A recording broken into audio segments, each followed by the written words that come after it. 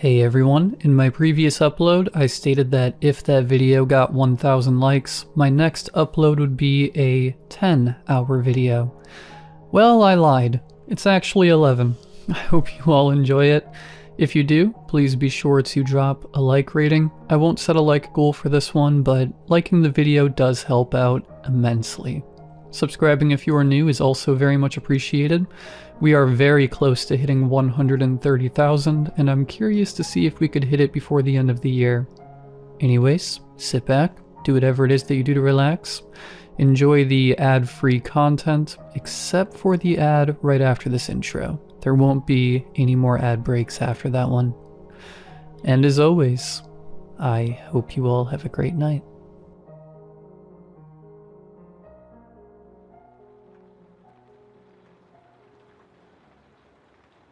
My name is Celine. The title of this post is something I have whispered to myself for over a decade, but never dared to type out. People worry about your mental health when you talk about ghosts. They worry even more when you tell them you are living with one. But I'm 36 now. I'm established, I'm stable, and I'm far enough away from the event to look at it clearly. I need to get this down because I looked at her this morning. Really looked at her. And I realized the truth is undeniable. To understand what I have now, you have to understand what I lost. It started 15 years ago. I was 21, living in a cramped, drafty apartment in Montreal, with the love of my life, Marianne. We were young, stupidly in love, and perpetually broke. Marianne was everything I wasn't. I was quiet, anxious, and prone to overthinking. Marianne was a firecracker. She was loud, she laughed with her whole chest, and she had the most piercing, impossible blue eyes I have ever seen on a human being. She was my anchor, until the night I let her drive away angry. The argument was stupid. It's the cliché of every tragedy, isn't it? We fought over money. We were short on rent, and she had spent a little extra on concert tickets for my birthday. I should have been grateful. Instead, I yelled. I told her she was irresponsible.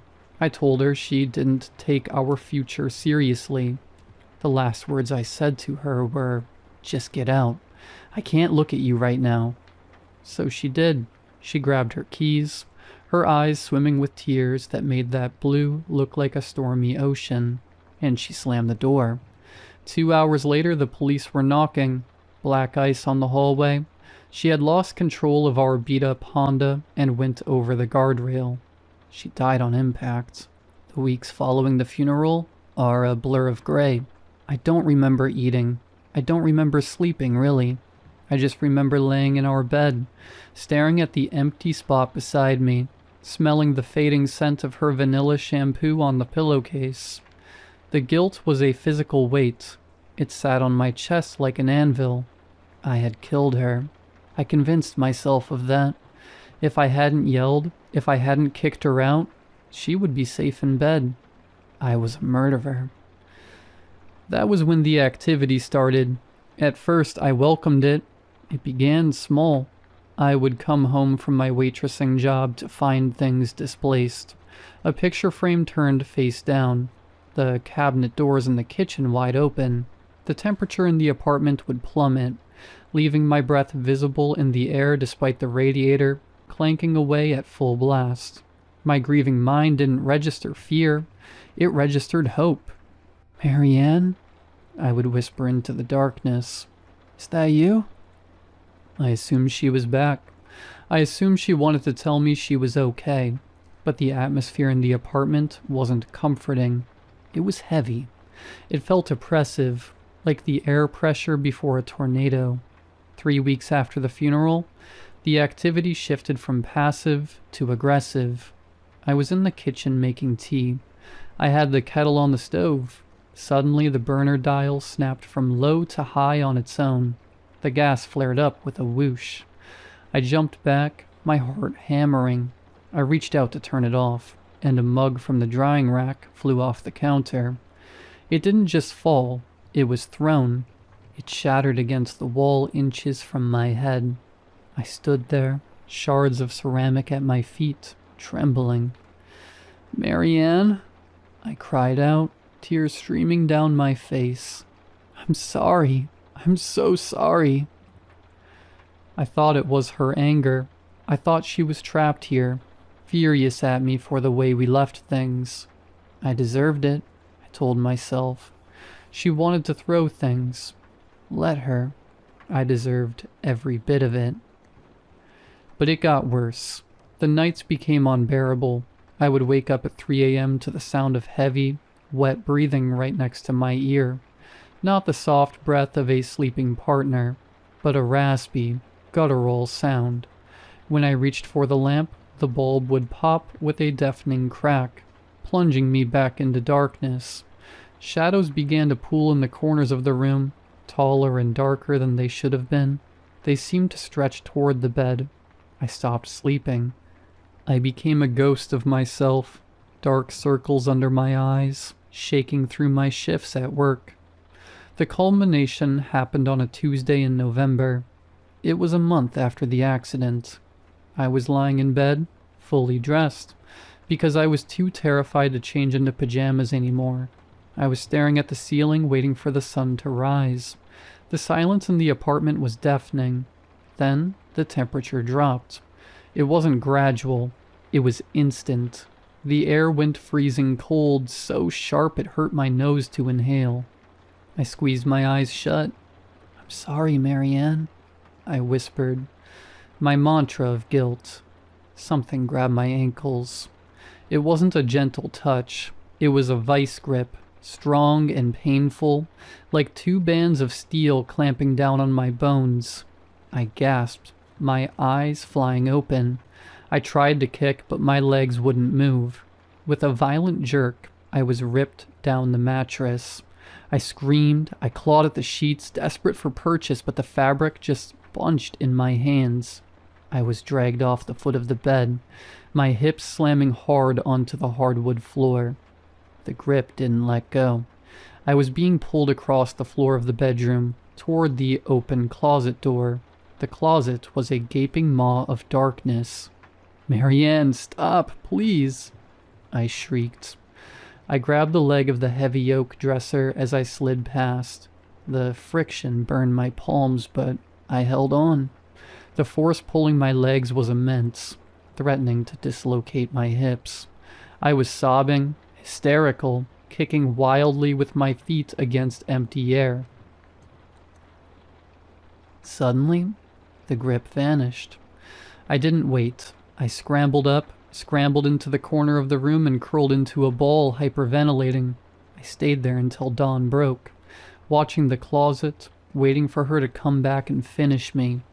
I looked at my ankles in the morning light. There were bruises, distinct, finger-shaped bruises, but they weren't the size of Marianne's hands. Marianne had small, delicate hands. These marks were large. The fingers were too long. A cold realization settled in my gut. That wasn't Marianne. Marianne had a temper, yes. She could be fiery, but she was never cruel. She would never hurt me physically. She loved me. Even in our worst moments, she loved me. Whatever was in my apartment, whatever was dragging me toward the dark, wasn't the woman I loved. It was something else. Something that fed on misery. And I was an all-you-can-eat buffet. I was terrified to go back to the apartment, but I had nowhere else to go. I spent the day walking around the city, freezing in the November wind, dreading the sunset. That evening, as I approached the front steps of my building, I saw something sitting near the communal trash cans. It was a cat. It wasn't scrounging for food, and it wasn't fleeing from the noise of the street. It was sitting perfectly still, its tail wrapped neatly around its paws, watching me. It was a calico, mostly white with patches of orange and black. I stopped at the bottom of the stairs. The cat stood up and let out a soft merp sound. It walked right up to me, winding through my legs, rubbing its cheeks against my shins. I reached down automatically to pet it. The fur was soft, surprisingly clean for a stray. Then the cat looked up at me. The breath caught in my throat. The eyes, they were blue. Not the greenish yellow or amber typical of cats. They were a deep, striking, impossible electric blue. They were her eyes. I fell to my knees on the sidewalk, ignoring the cold concrete. I stared at the cat, and the cat stared back with an intelligence that felt jarring. It bumped its forehead against my nose, purring, a sound like a small engine. "Hey," I whispered, my voice trembling. The cat didn't run away. When I stood up and unlocked the front door of the building, the cat trotted inside ahead of me, as if it owned the place. I hesitated, then followed. It climbed the 3 flights of stairs to my apartment door and sat there, waiting for me to turn the key. I opened the door. Usually the dread would hit me the moment I crossed the threshold, the heavy, malicious atmosphere. The cat walked in first. It strutted into the center of the living room, sat down and let out a long, low hiss. It wasn't hissing at me. It was staring at the dark hallway leading to the bedroom. The fur along its spine stood up in a rigid ridge. I stood by the door paralyzed. The cat held its ground. It let out a growl that sounded too deep for its small body. Then it strode forward, into the hallway, into the bedroom. I heard a thump like something heavy falling, and then silence. The cat came trotting back out a moment later, its tail held high, looking relaxed. It walked over to the couch, Marianne's favorite spot, jumped up, curled into a ball, and went to sleep. For the first time in a month, the apartment felt empty, but in a good way. The heavy pressure was gone. I didn't kick the cat out. I named her Marianne. It felt sacrilegious to anyone else, I'm sure, but it felt like the only option to me. Things changed after Marianne the cat moved in. The supernatural activity didn't stop immediately, but it changed. It felt like a war being waged. But I was no longer the soldier. I was the civilian being protected. One night, I was watching TV. The air grew cold again. The familiar scent of ozone and rot began to creep in. I tensed up, clutching a pillow. Marianne, who had been dozing on my lap, instantly woke up. She leaped off the couch and stood in the center of the room. She stared at an empty corner near the ceiling, her eyes pinned back flat against her skull. She let out a scream, that specific, yowling caterwaul that cats make when they are about to fight. The lights flickered. The TV turned itself off. Marianne launched herself at the wall. She literally ran halfway up the drywall, claws out, swiping at the empty air. I saw, and I swear this is true, a dark, misty shape recoil from her. She landed on her feet and hissed again, spitting, her blue eyes blazing. The cold air dissipated instantly. The TV flickered back on. Marianne sat down, licked her paw, and looked at me as if to say, "It's handled." This happened a few more times over the next month. Whatever that thing was, whatever dark parasite had latched onto my grief, it was trying to come back, and every time, Marianne was there. She was a sentinel. She slept on the pillow next to my head every single night. If I shifted in a nightmare, she would place a paw on my cheek, grounding me. I started to notice things about her behavior, things that made the hair stand on my arms. My human girlfriend Marianne had a very specific hate for olives. If a pizza came with olives, she would pick them off with surgical precision and stack them in a pyramid on a napkin. One night, I ordered a supreme pizza. I was eating at the coffee table. The cat jumped up. She sniffed a slice. She delicately used her claw to hook an olive, fling it off the pizza onto the table, and then nudged it away with her nose. She did this to every olive on the slice before trying to steal a piece of the pepperoni. I just stared at her. "Really?" I asked. She blinked slowly. Marianne the human also had a habit of tapping her fingers when she was impatient. The cat, when waiting for me to fill the food bowl, would tap her left paw rhythmically against the floor tiles. Tap, tap, tap. She didn't like cat toys. I bought feathers, laser pointers, fake mice. She looked at them with disdain, but she loved watching reality TV. She would sit on the back of the couch, eyes glued to the screen, head moving back and forth as the people argued. Human Marianne used to say it was her trashy, guilty pleasure. Slowly the fear in my life evaporated. The dark entity gave up. It couldn't get past the guard dog, or rather, the guard cat. By the time spring arrived, the apartment was just an apartment again, but I was never alone. I talked to her. I know that's what crazy cat ladies do, but this was different. I told her about my day. I told her I was sorry about the fight. I told her I loved her. Whenever I apologized for the accident, for the argument, she would butt her head against my mouth to silence me. She would purr so loudly it rattled her ribs. It was forgiveness. I knew it. Life went on. I moved out of that apartment 2 years later. Marianne came with me, obviously. I went back to school. I got a degree. I started a career in graphic design. I dated a few people, though it never really worked out. It's hard to bring someone home when you feel like your dead ex is judging them from the top of the cat tree. And that brings us to today. I was sitting on my porch this morning drinking coffee. Marianne was sunning herself on the railing. I realized the date, October 14th. It has been exactly 15 years since the accident. It has been 15 years, minus 3 weeks since I found the cat. I looked at her. 15 years is a long time for a cat. A cat at 15 is usually slowing down. They have gray hairs around their muzzle. Their eyes get cloudy with cataracts. They sleep 20 hours a day. They have trouble jumping onto high surfaces. Marianne looks exactly the same as the day I found her. I mean exactly. Her fur is pristine, silky, and vibrant. There is not a single white hair on her black and orange patches. Her eyes are that same crystal, piercing electric blue, clear as the summer sky. She jumped from the porch railing to the roof of the garage this morning, a 6-foot vertical leap, to chase a squirrel. She moves with the agility of a kitten. She eats with the appetite of a lion. I took her to the vet last week for a checkup.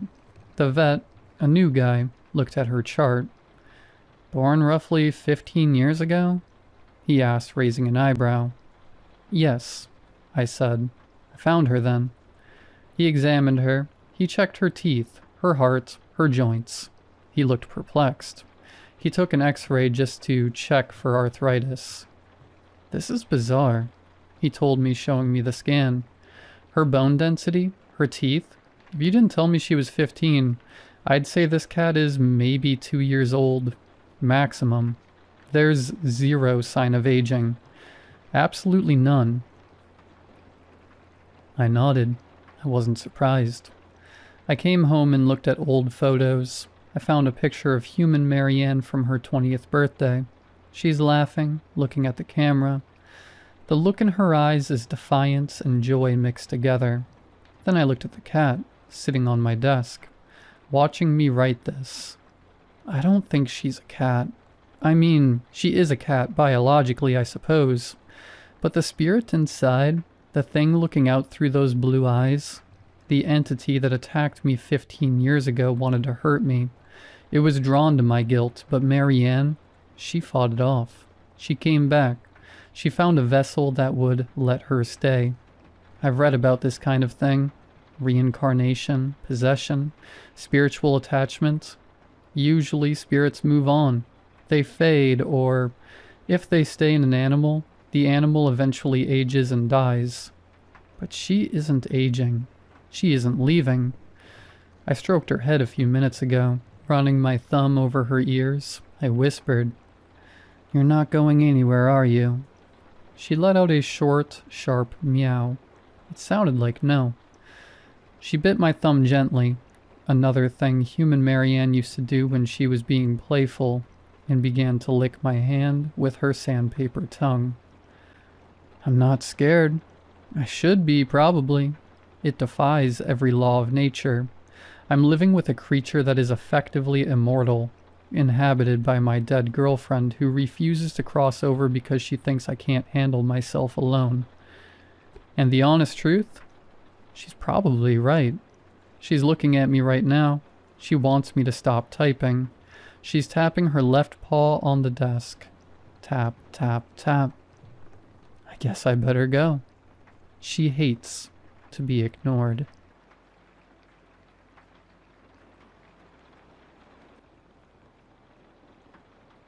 Children ask a lot of questions, but they're never the right ones. For example, when I was a kid, I never asked my parents why we had to live in the middle of the woods. I never asked why our neighbors lived so far away, or why none of them had children. And I never asked why we had to turn off all the lights before sundown. I never suspected something was off because my parents were smart about it. They treated the lights rule like it was normal. So I did too. They even made a game out of it. Every sundown, the three of us would race around the house, scrambling to see who could turn off the most light switches. What could have been a traumatic memory was transformed into whimsical fun. But you can only cheat the inevitable so many times. One night, Dad was working late. Mom lost track of time for some reason, and I was distracted by my bionicles. The setting sun didn't cross my mind until Dad burst through the front door in a panic. I looked up, startled by the sudden entrance, and saw the sky behind him was pitch dark.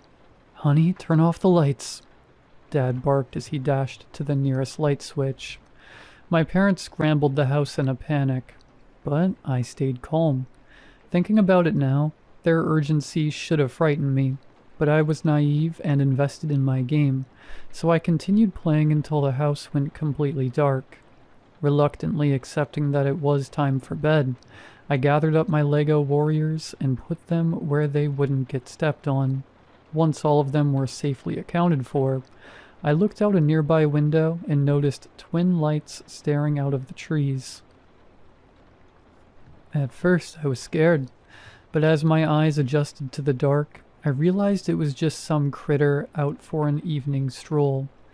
I knew that animals roamed the woods at night, but I'd never seen one get that close to the house before.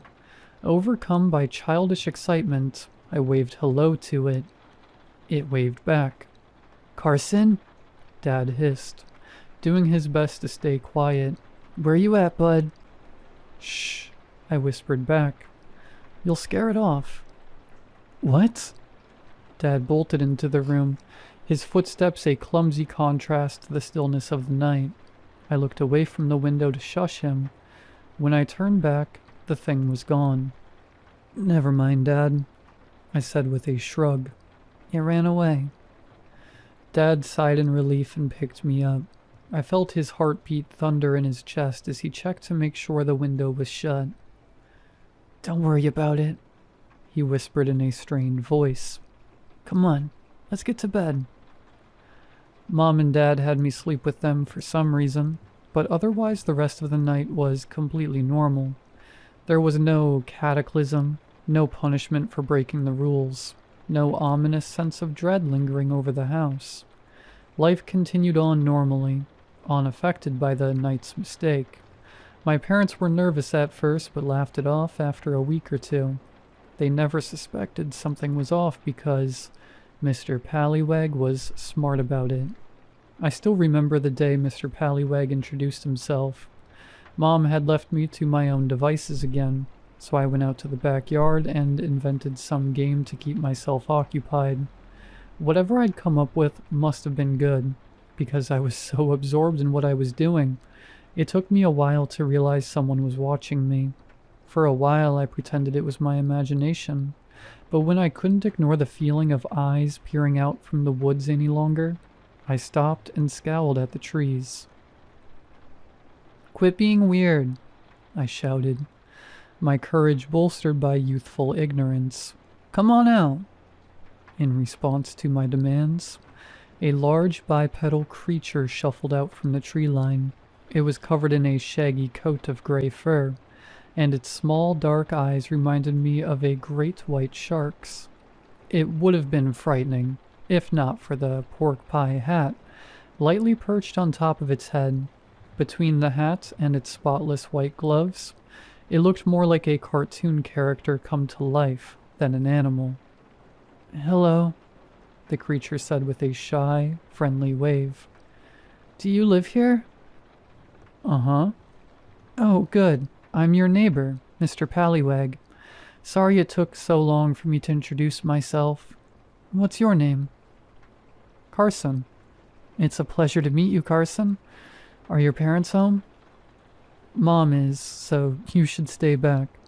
She doesn't like it when animals get too close to the house."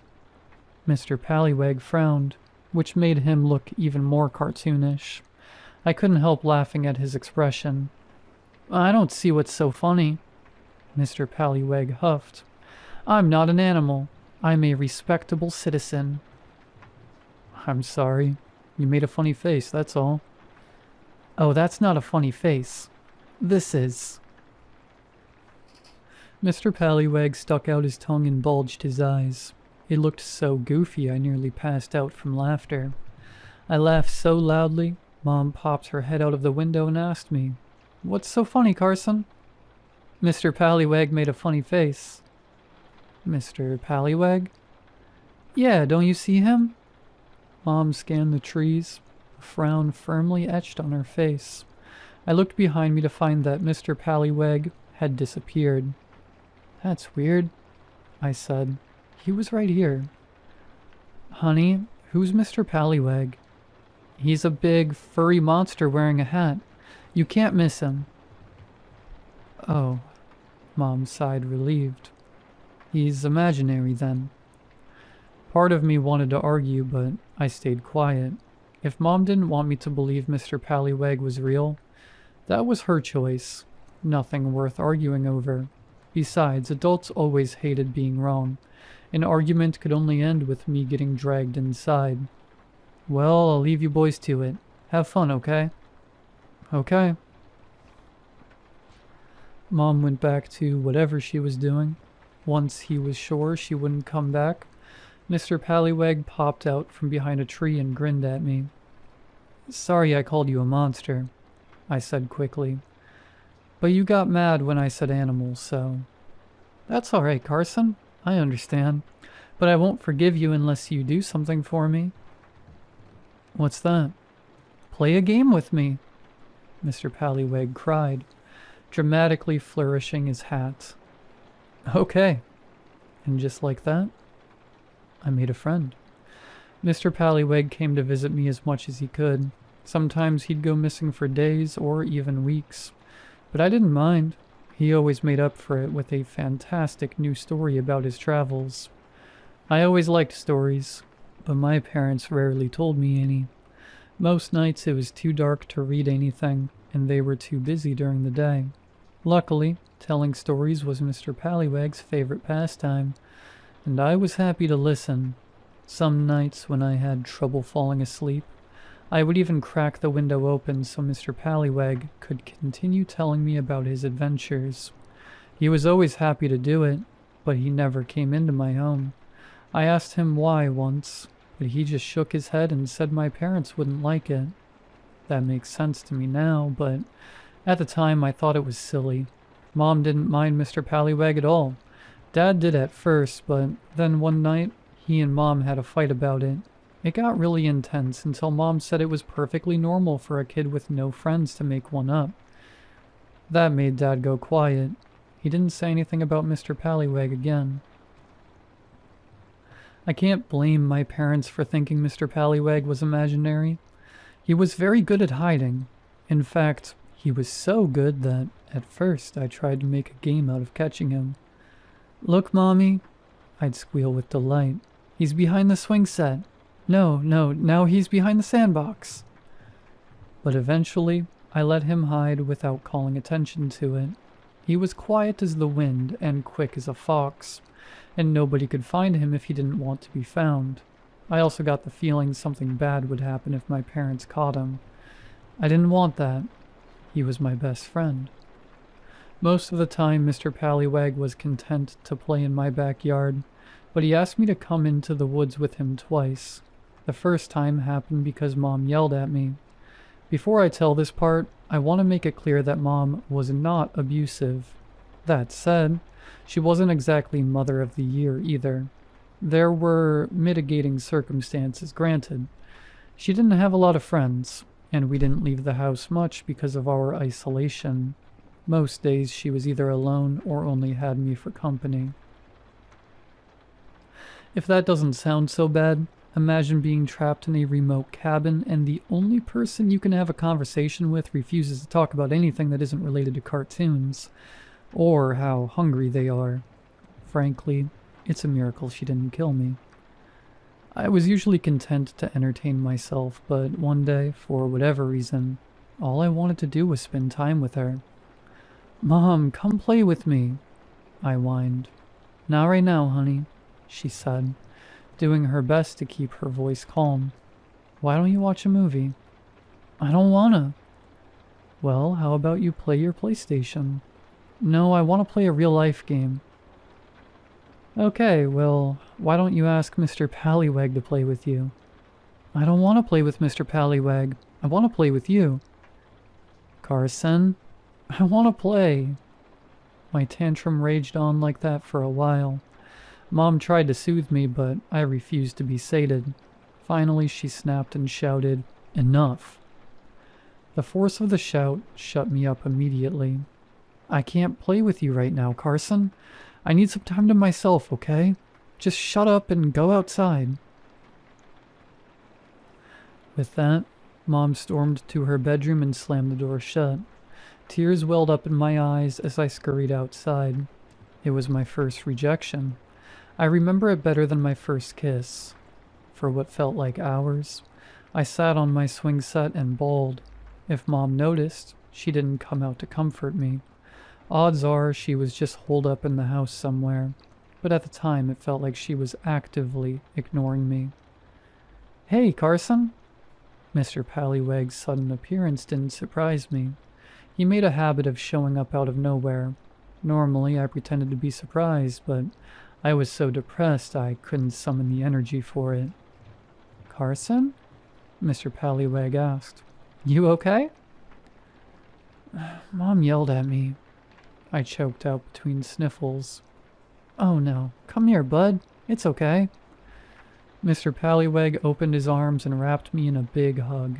I always liked Mr. Pallywag's hugs. It was like hugging a big warm pillow. There was something else about them too. Something that made you feel safe and protected. Kind of like falling asleep. "Tell you what," Mr. Pallywag said when I calmed down enough. "How about we do something special today?" "Special?" "Yeah, I'm going to show you the best spot in the entire forest." "I don't know. Mom and Dad said I can't go into the woods because it's dangerous." "That's not true," Mr. Pallywag replied as he patted my head. "They said you can't go in the woods alone. You're not alone if I'm with you, right? Besides, they won't even know you are gone if we're quick enough."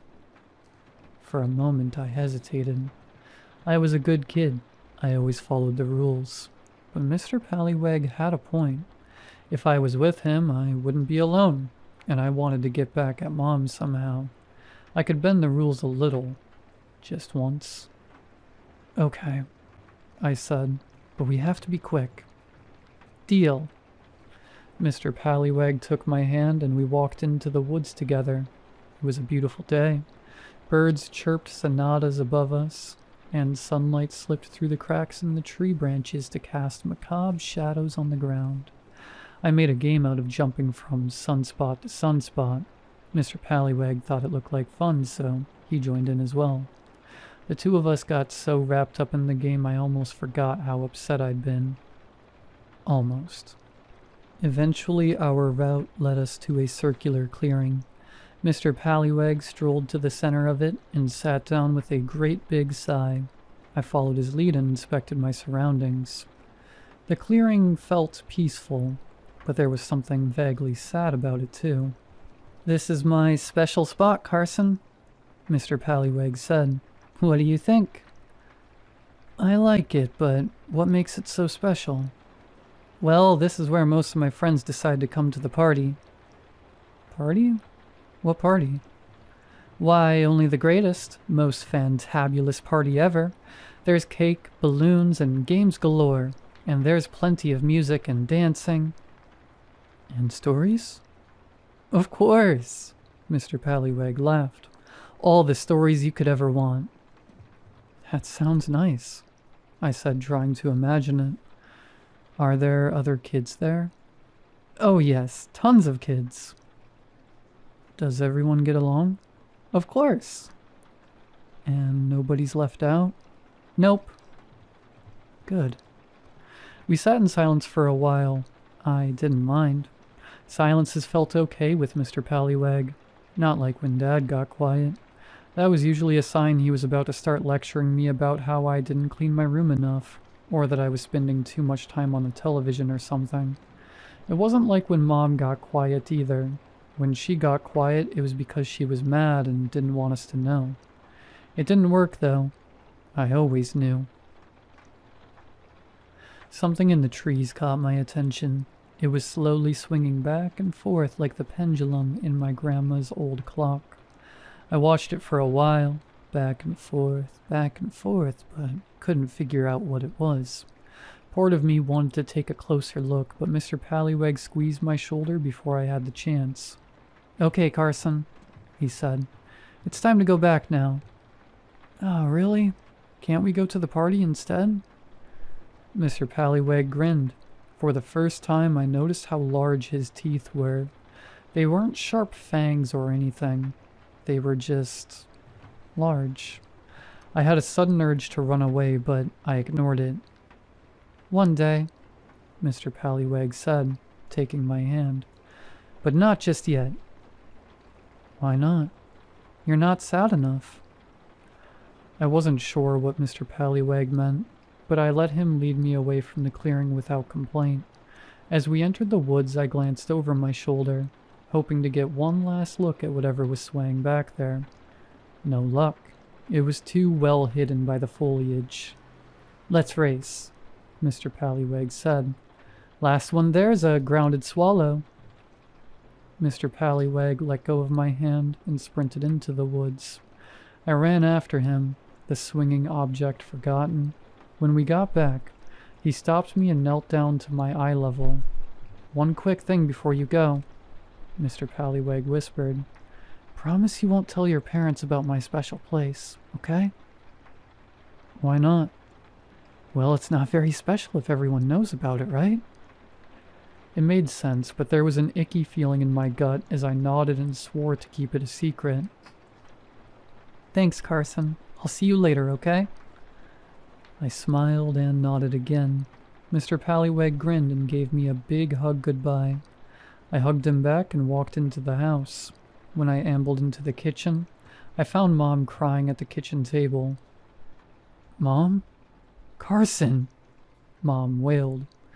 "Where were you?" She didn't let me answer before she scrambled over and wrapped me in a bone-crushing hug. "I'm fine, Mommy," I said, shocked. "I just went into the woods with Mr. Pallyweg." "Carson, what have I told you about going into the woods alone?" "But I wasn't alone. Mr. Pallyweg was."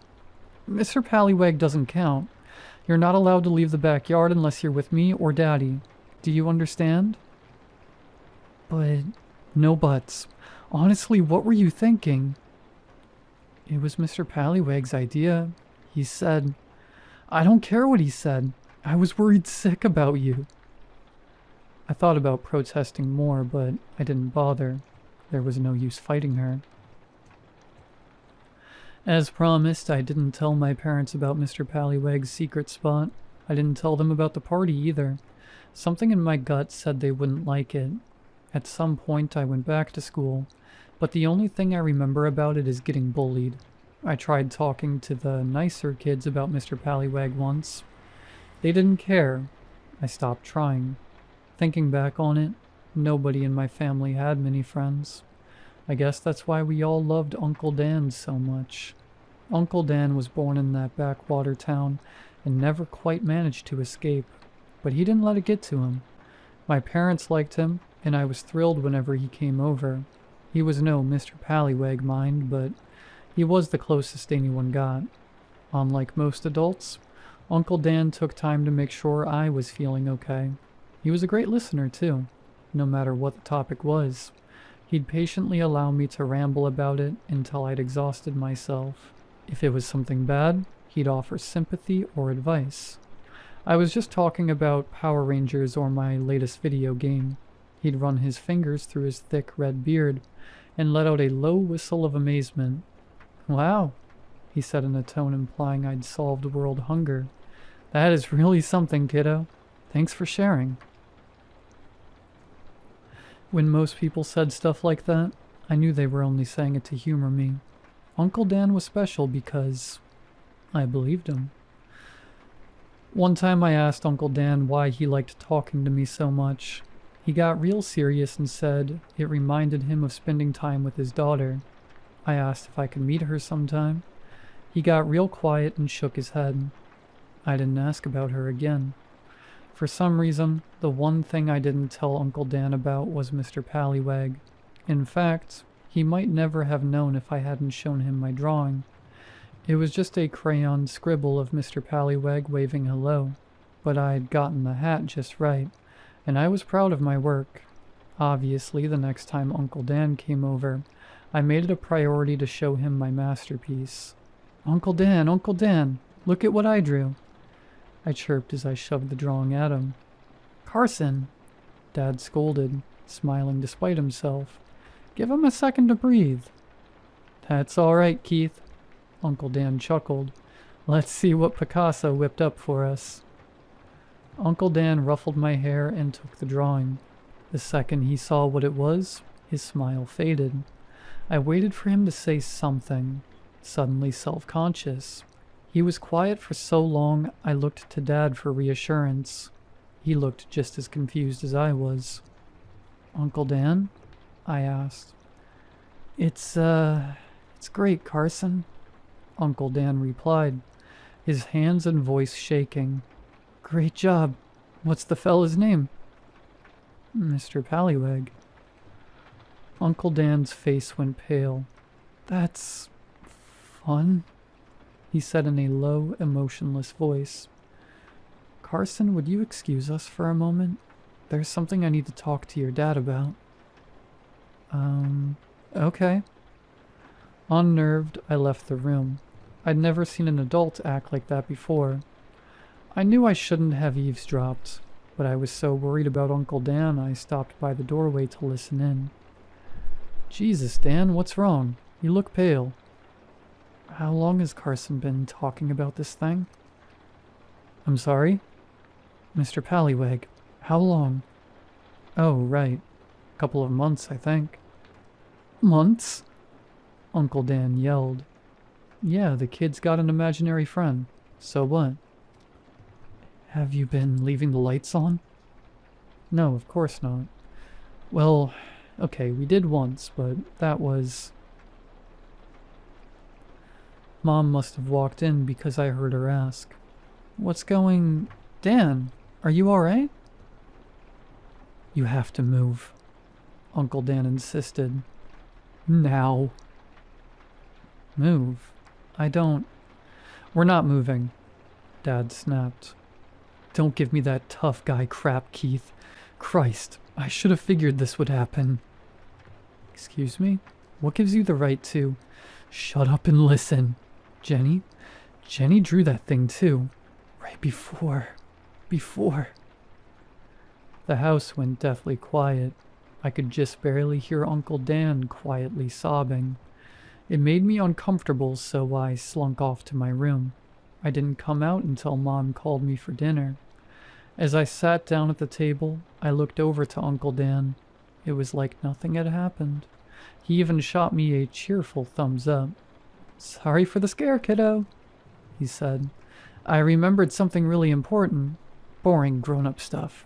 Nothing you need to worry about." I nodded and pretended everything was fine. Uncle Dan was doing a good job acting normal, but my parents couldn't keep up the facade. Little things gave them away. They'd laugh a little too long at Uncle Dan's jokes, or they'd shoot me worried glances when they thought I wasn't looking. The second Uncle Dan left, my folks turned out the lights. "Carson, why don't you go get ready for bed?" Mom asked. "But it isn't even dark yet." "I know, but your dad wants to read you a story." "Really?" "Yes, really." I dashed to the bathroom and got ready for bed in record time. When I was done, I jumped into bed and Dad walked in with a beat-up old book. "Hey, bud," Dad said in a soft voice. "All set?" I nodded, too excited to speak. "Good. I've been saving this one until you were old enough. It's called Alice's Adventures in Wonderland." With great care, Dad gingerly flipped to the first chapter and began to read. I fell in love with it immediately. After finishing the chapter about poor old Bill the Lizard, Dad shut the book and smiled at me. "Well, liking it so far?" "Yeah, it kind of reminds me of Mr. Pallywig's stories." The corner of Dad's mouth flickered. "Oh yeah?" he asked. "Yeah, you do the voices better though." "Well, glad I've got that going for me." Suddenly Dad sniffed and wrapped me in a gigantic hug. That startled me. Dad wasn't opposed to hugging, but he rarely initiated. "Carson, you know Mom and I love you very much, right?" "Uh-huh." "And that we only want what's best for you, right?" "Uh-huh." "Okay, good." I hugged him back and we sat there for a while in uncomfortable silence. It might have been my imagination, but I swear I felt a tear drop onto the back of my neck. After what felt like forever, Dad sighed, let me go, and gently punched my shoulder. "Good night, kiddo," Dad said softly. "Love you." "Love you too, Dad." Dad smiled, turned out the light, and shut the door. I sat in bed and watched the sunset. I had a feeling something significant had happened, but I was too young to understand what it was. My parents were different after that night. Dad used to be content to spend weekends at home, but suddenly he wanted to spend every free moment away from the house. The nearest thing to do was an hour's drive away. But he didn't care. The longer the trip, the better. Mom changed too. She went from always wanting space to constantly occupying mine. If I was playing video games, she'd read her book on the couch nearby. If I was making something with my Lego sets, she would develop a keen interest in the construction effort. If I vaguely stated I was interested in something, she'd help me become the world's best expert in it. Because of my parents' sudden interest in my affairs, I didn't see Mr. Pallywig for weeks. They never officially told me to stop talking about him, but I could tell they didn't like him anymore. Whenever I mentioned wanting to play in the backyard, they always found some excuse to keep me inside the house. Then one night, my parents sat me down to talk. Neither bothered hiding the relieved expressions on their faces. "Great news, buddy," Dad said. "I got a new job. We're going to be moving soon." "Really?" "Yep, we're going to the city, far away from these boring old woods." "What about Mr. Pallywig?" "Well, Mr. Pallywig is staying here," Mom replied, shooting my dad an unreadable glance. "What? Why can't he come with us?" "He just can't," Dad said forcefully. "I mean, the forest is his home, right? It wouldn't be fair to make him move out too." "If he can't come, I don't want to leave." "Carson, no." Despite my parents' best efforts, I bawled for hours. No matter what they tried, I refused to be comforted. I loved my parents and Uncle Dan, sure, but they were family. Mr. Pallywig was my only friend. I was inconsolable until I remembered Mr. Pallywig's party. Somehow my childish logic determined that the party was the solution to all my problems. If I could just figure out how to get there, everything would be alright. I wouldn't have to move. I wouldn't have to leave Mr. Pallywag behind. I wouldn't have to feel alone. My feelings about the move didn't deter my parents' plans. Within a week, they had all of our stuff packed and ready to go. I tried my hardest to see Mr. Pallywag, but Mom and Dad refused to leave my side. It was looking like I'd never get to go to that party. Then, when I'd finally given up hope, I stumbled into my opening. The day before the move, Dad was trying yet again to sell me on our new home. "You're going to love it, bud," he said. "There are a lot of other kids in the neighborhood." I didn't reply. The phone rang. Dad ignored it. I faintly heard Mom answer it in the other room. "I bet you'll make a ton of new friends," he said. "No, I won't. They'll be mean to me." "You don't know that." "Yeah, I do." "Honey?" Mom called. "It's the mill. Something about paperwork?" Dad swore under his breath and dashed out of the room. I stayed behind and scanned the room bored. That's when I saw the unguarded back door. I knew I wouldn't get another chance. I crept to the door and opened it as quietly as I could. After making sure my parents weren't coming, I scanned the trees for any signs of life. "Mr. Pallywag?" I whispered. "Mr. Pallywag, are you there?" "Shh, over here. Carson, quick!" Without thinking, I bolted into the woods. I didn't get far before something strong and furry yanked me behind a tree. It put a hand over my mouth and shushed me. "Carson!"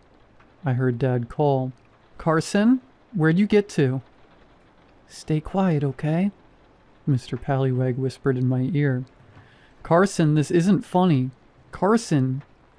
Mr. Pallywag placed me on his back, dropped to all fours and dashed into the woods. I gasped and held on tightly to his neck. I'd never seen Mr. Pallywag run that fast before. It was exhilarating. I would have enjoyed it more if Dad hadn't sounded so distraught. This next part won't make sense unless I talk about Eli Miller. Bad timing. I know, but bear with me. I didn't know Eli very well. He was a teenager, and even if we were the same age, he wasn't the type of guy Mom would want me to hang out with. He was the resident, troubled kid. Graffiti, antagonizing the police, drinking, that kind of thing. Dad always shook his head whenever he came up. I think that was his way of saying he felt sorry for him. Even though I heard a lot of stories about Eli, I only saw him in person once. Mom had dragged me along on a shopping trip to our local Dollar General, and I wasn't overly thrilled about being there. Normally, Mom insisted that I stay close to her when she was shopping, but that day she said I could browse the books by myself as long as I didn't leave the aisle. I was thrilled. It was one of my first tastes of freedom, and I capitalized on it immediately. As I browsed through the scattered copies of Animorphs and Goosebumps, Eli strolled into the aisle without a care in the world. He whistled a tuneless song, picked a magazine off the shelf, and casually flipped through it. I was so low to the ground that he didn't notice me. Something about the way Eli flipped through the magazine made me stop and watch him with juvenile fascination. After a minute or two, Eli scanned the store. When he thought nobody was watching, he casually slipped the magazine into the inner pocket of his jacket. A perfect crime. That was when he caught me staring at him. He froze, his hand still clutching the stolen loot. I knew I should have called someone over, or told him off for stealing or something. Instead, I put a finger to my lips. Eli smirked, nodded at me, and walked away. He didn't get to the end of the aisle before he stopped and looked back at me. I kept my finger on my lips in silent assurance. A weird expression spread across his face. He rocked on the balls of his feet and kept glancing from me to the door. He was home free and he knew it. And yet... Eli shut his eyes and sighed. He removed the magazine from his pocket and put it back on the shelf. I cocked my head, confused. "Don't steal, kid," Eli whispered. I smiled at him and nodded. He shot me a wink and left the store. I never told anybody else about it, but that little encounter left a big impact on me. Weird as it sounds, Eli transformed into a sort of Robin Hood figure in my head, someone who understood right and wrong in a way stuffy adults don't. He was a living legend. A hero, maybe. That's why I was devastated when he killed himself. I never got the full story. From what I heard, the poor kid hung himself in the woods without leaving a note. It took a week for anyone to notice he'd gone missing. Took another 2 for somebody to find him. What hurt me most was the injustice of it. In all the stories I'd heard, dying alone in the woods was a fate reserved for villains. Eli deserved better. It wasn't fair. After Eli's death, I had a recurring nightmare. In it, I'd be walking alone in the woods. I could feel something watching me, but I couldn't see it because it was hidden by the trees. Eventually, I'd start running, but thick vines would lash around my throat and yank me off the forest floor. The vines would lift me off the ground by the neck. Higher, higher, and the higher I got, the harder it was to breathe. And I would choke and choke and choke until I finally woke up, panicking and screaming. I still have that nightmare sometimes. Mr. Pallywag didn't stop running until we reached his secret spot. I gave him a moment to catch his breath, then climbed off and wrapped him in a massive hug. "I missed you," I whispered. "I missed you too. I'm moving away tomorrow." "I know. I don't want to leave," I sniffled.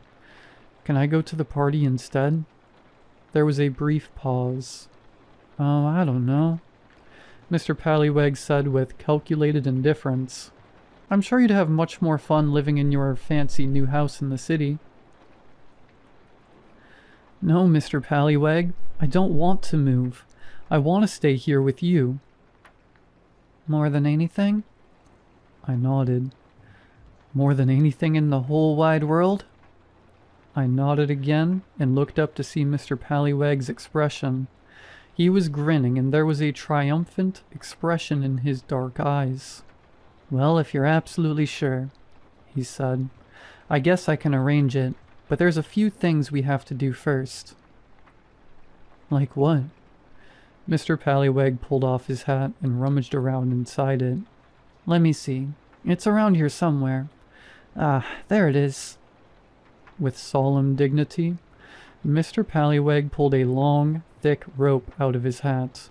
The rope kept going and going to the point where I laughed at how absurdly long it was. Mr. Pallywag laughed too, and ended the bit by dumping the rest onto the ground. Then, suddenly serious, he picked up one end of the rope and held it where I could see. "Watch carefully, Carson," he said. "You have to get this just right, or it won't work." I paid close attention as Mr. Pallywag slowly tied a knot with the rope. It wasn't very complicated. A couple simple moves, and he'd made a knot which left a big loop at the end. When he was done, Mr. Pallywag undid the knot and handed me the rope. "Easy, right? Now you try." Slowly I copied Mr. Pallywag's technique. My knot looked just like his when I was done. He took the rope and gave it a couple firm yanks.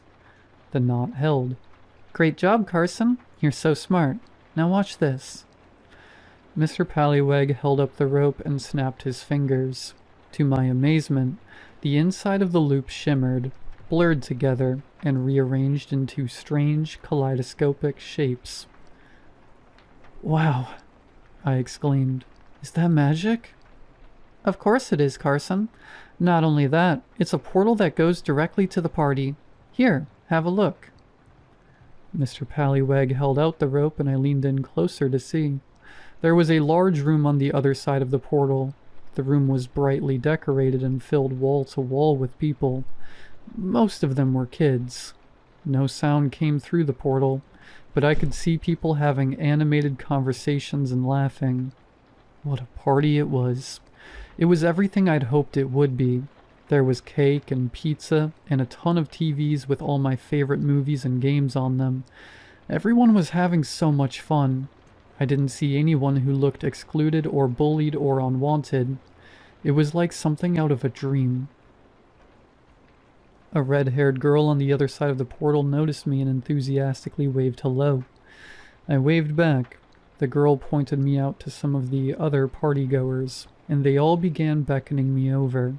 I couldn't hear them, but I could see their mouths moving as they shouted encouragement. For some reason, I couldn't stop staring at the girl. She looked vaguely familiar, but Mr. Pallywag yanked the rope away before I could figure out why. "Now," Mr. Pallywag began, "there are a few things we have to do before we can go to the party. Are you ready?" "Uh-huh." "Great. First, you'll need your invitation." Mr. Pallywag cleared his throat, grinned a wide, toothy smile, and took a deep bow. "Carson, on the most momentous of days, I hereby offer you an exclusive invitation to the greatest party there ever is, was, or will be. Good for whenever, wherever, whatever, and forever. Do you accept?" I giggled and said, "Yes." A soft wind blew through the trees. Something changed. Something subtle. A muffled static in the air. A slight shift to the left. A delay so tiny, no one would ever notice. The only word I can think of to describe it is magic settling in.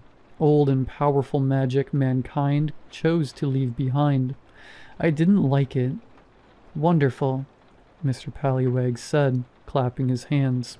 "Just 2 more steps and you can go to the party. The first one's easy. All you have to do is pick a tree." I nodded and began inspecting the nearby trees in turn.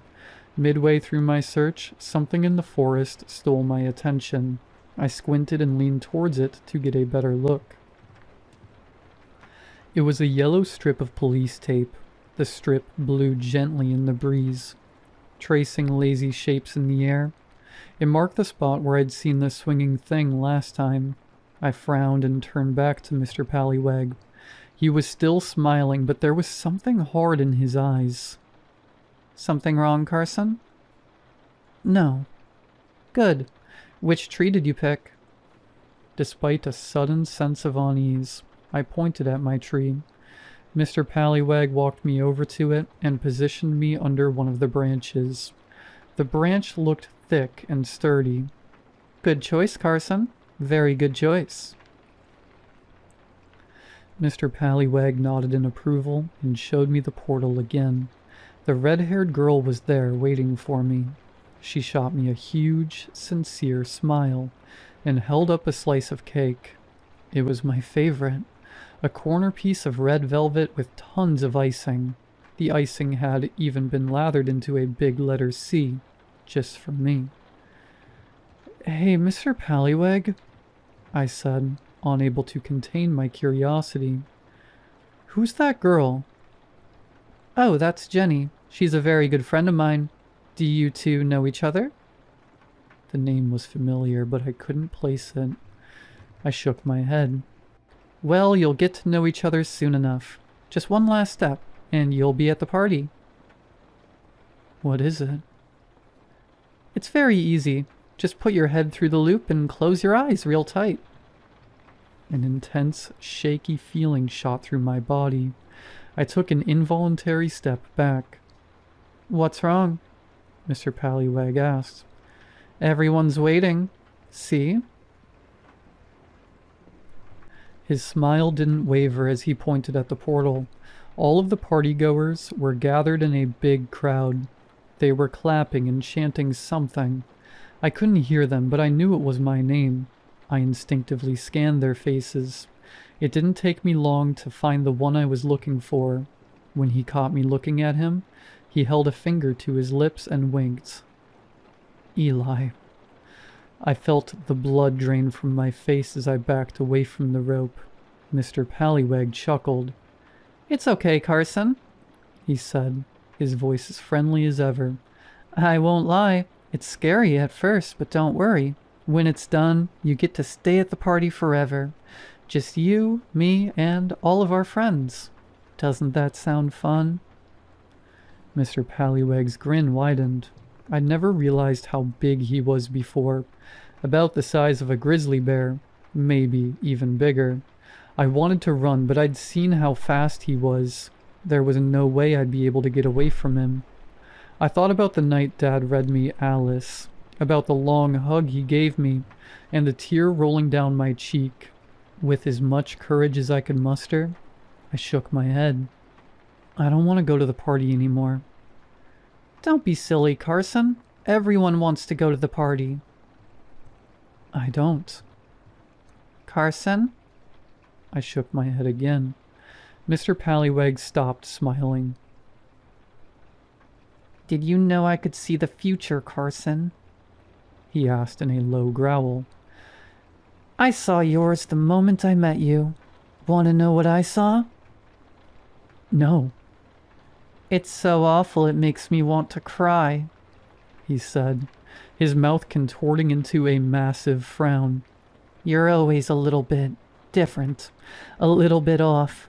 People don't notice it at first, but they always find out. And when they do, they abandon you. Shut up, you're lying. No, I'm not, Mr. Pallyweg droned, an annoyed teacher lecturing his student. You're going to end up all alone, Carson. No lovers, no friends. Eventually, you won't even have a family. No mommy or daddy or Uncle Dan. Nothing but a slow, depressing slide into endless misery. Shut up, shut up, shut up. Don't fight it, Carson. You already know I'm right. Something rustled in the woods. Dad's panicked voice echoed out soon after. Carson! Carson, where are you? The corner of Mr. Pallyweg's mouth flickered. I started to yell, but Mr. Pallyweg was on me in a flash. I closed my eyes and waited for the rope to close around my neck. To my surprise, Mr. Pallyweg just clasped his hand over his mouth. When I opened my eyes, he was grinning at me again. You already accepted the invitation, he said. Just follow the steps when you change your mind. I nodded, too afraid to do anything else. Mr. Pallyweg chuckled, uncovered my mouth, and walked away. Goodbye, Carson. See you soon. In the blink of an eye, Mr. Pallyweg was gone. Dad burst out of the trees moments later. When he saw me, he nearly bowled me over and wrapped me in a hug so tight, I thought my spine would snap. Thank God, Dad kept whispering. Thank you, God. Thank you. I didn't say anything. Dad took me home. Mom held me close, and none of us ever discussed the incident again. We were too relieved to jinx the miracle. The move went as planned. I never went back to those woods again. I did my best to move on, tried to make friends, even attempted dating a few times. But so far, Mr. Pallyweg's been right. Nobody stays. My parents are still alive, but we don't talk much anymore. Uncle Dan's dead. I talk to my coworkers a little, but I'm basically alone. Sometimes on really bad nights, I pull out some rope and tie that special knot. I let the loop shimmer, peek through the portal, and watch the party. More people join every year. Jenny and Eli are still there. They haven't aged a day. They look happy. Mr. Pallyweg is there too, of course. He always knows when I'm watching. He stops what he's doing, looks me in the eye, and waves at me. I wave back. When he knows he has my full attention, he claps his hands and leads his guests in a mad dance. He whirls among them, hat in hand, dancing and singing and laughing. The party guests follow along, delirious with glee. I've tried to find a flaw with the party, an ulterior motive, or a sign that it's part of some sinister master plan. The problem is, it's perfect. Nobody disappears. Nobody's in pain. There's nothing there but fun and games and acceptance and love. Even though it's hard, I don't want to give up. I tell myself stories where I'm the hero, and no matter how dark it gets, I have to live. It's worked for a while, but every year gets harder, and deep down, I'm scared Mr. Pallywag was right. It's not if I go to the party, it's when.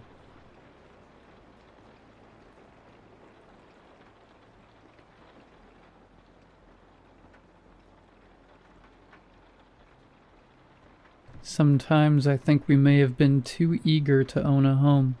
If we had taken our time and been more discerning, we probably would not have ended up as involuntary hosts to the dozens of yearly visitors that wander onto our property from the small business next door. We live next to a funeral home, and by next to, I mean if our two buildings were any closer together, they could be condensed into a townhouse. A small strip of yellowish-green grass, barely wide enough to fit two people side by side, is all that separates our properties.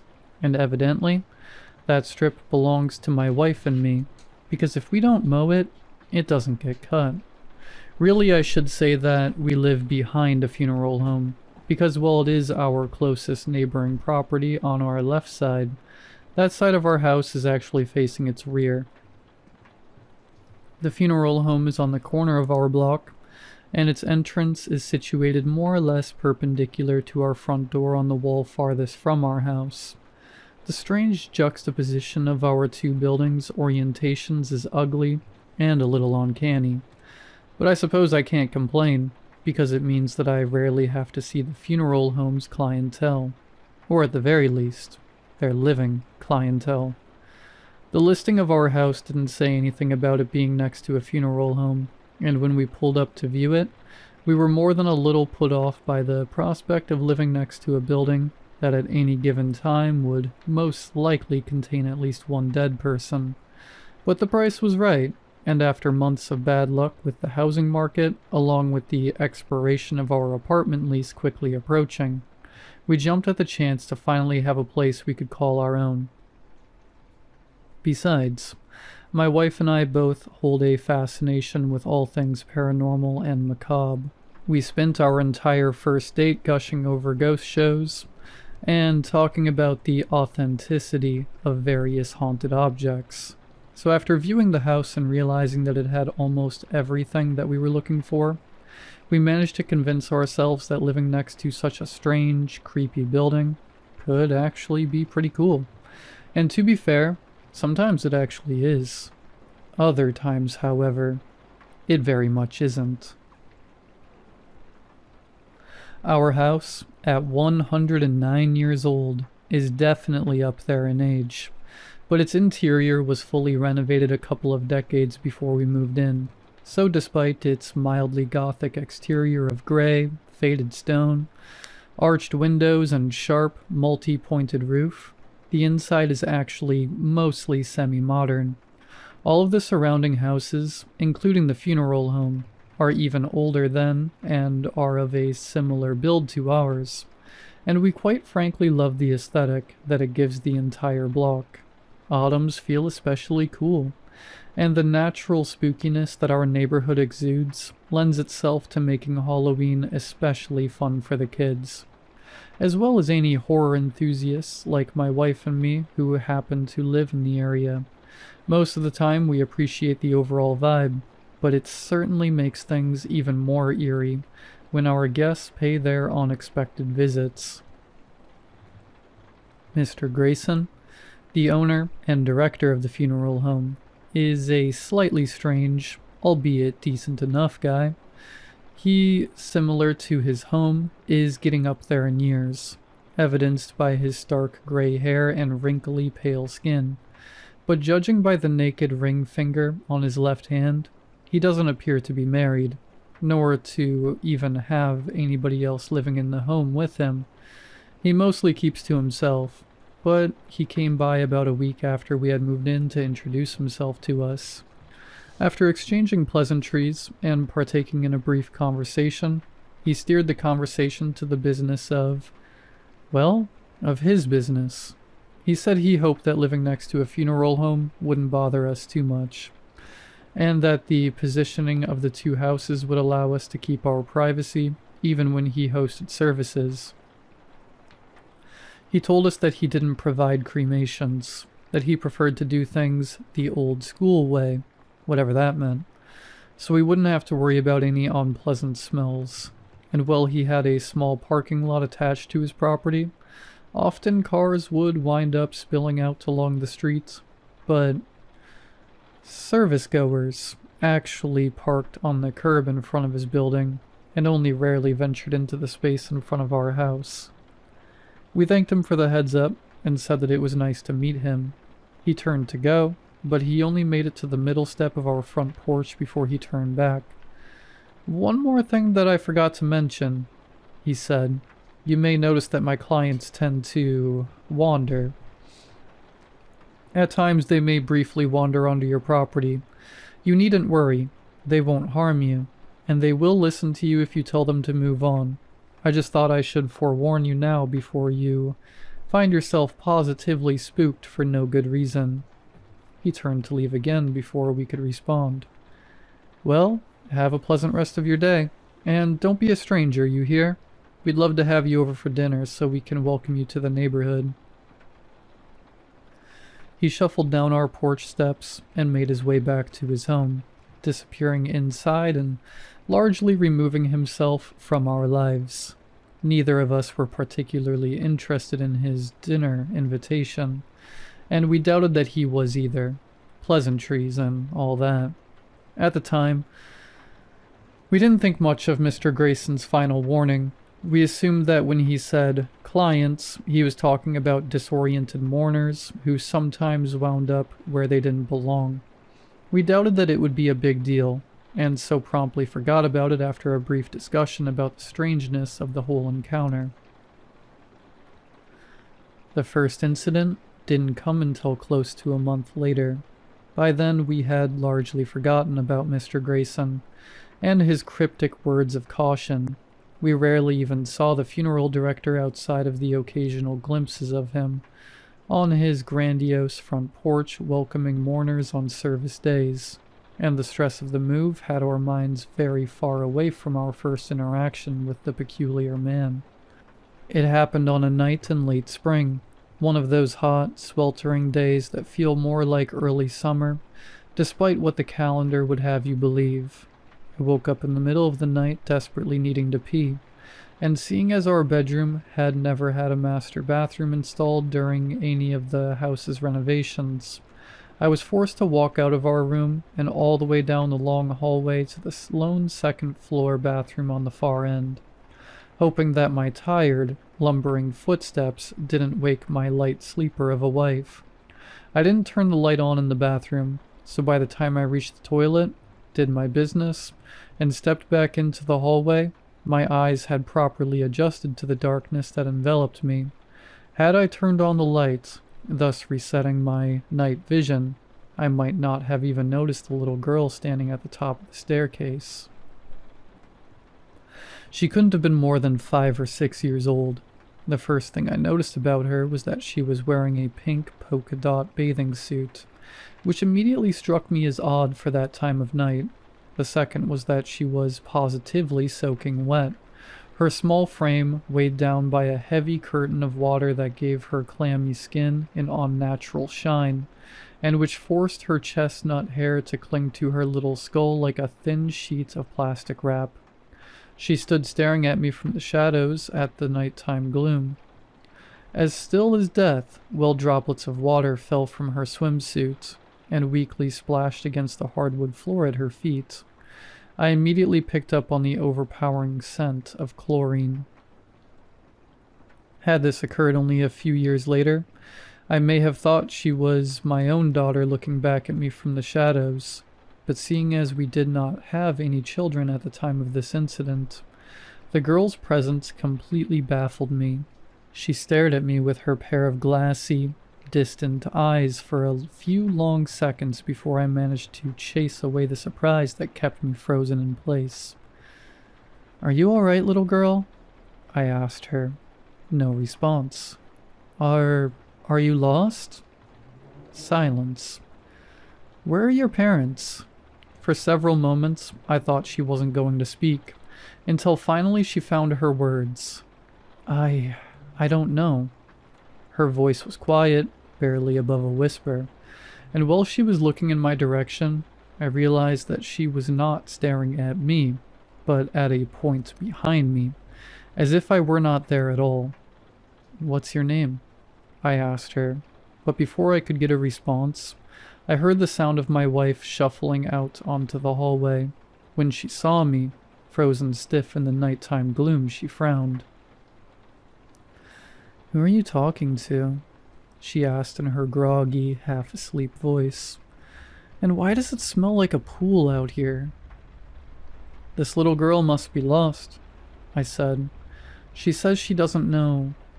In the brief moment that I turned to look at my wife, the girl had disappeared. For a while I stood completely still in the hallway, dumbfounded, at a loss for words.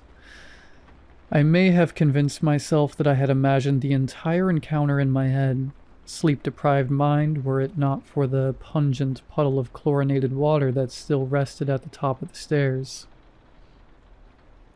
We immediately called 911, not because we were frightened of a little girl being somewhere in our house, but because we were concerned about her well-being. The police arrived fairly quickly, all things considered, and after asking a number of questions that I answered with varying degrees of confidence, they did a surprisingly curt search of our home that turned up no results. The girl was gone. Were it not for the puddle that she had left behind, I couldn't have said for sure if she had even existed at all. I was stunned when one of the officers told me that, well, they would file a police report. There was nothing more they could do. "Nothing more you can do?" I said. "But there's a lost little girl around here somewhere. You aren't even going to ask around the neighborhood about her or something?" The officer, looking like he had a lot to say, seemed to weigh his words before he finally sighed and spoke. "Look, you just moved into this place recently, right? Which means you probably don't know this yet, but this isn't the first call of this type that we've had at this residence. Not by a long shot." "What, you mean like that girl has been here before?" "Not exactly," the officer said. "People tend to see strange things in this house, things that aren't necessarily there." "But she left a puddle at the top of my stairs," I said, flabbergasted. "It's still sitting up there right now. You're telling me I imagined that?" "No," he said. "In fact, I'm sure you saw something, but I don't know that it's exactly what you might be thinking." He paused, seeming to choose his next words carefully again. "Look, you're the lieutenant's nephew, right? I think it's probably more his place to explain this to you. Give him a call tomorrow morning, and he'll give you the skinny on this house. But in the meantime, rest easy tonight knowing that there is no lost little girl in a polka dot bathing suit wandering around this neighborhood. Of that, I can assure you." His words were not at all reassuring. The police left, and after cleaning up the puddle of water that was soaking into the hardwood of the upstairs landing, my wife and I went back to bed. My mind was too preoccupied by the thought of the lost little girl to fall back to sleep, so when morning came, I groggily crawled out of bed and followed that officer's advice. My uncle is, at the time of writing this, a nearly 3-decade veteran of my town's police department. He's seen it all throughout the course of his career, including, apparently, personally going on several calls to my house back in the day, and so when I called him asking about the previous night's incident, he immediately knew what I was talking about. "Geez," he said from the other end of the line. "I didn't realize that you had moved into that house. If I had, I probably would have told you to steer clear of it before you signed anything that was legally binding." I frowned at this, despite knowing that he couldn't see it. "Why? What exactly is wrong with our new house?" My uncle waited a long time before answering, so long that I actually thought he had hung up on me, or we had otherwise lost connection before he finally spoke again.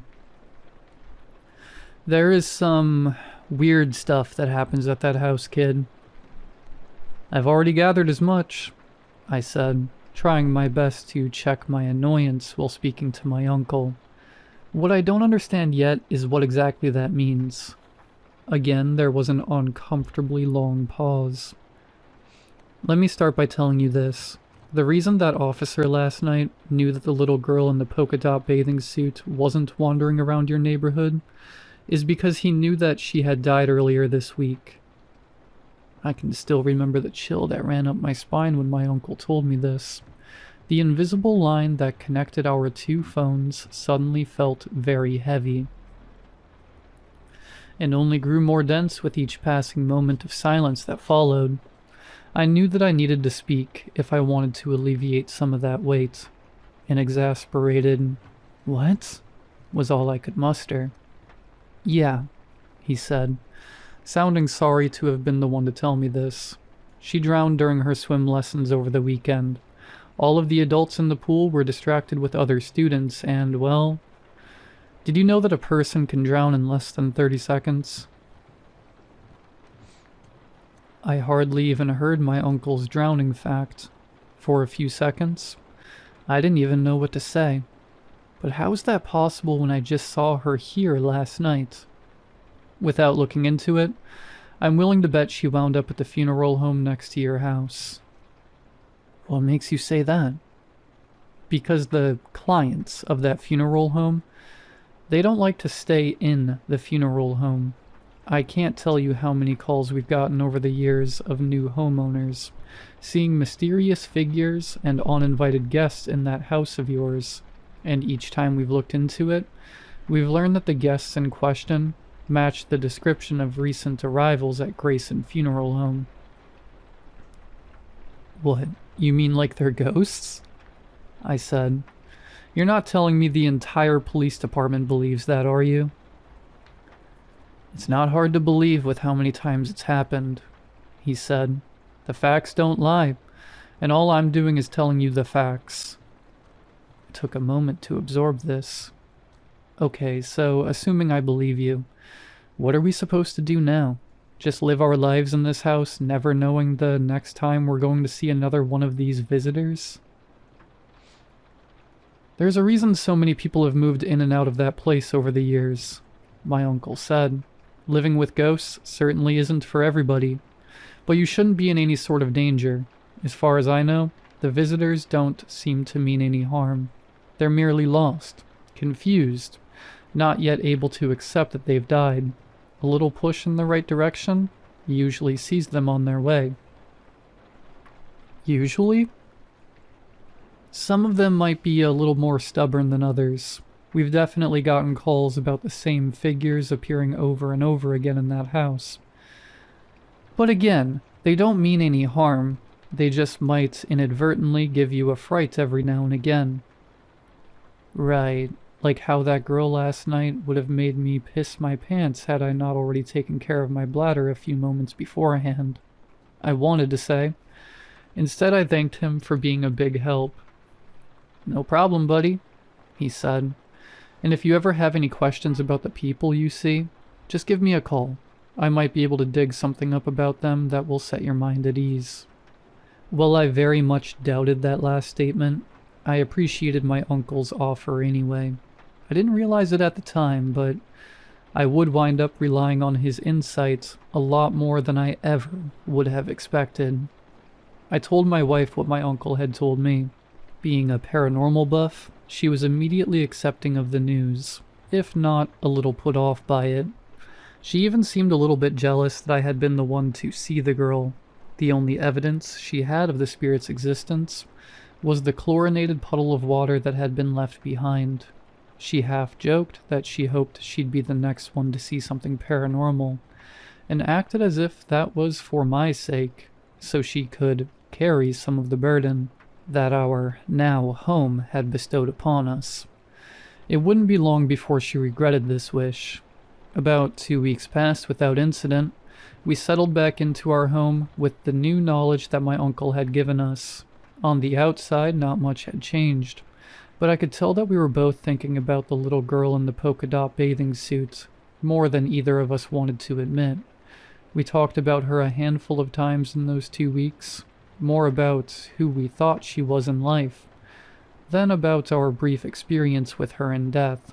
The more we thought about her, the more upset we became over the tragic end of the little girl that we had never met and not even known the name of. Eventually she would fade into the background, becoming just another number in the vast collection of visitors that we would gather throughout all of our years in this house. But for the time being, her presence was very much felt, and it felt incredibly raw. We could understand why so many people had moved out of this house throughout the decades. Even as paranormal enthusiasts, the weight of what we had experienced was significant, and we could only imagine how heavy it felt for others who wanted nothing to do with the ghostly interlopers that regularly found their way onto our property. And all of this was after only a single experience. But there were certainly many more to come. At the expiration of those 2 weeks, I heard my wife scream.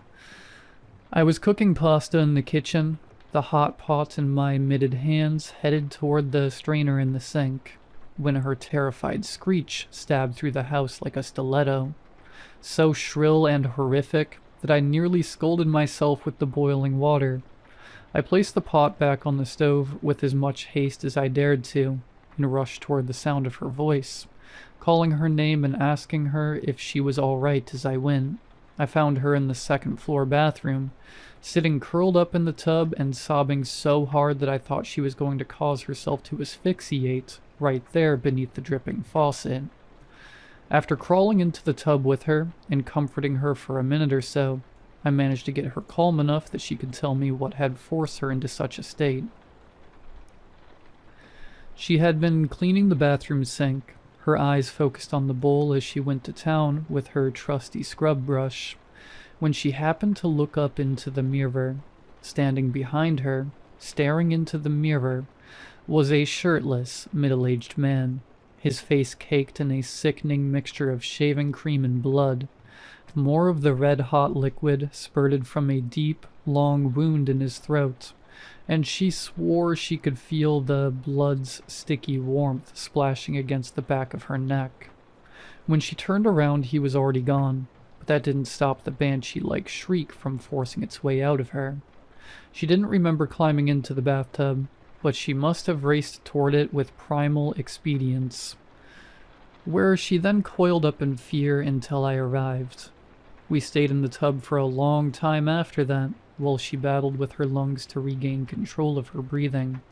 Eventually, I helped her shaking, weak form climb out of the tub and walked her to our bedroom, where she rested for a while afterwards. No longer in the mood to eat, I threw my pasta in the trash and returned to the bathroom, where I finished her chores for her. While cleaning the sink, I noticed a small splotch of white shaving cream smeared upon the counter, which I promptly wiped away. I somehow managed to convince myself that it had been my own shaving cream, despite the fact that I had been growing a beard at the time and hadn't used the stuff in months. I reluctantly asked my uncle about the incident, and what he told me disturbed me enough that I decided I would not repeat it to my wife unless she asked me about it. To this day, she never has. My uncle told me that the man in question had recently been murdered by his wife. She had come up behind him while he was shaving, one of his old-school double-edged razors, blades hidden in her hand. She sliced open his throat before he even had a chance to realize what was happening. Now she was sitting in the local jail, while he was in the funeral home next door, waiting to be put to rest by his confused and devastated family. At the time, his wife had not provided a motive for the murder, and I never followed up with my uncle about it. I didn't see much good in knowing. Naturally, we discussed moving out after this. Oddly enough, my wife was the one who was more intent on staying in the house, despite her experience being significantly worse than mine was. "We've made a commitment to this house," she said, "and we're going to stick to it. There's no way we can let this place beat us that easily." She forced a smile. "Besides, Both Mr. Grayson and your uncle said we don't have anything to worry about with these visitors. It's not like they can hurt us or anything. Yeah, I said, but they can scare you so badly that you wind up hiding in the bathtub.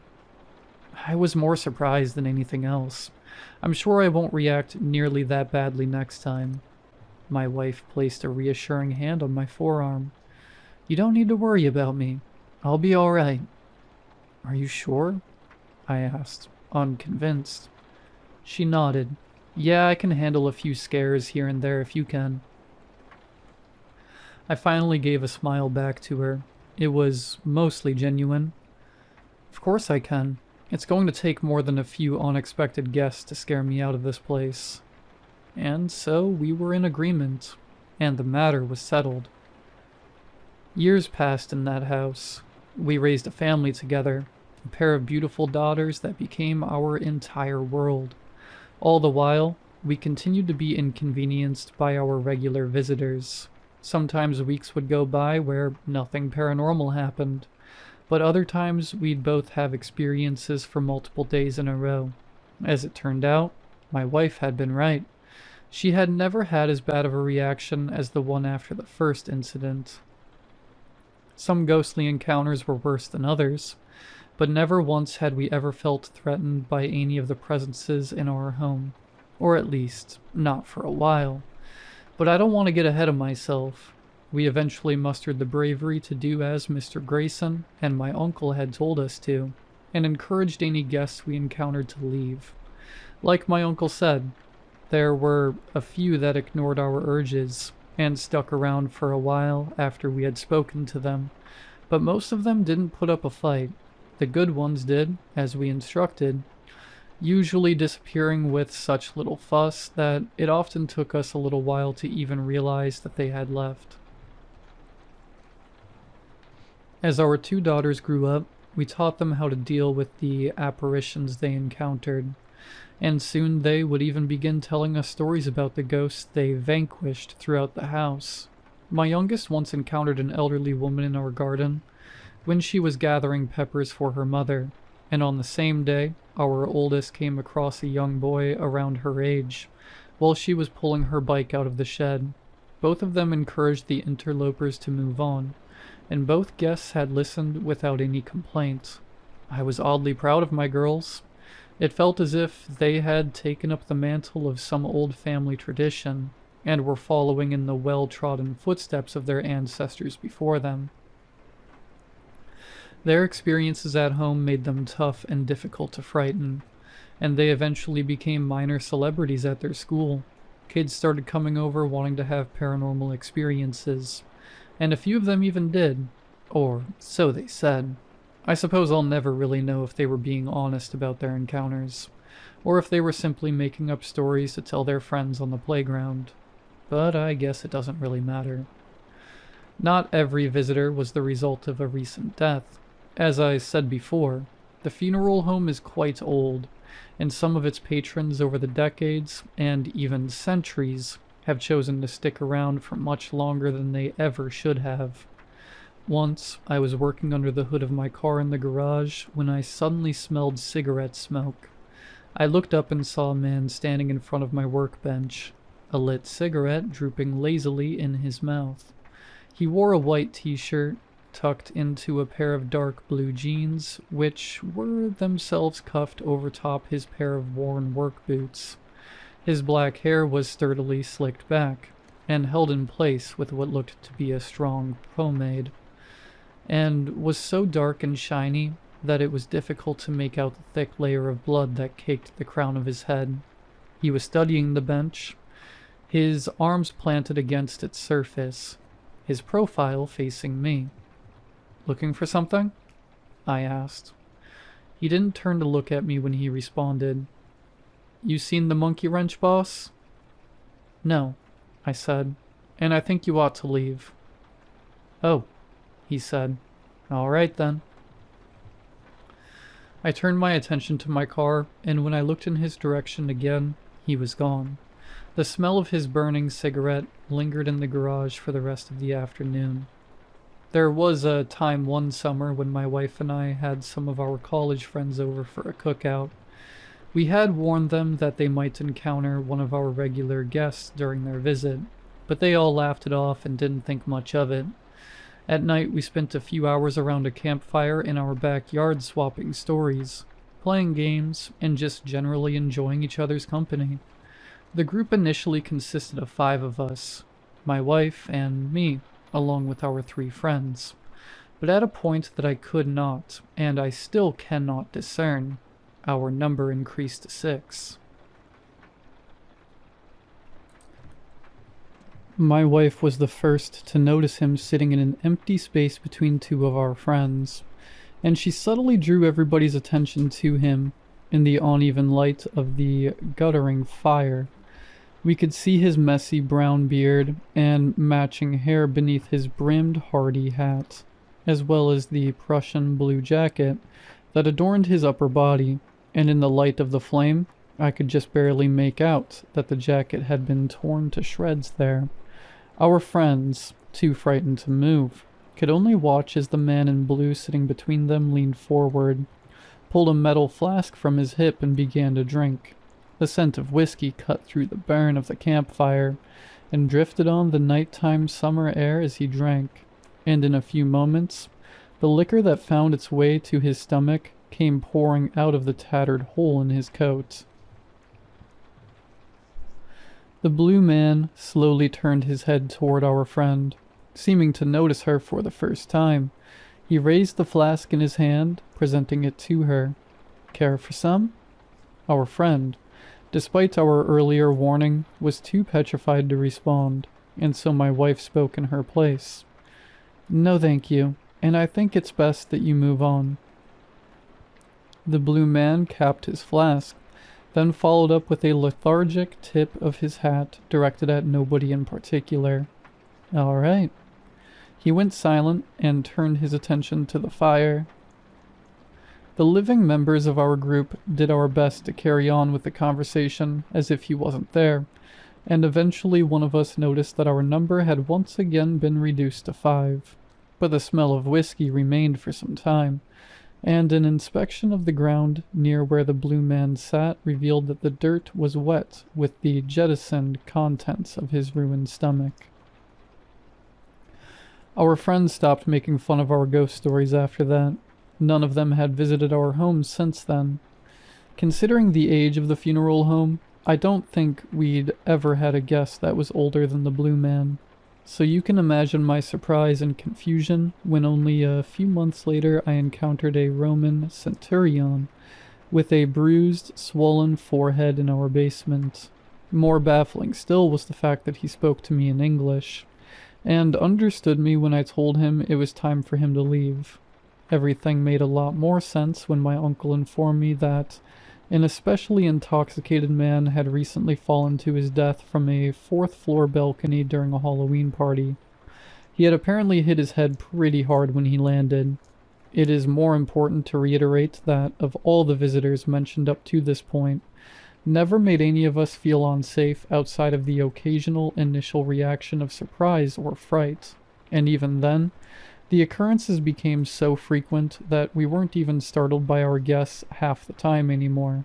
Any fear instilled in us faded not long after the visitors left, and the only returning guests we've had are the ones we failed to make leave during our first few encounters with them.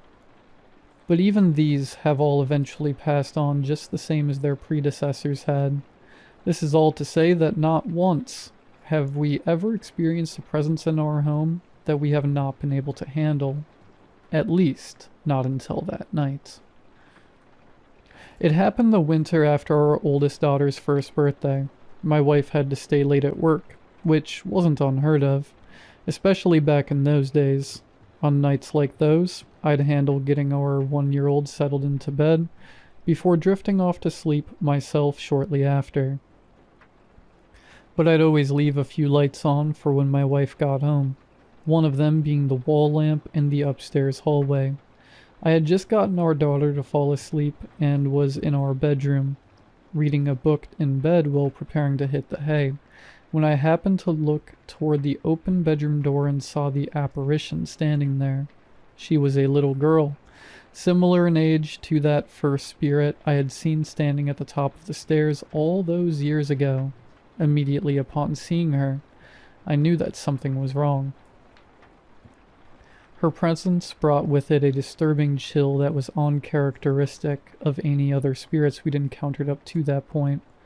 Plenty of them had come with strange feelings or auras that sometimes manipulated the temperatures in the room, but none of them had ever had this level of intensity to them. It made all the hairs on my body stand up as if they had suddenly been frozen into an army of needling icicles. As we stared at each other, her in the doorway and me in the bed, I felt an overwhelming sense of terror latch onto me that I had never experienced before, and hopefully will never experience again.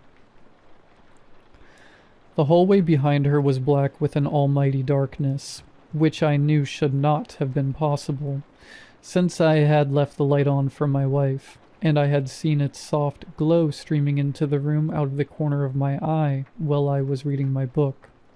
As I noticed this powerful umbra, I realized that the overwhelming energy I felt was not coming from the girl, but rather from the presence that existed in the space beyond which light could reach. And as the understanding of a fresh, terrible danger continued to bubble up within me, something happened that stood in complete contrast to every ghostly encounter that I had experienced up to that point. The girl was the one to tell me that she needed to leave, and I knew that I needed to stop her from doing so. Something in my gut told me that whatever presence existed in the void beyond the doorway was beckoning for the girl to come to it, and I knew that I couldn't allow that to happen. I knew that for her to listen to that dreadful umbra would only result in her eternal doom. I was the only thing that stood between her and the certain damnation that awaited her just beyond the edge of that cataclysmic precipice. "No, I think you should stay here for a while," I said to her. Sitting up in my bed, I planted my bare feet on the chilly hardwood floor. Its cold touch steeled my nerves, and fought back the cacophony of voices in my mind that screamed for me to let her leave. Let the umbra have her just so long as it would leave me alone. She seemed confused, or at least as confused as a ghost could be. "Are you sure? I really think I should leave now." Her voice sounded small, distant, and vulnerable, which only made me all the more protective of her. "I'm sure," I said. "Stay in this house for a bit, okay? You can even go play in our daughter's room for a little while. You'll like it in there. It's cozy, with lots of toys and big, soft pillows." "I don't know," she said, turning to look through the doorway toward the darkness. "My friend says he's going to take me to my parents. He says they're looking for me." "Don't listen to him," I said. "He's a stranger. You shouldn't talk to strangers." She paused as if hearing somebody speak. "He says that you're a stranger." "I know your parents," I said. It felt wrong to lie to her like that, but I knew I had to do anything I could to stop her from going with the presence in the hallway. "They'll come to get you soon, but you have to stay here, okay?" The girl remained silent for a long time while I barely so much as breathed from my spot on the bed. The room grew heavier, darker, and I found that my lungs soon struggled to take in air, as if they were freshly recovering from running a marathon. My forehead grew slick with sweat despite the chill that infested the room. My body began to burn and ache. Paradoxically, rather than escape the heat, I felt the almost uncontrollable need to crawl beneath the warm, safe covers and hide from the powerful umbra that seemed to be slowly sweeping into the room in the form of long, black, shadowy tendrils. I suddenly felt an overwhelming sense of defeat. I feared that the girl was going to follow the presence, and that she would quickly be lost to the unending darkness that so sweetly coaxed her from such an agonizingly short distance away. But soon, I noticed that the dark presence was beginning to recede. until finally the light in the hallway was able to once again pierce through the weakening gloom. The terrible chill fled from the room, and the dense miasma that had been suffocating me and draining the very will to live from my bones faded back into light, breathable air. "Okay," she said. "I'll stay." "Good," I said. "And let me know if he tries to talk to you again, okay?" "Okay," she said again. The girl stood staring at me for a spell while my nerves continued to strum all along my anxious body, like a mass of broken guitar strings. Reaching a shaking hand toward my nightstand, I picked up my book and forced myself to return to my reading in an attempt to calm myself down. When my body was once again my own, I looked back at the doorway. The girl was gone, and gentle lamplight bled in from the hall. Strangely enough, I was no longer worried for her. I somehow understood that whatever presence had wanted her had been thwarted that night, and that she was safe for the time being. The truth was confirmed to me when I saw her again a few weeks later, and with the umbratic presence absent, I finally told her that it was time for her to move on. When she vanished for the last time, I felt an inexplicable peace overwhelm me, and I started to cry. To this day, I don't know the extent of what the Umbra wanted with the girl, but I know now, as I did back then, that its intentions were nothing short of sinister. I still wonder what had caused that presence to specifically latch onto her, instead of the countless other souls that drifted through our home. But I could never muster the courage to research the entity or ask my uncle for more details about the girl's death. I debated not even telling my wife about this encounter, but ultimately decided that she needed to know. I stayed up until she got home that night, much to her confusion, and immediately told her what had happened. She remained quiet for a long while after that. Neither of us slept that night. It has been the better part of 2 decades since that incident. My youngest daughter just started high school, and my uncle retired from the police service going on 5 years ago now. Mr. Grayson still holds his funeral services next door. I saw him outside welcoming mourners just last week, and I try not to think about the fact that the old man looks like he hasn't aged a day since I met him. Countless guests have come in and gone in the years since that terrible night. But that dark presence has not returned. I don't know if it ever will, and I pray to God that I never have to feel what I felt that night again. More than that, though, I pray that my wife and daughters never have to experience what I went through on that night. If that shadow decides to show itself again, I just ask that it does so to me, and to me alone, because I'll be here, waiting for it, should it ever choose to make itself known. I already know that I'm going to spend the rest of my life in this house, ghosts and all. If they couldn't scare me away in those first few months, then they're stuck with me until the time comes that I join their ranks on the other side of that thin, translucent veil that we call death. And who knows? Maybe I'll wind up in the funeral home next door when my time finally comes, and I'll have the chance to pay this old house one last visit before I say goodbye.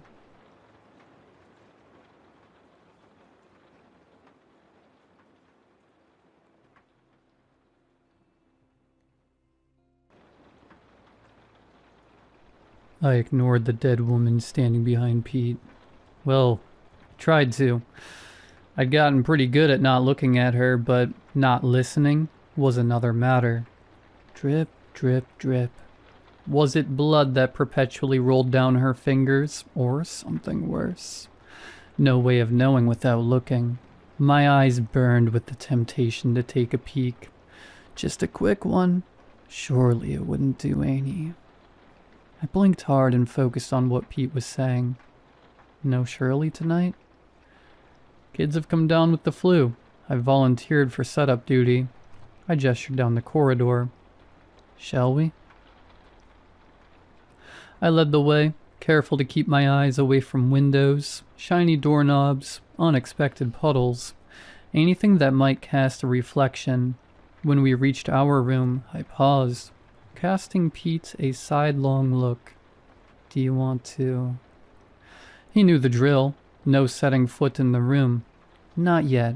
With exaggerated casualness, he leaned against the wall and fixed his eyes on the ceiling, while I opened the door and hurried inside. I fumbled the key into the storage cupboard lock and found what I needed within easy reach. Thank God for Shirley's organizational skills.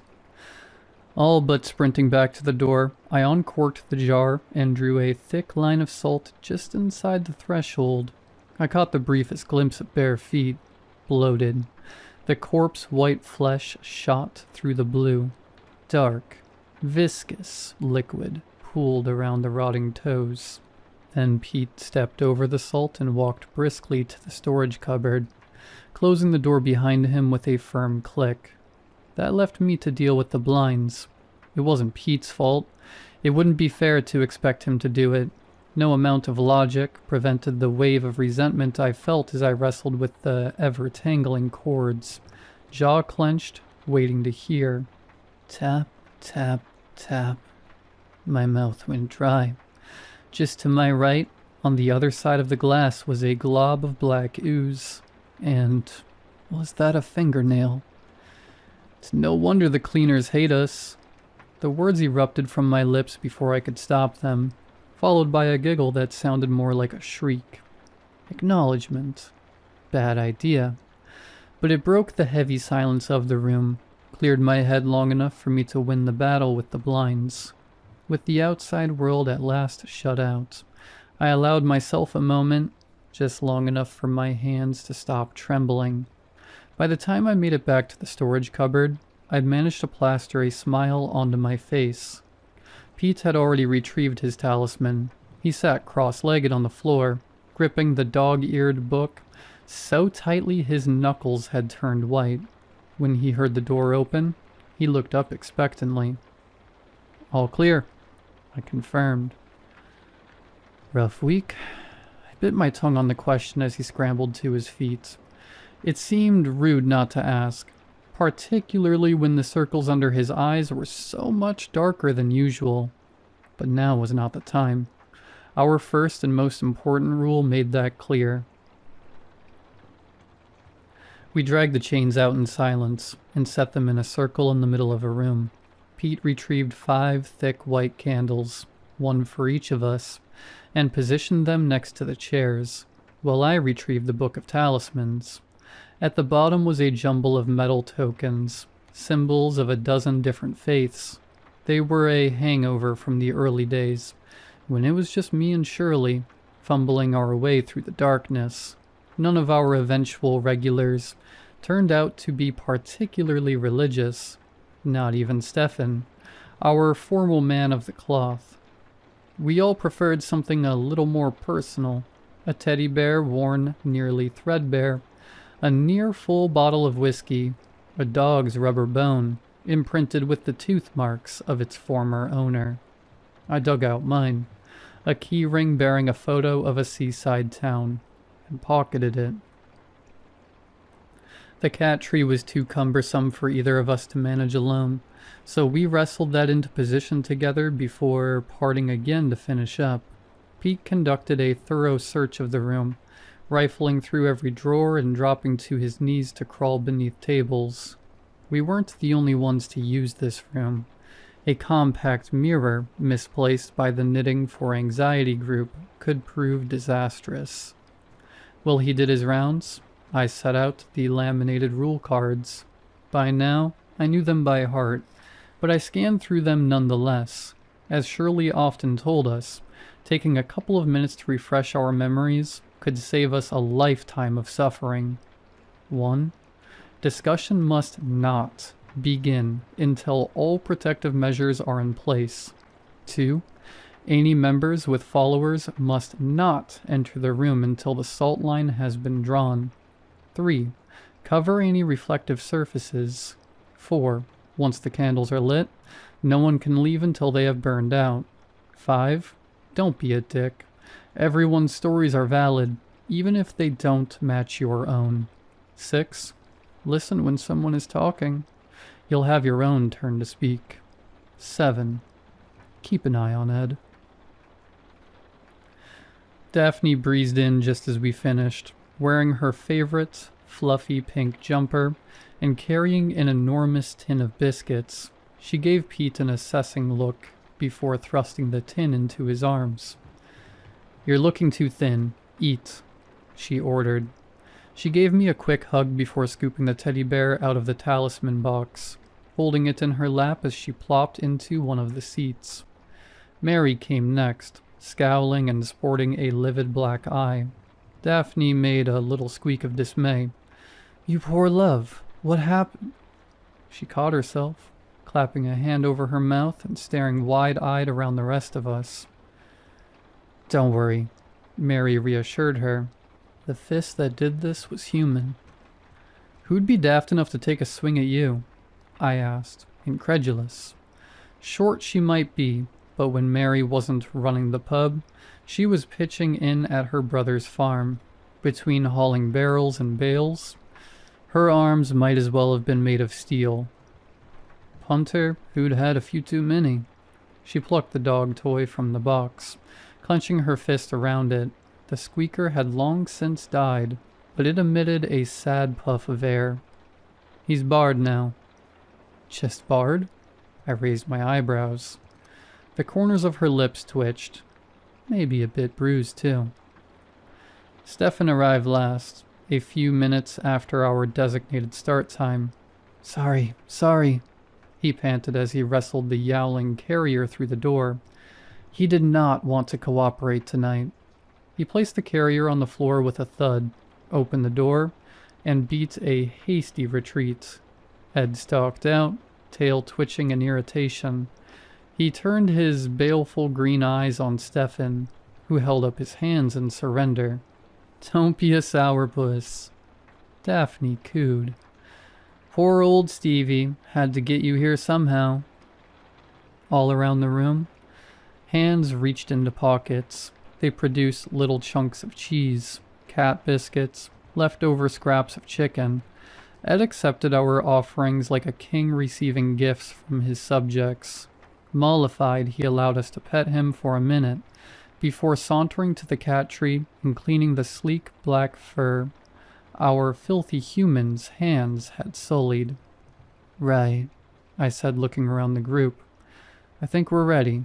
Shall we make a start?" My stomach churned with the usual mixture of anticipation and dread. I knew the others felt the same, but they moved to take their places nonetheless. Stefan grabbed the bottle of whiskey as he went. "Okay, guys," I said, trying to ignore the feeling of wrongness as I took Shirley's usual seat. It didn't matter how many times I filled in for her. I'd never get used to it. "If you need to go to the loo, make a cup of tea, whatever, now's the time. Once we light the candles, there's no getting up until they burn out." No one moved, of course. They knew to come prepared. "Pete, do you mind?"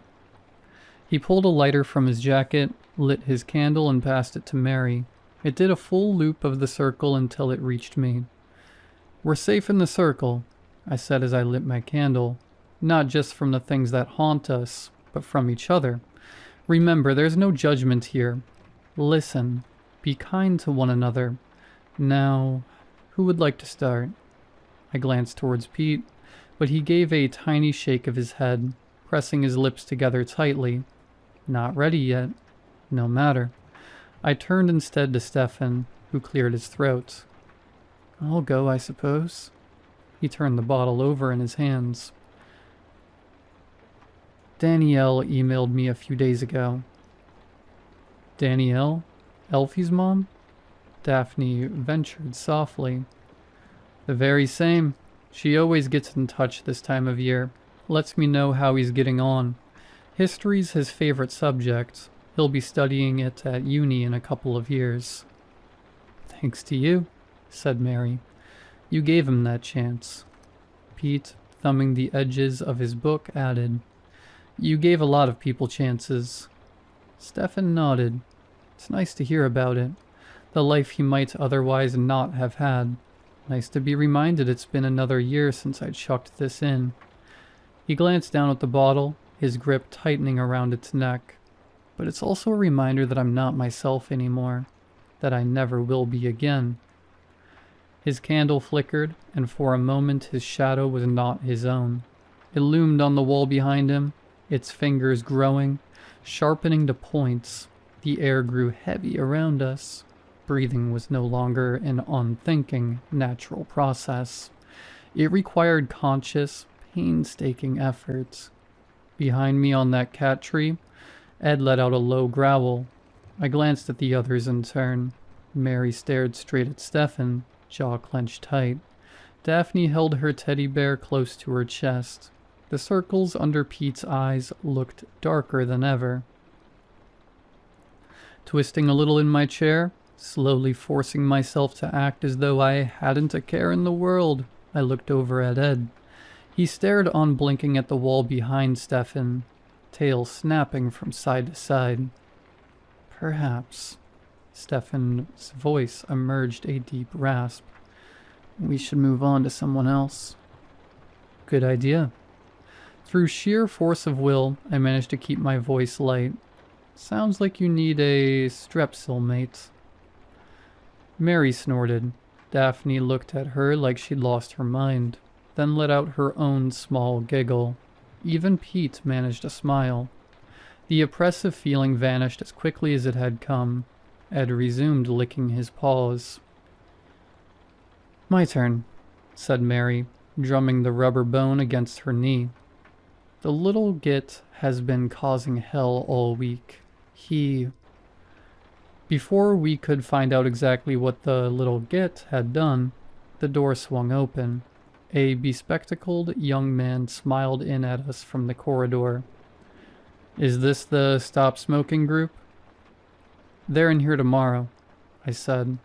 We're something else. Ah, he puffed out his cheeks, disappointed. I meant to be leading it. Well, come back at 8 o'clock tomorrow. I'm sure you'll do brilliantly. I don't suppose I could sit in on your session. I've never done one of these things before. I could do with some experience. Bad idea, said Mary abruptly. We're a private group, I explained. You won't even know I'm here, I promise. As he stepped into the room, we all rushed to dissuade him, talking over each other in our panic. You can't. This is private. You don't know.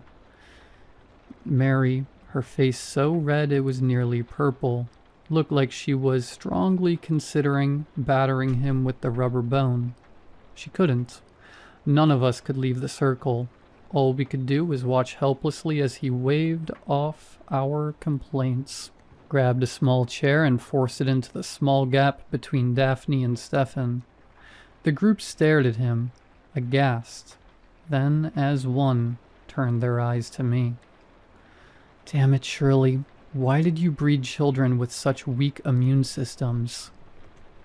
Right, I looked at the stranger expectantly. Martin, he supplied. You're here now, Martin, for better or worse. We have strict rules, and we expect you to follow them. Of course, I wouldn't dream of disrespecting your group. I bit my tongue down on the comment that barging in uninvited had done just that, and instead said, the most important one is you're now here until the end of the session. No getting up to go to the loo. No smoke breaks. No fear there, he cut in, beaming at me. I smiled weakly back at him. Secondly, we respect each other here. You might hear things that sound strange to you. It's not your place to interrupt or invalidate anyone's experience. I understand how important respect is, he said sincerely, then with just the faintest tone of pompousness creeping into his voice. I'm a trained counselor, you know. Is the ink still wet on your certificate? Mary snapped. Mary? I said quietly, less a caution, more a plea. She shot Martin a burning look that suggested she would be having words with him in the car park later. but said nothing further. "Would you like me to start?" Daphne asked. I felt a rush of affection for her. She was fiddling with the bear's ears, clearly uncomfortable, but she was still trying. "That would be lovely, Daphne." She took a deep, steadying breath. "It's been hard since the nights started getting longer. Winter's always the worst. You know, I've got lots of other little berries at home." She picked the bear up by his paws, made him dance a little jig in her lap. "They help, but when I wake up and see it standing there at the bottom of the bed..." She shivered, and when she spoke next, her voice was little more than a whisper. "It's those eyes, sewn shut, but it still stares at me." "Do you all have sleep disorders?" Martin butted in. "No," I said shortly. "And please don't interrupt. Sorry. Daphne, please carry on." "You hear stories about stuff like this," she resumed haltingly. "People seeing terrors in the night. They always seem to be there one moment, gone the next. You all know it doesn't work that way for me. Once it turns up, it's there until sunrise, following me around the house, always watching. It was a bit more bearable when I still had Graham. He used to sit up and watch films with me, hold my hand on the sofa." Her eyes were sparkling now. "In the early days, anyway. By the end..." I saw Mary's hands tighten around the bone. I knew how she felt. Logically, I knew I couldn't blame Graham. It took a special sort of person to stick around and deal with this stuff when they didn't have to. And as we'd all learned, those sorts of people were few and far between. Still, I hated him for leaving his poor, sweet wife to suffer alone. Stefan leaned over to Daphne, offering her his handkerchief. She took it with a grateful smile and dabbed her eyes. "Creative writing," Martin burst out. "What?" I asked. "You're a creative writing group, right?" "Mate, you've been told already to keep your gobs shut. How hard is it?" Mary demanded, jabbing the bone in his direction. "She's right," I said. "Please don't make me ask you again." When I looked at Daphne, she shook her head, holding the handkerchief tight against her cheek. I raised my eyebrows at Mary. "Fine," she huffed. "I'll go. As I was saying before, we were so rudely interrupted." She shot Martin a scorching look. "He's been causing trouble this week. More than usual, I mean." "Has he been in the toilets again?" I asked. "Yes, literally in this case. That's how I ended up with this." She tapped her black eye. "Drunk punter went into one of the stalls, and the little shit popped his head up out of the loo. Course, it's not the place you expect to find a little old man in a bowler hat. Freaked him right out. Came running out, ranting and raving, swinging fists." She let out a grunt of dissatisfaction. "2 of the staff gave their notice that night. It's becoming an issue. We don't have a problem hiring. They hear the pub's haunted and think they might get a little laugh, a little scare, but the moment it inconveniences them..." "Wait," Martin interrupted. Mary heaved a heavy sigh. "Here we go. Are you claiming that you're experiencing some sort of, I don't know, genuine paranormal phenomena?" When Mary's only response was a hard stare, he turned to Daphne. "And you too?" She gave him the smallest nod, just enough to confirm his statement. "Martin," I cut in before he could say anything further. "I was very clear about our rules. We don't invalidate anyone's experiences." "But you should." No. He caught himself, held up his hands in a gesture of contrition. "You're quite right. Your group, your rules. Please do continue." Mary's scowl made it clear she had no intention of picking up where she had left off. Pete and Daphne both pointedly ignored my looks. Only Stefan met my eyes. He cleared his throat, then suggested gently, "Perhaps you would like to." I really wouldn't. Not when Martin was now leaning forward, gaze intent and full of sickening concern. But I could hardly expect the others to open up if I refused to do so myself. Right. I shifted in my seat, balling my hand into a fist around the keyring. Yes, well, you all know how it started. Martin was acquainted with the story. I could have swung for Stefan, if I wasn't so certain he wasn't intent on torturing me. The rest of us were content to keep our experiences within the confines of our small circle, but he still had a streak of the preacher about him, and it was focused on warning the general public about the dangers we were intimately acquainted with, even if they branded him as crazy for his struggles. If you wouldn't mind. Not at all. The sentiment wasn't entirely convincing through gritted teeth, but it was the best I could manage. When I was a kid, we used to go to the seaside on holiday. I forced my fingers to unfurl and held up the key ring. Here, to be precise. Martin squinted at the key ring, his smile coming too quickly. It looks lovely. It was a bit of a shithole. The smell of greasy chips drifted back to me across the years. I remembered the sky that always seemed to be slate gray, even in summer, and the cold bite of seawater on my thighs. I could feel the musty arcade carpet beneath my cheek. Dad's arms wrapping around me and hauling me against his chest after I dozed off. Somewhere behind him, Mom and Becca bickered about her dress sense, or how her headphones seemed to be glued on, or whatever other piece of teenage rebellion my sister had engaged in to do my mom's head in. I grinned in spite of myself.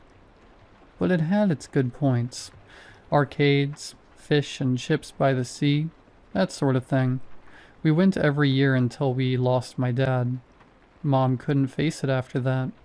The year after he died, she took us somewhere else instead. Some broken down old cottage in the middle of nowhere. That must have been very difficult, said Martin somberly. The disruption in routine after... Shh, Mary hissed. Ignoring the interruption, I pressed on. There wasn't much to do there unless you liked looking at trees or playing board games with missing pieces. Mom spent a lot of time sleeping. That left me and Becca, my sister, to entertain ourselves.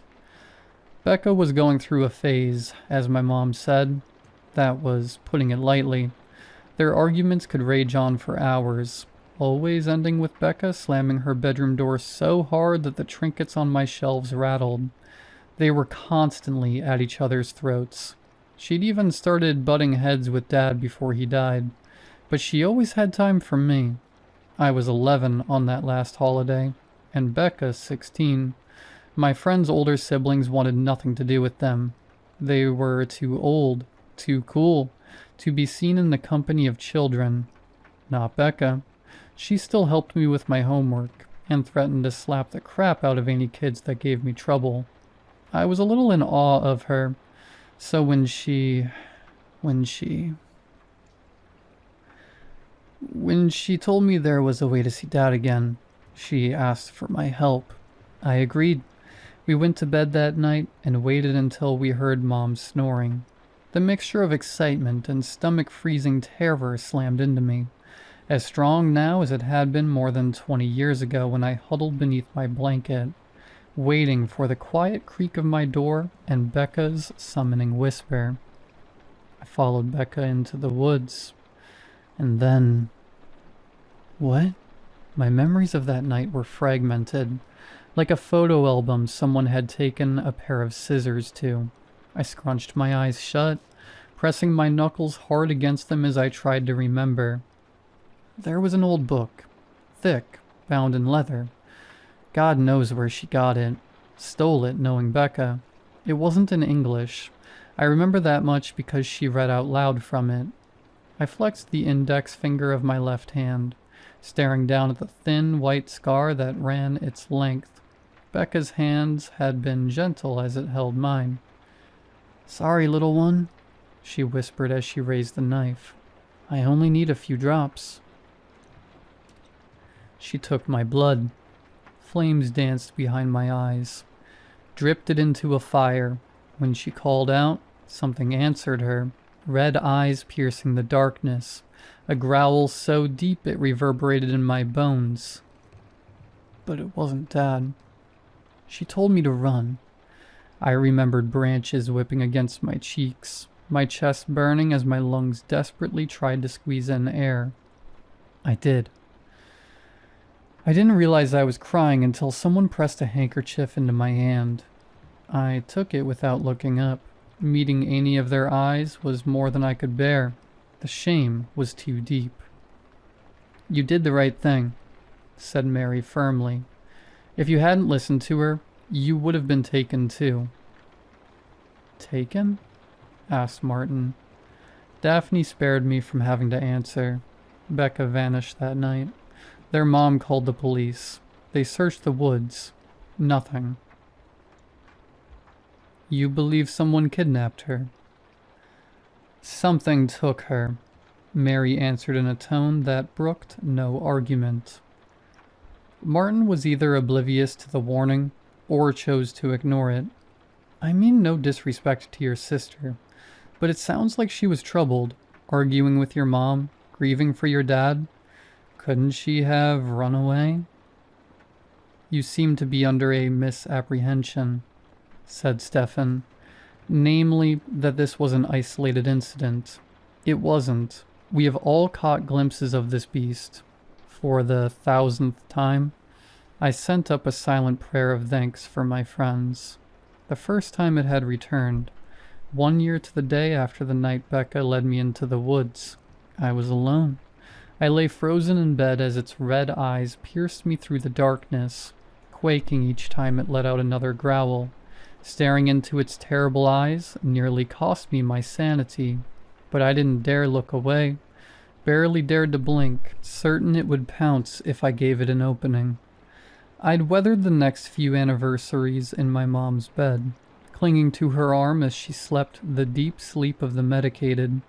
When I left home, I took to spending those nights in churches. Finally, I found a group of friends willing to sit in vigil with me. Martin made to rise from his chair and was immediately greeted by a chorus of "No" from all sides. Blanching, he dropped back down. Instead, he sought my eyes, his gaze full of sympathy. "I really am sorry for what happened, losing your dad, then your sister, and at such a young age, but—" He hesitated, fiddling with the cuffs of his jumper before seeming to come to a decision. "Monsters, like the thing you're talking about, don't exist. You know that, right?" I took a deep breath and did my very best to keep my tone level as I replied. "How do you explain it then?" "Grief, trauma. They can do strange things to a person." "And the fact that we have all seen it too?" asked Stefan. Martin swiveled in his seat to face him. Group delusions and hallucinations are documented phenomena, particularly in tight-knit groups that share a belief system. Mary scoffed, opened her mouth to retort, but before she could, tap, tap, tap. We all froze except for Martin. I was vaguely aware that he was still laying out theories, building up steam, but my focus was entirely on the tapping coming from the other side of the window. I knew better than to look, but I couldn't help but listen. The others, the members, had paled. Pete's face had little more color than a cadaver. Across the room, a deep rumble was building in Ed's throat. What do I do? Shirley would know. Damn it. I looked from face to face and saw my own panic reflected there. Stefan rescued us. Young man, I appreciate you've heard things that are contrary to your worldview. There was an undeniable tremor in his voice, but he pressed on. It's difficult. I understand that. It does not excuse your unconscionable rudeness. We ask only for respect. You have failed to give that to us. I don't mean any disrespect. Martin pressed an earnest hand to his heart. But there is no such thing as ghosts, and goblins, and things that go bump in the night. Such beliefs stem from illness. Tap. Ed began to growl properly now, a low, guttural sound that rose up to fill the gaps in the room. Mary opened her mouth, but Stefan held up a finger to forestall her. In some cases, that's true. Not in others. Certainly not in ours. There's medication that can help you, Martin insisted. Therapies. This is our therapy, Stefan said coldly. It's not. It's a shared delusion. It's only going to make you worse. You need... Tap. Martin whipped his head towards the shuttered window. Do you hear that? No, said Stefan. But we've heard quite enough out of you. Tap. There it is again. Surely you can hear it. You don't know what you're talking about, I said. Your cat does. He gestured towards Ed, who was now standing, claws digging into the fabric between his paws, eyes locked on the window. It's coming from over there. Don't, we shouted in unison, as he made to rise from his seat once more. He dropped back down with a thud. As he looked from one person to another, realization dawned on his face. You think it's some sort of monster, don't you? Silence, but for the tapping. I'm going to go over there. Please don't, Daphne whispered, and show you there's nothing to be afraid of. It'll be the end of you, you bloody fool, said Mary. Martin stood up. Stefan jerked reflexively, as if he was about to go after him. He caught himself at the last moment, gripping the seat of his chair to anchor himself in place. Martin. His voice was low and urgent now. I've participated in dozens of exorcisms in my time. I've seen things that have stretched my belief to the point of breaking. Everything I've seen, all my experience, tells me one thing. If you go over there, you will die.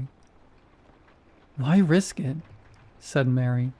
If there's even the slightest chance he's right, you're gambling with your life. The look Martin gave her was soft and full of pity. If I play along with this delusion, I'm only hurting you. He stepped outside the circle. With every step he took, we pleaded, begging him to come back, to sit in the safety of the circle. When he reached the window and made to raise the blind, Pete wrapped a trembling hand around my wrist and shook his head. I nodded acknowledgement. It's too late, I murmured. And when the others still clamored at Martin, raising my voice to a shout, It's too late, just don't look. I grabbed Pete's hands on one side and Stefan's on the other, a moment's hesitation, in which their faces cycle through denial, fury, and finally, helpless resignation, before the others followed suit and joined hands. How the fuck did this happen? Mary spat. We turned our eyes to the floor, silent now but for Ed's yowling, and beneath it, the soft click of the window opening. Hello? Martin called. Then, see, there's nothing there. It must have been the branches on the... Oh. Pete's nails dug into my skin. Are you okay? The slightest tremor entered Martin's voice. You look... I think he realized his mistake at the end. There was a clattering, as though he'd tried to jerk back and slam the window shut, only to become tangled in the blinds. I think he tried to scream. He only managed a sharp inhale, a muffled groan, Heavy thudding followed, like feet pounding against the ground and finding no purpose. Then silence, except for Ed. His screeching had died down to a continuous growl, low and full of warning. As for us, the survivors of yet another deadly night, we could only remain in the circle, stuck there until the candles burned down. I didn't dare look up, but I could hear Daphne's soft whispering and Pete muttering something unintelligible beneath his breath. At last the candles began to burn out. When the last flame guttered, Pete shot up and ran as fast as his shaking legs could carry him to the storage cupboard. Daphne followed after him, arms wrapped tight around her waist. As she turned to close the door behind them, I saw her cheeks were wet. "Sorry," she mumbled. "I just can't." That left me, Mary, and Stefan to deal with the aftermath. Mary's fingers had punctured the rubber bone, and Stefan looked as though he hadn't had to fight the urge to open his bottle so hard in years. But when I looked into their faces, I saw they were resolved. "On three?"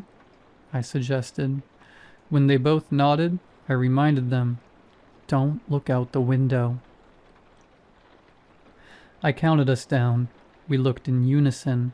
Martin lay slumped half out of the window. Something stood beyond him, staring at us from outside. Our well-trained eyes refused to see it. "If I get that window shut, can you move the..." My lips refused to form the word body, but they understood. "On it, boss," said Mary. They went first, Mary leading the way with her mouth set in a grim line. Grabbing hold of one of Martin's legs each, they heaved. He came free of the window and landed on the floor with a sickening thud. The moment he was clear, I moved in. For a dreadful moment, my arm refused to move. I was frozen in place, trapped by the fear that cold fingers would wrap themselves around my wrist when I reached for the window. "They've done their part," I told myself. "Now it's your turn." As I reached for the handle, I saw the woman standing outside, still, silent, mere feet away. I allowed my eyes to slip out of focus, giving no sign I had seen her, other than the hammering of my heart, which I was certain filled the whole room.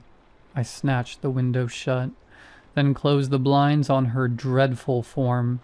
Only then did I allow myself to take a deep breath as I turned to inspect our next problem. The only outward signs of damage were the rivulets of blood that had trickled from Martin's ears, oozing down to stain the shoulders of his jumper. That and his eyes.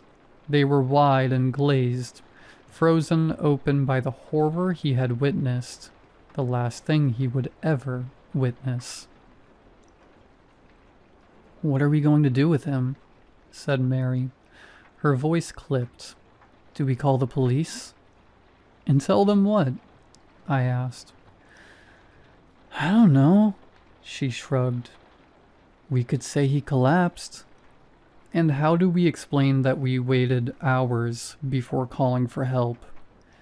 I wrapped my arms around myself, shivering. They'll start poking around into what we do here. Then, next thing you know, we end up locked away in some hospital, finished Mary. "At best," I murmured. "I'll sort it," said Stefan. He was staring at Martin's corpse, face pale and clammy. "That could be dangerous," cautioned Mary. "I can handle it," he said sharply, running a shaking hand over his mouth. I wouldn't have suggested it otherwise. I hesitated. "Do you want company? Or would you prefer if we..." "Privacy is preferable." On the cat tree, Ed had finally fallen silent, but he turned his lamp-like eyes on Stefan, tail twitching. As I ushered Mary to the storage cupboard, Stefan called after us hoarsely, "Draw a salt line, just in case." We slipped inside, to where Daphne and Pete were waiting for us. her arm wrapped tightly around his shoulder. They glanced at us, read our grim looks, and looked quickly away again. When I turned to close the door, I caught a glimpse of Stefan, his jaw unhinging, dropping down to his chest, as his teeth sharpened into fangs. He advanced on Martin, his clawed hands grasping. I slammed the door and reached for the salt.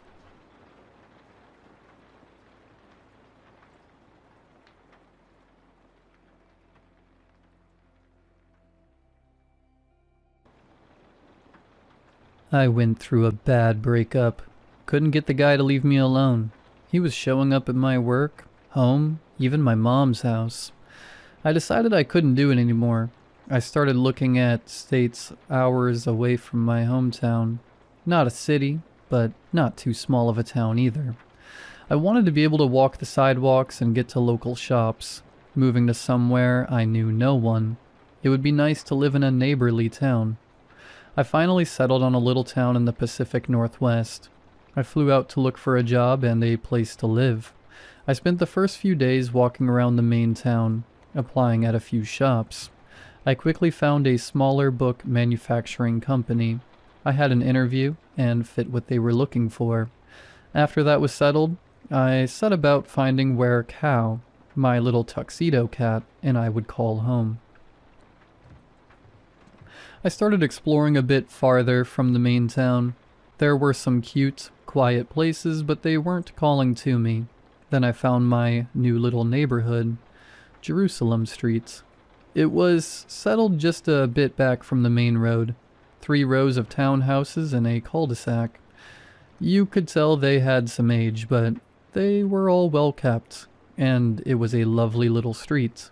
Not the near identical wash of beige and gray have become so common. Most were light pastels. It looked like people liked living here. Lots of trees and gentle light dappling the ground underneath. Quiet. A couple of people out with their dogs or walking to town. A small area in the center with a bird feeder, a bench, and board that people could leave flyers or notes on. It looked like the people took pride in making a community. In the row at the back of the cul-de-sac was an empty lavender home with simple "for rent" sign out front. I spoke to the realtor in town, and everything was taken care of. Luckily, the owners left some basic furniture, so I didn't have to worry about anything too big.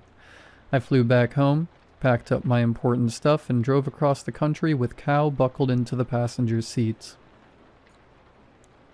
Of course, I had to stop and rest for a couple of nights on the way, let Cow out of his carrier, and stretch in a hotel room for the night. I timed our arrival for late morning so I would have a large part of the day to unpack and not disturb my new neighbors by getting there too early. Several people stopped by to welcome me as I was going back and forth from the car. An older woman with blue hair and eccentric dress introduced herself as Mrs. Jules. Said they had a welcoming committee. She was one that started it as she lived here most of her life. The neighborhood had a couple rules, but nothing too bad or anything like an HOA. They would be by around dinner time, when you really should be taking break anyway, she told me. She was nice. I told her I would be ready, and she said she hoped Cow would come out to see her. I smiled. I spent the next couple of hours getting everything out of the car so I could let Cow into the rest of the house to explore, and I could get a shower before the welcoming committee showed up. Around 5:30, there was a knock at my door, and I saw Miss Jules with a couple of other people. I welcomed them in. Miss Jules introduced me to Dave Hancock, the middle-aged neighbor directly beside me, and Kayla, a woman around my age who lived in the row of houses to my right. Miss Jules had brought some sandwiches and bags of assorted chips. We sat around my table, where I had managed to clear most of my stuff off. She commented that I had done well for one day of work. We sat around eating and making small talk. Kayla seemed shy, but told me she would be happy to show me around town, if I wanted to stay. I'm sure I'll take you up on that, but what do you mean if I want to stay? Kayla nervously looked at Miss Jules. She smiled warmly at me. We may as well get to the neighborhood rules. It's really not much to worry about. Can I have that paperwork, please? Dave opened a folder with some papers in it. There was a town map, a small pamphlet about the community center, and a printed list about our little streets. Miss Jules pushed them toward me. You can read those at your leisure, but I need to go over some things with you tonight. Okay, no problem. I stammered a little. The street cleaner comes once a month, in the afternoon on the first Tuesday of the month. You'll want any cars in the driveway, or to be out at that time. I'm sure you saw the board in the middle of the bench. You can find information about town events, people trying to rehome some things, or even some snacks for people to take. We all vote at the community center, when it's that time of year. This is all written down for you. You can come to any of us here if you have any questions or need anything. But now you know where the three of us live. Thank you.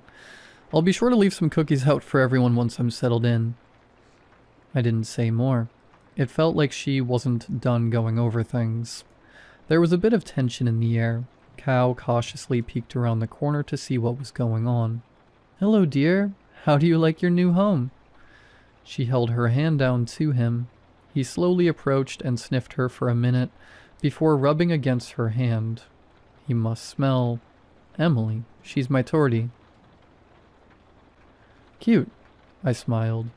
I'd like to meet her sometime. Absolutely. She paused before continuing. This is an old town. Not much has changed in a long time. It's had slow growth, and many natural areas have been maintained for centuries. The trees behind our streets are the edge of a state park. Wow, that's awesome. Kayla, I'd explore with you sometime if that's something you like, too. I'd love to, Kayla responded. I don't have a hiking buddy. Before I could say more, Miss Jules continued. I'll finish up so you can get some rest tonight. There's just one more rule we all follow here. Her face looked older than it had a minute ago, makeup crowding in the gentle creases of her face. She looked into my eyes. Don't look outside if you hear any noises at night. It's not all night, just between 1 and 3. Don't go out at that time. If you do get caught out at that time, there's Ashley Street just down the main road. You saw that, right? Park there for the night. Many of us have had to sit in our cars for a couple of hours over the years. This is a small enough town that the neighborhood knows it's just us, and won't get worried by a car there early in the morning. I didn't know what to think. My mom tried to come up with a logical reason. Do animals come in from the park? Something does, she said quietly. It's been at least as long as I have. As long as you don't look out. There's nothing to worry about. And don't worry about Cow, he'll be fine. I keep Emily inside just to be safe. It's not every night, but you're better off just not looking out at that time at all. I know this is a lot to take in, but please just listen to it. Any of our community would talk if you have any questions. We'll leave you be for the night. I'll check in soon. With that, she stood up from the table and the others followed. Kayla waved goodbye. Miss Jules' blue hair shone under the streetlights until she made it to her door. Dave stood around another moment as we watched them go. I know that all sounds pretty weird. The people that lived here before couldn't handle it and they left. My phone number is with the paperwork if you need anything. Or if you really need something overnight, just bang on the wall and I'll hear. I'll be over at 301. Good night. Thank you. Good night. I headed back inside, head pounding. I sat heavily on the couch and tried to absorb what I had just heard. Miss Jules looked serious, and she had been so nice. I felt bad doubting her. What was the harm in listening to her? I was normally sleeping at that time anyway, and she said Cow was safe. If she was, if they all were, being honest, I didn't want to find out. I would just stay inside and not go looking. Cow decided he was ready for bed and I followed. It had been a long day. I fell asleep hard and didn't wake up until sunlight was streaming through my window. Cow crying to be fed. I dragged myself out of bed as my thoughts drifted to the previous night. Maybe there was nothing.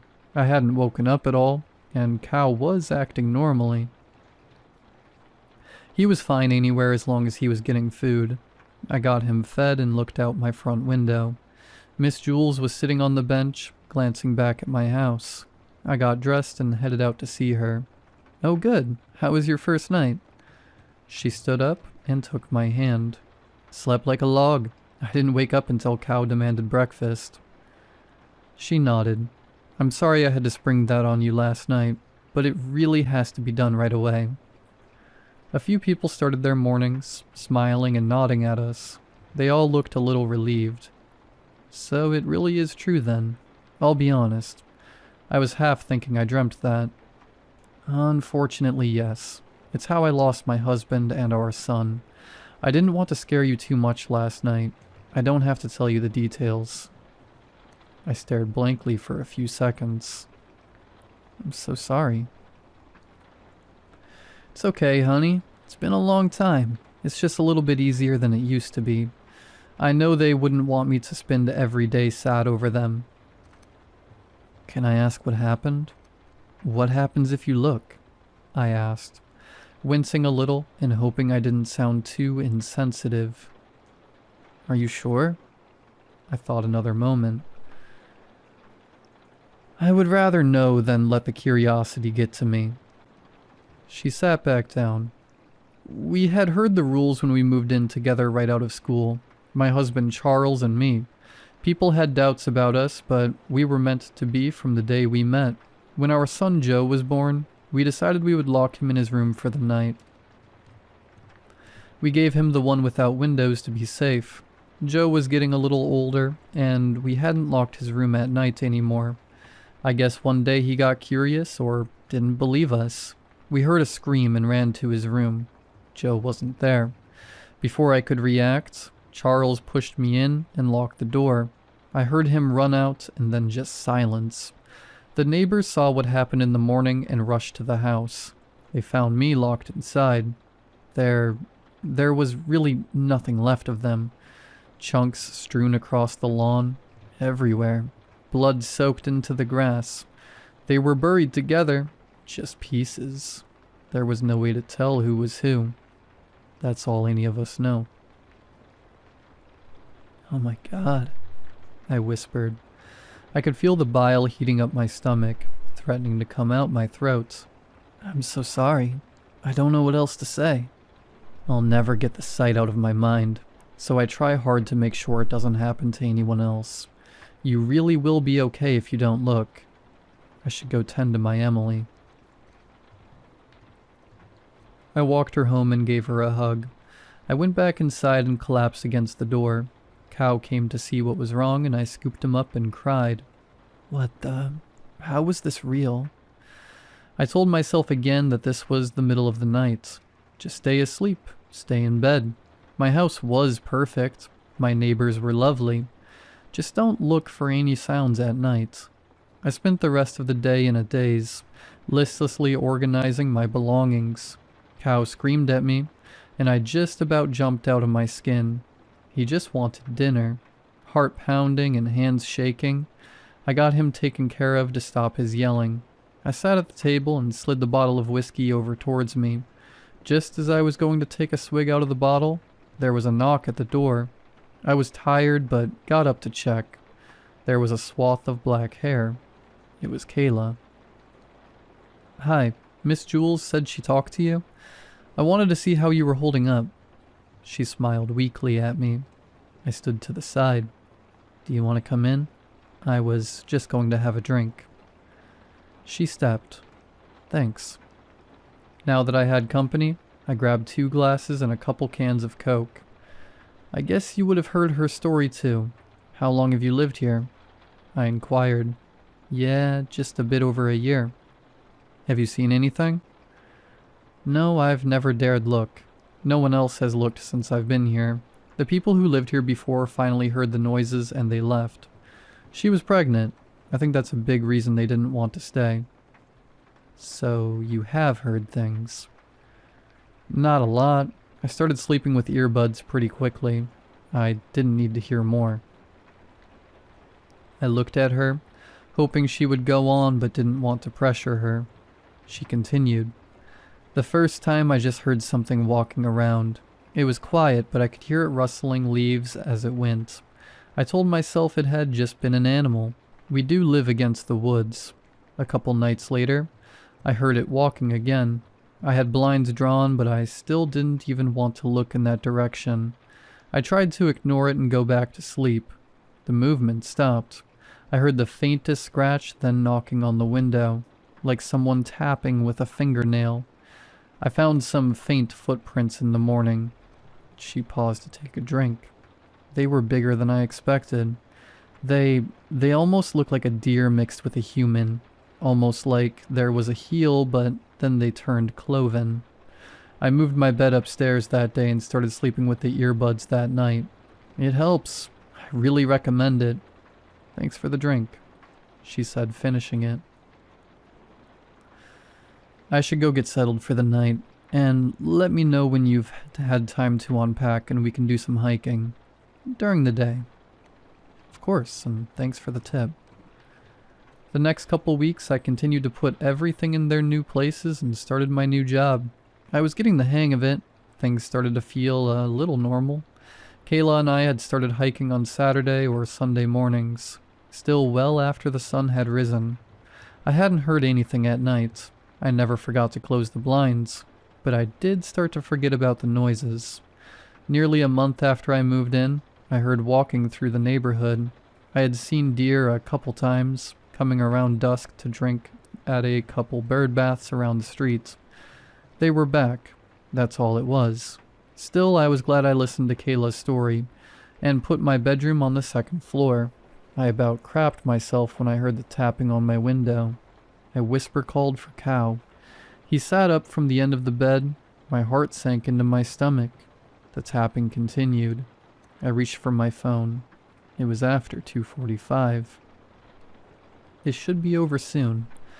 I didn't want to disturb him, but I felt like I had to talk to someone. My hands were shaking so badly I had to retype the message about 4 times. Hi Dave, sorry to bother you so early. I just can't sleep. I jumped as the tapping started to get more aggressive. My phone went off. It's no problem, don't worry. It'll be over soon, just a few minutes and then it's over for the night. It's never gotten in. Just don't look. Let me know if you need me to come over after or tomorrow. 2:55, so close. Okay, 5 minutes, I can do that. Thank you. I think I'll get shades. The blinds aren't good enough. Dave. It's a good idea. Tell Cow hi for me. I sat for another couple minutes and then the tapping stopped all at once. There was no rustling of something moving away, just silence. I pulled a slightly disgruntled Cow up closer to me, anxiety through the roof. I didn't sleep the rest of the night. Dave caught me in the morning. You did well. That was worse than it normally is. I could hear it from mine. Let me know if you need help with the blinds. He waved and was on his way before I could respond. He liked talking about these things even less than the others. Couldn't blame him. I stopped to get blinds after work and didn't forget to put my earbuds in again. Things continued as they had. Work, hike, play with Cow. I was making enough at my new job to be fine, but I had spent most of my savings to suddenly move. I stopped at the local bar and started taking some shifts. Friday nights, Saturdays, or Sundays. This was a smaller town, so even with a later shift, I still had about half an hour by the time I got home to get inside early. I was busy and tired, but it would be worth it. I would feel better having savings again, but I was just getting so tired. Finally, last Friday night, I was exhausted. That type of bone tired that sinks into your bones, so drained that a minor inconvenience could make you start crying. I worked every day for 3 weeks. I got home after my bar shift, 12:35. All I had to do was drag my tired butt in the house and pass out for the night. The next thing I remember is how uncomfortable I felt. My eyes snapped open. I fell asleep. How long had it been? I had only just got home, right? I was in my own driveway, with plenty of time to get in. I looked at my phone. 2:24. I heard something right by me. Before I could stop myself, I was looking over. All I saw were fingertips, just barely placed onto my driver's side window. The rest of the hand was obscured by the door. Then there was movement. What seemed to be branches started to move. They were turning towards my car, one gnarled point making contact with my window and scraping along it. I slammed my eyes shut. One hand desperately pulled my hood over my head, and the other covered my mouth, willing my breathing to get under control and not have a full-blown panic attack right now. I hadn't really seen anything, right? It didn't see me look. All I saw was fingertips. It could have been a normal person who got lost and ended up here. After all, the noises didn't come every night. Those weren't antlers. It was a trick of the darkness. Then, what made the shrill scraping coming from right outside? And those were fingertips, but they were too long and rough, worn and cracked and dirty. I curled in my seat trying not to scream, eyes squeezed shut.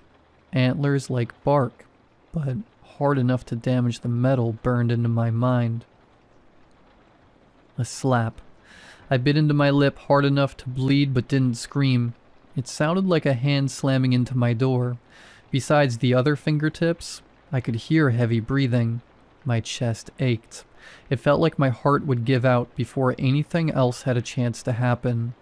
My stomach lurched as my car rocked, hard. Tears and snot soaked my hoodie.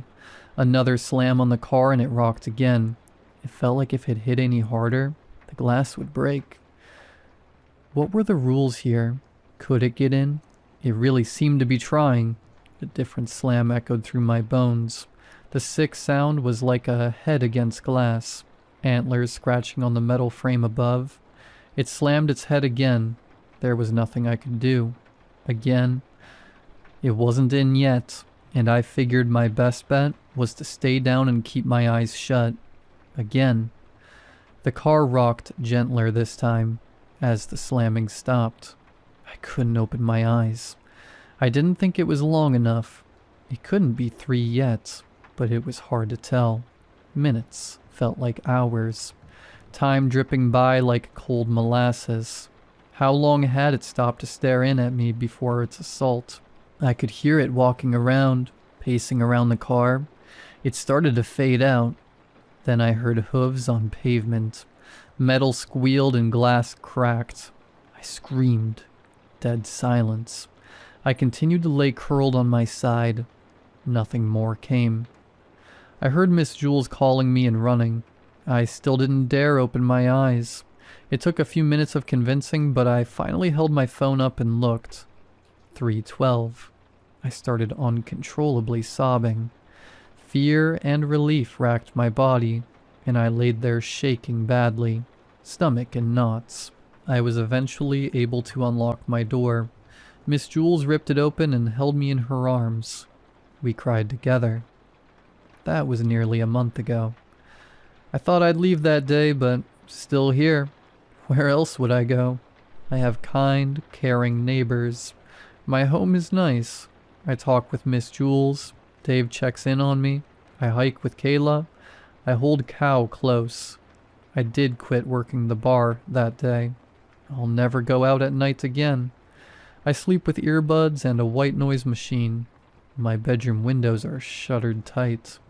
From the inside, as soon as it starts to get dark.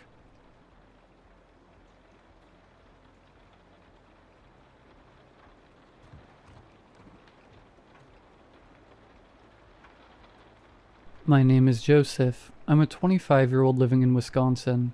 I am part of a very close-knit friend group composed of about 7 people. My 2 best friends being Ben and Max. Ben is a lively, dependable guy. Max is a very chill guy. Polite, super empathetic, and a bit anxious at times. Both are super funny. All three of us play games once a week together whenever we find an evening open. It's the way we hang out when life gets too busy to see each other in person. It's sort of a comfort zone for all of us. We've been doing things this way for years. In this friend group, it's a known rule that you're not allowed to ask to come into my room. You either barge in or don't come in at all. We've never really shared why, outside of our group. I think I just need to share it somewhere. My friends believe me when I talk about it, which was great at first. After the past 3-ish years, though, I've started to doubt myself and feel awkward keeping it as a rule. I don't know, maybe that's an excuse.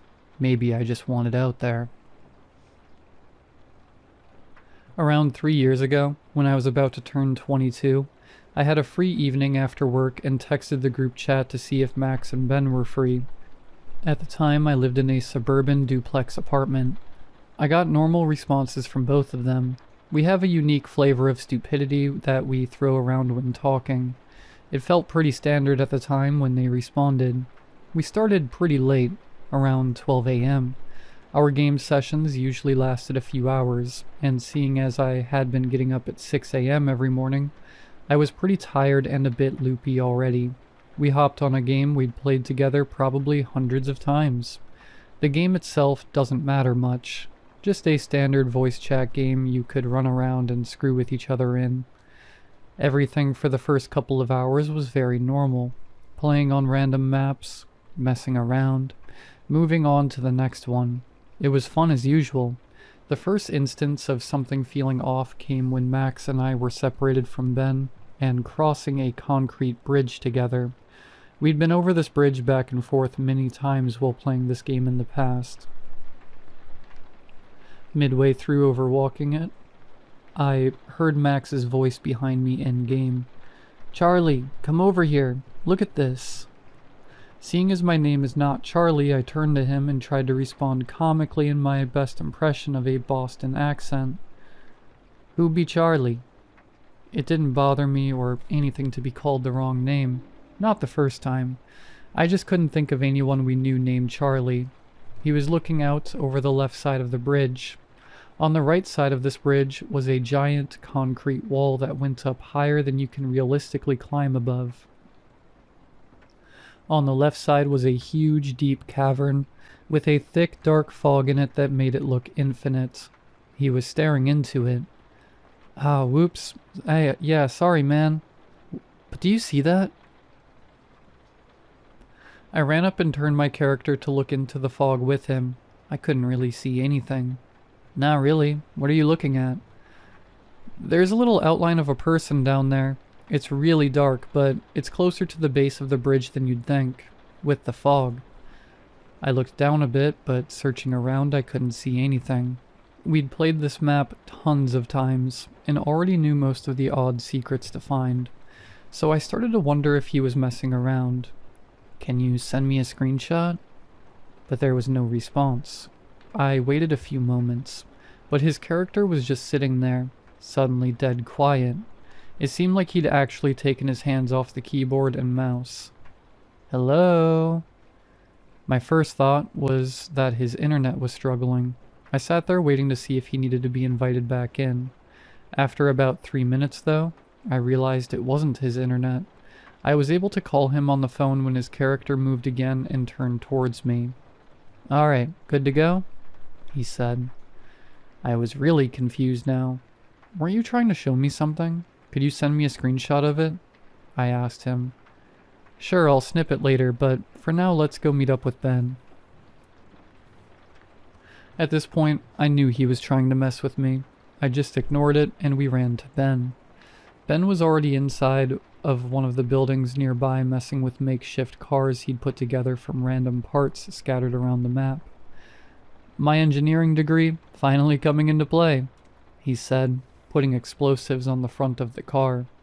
We drove around in his vehicle for a while and blew up whatever we found lying around. It was a lot of fun. No different than any other night we'd been playing together. One thing that was abnormal, however, was that Max kept going silent and unmoving for a few minutes at a time and didn't say anything. That was not really like him at all. He was anxious about inconveniencing people, so he was pretty clear about when he went AFK. Usually. "What do you keep getting up to do, Max?" I asked. "Yeah, I was wondering the same." Ben chimed. Max's character was running around picking up items, helping my family out with stuff off and on. Why? This was a pretty reasonable explanation. His family all lived really close by, so it was normal that he would get up and help them. Weird that they needed it at 2 a.m. in the morning, though. So we moved on. It was still unusual for him to do it without warning, but I wasn't gonna bug him without a real reason. After another bit of messing around, Max started to get a little quieter. He was still playing, but he didn't really say much. He also seemed like he was distracted by something. His character would stop moving occasionally, even if he was still talking on mic. Like, he was looking away from his monitor. I wasn't the only one to notice, because Ben walked up to him in-game. "Everything alright, dude? You've been really distracted today." "Yeah, if you need to go help your family, we can finish up playing for tonight." He didn't say anything for a few moments. "There's a guy outside on the street that's walked by the street lamp in front of my house like 5 times back and forth." I could hear a bit of anxiety in his voice. "That's weird. One of the neighbors?" Ben asked. "I can't tell. He's moving pretty quickly when he does it," Max responded. I could tell he was watching out his window. What the hell? That's scary. The guy's just standing under it now." "What does he look like?" Ben asked. He sounded as nervous as I was. "Not sure. Early 30s, maybe. He's not one of the neighbors." "Be careful, man," I said. It was really unusual for Max to be this scared of something. He is an anxious guy with social situations, but he's pretty strong-willed when it comes to actual danger. "I'll be right back." I could hear Max get up away from his computer. Ben and I looked at each other's characters. After a bit of tense silence, Max finally spoke again. "He walked away. That was freaky. Glad my window is pretty well covered by the bushes out front." "Yeah, that's pretty weird. Might just be an oddball taking a night walk." Ben was trying to be reassuring with this, but we were all a bit anxious. It might have been a bit dramatic to be worried about a random person standing under a street lamp, but it was more about how nervous Max seemed. It was really unusual for him, not to mention how late it was. We played on for a while. We joked around and started to drift back into laughter. This is where things started to freak me out a bit. I got a call from Max on the phone. "Hey, can you hear me, Joseph?" "Yeah, why?" But then I realized something. I could hear Max speaking in voice chat. He was running around and talking loudly with Ben. I could hear it clearly, but what he was saying in-game was not what I heard over the phone. "Really? I haven't been able to hear either of you for the past 10 minutes. I didn't realize it at first until I hadn't heard either of you speak in a while." My brain sort of froze hearing this. I could actively hear Max talking not 10 feet away from my character. "Are you talking in-game right now?" "No, why? Did you do something to try and fix it? I can't hear you guys at all." I didn't really know what to do here. My heart was speeding up a bit listening to this happen. I muted on my phone and started to talk over voice chat. "Hey Max, can you hear me right now?" Max's character turned to me. "Yeah, loud and clear, boss." This is exactly the response I'd expect from Max to a question like this. He had to be messing with me. I unmuted on the phone. "Are you messing with me, man? I am seriously confused right now. I can hear you talking in-game. You even responded to me." "What? Are you guys trying to mess with me again?" I could hear that this was genuine confusion. I unmuted in voice chat and stayed unmuted on the phone. "So you can hear me right now?" Both the Max on the phone and the Max in-game gave different responses at the same time. This didn't feel like something Max could have pulled off for a random joke. It was very convincing. I muted in-game again. This started to freak me out. I couldn't logically figure out what could be going on, and it was making me uncomfortable. I kept thinking back to the weird stuff Max was doing while playing. Something about it was bothering me. The Max over the phone was the least likely to be some sort of a hacker, so I decided to talk to him. I can hear you talking in-game. You're talking right now and messing around with Ben. I figured I should just clearly explain to him what's going on. You two need to stop doing stuff like this. It always freaks me out. There was a twinge of laughter in his voice. I could tell he didn't believe me. I'll admit, Ben and I had messed with him a few times, but nothing to this extent. I guess from his perspective, he just had my word to go off of for what was happening. I'm dead serious, Max. I'm not joking. By the sound he made, I sensed he could tell I wasn't screwing with him. Unfortunately, from here on things got more than uncomfortable. I texted Ben to try and let him know what was going on, but didn't get a response. I muted my phone and walked up to him in-game. Hey Ben. His character wasn't moving. I think he got up to do something real quick, I heard Max's character say. I didn't like that I couldn't tell if it was really him or not. Both the Max on the phone and the Max over voice chat sounded exactly like him. I sat there and waited for a while to see if Ben would come back. I heard Max's character speak again. Holy shit, he said. This sounded like he was genuinely startled. It made my heart sink a bit. What? I can't see it clearly on the street, but I think someone's being attacked. I see something in the road, and a girl is screaming. I heard a loud noise that sounded like him getting up from his chair and ripping off his headphones. What is that? What? What? I heard a sudden movement that sounded like he slammed his hands against the desk. His breathing became really loud. He was right next to his mic. It sounded like he was trembling. I think that saw me. It saw me. It looked right at me, Joseph. Ben, someone needs to call the police. My phone isn't in here. It's in the other room. I was just stuttering, trying to think of a response. At this point, I didn't know what to do, because I was on the phone with who I thought was Max already. Ben was still silent. Joseph, please. I don't know if it saw me, and what I just saw, that girl. Joseph, I think it's going to kill me. I have to hide. Tell the police I'm hiding in the... I jumped when I heard a loud crash like a window shattering, followed by the most horrific scream I have ever heard in my life. Max was screaming for help. This was real. There's a difference between a fake scream and someone pleading for their life, and this was real. It made me feel queasy. Max, are you okay?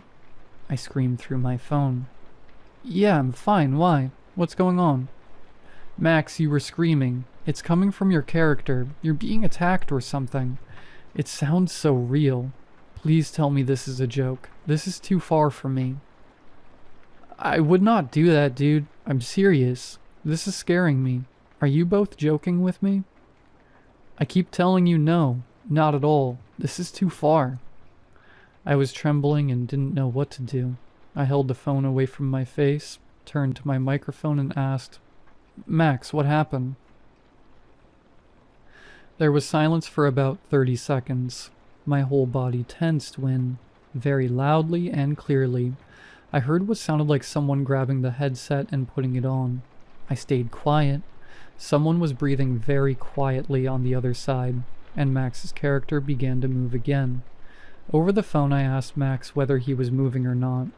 No, I'm on the phone across the room from my PC. Something about the air of the situation had changed. I didn't know if I should move my mouse or speak. What was moving the character? Who was I on the phone with? It sounded like Max. Was it? Out of nowhere, Max's character turned and froze, staring straight at my character. After a moment, it ran up to mine, and Max started speaking in-game. Can I come in, Joseph? Can I come in, Joseph? Can I come in, Joseph? It repeated this over and over. It didn't take a breath. The sound was almost like a recording. Then I realized something. I tore off my headphones. I remember feeling every hair stand up across my body. The character was repeating the phrase. I could hear it in my headphones, but removing them, I could still hear it. It wasn't just coming from my headphones. It was muffled, coming from my closet just a few feet behind me. I was unable to speak or move. Something about the noise I made caused Max to sound panicked. Dude, what's wrong? Are you crying? Something is in my room. I could barely get the words out. Max said he was going to call the police, which made me panic even more. I would be alone with this thing while he was on the phone. No, Max, please stay on the phone. It's here. It's in my closet. I'm terrified. What do you mean it? Wait, no, just stay quiet. I'll stay. Don't worry, man. I'm here. I'll message the group chat and tell someone to call the police to your house. I sat there silently for far too long, shaking. I could still hear the muffled words coming from my closet. Not once did it pause or slow down. It sounded like Max, but I knew it wasn't. I couldn't tell if it sounded excited or distressed. Its voice was getting shakier with each passing repeat. My heart was going so fast I thought I was starting to have a heart attack. I wasn't even trying to figure out what this was anymore. I wanted out of there. But the door out of my room was on the other side of the closet. Okay, Joseph, Mary is calling the police. Just stay put and quiet. I'm also getting in my car to drive over there to you. I'll tell the others to meet me there too. I tapped my phone in an attempt to acknowledge him. Suddenly, the repeating voice stopped. I was petrified to think it may have heard me. The tap was so quiet. I don't know how anyone would be able to hear it, especially from the other side of a closed closet door. I'd also spoken a moment ago. Why did it react this time? Then it started up again, repeating. Whatever it was listening for movement. Despite this, I decided to try to get past the door. The window behind me would be loud, so it wasn't an option. I took very slow steps, trying my best not to creak the wooden floorboards beneath the carpet. I got to right before the closed closet door. I could hear it clearly. Deep in the lower part of the closet, it wasn't whispering, and now that I was closer to it, I could hear something else. Very quietly and softly, in between repeats, I could hear what sounded like tapping on the door. It was almost as if it was trying to knock. I did not want to step in front of that door. Every part of me was resisting. The moment I put my foot in front of the closet door, the voice stopped. I have never experienced heightened senses like I did at that moment. The silence felt so loud it hurt. My skin felt like it was burning horribly on the side closest to the closet, in what I assume was bated anticipation of something opening the door. I had to stop myself from screaming when the door shook violently with 3 consecutive hits. It was knocking again, but much more forcefully now. This time it was directly next to my head on the other side of the closet door. The knocking was followed by the repeating phrase, starting back up again. It sounded faster, more frantic. It almost sounded like it was on the verge of screaming. It was very clearly as close to the door as possible. I wanted to run so badly. With every step forward, the voice followed me, inches away from my ear on the other side. It obviously knew I was there, so I just gave in to my fear and sprinted. I got to my bedroom door and started to open it. My skin felt like it was still on fire from the fear. I heard something violently turn my closet doorknob behind me and push it open with immense force. I did not wait or look. I ripped open my door and flung myself through, slamming it behind me, and sprinted into the living room. I don't remember what I said to Max at that point over my phone. Apparently he could hear over the phone what I'd been hearing once I'd gotten close enough to the closet. I could tell he was rushing to get into his car. Watching, nothing came out of my room. Nothing even touched the door. It was just pure silence. I kept listening, but nothing made a sound. Waiting there in silence was horrible. I began wondering if it entered some other part of the house.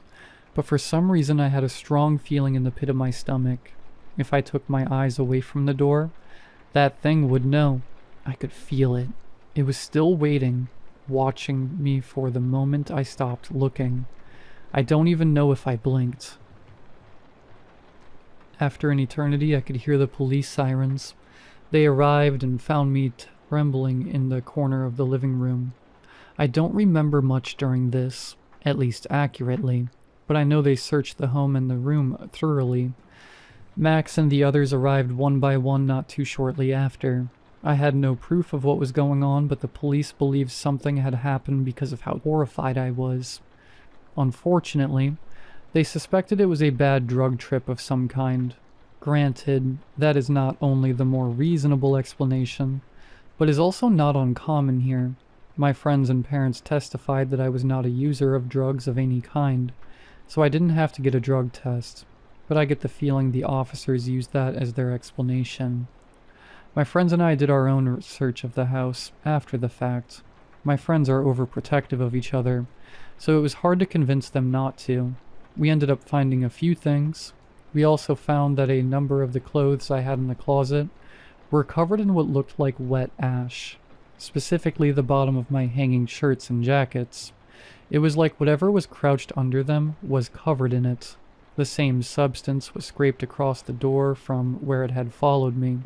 It smelled horrible. I don't even know what I'd compare it to. It just smelled rotten, like death. Then what made us leave immediately after was the fact that my closet door was still open, but my window was closed. That thing never left my room. I don't know how long it was waiting in my closet, but I didn't want to assume it could just phase through walls. I'd been in my room all day. I didn't feel comfortable assuming the thing had just vanished off somewhere. Instead, we left immediately, and I stayed with Max for a month while I moved apartments. I feel terrible about this, but I hired movers to transport everything. I didn't want to go back there. I also warned the owner of what had happened, and, as I expected, they didn't really seem to believe me. I don't blame them. It's honestly difficult for me to figure out what really happened in that situation. There's a few more things. These two bothered me more than all the others. Firstly, Ben hadn't played with us at all that night. He showed us, and he hadn't even received the text I sent, nor Max's response. Max and I both showed him that he'd responded to the group chat. He assured us he never even knew we were playing that night. So, even beyond whatever it was imitating Max, it also imitated Ben from the start. Finally, something far worse came up in the next few days. This is what assured me beyond anything else. This was not a hallucination. In Max's neighborhood, a woman was found mutilated in a field that lined the street in front of Max's house a few days after all of this happened. No information was put forward to the public other than her name. It was one of Max's neighbors, one he'd never spoken to, but a woman he'd seen many times. She was dead. Whatever was speaking to me as Max wasn't just making things up. It had killed that woman, and told it to me as if Max was watching it happen. I've wondered many times if it was really happening in front of Max's house, while I was on the phone with him. I burned the clothes that had the ash on them out in a field as soon as I got them from the movers. I didn't want anything to sit remaining from this. Ever since that night, we've depended more heavily on in-person hangouts. The anxiety has dissipated, as nothing's happened since then. It almost feels like a dream. If it weren't for Max and the experience with Ben, I'd have probably been able to say it was a bad nightmare or something. I don't know if that would be better or worse. I'm not looking for anyone to believe me. I suppose I wanted closure of some kind. If something like that is out there, it makes me wonder what else we don't know about in our daily lives. It scares me. How often do we interact with people we consider friends and family without realizing they're a cheap imitation? That thought runs across my mind every time I have a sentimental conversation with a friend over the phone, or think of a good memory with a person I love, where we weren't face to face. Someone getting my name wrong sends me so much anxiety. If I couldn't see them in these memories, was it them? Were they really there? For my own sanity, I have chosen to try and believe they were.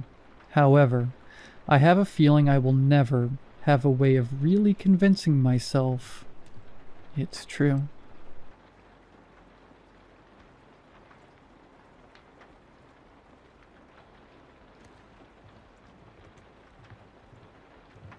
I'm honestly not quite sure why I'm writing this, or who I'm even writing this to. Maybe just to warn people. About what, I don't even know. Maybe to reach out to anyone with similar experiences. I grew up in a tiny town. I'm not even sure it could be called a town really. More of a village or a hamlet. The kind of place stuck in the 50s, where everybody knew each other and there were more churches than houses. It sounds charming, I guess. But as anyone who lives somewhere like what I've described, you know it's boring at best, and torturous at worst. There was only one school for every kid born here from the time they grew out of diapers to the time they graduated, and if they were lucky, left this dump of a place. There were only ever maybe 30 kids in the school at most, and even to this close-knit community, I was an outcast. Not that I minded really. I didn't like these kids either. I only really had one real friend. My next door neighbor, Molly. Our parents were close too, and we often had supper together, which I guess is why we grew so close. But that's not why you're reading this. I don't think you want to know about a lonely and scrawny little boy with no friends in a boring village. My home wasn't boring really. We had some strange rituals. You could chalk some of it up to just Bible Belt activities. You'd essentially be outlawed if you skipped church on Sunday. Wives were to stay home and cook, while husbands were to go out and work in the nearby mine. If you didn't have at least 3 of the Bibles our church had hand-scribed, you weren't allowed to go to the church. The like. But we also had something else that I found strange. The festival happened once a year. If you're wondering what the festival was, so were all of us. Nobody knew what it was or why we did it. Hell, nobody even knew what happened if we didn't do it. One of our many pastors, Father Sinclair, usually ran the whole thing. From the outside, it could look like a normal church festival. During the day, that's sort of what it was. A group prayer followed by the dads grilling sausages or burgers. The children running around and throwing a ball around as the moms brought out cookies and chatted. Maybe some music if Father Sinclair had raised enough money. But by night, things changed. Everybody was to go inside, except Father Sinclair and some volunteers from the school. After they had ensured all residents truly were inside, they completed it. Curious kids who wanted to know what was happening may have pressed their ears to the bedroom windows to hear nothing but silence. Well, until 3:33 in the morning. Every year without fail, at 3:33, a loud, screeching-like sound could be heard, followed by otherworldly chanting, followed by silence again. I know that because I was one of those curious kids. Molly and I both were. The story I'm telling took place during our 12th festival. By this time, it had been a few years of Molly and I theorizing what the festival was for. It was maybe a week or so until our next festival, and this year we were dead set on discovering what it was. Maybe we could sneak out during the night portion of the festival. Well, that wasn't for another week. We decided to go through Father Sinclair's office to try and discover dirt on him. After the usual Sunday service, Molly and I took advantage of everyone being distracted by a bake sale to sneak into the upper level of the church. I'm not sure if we were doing this because we were genuinely curious, or if we just liked the thrill of doing something naughty, but either way, I remember my heart beating in my throat as we crept into Father's office. "Unlocked," Molly whispered as we stifled giggles. You know, if he's so protective of his office, he really should do a better job keeping people out. We both held our breaths as we slowly opened the door, being careful of any creaks. It was kind of underwhelming. Maybe we were expecting something like Satan's Lair, complete with tapestries of demons and torture chambers, but it looked just like a normal office. I opened all the drawers of his desk as Molly went through the filing cabinet. Nothing. We were about to give up when I tripped on the carpet. Part of it flipped up when we saw it. There in the middle of the floor was a weird symbol. It kind of looked like a star. Neither of us recognized it. Okay, maybe it's just a drawing. Maybe he's secretly an artist, Molly said, trying to make me, who probably looked like I had seen a ghost, laugh. I, still the little religious boy as I'd been raised, clutched a Bible I found on Father Sinclair's desk. Mindlessly, I began shifting through the pages. Molly, I said. These pages are weird. She took the Bible from my hands, furrowing her brow. I don't recognize any of these verses. I've read the Bible like a million times. This isn't right. Hello, kids, we heard and both jumped back. It was Father Sinclair. If it isn't little Molly McKee and Robert Crane, such curious little ones. Well, not so little anymore. You must be 12 years old by now, is that right? He said as he paced towards us menacingly. Yes, Father. Molly said as I shook like a leaf, unable to even say anything. We're sorry we snuck into your office. Nonsense. Nothing wrong with a bit of curiosity, Father said, stomping on the symbol we had recently discovered. He looked at us with a sharp, knowing eye. I could use some curious kids such as yourselves at next week's festival. How's about it, kids? Would you like to be my volunteers? I started to shake my head no, but he placed a cold hand on my shoulder, a gesture I wasn't familiar with. He did it to everyone in town as a sort of comfort, but it felt much different now. He pressed it hard into my skin, hard enough to leave a bruise. Robert, you and I both know you haven't much of a choice here, he said as he winked. It's nothing to worry about, really. He pushed us out of his office. Now run on home. Hug your mothers. Molly and I sat in her room that night, not saying a word. We were too shaken up. Silently, she pulled one of her family's 5 Bibles, the ones gifted to us by Father Sinclair. Then she reached into the book bag she had brought to church that day. She pulled out the Bible we found in the office. Molly, you took that? He's gonna kill us, I warned. I think he was going to do that anyways, she said dryly as she opened them side by side. I watched as she seemingly got more and more puzzled. It makes no sense, Rob, she said as she flipped through both books. These books say the complete opposite of each other. I don't know which one to believe. There, that verse isn't our Bible. What's it say? I pointed at one, which Molly began reading aloud. Be alert and of sober mind. Your enemy the devil prowls around like a roaring lion looking for someone to devour. Every year without fail, at 3:33 a loud, screeching-like sound could be heard. The volunteers from the school. Molly?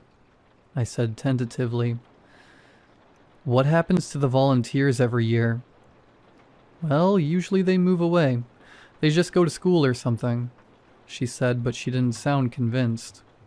Molly? I said tentatively again.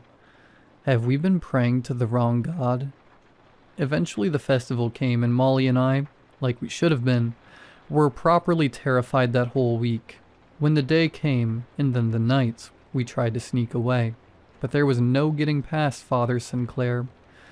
You two, brave volunteers, will stay here, he said, grabbing us tightly by our arms. We sat under the moonlight in a deafening silence. You don't need to lie to us anymore, Sinclair, Molly said, breaking the silence. We know what you're doing. Father Sinclair turned around sharply. He struck us both across the face as I cried out in pain. He smirked. Do you know why you live such fortunate lives? Why we all live such fortunate lives? I do this for us, really. For all of us.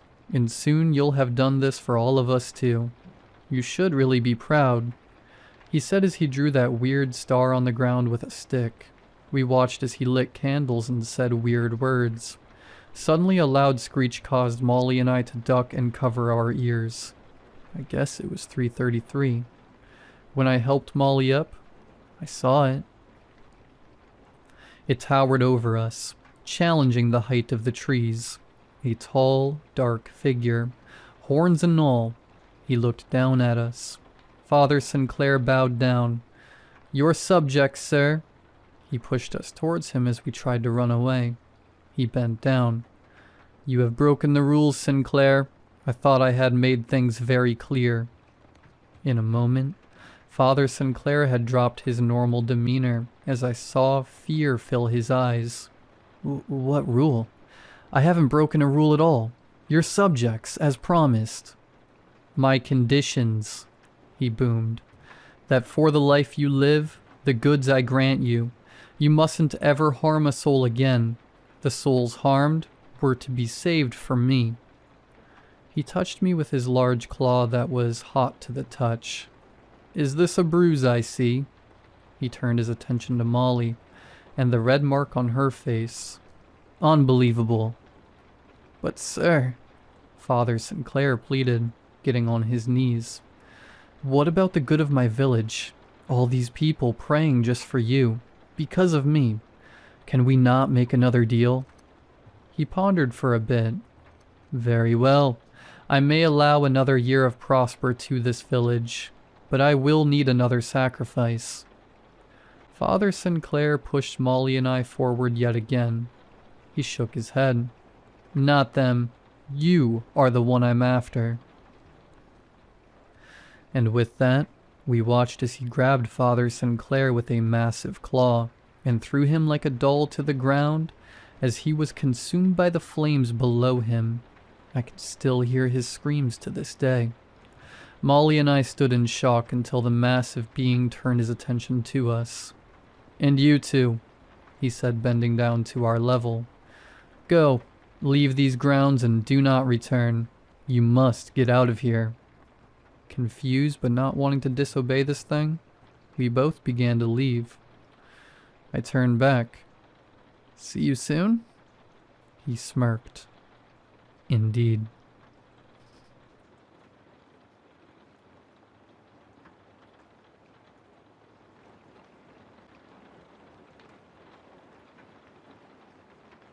Whenever I tell people my profession, they always laugh. A professional residential exorcist? I say, and they picture crucifixes, holy water, and Latin prayers echoing through cobweb-covered Victorian mansions. They picture Max von Sydow from The Exorcist, with his sharp cheekbones and unwavering sense of justice. They can never imagine what I spend most of my time doing. Filing noise complaints with local councils, negotiating legal occupancy with unauthorized tenants, and explaining to terrified homeowners that the demon-scratching noises from their walls are just rats and cockroaches having a blast in the insulation. My name is Xavier Rexar, and yes, I do have a Master of Exorcism Studies from SOAS, University of London. It was a niche program, run only from 2009 to 2013, an experimental collaboration between the Department of Theology and the Department of Cultural Anthropology. I was in the last cohort. The program was discontinued afterward. Of course, a degree alone isn't enough, so I went back to law school.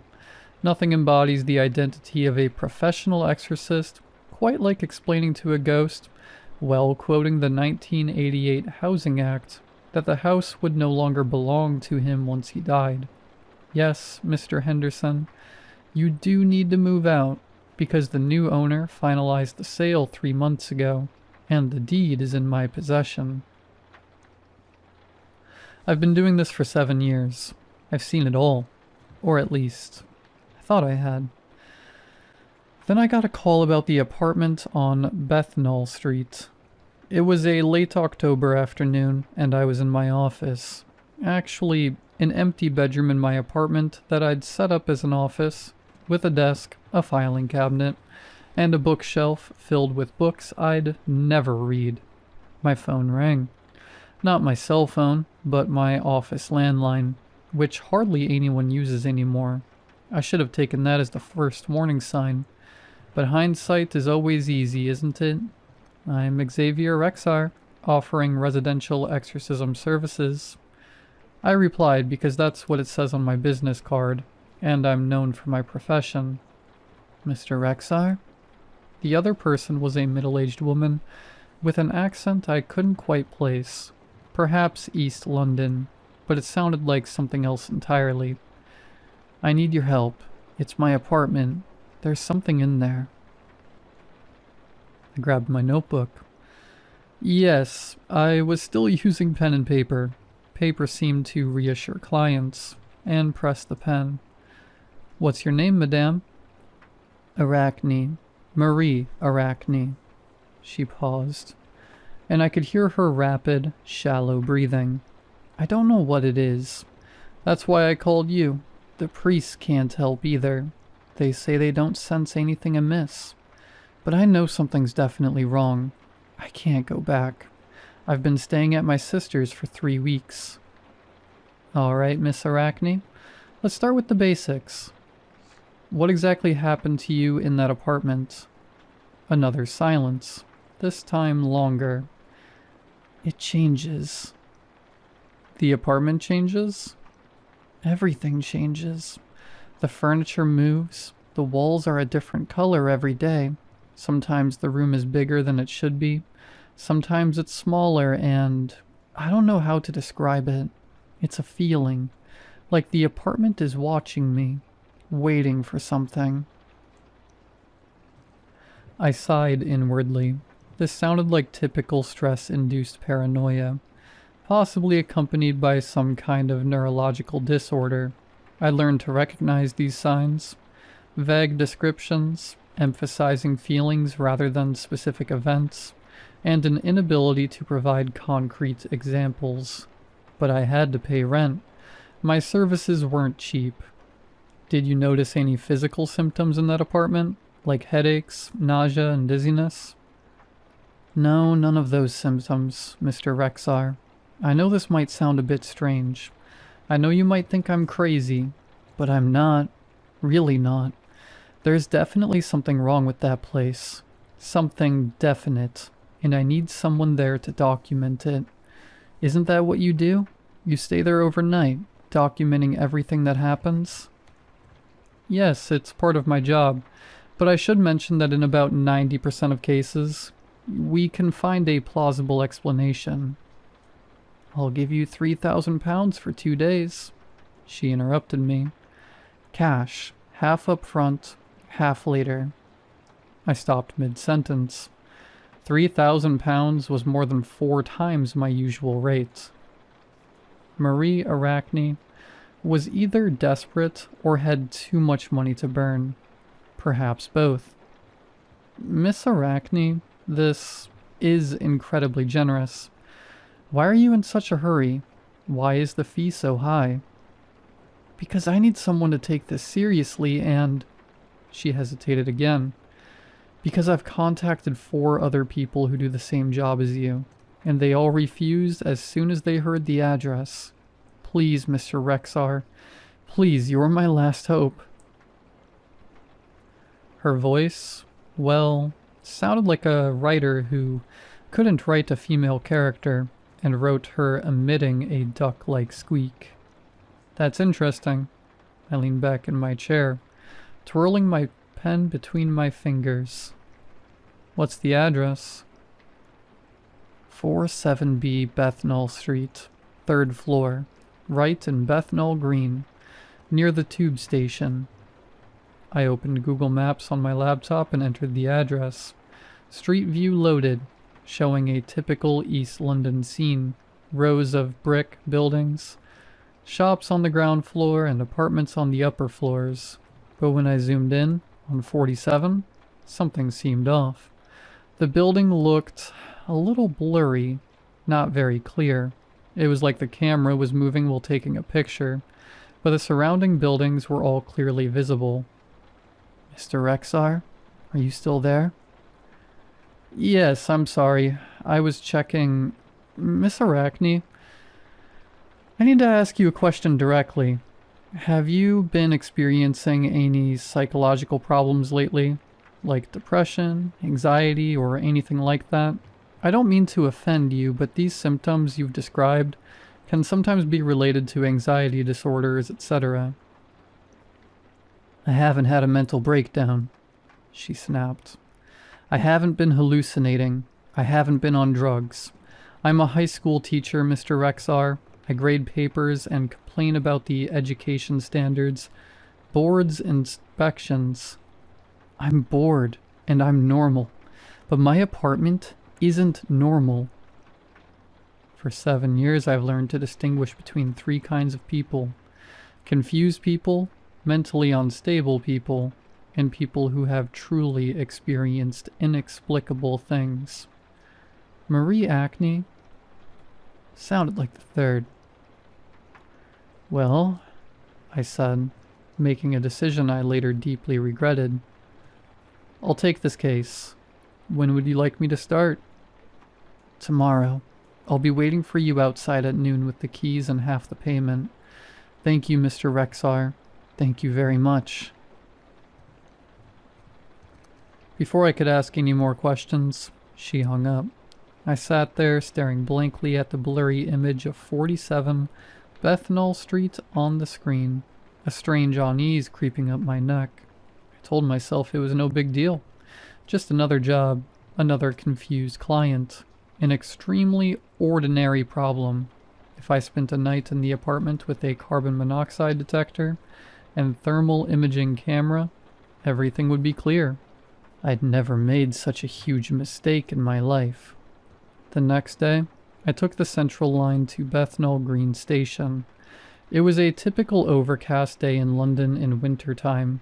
The sky seemed to hang 3 feet overhead, like a wet blanket pressing down on everything. We get a lot of cases at this time of year because there are so many people with depression. I packed my overnight bag, a change of clothes, toiletries, a laptop, an electromagnetic field strength meter, a carbon monoxide detector, a flashlight, a first aid kit, and a copy of the land registry information I had checked earlier. That's when I encountered my second problem. Though I didn't fully recognize it at the time, according to the land registry, 47B Bessemer Street didn't exist. 47 was a shop, a Turkish kebab shop. Above were apartments, 47A and 47C. 47B didn't exist. I initially thought it was just an administrative error, perhaps due to recent renovations and the system not being updated yet. I'd encountered this before. I should have turned back. I should have called Marie Arachne and told her I couldn't take the case. But £3,000 is £3,000. I found Marie Arachne waiting outside the kebab shop, but as she had said, I guess she was in her 50s. With brown hair streaked with gray, tied in a neat ponytail, and dressed in comfortable, slightly worn clothes. The kind of person who prioritized practicality over fashion. She looked exhausted, not just physically but mentally, like someone who had been under prolonged stress. Mr. Rexar? She approached me immediately, extending her hand. Thank you for coming. I thought you weren't coming. I shook her hand. Her hand was strong, but her palm was dry. There was no sign of sweat or trembling. You mentioned that other exorcists refused to take this case. Why is that? It was evening, the traffic was bustling, and people hurried across the street from the barbecue restaurant and Tesco convenience store.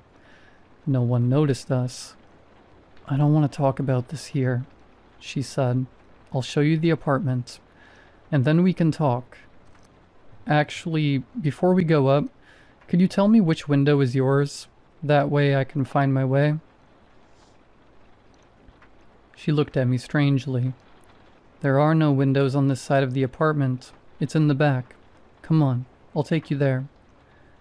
She led me into a narrow alley next to the kebab shop. London is full of these narrow passages, usually filled with the musty smell of garbage and beer. But I suddenly realized that this alley smelled of nothing. No garbage smell, no restaurant food smell, not even the usual London smells of car exhaust and rainwater. Absolutely nothing. The complete absence of smell in London alleyways should have been my third warning sign, but I was busy figuring out where this building was. The alley led to a small courtyard, one I was sure couldn't be seen from the street. A door was embedded in the brick wall, painted a mottled green, perhaps once the color of the forest, now more the color of pond scum. Above the door, a rusty brass number read 47B. But that wasn't what made me stop and stare. This building, if it could be called a building, something looked wrong. I'm not referring to its dangerous or dilapidated appearance, but rather its unreal quality. The bricks have texture but no signs of weathering. The mortar joints are too perfect, too regular. The windows, I can see a few now, facing the yard. They reflect nothing, just like painted glass, empty and gray. And its proportions are off. It's not an obvious error, not one of those "this building violates the laws of physics" errors of the Leaning Tower of Pisa, but a subtle, nauseating one. Like looking at an Escher painting. Everything seems normal until you try to follow a line and find it leads to an impossible place. "This is it," Marie said, pulling a key from her pocket. She handed me the key but didn't approach the door. Her hand began to tremble. "I still have assignments to grade. I told you. I haven't been inside for 3 weeks, but you'll understand. You'll understand once you're inside." I took the key and examined the door more closely. As my gaze left the door, the wood grain seemed to move, flowing like water, as if the rings of a tree were rearranging into some kind of pattern, like some kind of alphabet I'd never seen before. "Miss Arachne, I need to ask, when did you move into this apartment?" 6 months ago. I rented it through a real estate agency. It was a very good deal for the area. I should have been suspicious, but I thought I was lucky." "Do you still have the lease agreement?" She nodded and pulled a folded document from her bag. I glanced at it quickly. A standard, short-term lease agreement. Nothing wrong with it. The real estate agency was one I'd never heard of before, called Perpetual Properties Ltd., with an address I couldn't see clearly. However, when I looked at the signature section, Marie Arachne's name, which should have been her own handwriting, was moving. The letters crawled across the paper like insects, rearranging themselves to spell different words. I blinked, and the signature returned to normal. Only Marie Arachne's name remained, written neatly in blue ink. "Mr. Rexar, are you all right?" Marie asked. "You look pale." "I'm fine," I lied, "just thinking about things. Miss Arachne, go back to your sisters. Don't wait for me. I'll call you when I'm done." She looked both relieved and guilty, shoving an envelope into my hand. Inside was the first £1,500. Then, without a word, hurried back down the alley. I watched her leave, then turned and walked toward the door of 47B. The key slid smoothly into the lock, too smoothly, as if the lock had been waiting for it, as if it had been shaped to welcome it. The door opened silently. The darkness beyond the door wasn't the absence of light. It was the presence of something that occupied where light should have been. I could feel it pressing on my face like a spider web, like water, like the closing pages of a book. I went in anyway. Because I'm a professional. Because I'm a fool. Because now that I think about it, the house seemed to want me in. The door closed behind me, not with a bang, not with a click, but with a sound like a smile. I stood in what looked like a foyer, a beam of my flashlight slicing through the dim light. The walls were covered in wallpaper, but it wasn't wallpaper. It was newspaper, thousands upon thousands of pages, layer upon layer. The text clearly visible yet constantly changing, the headlines shifting with the movement of my flashlight beam. Local man enters impossible building, one headline read. Exorcist discovers he's not alone, another headline read. Xavier Rexar. He looked around nervously, as if checking to see if anyone was eavesdropping. The street was bustling with people. I read the third note. Below it appeared to be in my obituary. Only the date was wrong. The date of death was listed as pending, and the cause of death as curiosity. I felt my breathing quicken. It wasn't a delusion caused by stress, nor carbon monoxide poisoning. This was a fundamental problem with reality itself, and I was right there in the middle of it. The beam of my flashlight found a light switch. I flipped it, and the overhead bulbs lit up, but the light they emitted was off. It was yellowish and dim, like the light in an old photograph, and it seemed to stop a few feet away from the bulbs, as if afraid to illuminate too much of the room. On my left, an opening led to what I guessed was the living room. To my right, a hallway disappeared into deeper darkness. Directly ahead, a staircase led upstairs. I stepped into the living room and immediately understood what Marie Arachne had described. The room was furnished, with a sofa, chairs, coffee table, bookshelves, television, but everything seemed like a stage set, as if someone had read a description of a typical London apartment living room and pieced it together from memory, without ever actually seeing a living room like this. I walked to the sofa and reached out to touch it. My hand slipped through the cushions, feeling as if they were made of paper, because it really was made of paper, not even the kind of cleverly folded origami, just ordinary paper with the sofa's image printed on it, somehow standing upright, maintaining the illusion of three-dimensionality until you actually wanted to interact with it. I pulled my hand back. The paper crumpled, then straightened out. The sofa was complete again, looking solid and real, casting perfectly balanced shadows, existing perfectly until you tried to verify if it even existed. Okay, I muttered to myself, because only muttering to myself could keep me from screaming. This is good. This is a conceptual space, a place that exists as an idea, not a physical location. I've read books about it, pure theory. There's never been any actual written record. My voice trailed off as I noticed the bookshelf. The bookshelf was filled with books, hundreds, even thousands, spines facing out, titles and authors printed on them, but upon closer inspection, I realized they were all the same book, repeated over and over, with only subtle differences. The title was The 47B House, a study of architectural impossibility by Xavier Rexar. Every book on the shelf was one I hadn't yet written, telling the story of the place I was in right now, my name printed on its spine. I reached for one, but my hand passed right through it. More pages, more illusions, but I couldn't read the words on the spine. A nameless dread gripped me as I realized this house was showing me possibilities. It was showing me the ending of this story. It showed me that it understood the essence of the story, knew I was involved, and understood its direction. Just then, I heard a sound from upstairs. Not footsteps, nor the dragging sound Marie had mentioned.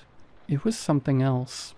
A rustling sound, like thousands of pages turning simultaneously, like the library sighing.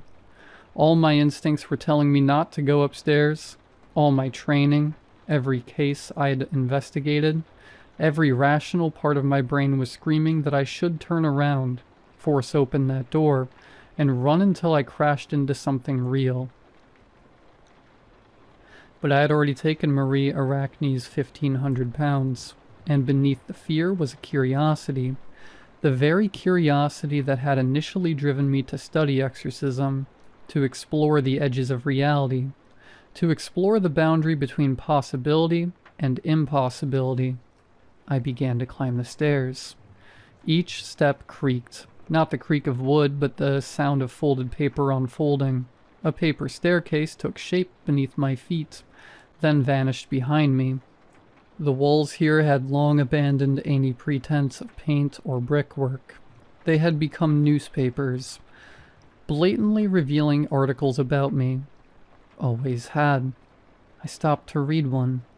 Xavier Rexar, 34, graduated in 2011 from SOAS, University of London, with a master's degree in exorcism studies, but the program was discontinued shortly afterward. Friends described him as a pragmatic skeptic. You would never guess he believed in ghosts. A journalist contacted his mother, who said she wishes he had gone to medical school. This was true. 5 years ago, my mother and I argued, and she had indeed said this. How could the house know any of this? How could it know anything about me? Another article containing a photograph of me, but I had absolutely no recollection of anyone taking my picture. I continued climbing. The staircase spiraled upward, disproportionate to the building's external dimensions, each turn sending me soaring far beyond its intended height. I counted the floors, 5th, 6th, 7th. From the outside, the building appears to have only 3 floors. Finally, at the top of the stairs is a platform with only one door. This time, it's not green, but white. Pure white, without any texture, grain, or flaw. Just pure white, smooth, and absolute. I can still hear the rustling behind the door. Now it's louder, more urgent. I push the door open. The room beyond is unbelievable.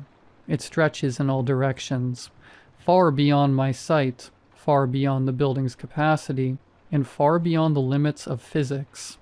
The ceiling disappears into a sky that isn't a sky, neither dark nor light, anything I can't describe in words.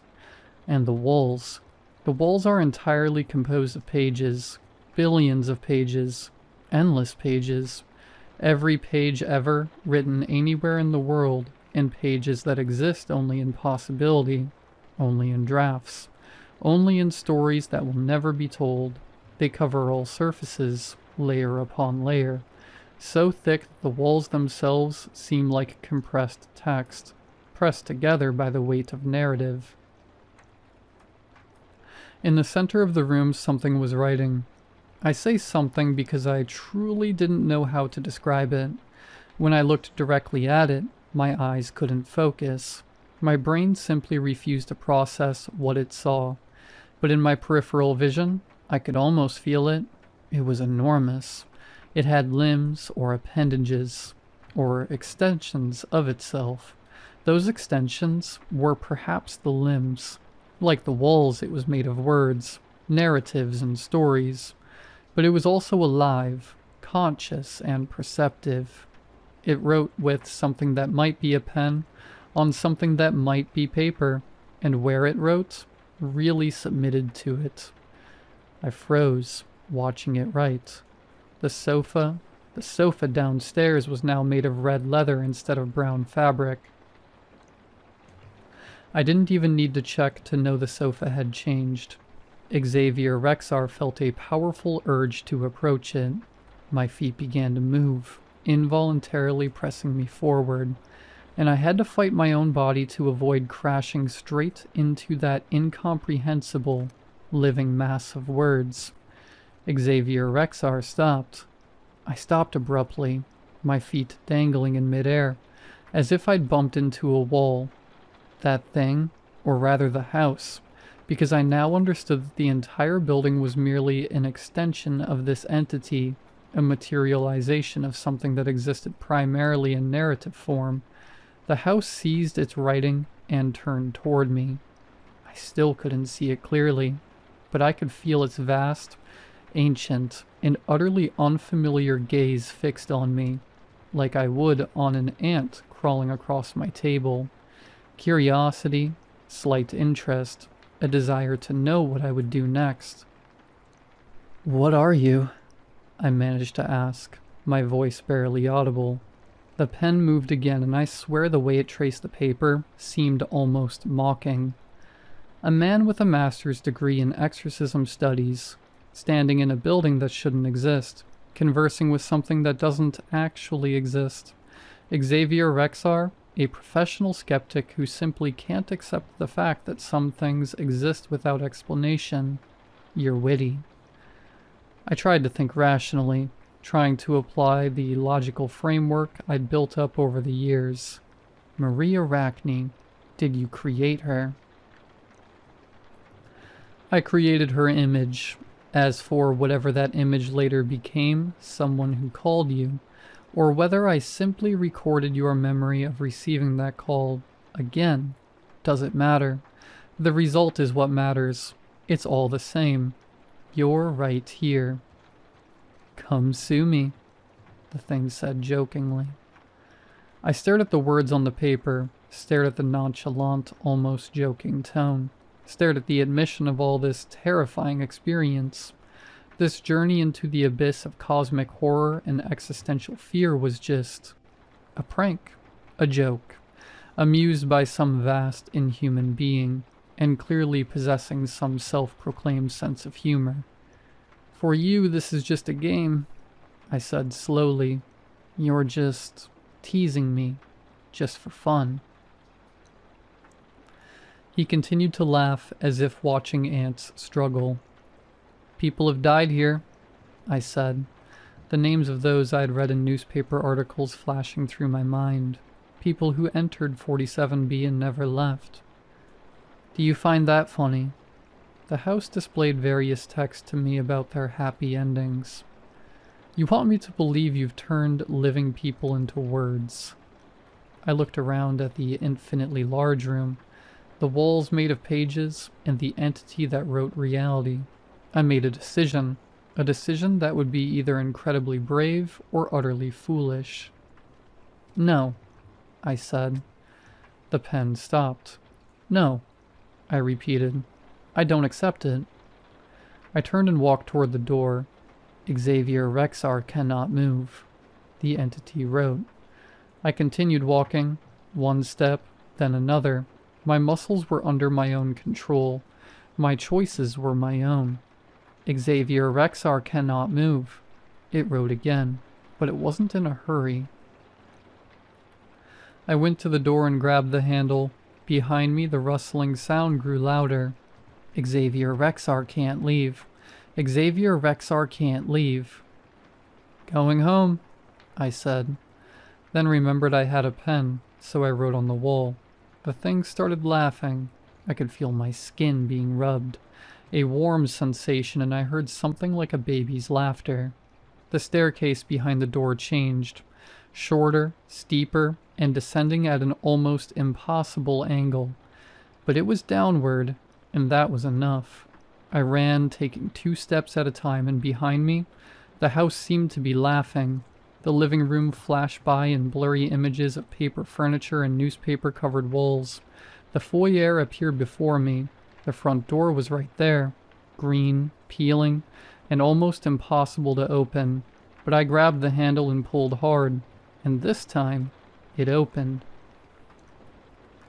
I stumbled into the yard, landing heavily on the sidewalk, scraping my palms. I struggled to my feet and ran down the alley. Without looking back, I dashed into Bessner Street. Breathless and terrified, I reached the street. The afternoon shoppers looked at me with concern but kept their distance. I must have looked like a madman. Honestly, for a moment I felt like a madman who'd gone crazy. I pulled out my phone. Of course, it was dead. I checked my watch. It was still Wednesday, the afternoon of the same day I'd gone in. I'd only been there for an hour. I turned back to look at the alley. The alley was gone. Between the barbecue restaurant and the building next door was only a solid brick wall. No gaps, no yard, no door. On the wall scrawled in chalk, or something that looked like chalk but could be something else. Something between words and reality. Same time next week, 47B. Below was a smaller line. P.S. Hey, if you don't come, I have other options. I reached into my coat pocket and pulled out an envelope. Inside was £3,000 in cash, the full amount. There was also a handwritten note, the handwriting seemingly changing as I read. Service fee paid in full. The entertainment you provided was excellent. See you later. I went straight home. No stopping at the subway station, no stopping for a beer, no time to process what had just happened. I walked 3 miles back to my apartment, clutching the envelope full of cash tightly, like a talisman. Once home, I locked the door, checked every room to make sure it was real, knocked on the walls and sat on the furniture to confirm it was all tangible, ordinary, mundane entities, then sat at my desk, staring at my laptop for 3 hours without turning it on. I was thinking about quitting my job and going to medical school, but that thing would surely find me.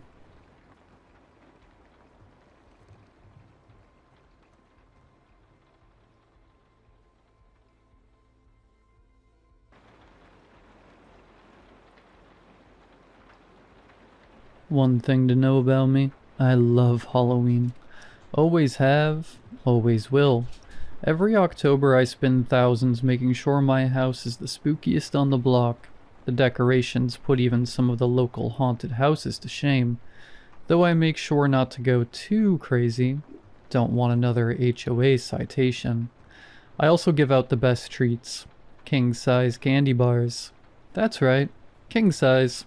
It's no wonder so many trick-or-treaters come crowding outside my door each year.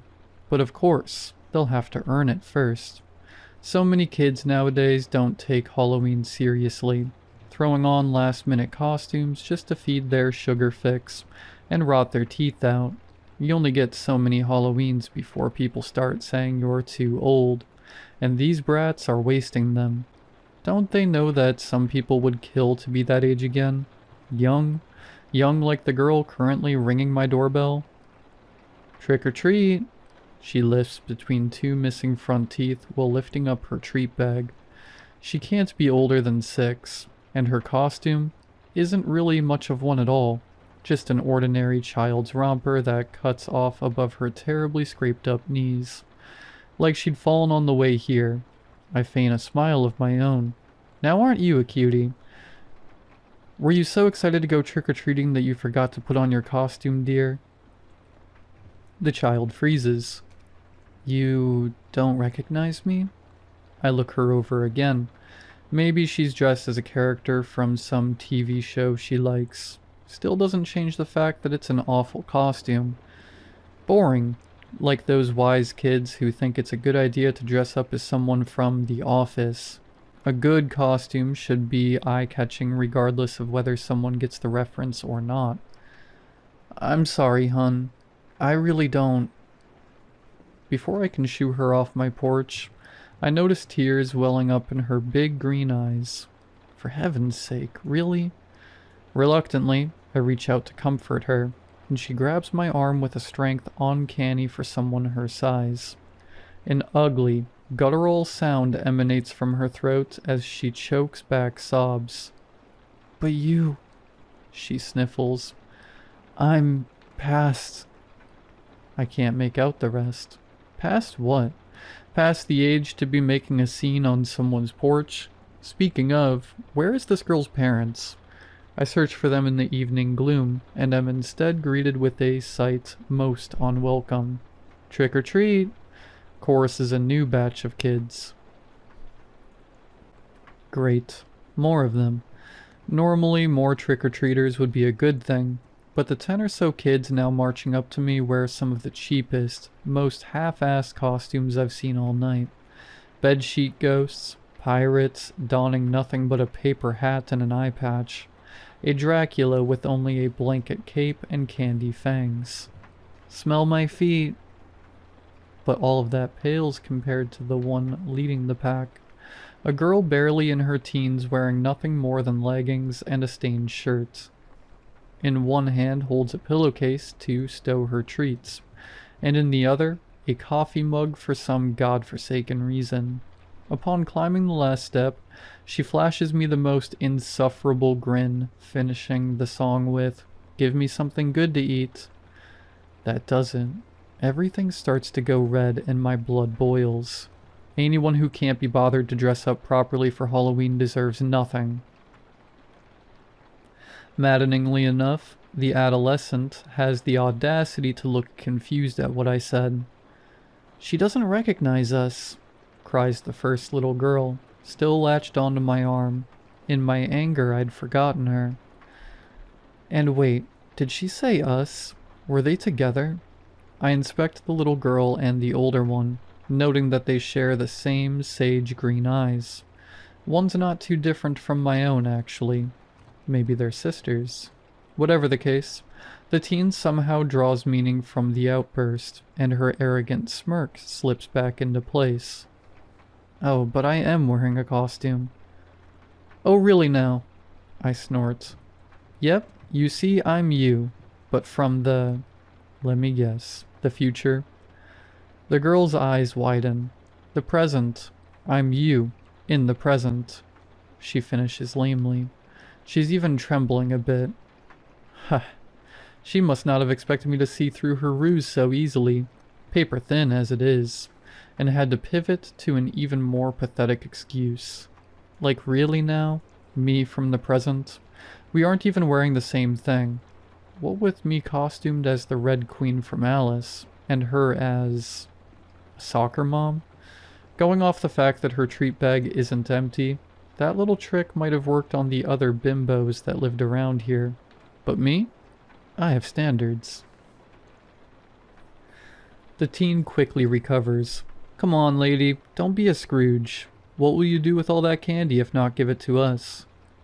"Maybe I'll have it all to myself," I retort. Her green eyes lock onto my own. "You won't live very long with a diet like that." My rebuttal dies on my lips as I finally become aware of the other trick-or-treaters. The juvenile mob still silent behind her, and how their eyes, wide as saucers, seem mesmerized by the candy dish in my hand. Drool trickles from their mouths, running down cheap plastic masks and over-painted faces. Greedy little fingers jerk and spasm, forming claws ready to shred anything that stands in the way of their sweets. My blood turns cold and I feel the urge to rush back inside and away from these little monsters, slam the door in their faces. And I try, but the little girl has my arm in a death grip. I can't even budge an inch. Desperately, I search for anything, something, that can get me out of this situation, and spot a lone figure shambling towards us. "Now that's what I call a costume," I shout, pointing behind them. A couple of the delinquents manage to tear their eyes away from the candy dish long enough to follow my finger, and what follows after they lay eyes on the newcomer screams. At first it's just one, high and blood-curdling, sharp enough to split the nightly air in half, and then like dominoes the others turn around, first to the screamer, then to the cause of the screaming, and fall into the chorus until all the block seems to be filled with their terror. Not that it's completely unjustified, it's one hell of a costume. The newcomer is a girl of indiscriminate age, being impossible to tell from underneath her costume. Through what must be an ingenious use of makeup and prosthetics, the new girl appears as if she's been eaten alive, or more accurately, gnawed to death by a horde of vermin. A soiled, raggedy dress reveals even raggedier flesh shot through with countless wounds oozing and congealed blood, and clustered around each one are ants, cockroaches, centipedes, posed to look like they're burrowing inside the girl, tunneling, hollowing her from the inside out. A living, walking hive. It must have cost a fortune. As the new girl shambles up the porch, the other kids back away from her, some of them fleeing outright. The only exception, surprisingly enough, is the first little girl who seems entirely unfazed by the gruesome costume. Still, it serves enough of a distraction for me to slip free from her grasp. Rubbing away the soreness in my arm, I turn to the newcomer with the first genuine smile of the night. "Hey there, sweetie. I love your costume." No words pass through the girl's scarred lips. Her only response is a silent stare, dull and one-eyed, as the other eye is a ruined bloody mess with bugs burrowing through the socket. Talk about staying in character. I scoop a handful of candy into her palm, a palm attached to a hand that looks like a Rottweiler's chew toy. The flesh on her pinky has been entirely gnawed off, exposing bone, and from it dangles a small black rat, hanging on by its teeth buried into the bone. Another rubber prop, I assume. That is, until I see the thing twitch. I shriek, jumping back, causing the candy dish to slip out of my hands and into the bushes below. The girl doesn't react in any matter, still as the grave, and so is the rat, just as lifeless. Neither now does the rat biting into her hand, if it had ever actually moved in the first place. I must be more shaken up from that close call earlier than I'd thought. My cheeks burn bright in embarrassment. I'll go get some more candy, hun. Be right back. I dive back inside, heading for the cellar where I keep the leftover Halloween candy. It's dark inside the cellar. The stale air is, paradoxically, both dusty and humid. I rarely come down here. I'll have to hire a cleaner. The lone, naked light bulb sputters through light to barely make out the far wall. I walk over to a box labeled Halloween Leftovers in fat black Sharpie. As I reach to grab it off the shelf, I notice the date scrawled under it. It's not from last year, but from 4 Halloweens ago. And yet, somehow, the box feels oddly heavy, oddly full. Slowly I open the top flaps, and am immediately sent gagging from the stench of spoiled milk and fermented sugar. No, this won't do. This won't do at all. I'm hiring that cleaner first thing in the morning. When the nauseous fumes have finally left my lungs, the tears they sprung blinked away. I realize in dawning horror that this is not a one-time blunder. Deeper into the cellar, lining the walls, are entire shelves of old Halloween leftovers. Like the first, each box is marked with a date, revealing an entire mausoleum of spoiled sweets. A sugary graveyard. How could there be so much of it?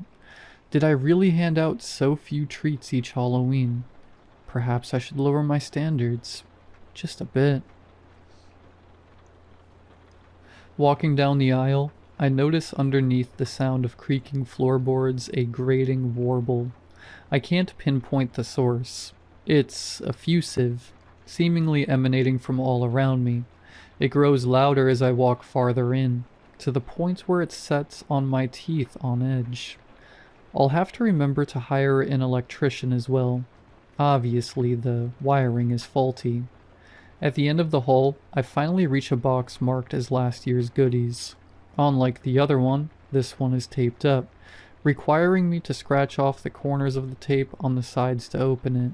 The candy still looks edible, though the wrappers are a little sticky.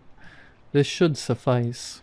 I'm lifting it up when the largest cockroach I've ever seen darts from behind the shelf.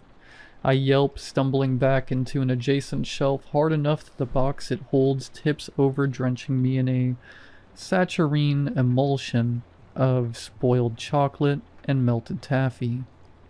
Yuck. My beautiful costume, ruined, And I don't even want to think about getting this out of my hair. Even removing my now soiled dress doesn't help much. The sugary goop seeped right through it, and onto my skin where it adheres like a candy crust. Double yuck. While I'm picking myself off the floor, I notice something in the corner of my vision.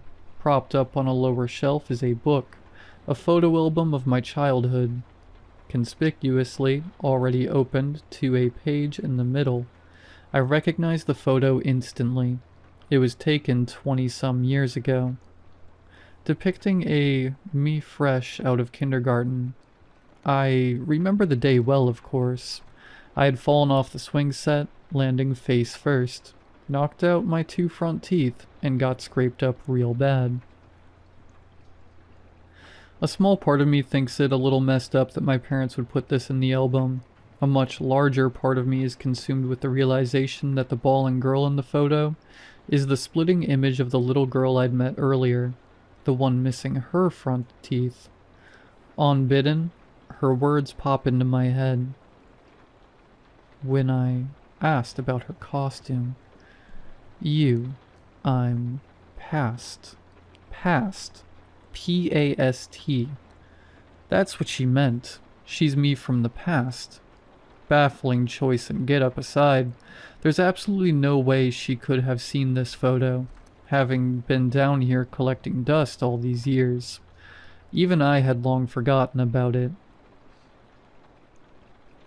And like some great horrendous machine churning to life, my brain begins to turn. Begins to make other connections as well. Like about the older girl who claimed to be me from the present, and how, with my costume taken off, I noticed that my underclothes are the exact same. Even the coffee stain from when I spilled my latte during my rush to find batteries for the animatronic skeleton. Okay, so there's one girl dressed up as me from the past, another as me in the present. Did that mean there was one more girl, the me from the future? For some reason, the thought brings chills. I mentally replay the night's events in my head and can't come up with anyone that could fit the bill. Maybe they don't exist. Maybe there is no third weird little girl with an eerily accurate costume. Or maybe I just haven't met them yet, haven't gone inside before they could arrive. If I was to go back outside as originally planned, would I get to meet her? Maybe she's already out on the porch, right now. Would I even want to? To meet this me from the future? The thought is morbidly tantalizing, like standing on the edge of a cliff. Inexorable as gravity. I shake the thoughts out of my head. This is stupid. With this Halloween being a bust, the only thing I'm going to do is turn my lights off early and get this candy off me by way of a long hot shower. Picking myself up, I dust myself off. Or try to anyway. The gummy sweets adhere too strongly to my skin and clothes to brush off. Definitely going to need that shower. I make my way to exit, but when I try the door, it refuses to budge. Because of course it wouldn't. Guess I'll have to hire a locksmith too. I never should have come down here. I shoot a text to my maid who has a spare key of my house. 2 minutes later and still no response. Just because you're on your day off doesn't mean you can't pick up your calls, Martha. Good grief. For a second, I debate calling 911 but ultimately decide against it. It's not really an emergency. Besides, I don't want to give any of those terminally bored housewives I'm unfortunate to call neighbors anything more to gawk at. Decision made, I plop down on the floor, determined to wait until the maid sees my text, or, at the very worst, when she undoubtedly finds me at 6 a.m. tomorrow when she reports in for work. But as the minutes well away in this dusty cellar, the night's events and revelations begin to gnaw at me. I realize that I'm breathing way too fast. Try to do some breath exercises. Doesn't work. I heard once that journaling can be calming, hence this little story I wrote on my phone, recounting the strange series of events from start to finish. It helps a little, I think. I'm still debating whether I should actually post it or not. On one hand, I'm not much for strangers prying into my business. On the other hand, commiserating with strangers on the crappiness today's generation of kids could very much be what I need to get through this even crappier situation. In the midst of my typing, the buzzing sounds reach a peak, taking on a new form that sounds almost like chittering, a cacophonous noise coming from all around me. I lift my eyes and am met with hundreds more, belonging to a horde of vermin. In every direction lies ants and roaches and rats, all grotesquely fat from years of gorging on spoiled sweets. And I can tell from the way they look at my sugar-saturated form, their appetite isn't quite sated yet. Their ravenous gaze brings to mind the kids still waiting on my porch. All of them had that same hungry look. Well, all except one, the last girl in the impressively made costume. I had seen something almost sadden her one remaining eye, an eye of sage green, just like my own.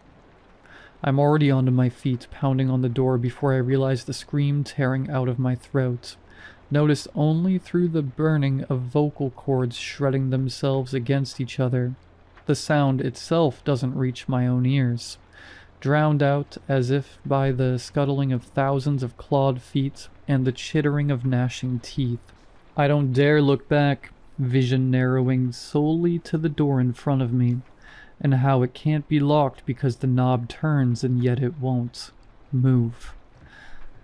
I fumble around with my phone, madly shaking my legs to get bugs and worse from crawling up them, and turn on the flashlight, glued stuck with the door hinges and some gummy substance. Old taffy. Desperate, I try clawing it off, but recoil when I feel a sharp pain in my hand. I lift my hand up to the phone's light. Tangling off my pinky is a small, mottled black rat. It had bitten me right down to the bone.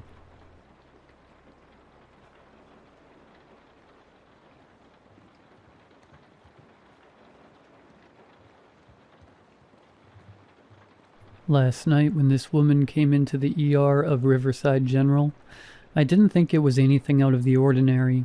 People show up bloody and incoherent all the time. But this woman, Emma, was different. She was wearing a green military jacket, the lining slashed to ribbons as if she'd attacked it with a kitchen knife. She'd fractured 3 ribs and gouged her arms raw. But the thing was still on her, clinging like it had been sewn into her skin. I've been a nurse for 14 years. I've seen addicts rip out IVs and men twice my size foam at the mouth. But what Emma said shook me to my core, and for the first time in my life, I believed evil might exist. Blood bubbled from between her teeth, and in a gruff voice that didn't sound like it belonged to her, she said, "James, Perry wants to know if Kathy's okay. Tell me she's okay." I'm getting ahead of myself here. I haven't slept in over 24 hours, so you can understand. Roughly a year ago, I was working the graveyard shift. It was 3:15 in the morning, and the doors of the ER flew open. A family of 4 was rushed in, all of them with gunshot wounds. 2 of the 4 family members were already DOA. An old man in his late 70s and a woman in her 40s. The old man was from a self-inflicted gunshot wound to the head. He had shot his whole family. One of the family members was still conscious, a man named Perry. We were trying to stop the bleeding when he gripped my arm and whispered, "Is Kathy okay? Tell me she's okay." Kathy was Perry's wife, and she was already gone. None of the family members lived. No one but me, Perry, and the other medical professionals in the room that morning know that he asked me that, and Perry died 30 seconds after I lied and told him she was going to make it. So when Emma asked me the same question, yeah, it chilled me to the bone. How could she have known? How did she even know my name? I haven't been able to shake it since. So once we got Emma sedated and placed her in restraints, I went to the waiting room to let her boyfriend, Ryan, know that Emma was stable. All he asked me was, "Is the jacket off?" It was, and I told him as much.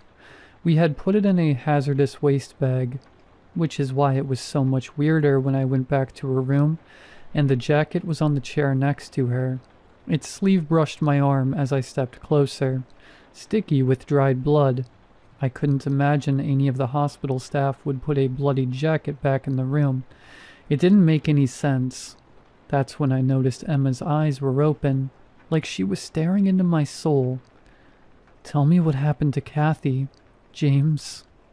Her voice gruff again. "How do you know about that?" I asked her. Her eyes closed and she fell back asleep. I moved through the halls asking anyone and everyone on staff who had put the jacket back in Emma's room, but no one seemed to know what I was talking about. It got to the point where I started getting strange looks. One of my colleagues asked if I was feeling okay. I wasn't. I'm still not. I went back to the room and the jacket was gone. So then I checked the storage room. The jacket back in the hazardous waste bag. I have no clue how it got there. I was afraid I was losing it. I was told to go home and get some rest. I didn't want to.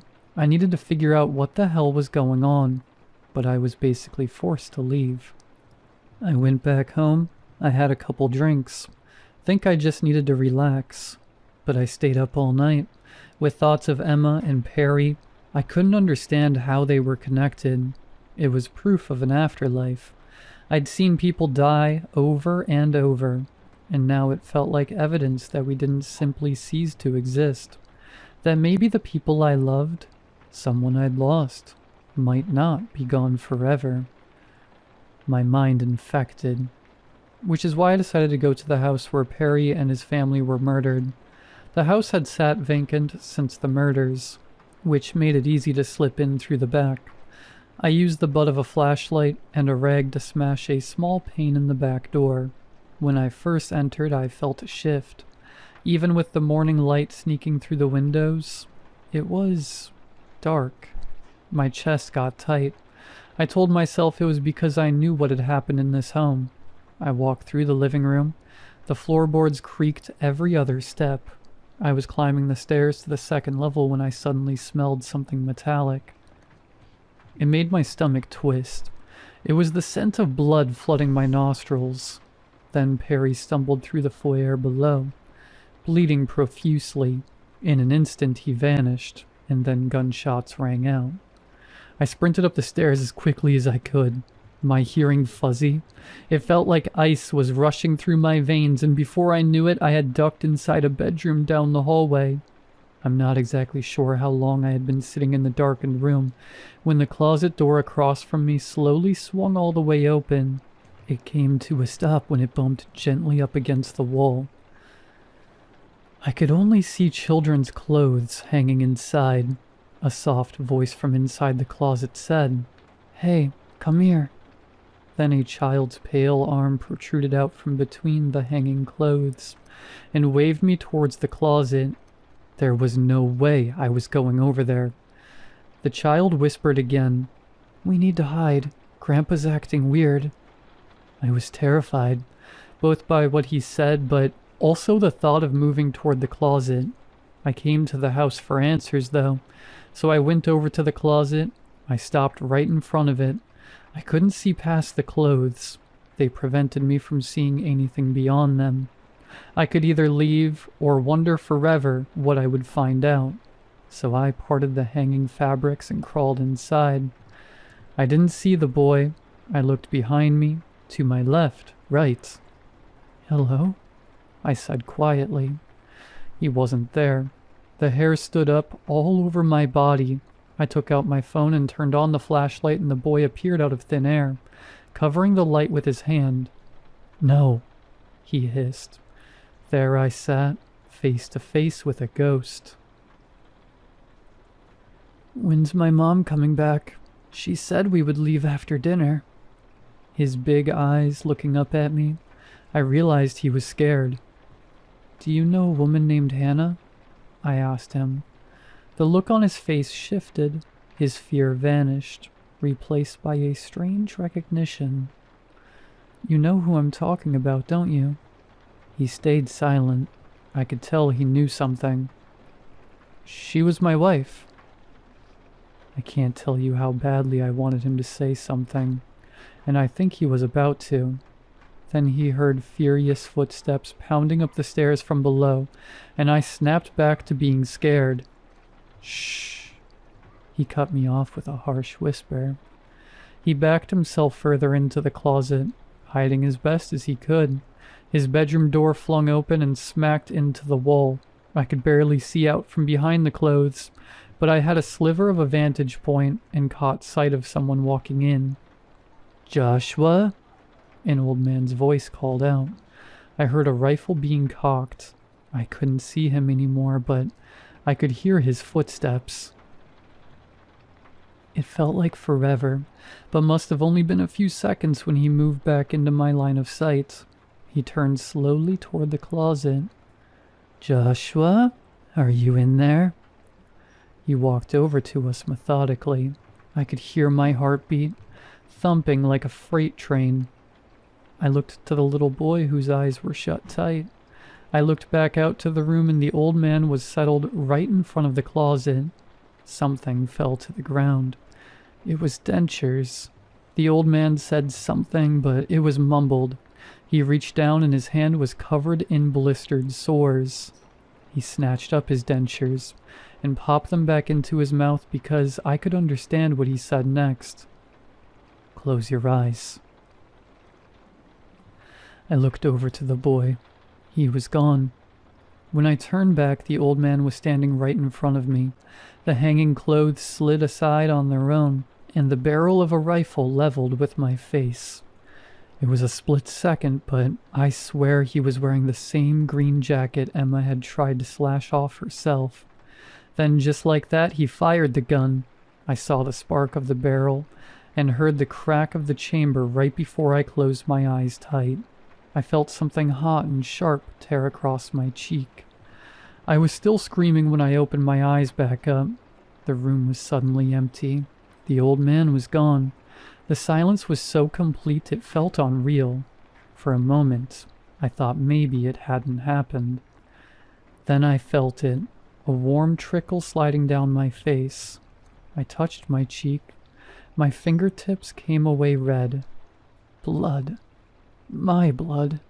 This was proof.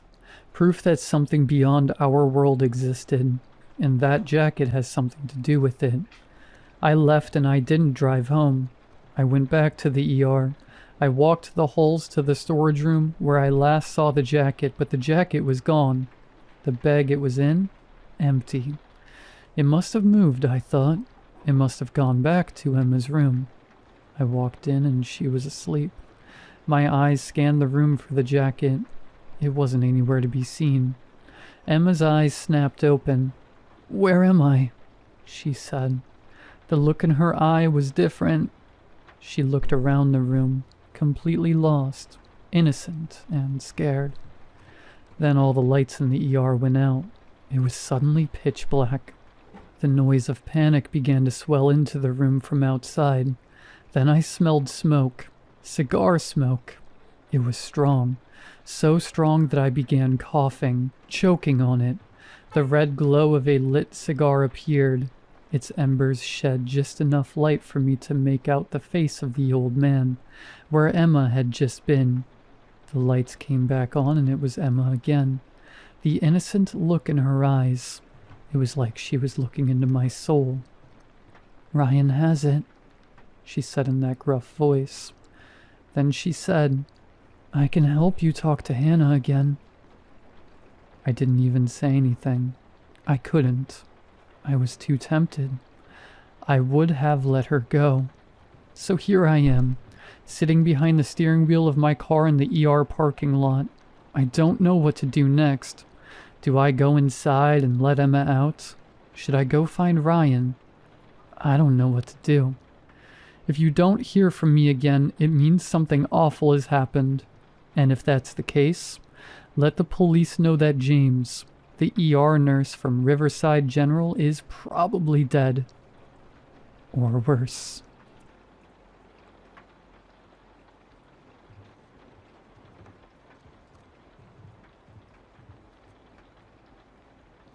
It's hard to say when it started. I graduated college a year ago now, moved to a new city far from home, started trying to do the whole grad school thing by myself. It was a lot at first, but after almost a year in, I felt like I was getting it all figured out. After my first few weeks here, though, I started feeling really, really off. And I don't mean mentally. I had headaches, chest pains, nausea, the whole deal. At the time, I was scheduling doctor's appointments to figure it out. I know now it was a precursor of my new condition. I was undergoing some kind of change that I didn't understand. At some point in the last 2 months, my body decided to fall apart. The first to go were my molars. You know that powdery taste that fills your mouth when the dentist drills into your teeth? That was on my tongue for 3 weeks. I was absent-mindedly smacking my lips for a month, trying to abate the calcium's tang, completely oblivious to what was coming. It was annoying, but it didn't seem dangerous at the time. I figured I could schedule another checkup once my new job's health insurance kicked in. That plan went out the window when I woke up and felt soggy clumps of teeth sloughing into the back of my half-awake throat. I shot upright, gagging and spitting. My tongue desperately felt along my teeth for the cause, and stopped once it reached the right first and second molars. There was still material there, but it wasn't bone. The closest thing I can think of to describe it is a sandcastle at high tide. There was a shape, some structure, but with every second, I could feel grains of myself slipping away to be digested by my own saliva. I wasn't scared yet, just confused. I was in shock, my brain refusing to put together what was happening. The fear came when I realized I couldn't feel it. Parts of my teeth were separating from the roots, and I can't feel it at all. My fingers dug into my mouth before I could tell them to, clawing for some kind of information.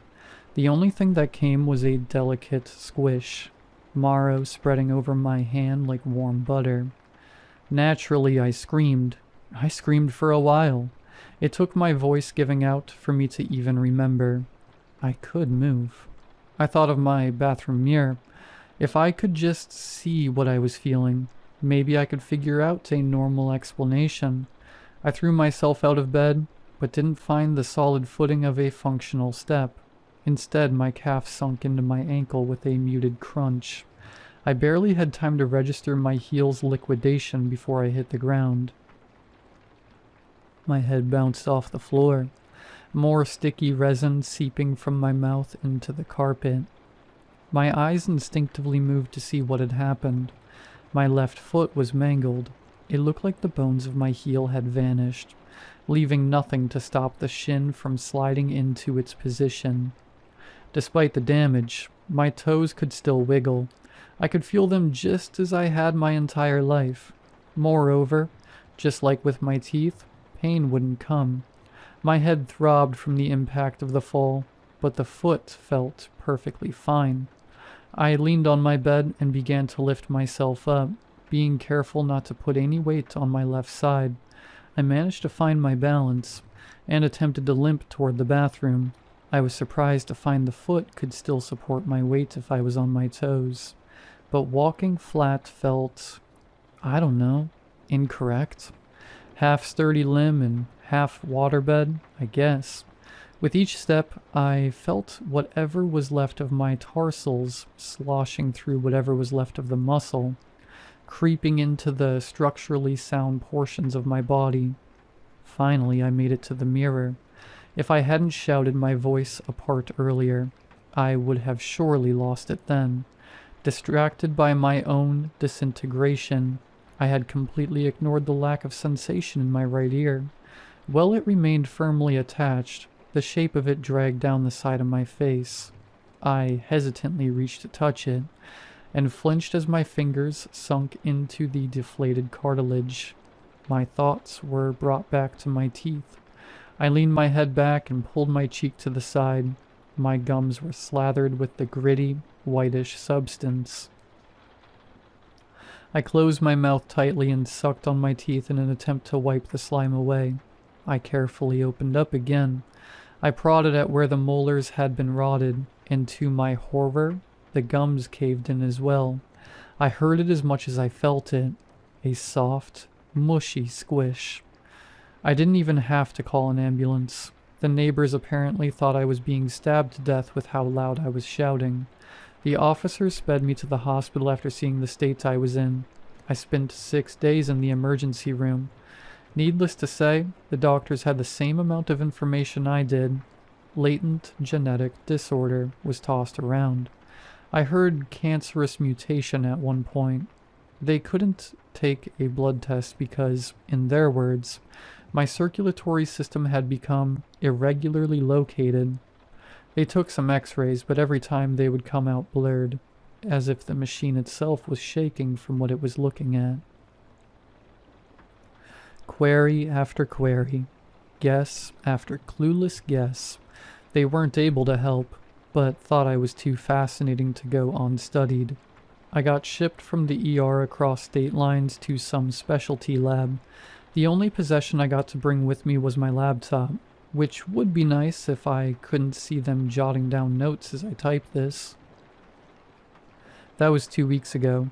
At that point, if I have the timeline right, my left pinky, right cheekbone, left leg up to the knee, right leg halfway up the femur, one floating rib, and even more of my teeth had gelatinated, as they started calling it.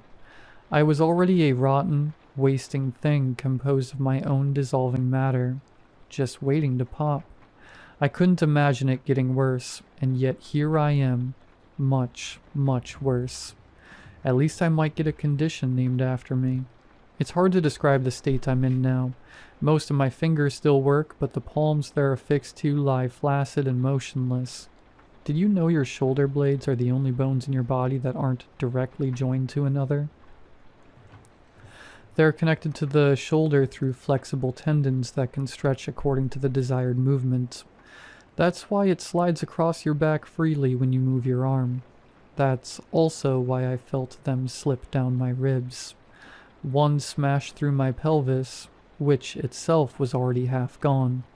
2 days later, the other one clattered across my ribs as it fell, knocking 2 loose, before getting stuck in my right butt cheek and fading completely.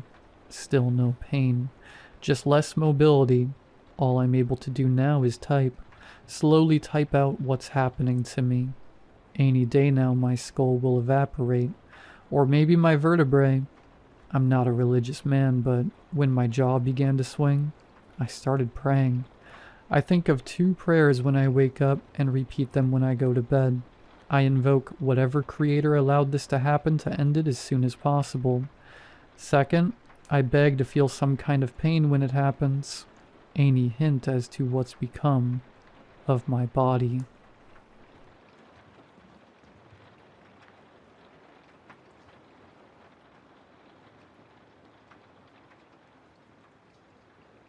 Ever find yourself jobless, angry, and fed up? If not, I envy your life. Unfortunately, that's the state I find myself in.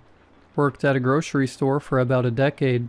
Customer decided to get rough with one of the other employees over some baby formula. One punch later, they're getting a couple $100 in gift certificates not to sue, and I'm out the door. I'd say funny how life works, but there's nothing funny about my situation.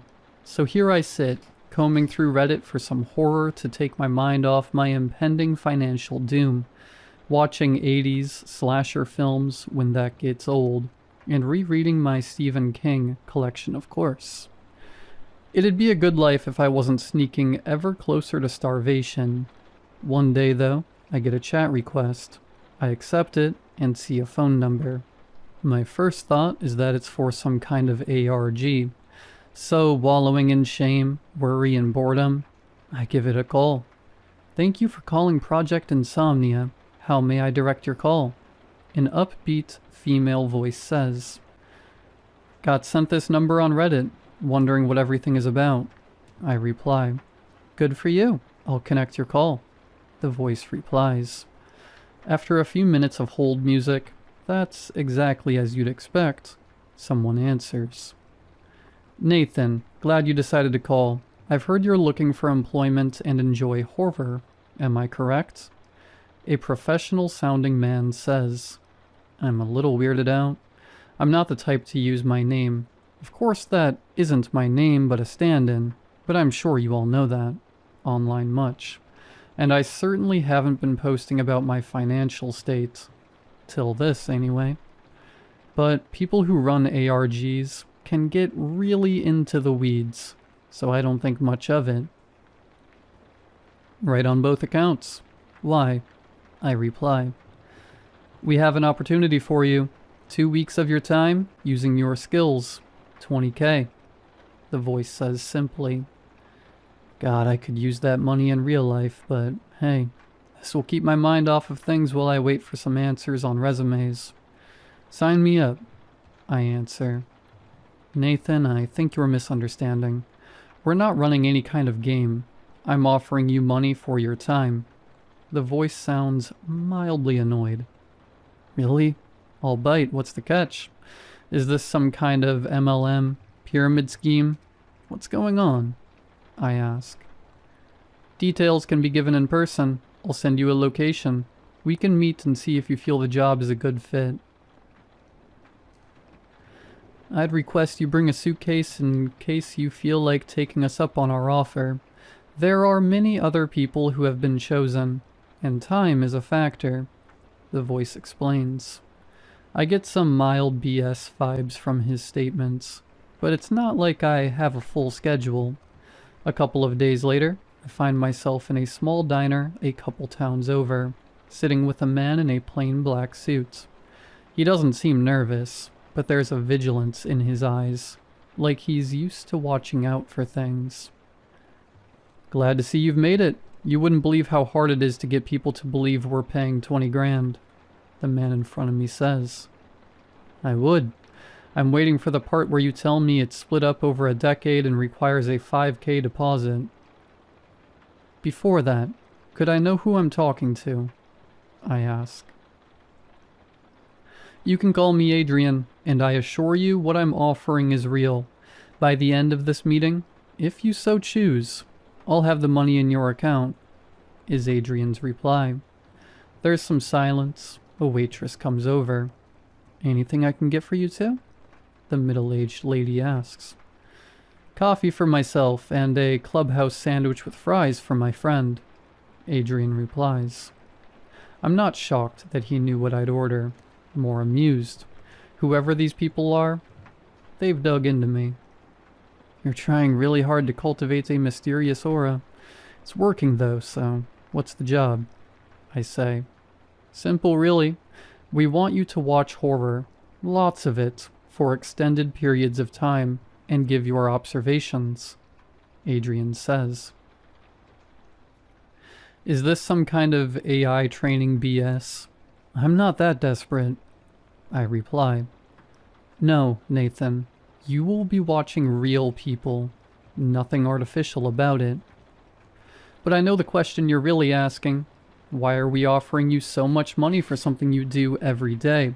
Will you hope to get a call back from the sanitation office or a McDonald's? The answer is not going to be as exciting as you think. Your accommodations are going to be rather Spartan, somewhere between a small apartment and a prison cell. We need secrecy and a high volume of participants, hence the arrangement, Adrian explains. My food comes. I feel like I'm under a microscope as I eat. Adrian's eyes dissecting my every movement. So this is some kind of test run, I'm guessing. Halloween-themed attraction at an amusement park? You're paying for me to shut up about it more than anything, I question. Adrian gives a half shrug. Close enough for government work. So what's the verdict? I've got 2 more people I have to see tonight, Adrian offers, sliding over a small stack of papers and a pen. I read through the contract, smirking a little. This is some McCaney Manor stuff here, Aid. Like, this part about consenting to methods of encouragement that may lead to physical harm. You can't sign away your rights against assault. So clearly you guys aren't going to be knocking out anyone's teeth. Adrian smiles. No one in organization has any intent to put hands on you. Astute observation, though. If you want my opinion, remove those parts. Just let people imagine what bad things could happen. But all the real bits seem in order. So what about my money? I ask. The grin Adrian gives me should have been my warning sign, but I was too busy getting a notification of $20,000 in my nearly empty bank account. Jesus, Murphy. You weren't kidding, were you? It's like someone tried to turn a submarine brig into a bachelor pad, I say, looking around the small room. There's a bed with thin sheets, a large desk with a few dozen monitors, and that's about it. Enough room to maybe do some push-ups, but nothing more. One thing I notice right off the bat is how the monitors are constructed. Thick, textured plastic leads to the wall, locking each of them in place. They're hardwired into the electrical system, the plugs being reinforced and grounded behind the wall. There's a small vent in the ceiling doing its damnedest to minimize the musty odor of the place. The toilet is what I'd expect, stainless steel and industrial, but at least it's clean. The door gives me pause, thick, steel, and with a slot in the middle.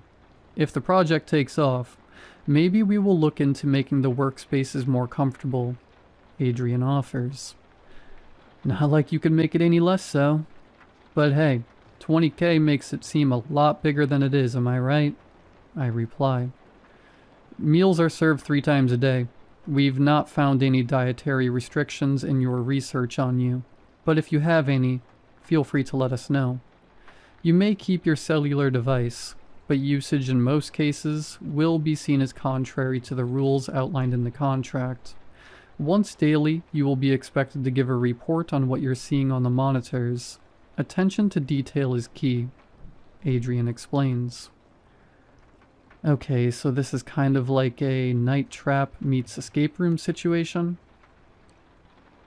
I say, sitting down in a small computer chair, looking at the bank of various monitors.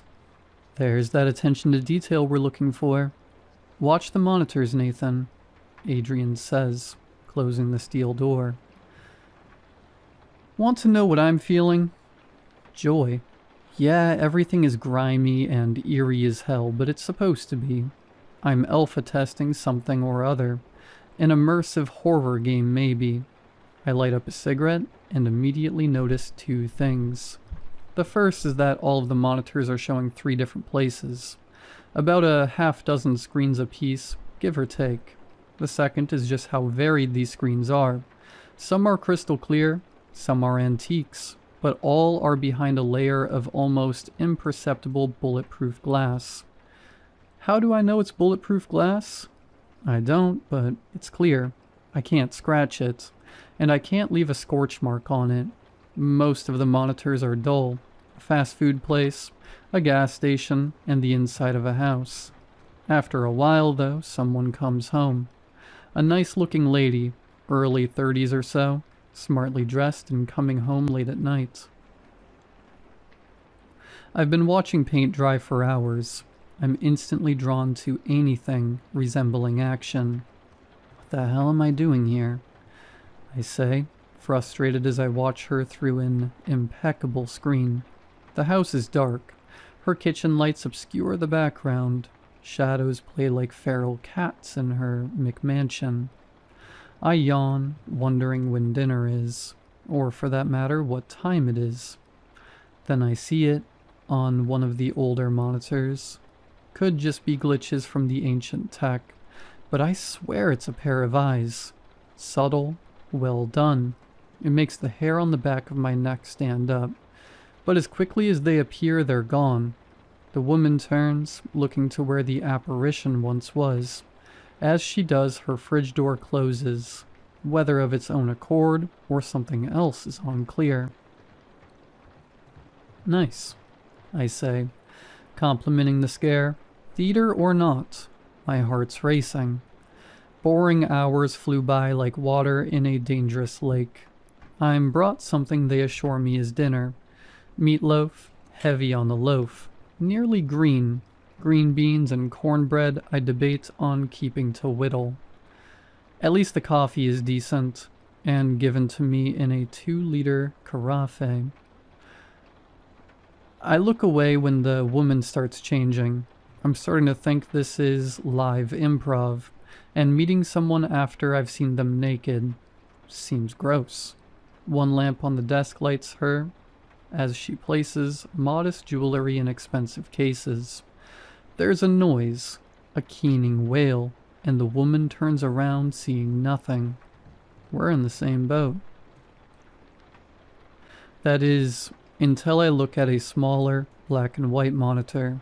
Standing in front of the woman is a rotten, lanky specter, torn asunder and enraged. Right in front of you, I scream, but she can't hear me. The objects in the room rattle.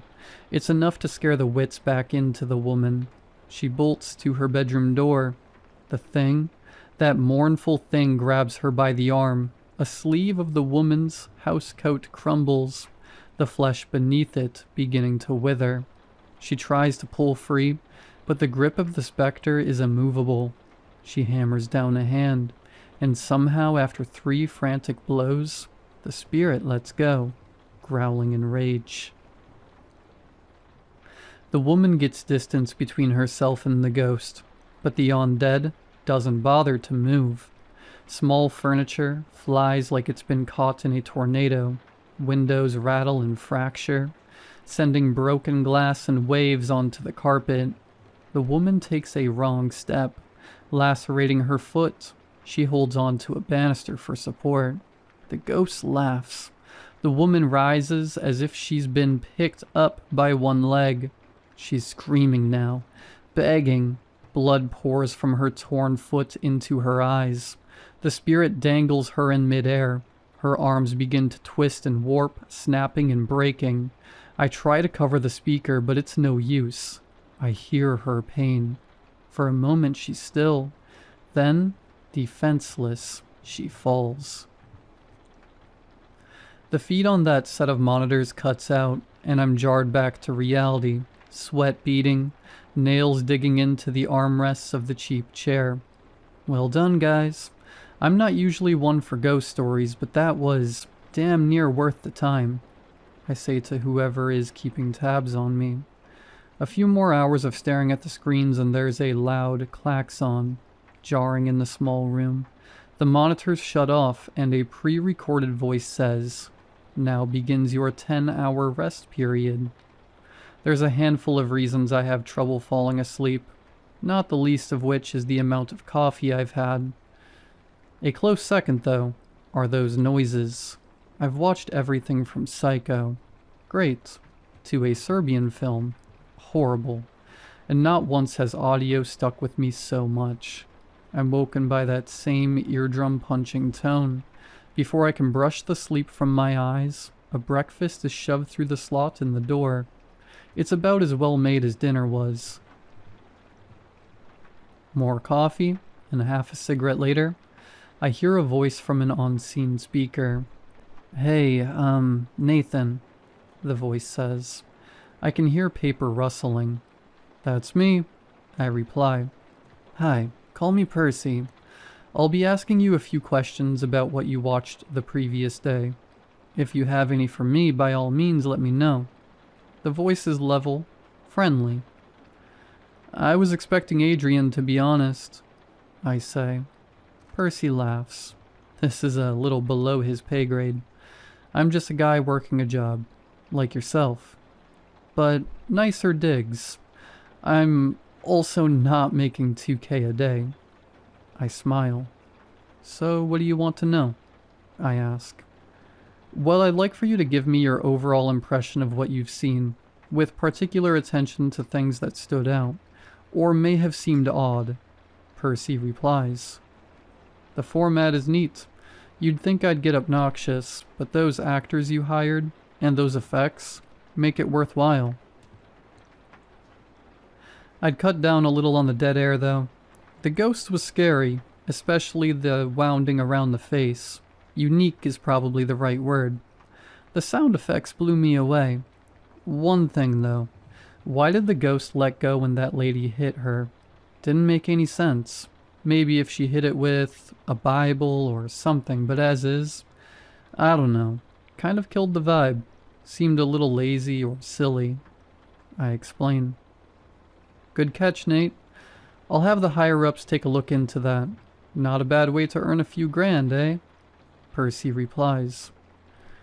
"It'd be better if I wasn't hanging around with the ghosts of my own farts. That vent isn't doing a damn thing." I joke. The next 3 days go by in much of the same way. I scan the monitors till something spooky happens, and do my best to point all the plot holes and stupid things I find. Not that there's much to pick apart. The variety alone makes things worthwhile. I'm seeing ghosts, demons, a couple of slasher villain types, and a handful of different creatures. Despite the sponge baths and stale air, it's honestly a dream job. But I wouldn't be posting here if the dream didn't turn into a nightmare. Day 5 shows me what this place is really about. Breakfast comes, the same as always. A dish I dub Greg's, due to their color and my love for a good portmanteau. I answer some questions on the last thing I watched. Some kind of monster fight club. Seemed way too action-oriented. More like fantasy than horror, really.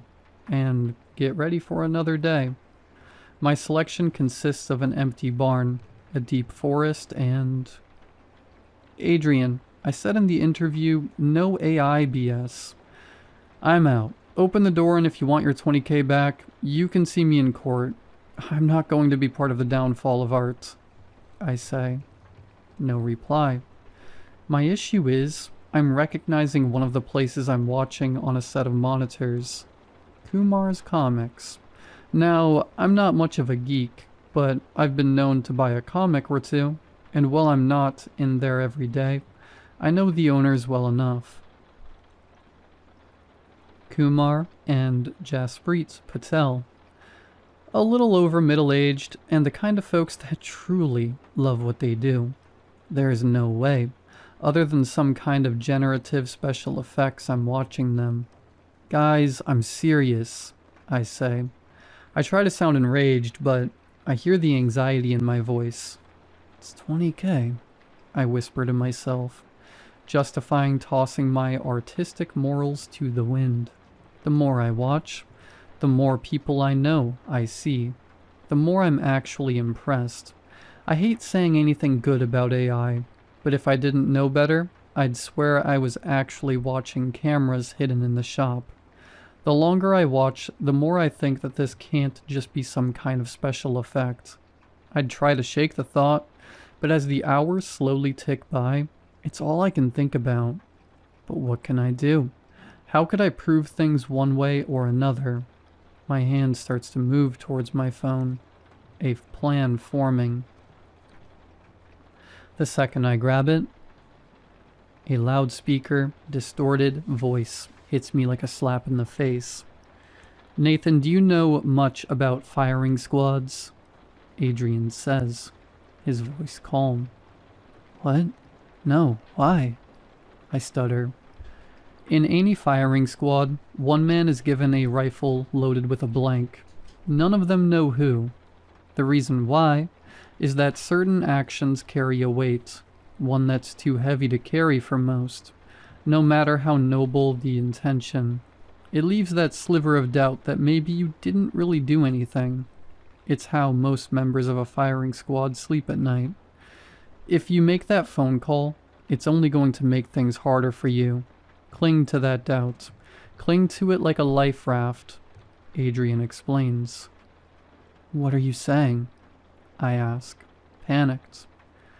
As little as possible for your sake, and I have to remind you, using your device to communicate is against the rules of your contract and will be dealt with. Adrian threatens. I feel like I'm on the edge of a cliff. On one hand, I know this is all just some game. Spooking me out is the point. But on the other, a lot of things aren't adding up. I dial the number, I hear the ring echo through the monitors. My heart drops. I feel sick to my stomach. My phone disconnects. When I look down, I don't even see the "for emergency calls only" prompt. Just a string of strange, illegible characters. I hear Adrian sigh, then the speaker cuts out. A few seconds later, the industrial toilet/sink combination starts spewing water. It goes on for minutes, soaking everything in the room and leaving about 3 inches of standing water. I'm shivering, scared, and I understand how truly screwed I am. Watch the monitors, Nathan. You may not understand, but you're helping to save a life as we know it. Adrian demands. What else can I do? The day slowly trickles by. Every customer, every shadow makes my heart stop. Around 11 p.m., Kumar and Jasprit begin to close down the shop. I think maybe they're safe. Is this just another of the feeds where nothing happens? No one likes being proven wrong, myself included. The door wasn't locked. A short, stocky man in a dragging raincoat and beat-up fedora walks in. Sorry, buddy, store's closed. Open up bright and early tomorrow, though, Kumar says. The man ignores him. The stranger's faded plaid coat catches on a set of action figures, knocking them over. Sir, show a little more care, please, Jasprit says. Nicer than necessary. The stranger laughs, mockingly. I catch an angle of his face, pale, rotund, and full of small lesions. They look almost like burns, but as he grins I see it. Each of his teeth are small clusters of wire. Get out! Run! I scream at the screen, but of course they can't hear me. I know what this guy is, or at the very least what he's capable of. I can't just sit here. But what choice do I have? Yesterday, I'd probably said he's the worst thing I've seen. He's not really scary, and his gimmick seems tacky. The thought makes me sick to my stomach. The callousness I've viewed people's trauma with. I vomit. The noise it makes in the standing water makes me retch a second time. Okay, Dick Tracy. Time to get out of my store before I call the cops. You have 10 seconds, Kumar says in a commanding tone. The stranger snickers again, then turns to Kumar and his wife. I don't speak Hindi, but the squat man does. What he says shocks Kumar enough. He picks up the phone and dials 911. Of course, there's no dial tone. The lights flicker, then dim, then go out completely. Kumar and Jasprit use their phones as a light, trying to find their way to the door. They reach it, but it doesn't budge. Kumar begins to rattle the door. There's an electric, arcing sound. Then above them is a twisted grin made of arching wire. I don't catch most of the violence. By the time the stranger sinks his teeth into Kumar, they both dropped their phones. The feed cuts out. I feel lightheaded, like nothing is real. But it is. All of it. I just watch people I know get killed by a C-list urban legend. I don't sleep. By the time I hear Percy, I'm staring angrily at a wall. Hey, I've got about 10 seconds to talk. You need to think about this like getting drafted into a world war. It sucks. It's going to change you. But it's for the fate of the world, Percy says, his voice panicked. Why the hell are you doing this? Why are you killing people? I scream. We're not. Every place you're watching is the result of months of research, and even then, it doesn't always pan out. But the higher-ups, They don't mess around. Do your time, get out. Don't let anything get in the way of that, Percy pleads. From then on out, things don't feel interesting or exciting. Knowing what I know, the violence hits home. It messes with my head. The worst are the stupid ones, the kind of things I'd share with my friends for the sole purpose of mocking the writer. Something about a creature or spirit that can be accurately described as cringeworthy. Taking someone's life is shocking and dismal. Then there's the cell itself. After the first day of standing, water spots of mold and veins of mildew start to develop on the walls. A couple of days after that, I've got a cough that won't quit. It's my second concern beyond what I believe is a case of trench foot. Things are miserable. Torture, really. By day 10, it's all I can do to focus on the screens in front of me. I'm running a fever. One of my toes is turning a foul shade of green. That morning's breakfast comes with a familiar-looking stack of papers. I laugh, then cough. I see blood in the phlegm. It's a contract. Another 2 weeks of my life to have the water drained and some antibiotics. Of course, there's another $20K in it for me, but at this point, I'd burn the goddamn money just to get out of here. But truth be told, I don't know if I'm going to last another 4 days without medical attention, and air without spores in it. I sign. Of course I do. It's not like I have a choice. If it was a case of being shot, maybe I'd be brave enough to face the music instead. But the thought of dying slow, infected death in this sodden cell terrifies me. There's no happy ending here. I'm still in this cell. Day 13, in fact. The first day since the 5th I've seen a familiar place. My cell. It sits, perched in a corner of the room, looking down at me from the ceiling. I can't see it when I look up, but on an old, green-tinted monitor it lurks. I can't make out much of it besides what I think is a rusted old army helmet. Its long brass teeth reflect the scant light in the cell. Water is flooding my prison as I finish typing this. A punishment for reaching out to all of you. This is my cry for help. My scream to the void to try and figure out some way out of my situation. But this is also my warning. Something is happening in the world. Something big and chaotic. And worse than anything we've seen before. Rules are breaking. Logic is failing. Things aren't what they seem. And someone, somewhere out there, is keeping an eye on all the Reddit threads and YouTube comments, looking for people that know what they're looking for. Those of us who live and breathe urban legends and ghost stories. Watch your back, guys. I don't know what else to say.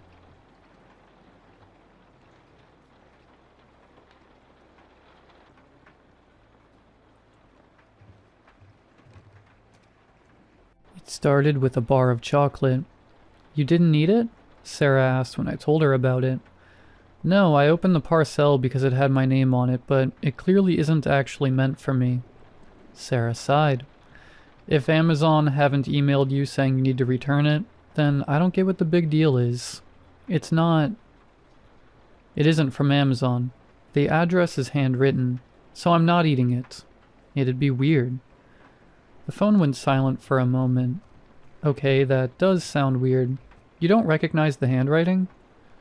Nope. Secret admirer? Sarah suggested with a hint of mischief in her voice. I groaned. I don't want an admirer. I don't even want the chocolate. Not when it's been sent by some mysterious stranger.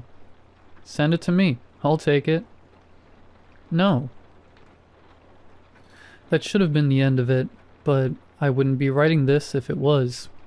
When I received the second delivery, I recognized the handwriting instantly. Inside there was a voucher for 2 games of bowling. There was no note. Whilst the chocolate had been a flavor that I enjoyed, the bowling voucher was less personal, at least. I hadn't been bowling since I was a child, so if... Wait, For the first time, I registered which alley this voucher was for. It offered me 2 free games at my local alley, which wasn't even part of a chain. Whoever had sent this to me either knew that I lived close to the bowling alley this voucher was from, or lived locally himself. Maybe even both. If this is a prank, I don't like it, I said when I called Sarah. I wouldn't, Sarah insisted. This is actually sort of creepy. Did you talk about chocolate and bowling at work, maybe? No. Right. Nobody at work even knows my address anyway. We talk on social media sometimes, but they've never come to visit or anything. There was a pause and I could hear tapping from the speaker of my phone, the gentle yet repetitive sound of Sarah poking her phone's screen. Are you seriously scrolling on your phone whilst we're having this conversation? I didn't like the sound of my voice as it left me, a shrill, demanding cry. Still, I felt my concerns were serious enough that Sarah should be paying more attention than casually multitasking. It's not like that, she said quietly. I was seeing if I could find your address. But you know my address. Yes, but if I didn't, I think I might still be able to work it out from some of your posts. You took a photo of the skyline and said it was from your window.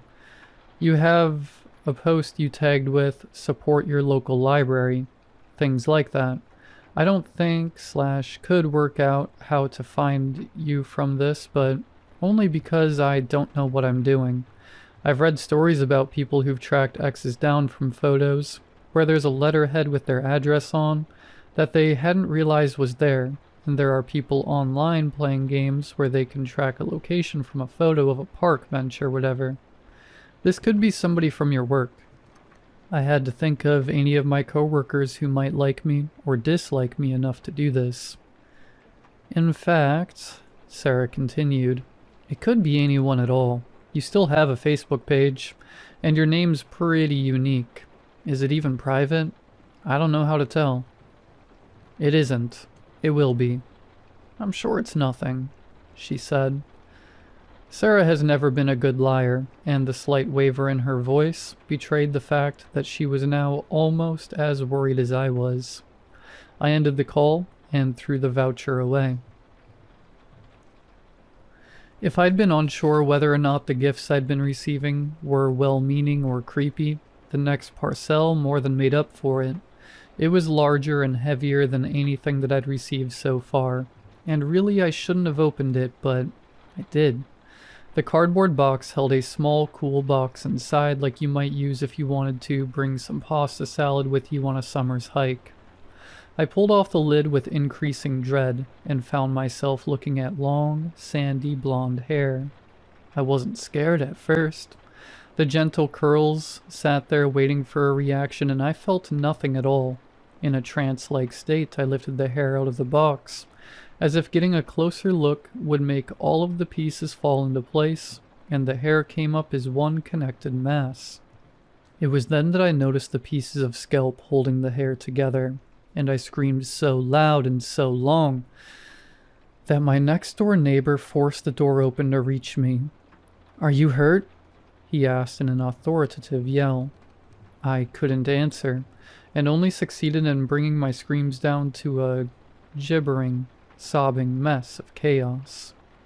I'd thrown the hair away from me when I'd noticed the skin attached to it, and I pointed at it. He picked it up just as I had, and recoiled when he realized what he was holding. "What the?" he muttered. The police were called. I think they were reasonably thorough, but I don't know what steps they're meant to take when someone gets a scalp delivered to their home. They took fingerprints and DNA from both me and the neighbor who'd stormed in to help me. He didn't look pleased with the interaction, but he complied. I was advised to stay somewhere else if possible, and to get cameras. "I broke the lock on your door when I came in," my neighbor admitted. "Do you want me to install a new one?" I shook my head. I'd never had to attach a lock to a door before, and my neighbor had given me no reason to distrust him, but whoever was sending these parcels was dangerous, and right now, anyone could be a suspect. "I'm sorry, I thought you were in trouble," he said. He did ask if I wanted him to stay with me, but I'd feel no safer with this stranger, whose name was either Mick or Mike, and occasionally played death metal loud enough that I could hear it through the walls, than I would alone. He left and closed the useless door behind him. Staying where I was tonight seemed unwise. Ideally, I'd stay with a friend, but Sarah was my closest friend, and she lived a 2-hour flight from where I was. Even at that point, I didn't want to reach out to my parents. I didn't want to upset them, partly for their sake, but partly for my own. I'd been to years of therapy, but neither of them had really dealt with what had happened when I was younger, and instead developed an excessive fear that something truly terrible could befall on any of us at any moment.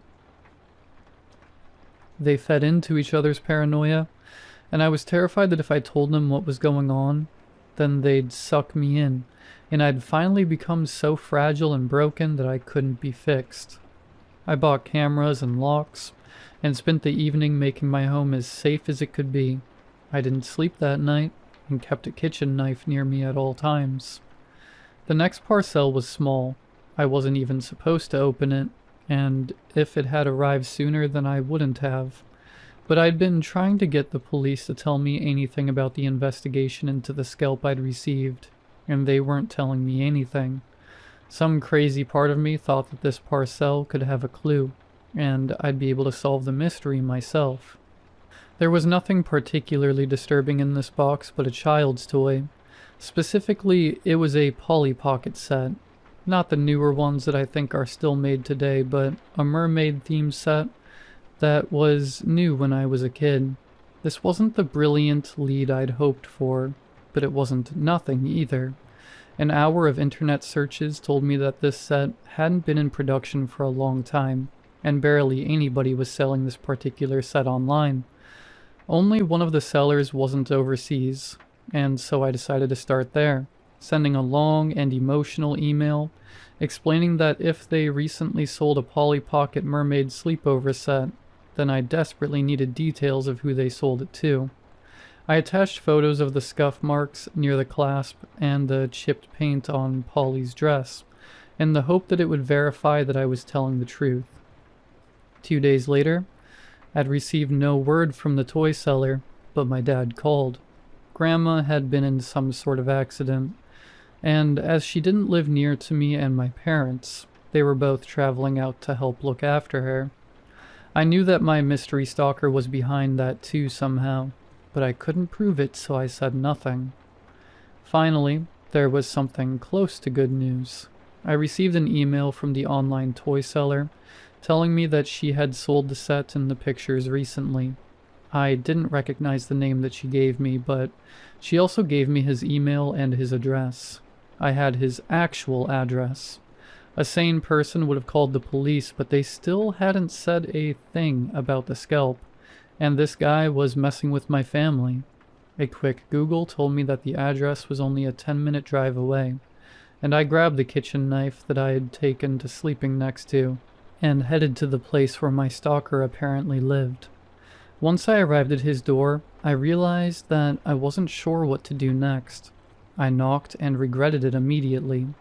When nobody responded, I should have left, but I needed answers. An attempt to shoulder barge the door open resulted in nothing but a dull pain that radiated all the way down to my wrist. But there were rocks nearby in someone else's garden, and I threw one at the window. It didn't break straight away, but I threw another, and then removed my jacket and broke away enough of the shards that I could climb inside. The house barely looked lived in. There was furniture, but no photos. No ornaments, no TV. There was nothing beyond the bare essentials in various muted tones, until I reached the study, and there on a cheap pine desk lay a diary. I didn't remember writing a diary before today, but as soon as I saw the bright aqua notebook adorned with its mini stickers, I knew it was mine from childhood. It was only a small book, and yet was still barely 2/3 full, so perhaps I'd forgotten about writing in it because I hadn't kept a diary for very long. The only other thing on the desk was a red bureau, and I flicked through the first few pages until I saw a phrase that had been underlined in red and then checked off with a large, passionate swoosh. It was an entry in which I had mentioned wanting a bar of chocolate that my stalker had ended up sending to me. A few pages later, there was more red ink, this time marking my displeasure at being too ill to go to another kid's party at the bowling alley. I flicked through a few more pages and found a jealous whine about how I wanted hair, just like Stacy's. The vague memory that I had of the child I'd written about had the same color of hair that I'd been sent with pieces of her stuck to it. The next entry that had been marked made no sense at first. A rant about how I wished that mean girl in my class would just shut up. It wasn't someone I'd spoken to in school. With a sense of dread, I wondered what had been done to her. I didn't even have any way to find out. My parents came under fire with an entry saying that I wished that they'd just give me some space. And so he'd created a reason that they'd have to move away for a while. We were nearly at the end of my entries now, and I turned to the last page. The script here was different. It was still my handwriting, but it was rougher, and almost stabbed into the page. I remembered why I'd stopped keeping a diary. A noise outside startled me back into my present, and I left the house from the same window I entered. I've no doubt that someone saw me as I drove away, but it's the least of my issues now. I'm writing this from a cafe, too scared to go back home, but too stupid to think of any other plan, because it turns out that the day that I wrote the final entry of my diary was the day that James died. The last sentence I wrote says, "All I want is my brother back." And it's been checked off with one final red swoosh.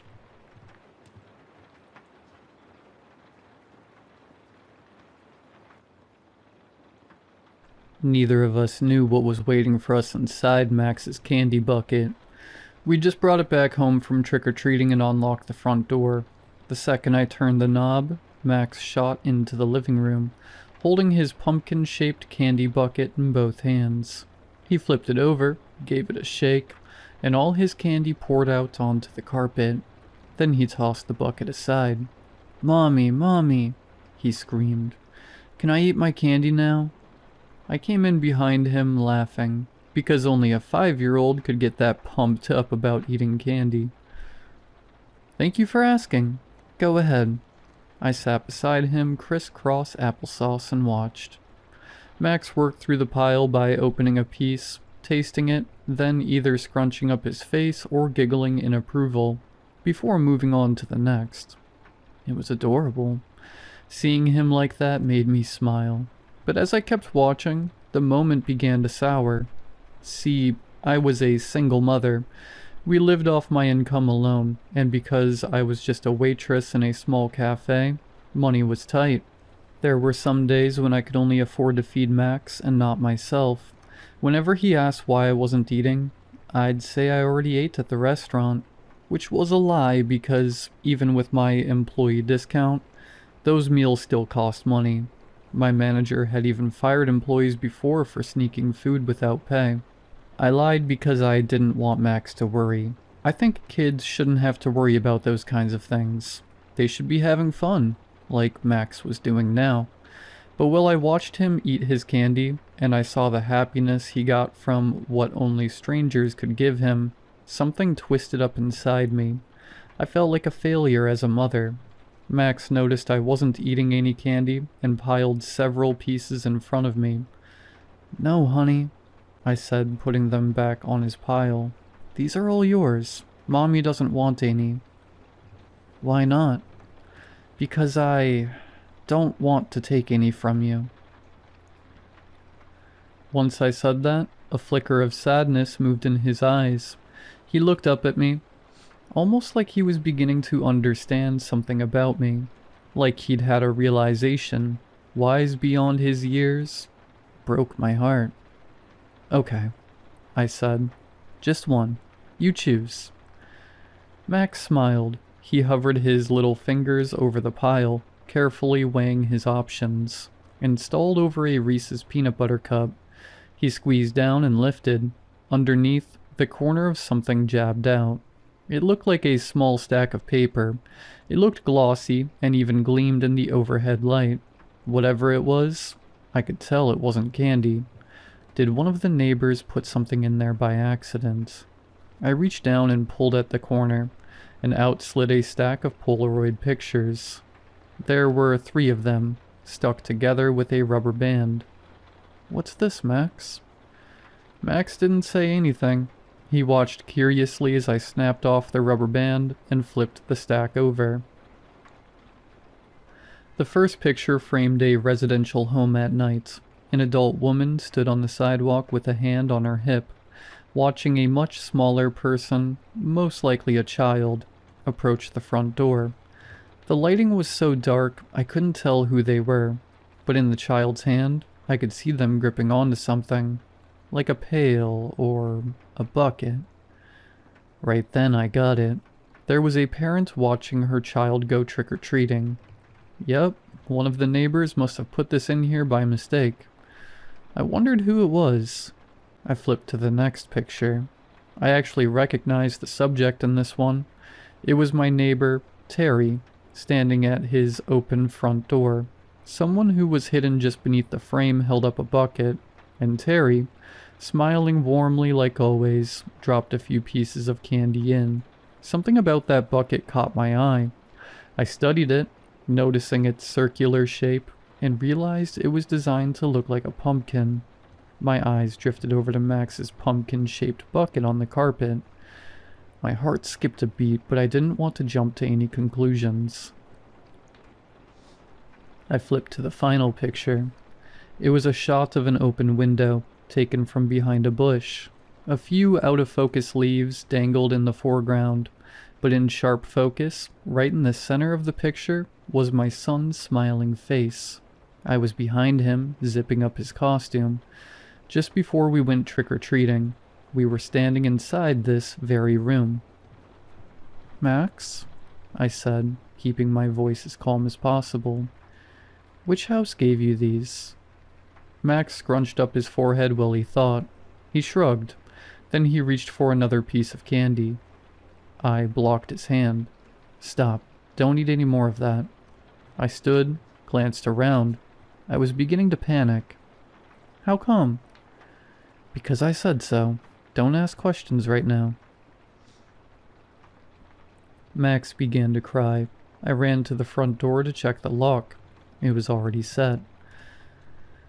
Okay, I'd just taken my son trick-or-treating. Someone was following us. They took pictures of us, and then dropped those pictures inside his bucket. We only went around our neighborhood, so it had to be one of our neighbors who did it. Was this some kind of sick joke? Or was one of them really stalking us? What do I do? I looked past the living room into the kitchen. My phone was on the island counter. I raced over to it and dialed 911. It rang twice, then the operator answered. 911, what's your emergency? Yes, Max interrupted, tugging on my leg, crying for me to let him eat more candy. Honey, I will buy you more candy, but Mommy is on the phone right... 911, the operator repeated. Please state your emergency. Yes, we need help, please. I think someone is stalking me. The operator took down my name, address, and details about what happened. 10 minutes later, 2 officers were at my house. One shone a flashlight around my property while the other one, a young, tall officer, came to the door. He introduced himself as Officer Dan and asked for the photos. I'm Jenny, and this is all of them, I said, handing them over. He took them with a gloved hand and scanned over the first one. While I waited, I felt Max stir behind me. He was hiding behind my legs, peeking up at the officer. Officer Dan flipped to the second one, looked at it, then cleared his throat. Who's the man here? That's my neighbor Terry, but it couldn't be him. He's a good man. I'm sure he is. he said. He flipped to the final picture. He studied it, and as he drank in the details, the faint lines around his eyes sharpened. He looked down at Max, then up to me. "So, what's going to happen now?" I said. My voice sounded more desperate than I had intended. "We're going to sweep the neighborhood. Even if we don't find anything, there will be an officer nearby to patrol every hour. Also, we'll speak with Mr. Terry, not because he's a suspect, but just in case he's seen any suspicious activity. Also, I see that he has a Ring camera. We'll check the footage on that as well. Now, ma'am." He took a glance behind me. "Is it just you two in the house?" "Yes," I said. "Just us. Is there somewhere else you can stay tonight? Maybe with friends or family?" There wasn't. All my friends were my husband's, and once he left me, so did they. I started to answer but was caught by surprise when tears welled in my eyes. Whether it was the stress of our situation, or just me being scared, I didn't know. I blinked them away before they could fall and shook my head. "No, it's just us." He nodded. "Well, there's a DoubleTree down the road. Wouldn't be a bad idea for you guys to book a room tonight." "Book a room? I don't even know how I'm going to feed Max tomorrow." "Officer, that's not really an option for us." Officer Dan gave me this look then. Honestly, it wasn't so different from the one Max sometimes gave me. With Max, I always thought it was a normal sadness that kids feel when they don't get their way. But with the officer, there was something deeper. I think he actually felt sorry for me, and I never wanted that. I never wanted that from anybody. I felt embarrassed. "Look," he said, pulling a pencil and notepad from his shirt pocket. "This is my personal number. Doesn't matter what time. If you need anything at all, give me a call. I'll be close." "Thank you, officer." "Just Dan," he said, placing a hand on my shoulder. Then he turned and left. I closed the door and rested my forehead on it. "Mommy?" Max said. "What's happening?" I shut my eyes. "It's alright, sweetie. Mommy's just trying to fix a problem. That's all." We both got quiet. A few seconds passed. "Will we be okay?" "I think so. Come on, let's get ready for bed. Sleep in Mommy's room tonight. I'll come tuck you in." "Okay," Max said. He ran up the stairs without a care in the world. I put Officer Dan's number on speed dial. Then I checked every door and every window to make sure the house was totally locked down. Half an hour later, I tucked Max into my bed, kissed him goodnight, and closed the door behind me. My phone buzzed in my pocket. It was Officer Dan. He told me the neighborhood was clear, but they'd keep a close watch. My heart sank. I had hoped they would have caught the guy, and we could put this whole mess behind us. All the same, I thanked the officer and told him good night. Sleep was out of the question. Instead, I'd fix a cup of coffee and sit up all night, and if I heard so much as a twig snap outside, I was calling the cops. I headed downstairs to start on the coffee. My chest tightened with anxiety. He was still out there. I just knew it. Probably even close by. What if he was standing outside the house at that very moment? I caught myself biting on a fingernail and stopped. That was a bad habit I'd developed when I was a kid, but nowadays, it only flared up during moments of high stress. I passed through the kitchen and opened the cabinet, fishing out both my Maxwell House coffee grounds and a filter. I loaded the filter, dumped in a few scoops, and hit brew. Then I stood there a moment, feeling myself wanting to cry again. Dang it, Jenny. Now is not the time to get emotional. You're the adult here. Hold it together. Something on the island countertop beside me shined in my periphery. I glanced over. Then I stared for a long time in disbelief, trying to make absolutely certain that my eyes weren't deceiving me. Sitting right there on the countertop was a fresh set of Polaroid pictures. That was impossible. I'd given the officer everything I had.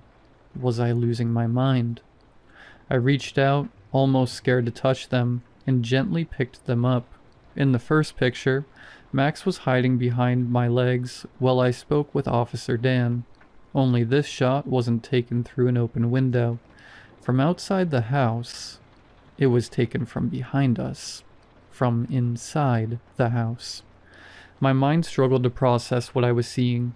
There was no way an intruder could have entered the house and taken a picture with an officer standing right there. I flipped to the next one.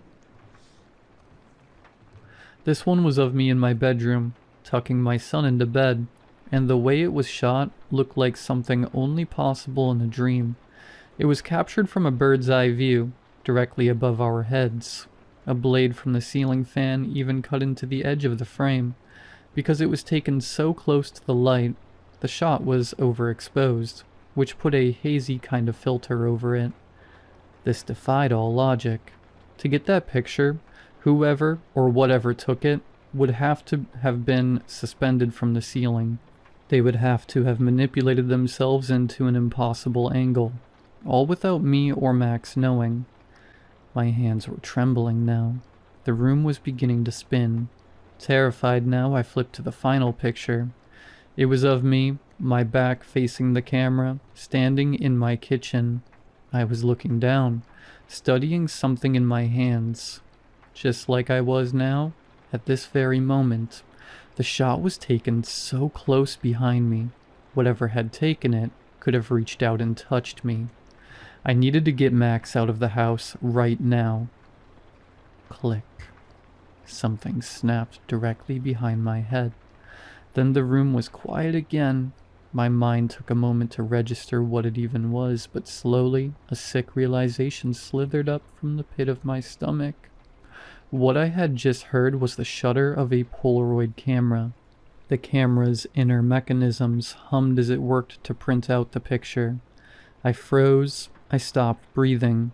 In a desperate attempt, I tried reasoning with the intruder. "What do you want from me?" I cried. I listened for a response, still holding the pictures in my trembling fingers. There was no reply. The picture finished printing, and whatever was behind me stood perfectly still. Several seconds ticked by. Was it waiting for me to turn around? Across the counter, against the back wall, was a block of kitchen knives. I wished they were closer, but they were way out of reach. Depending on what happened next, maybe I could get to them, but for now, I would have to turn and face whatever was behind me head on. One slow inch at a time, I turned my head, my heart pounding inside my chest. I expected to be stabbed or choked or grabbed at any second. I turned a little bit further, then shot a glance back. The kitchen was empty. I exhaled, but a new fear, much greater than before, exploded inside me. It's going to get Max. I dropped the pictures and shot around the counter and ripped out the biggest knife from the block. Then I dug out my phone and hit call on Officer Dan's contact. Call failed. I tapped the screen several more times. Call failed, call failed, call failed. I slammed it on the counter in a fit of anger. Of all the times for my phone to not work, of course it would be now. I had no other option. I'd have to run upstairs and get Max by myself. I moved through the downstairs with the knife aimed in front of me. I checked around every corner and every piece of furniture I passed. I sprinted up the stairs, then through the upstairs hallway toward my bedroom. I pushed the bedroom door open slowly, horrified that it had already beaten me there.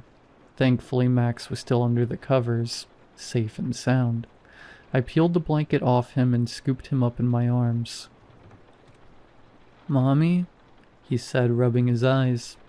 "Shh, we have to go. Stay quiet."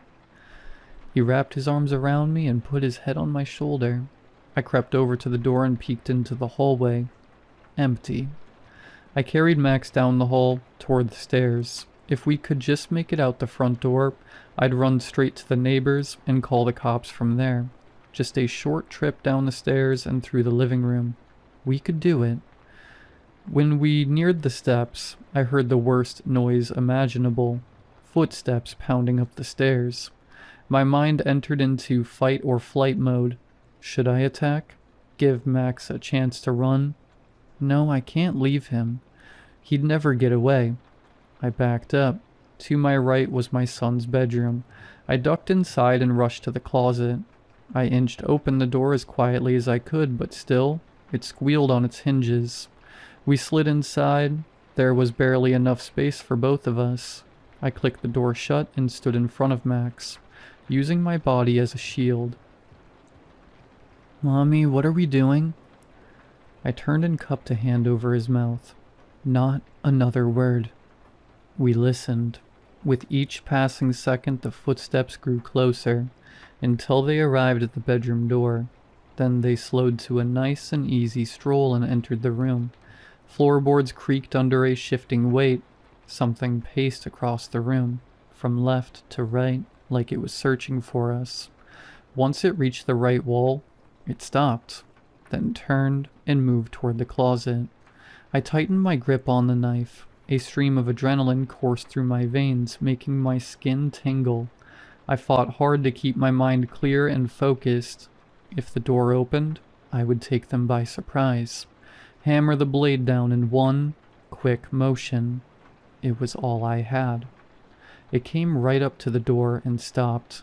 The sound of our own breathing filled the closet. A floorboard creaked. Every nerve inside my body screamed. What is it doing? Why is it just standing there? Then a camera clicked. Through the gap under the door, a light flashed. Against all logic, all reason, it had taken a picture of the closet door. A deep, yet childlike laughter vibrated into the closet. The camera clicked again. It knew exactly where we were, and it was playing games. It was toying with us. Max's body trembled behind me, and a soft whimper escaped from his lips. I prepared myself. The door would open any moment, and it was up to me to save our lives. I raised the knife so I could swing it down right as the door opened. I held my breath. I listened as the handle jiggled and began to turn.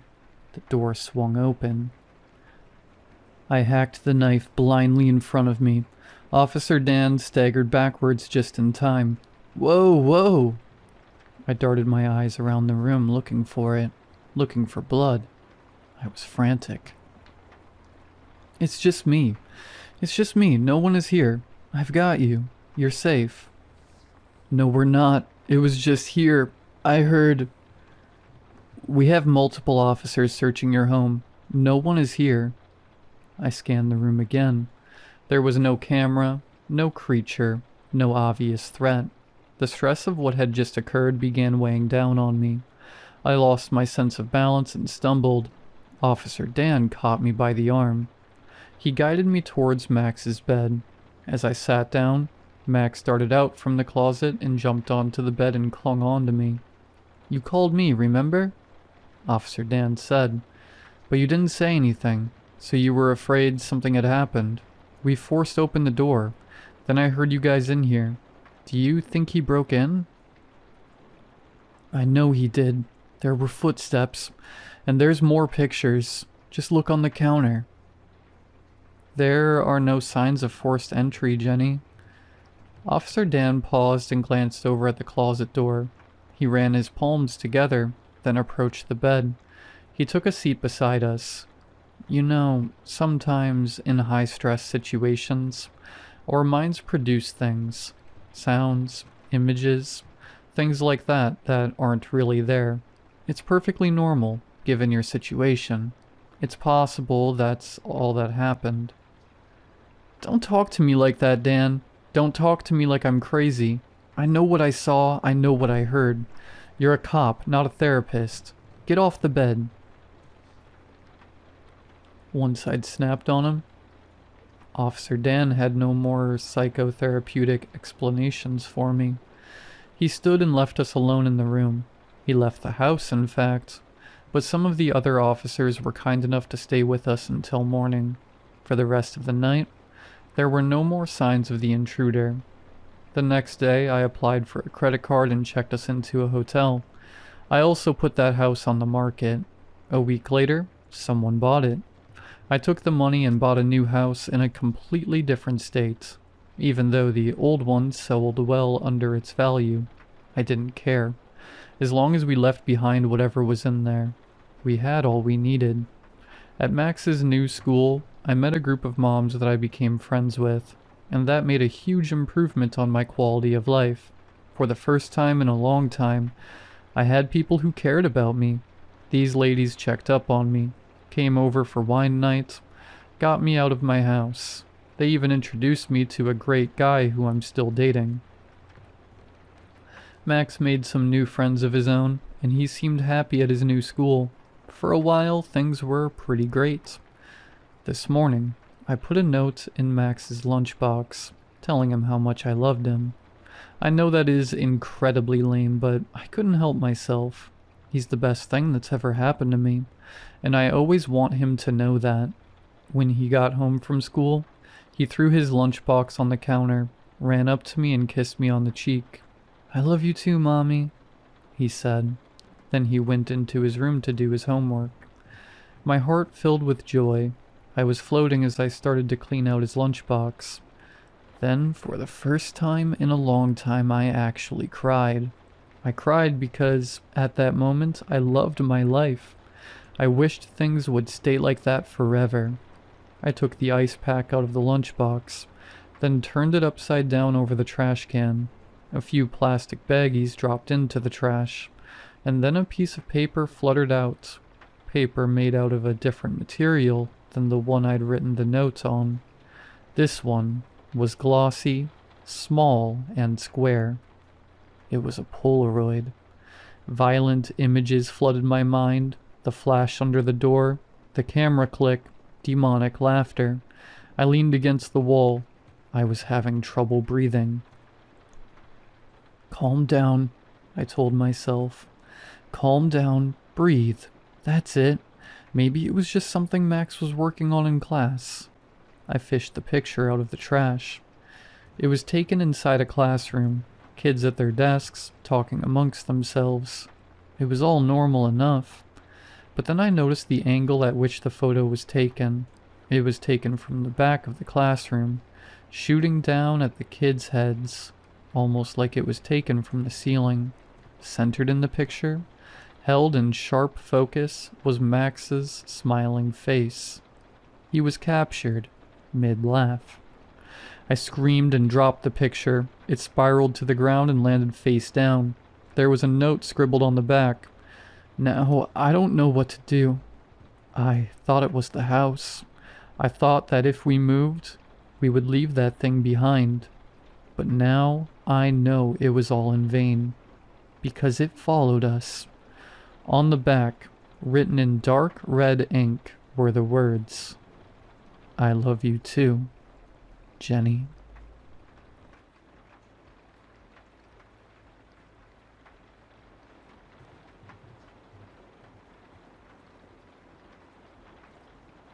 I don't usually post stuff like this. I don't even use Reddit much except to scroll when I can't sleep. But lately I've been waking up around 3 or 4 in the morning, just knowing something's outside my window. So maybe writing it out will help. Maybe someone here has gone through something like this. This all started last winter, around mid-December. My cousin Nate had this idea to go stay at his family's old hunting cabin, up by Lake Superior. His dad built it in the late 80s, but nobody had used it in years. He said it would be a digital detox weekend. No internet, barely any phone use. We only brought our phones for emergencies. Just a wood stove, some beer, and a couple days of peace and quiet. I was hesitant because the timing sucked. Roads were icy, snowstorms every few days. But Nate wouldn't shut up about it. Said he needed to clear his head after his breakup, and that I owed him one for missing his birthday. So I said screw it. The drive up was worse than either of us expected. The last few miles were winding forest road. Barely plowed, no cell service. Snow was falling in thick sheets, and the trees looked like black walls on both sides. Every now and then we'd see a deer dart through the headlights and vanish into the dark, and both of us would flinch. By the time we got to the cabin, it was almost 9 p.m. The place was buried halfway up the porch in snow. No footprints, no tire tracks, just untouched white. Inside smelled like damp wood and animal piss. The first thing we noticed was the cold. Not regular cold. It felt wrong somehow. Heavier. Like it didn't belong inside. We got the generator going. Thank God it still worked. And the little place started to warm up. Nate cracked a beer, joked about how we were real mountain men now. We played a few hands of cards, made some soup on the propane stove, and eventually passed out on the fold-out couch. I don't know what time it was when I woke up. The generator had stopped. Everything was quiet. Not peaceful quiet. Dead quiet. Like the air itself had stopped moving. I remember sitting up and instantly getting this feeling that something was wrong. I couldn't explain it. My body just knew. When I went outside to restart the generator, my flashlight caught something in the snow. A trail of prints circling the cabin. Barefoot, human-shaped but off somehow. The toes were longer, the stride uneven, like whoever made them had been dragging one leg. They went all the way around the cabin and disappeared into the woods. I woke Nate up. He stumbled outside with me, half asleep, swearing I was overreacting, until he saw them himself. He crouched down to look closer, and I swear I saw his breath catch when he realized how deep they went, like whoever made them weighed a lot. We locked the doors, piled some firewood in front of the entrance, and tried to pretend it was fine. We barely slept. The next morning the snow had stopped, but the air felt heavier. There was this strange smell. Not quite rot, not quite metal, but sharp enough to burn in your nose. We ate a quick breakfast and decided to leave early, but when we went outside, the truck wouldn't start. The battery wasn't just dead, it was gone, like it had been pulled out cleanly. The weirdest part? The hood wasn't even damaged. The latch was still locked, like something had just lifted it open. There were drag marks in the snow leading off toward the trees. He grabbed a hatchet from the shed and said he was going to follow the tracks. Just a little way. I told him not to, that we should stay put until someone found us, but he was stubborn like that. He didn't come back. I waited for maybe 20 minutes before I went after him. There were new prints now, his mixed with the others. I followed them about 20 yards before the trees got thicker and the light dimmed. Then I noticed the smell again, stronger this time. Something was hanging from a branch ahead, part of Nate's flannel sleeve, torn clean off, and below it, the snow was soaked dark. At least, it looked like blood. Later, when the snow melted and refroze, it was gone. Maybe that's why the search team didn't find any sign of it, but in that moment, it was enough to make me freeze in place. That's when I heard him. Or at least, I thought it was him. He said my name, soft at first, then louder. It sounded like it was coming from deeper in the woods, but the echo didn't sound right. It was like the voice was inside my head instead of around me. Nate had shouted my name earlier when he left, so at first I thought maybe he was still close. I called back, but there was only silence. Then I saw it. It was standing between two trees, hunched but still taller than any person should be. Its skin was stretched tight, grayish, and thin enough to show ribs. The head looked human at first, but the jaw was too long, like it had been broken and never healed. When it opened its mouth, I could see black around its gums, and something wet and red dripping from the corners. It stepped forward and the sound it made wasn't footsteps. It was more like cracking branches inside the snow. I don't remember running, but I must have. I just remember the feeling of my lungs tearing apart in the cold air, and the moment I saw the road, a narrow stretch of white cutting through the trees. I didn't stop until I hit pavement. maybe 2 miles away. When I finally got to a gas station, I called the sheriff's office. They told me the roads were blocked by fallen trees and they couldn't get a plow up there until the storm cleared. They sent a team 2 days later. Once it was finally passable, they found the cabin. They found the truck. They found Nate's phone, frozen and half buried about a mile from the property. But no Nate. No blood trail, nothing else. They said maybe a bear got him. I didn't argue. That was 8 months ago. I've moved 3 times since then. Different cities, different apartments. I don't tell people why. I don't even tell my family the full story. They think I'm still dealing with trauma and making things up in my head. Maybe they're right.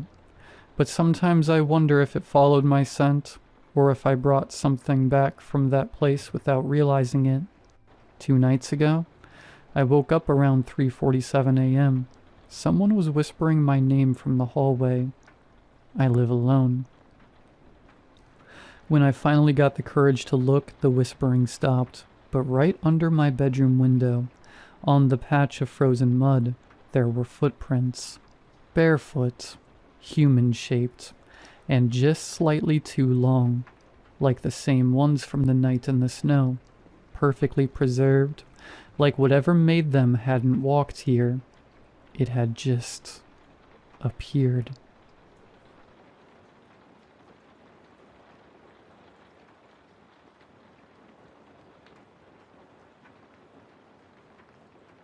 One night, I picked up the last of my life in a U-Haul and headed south.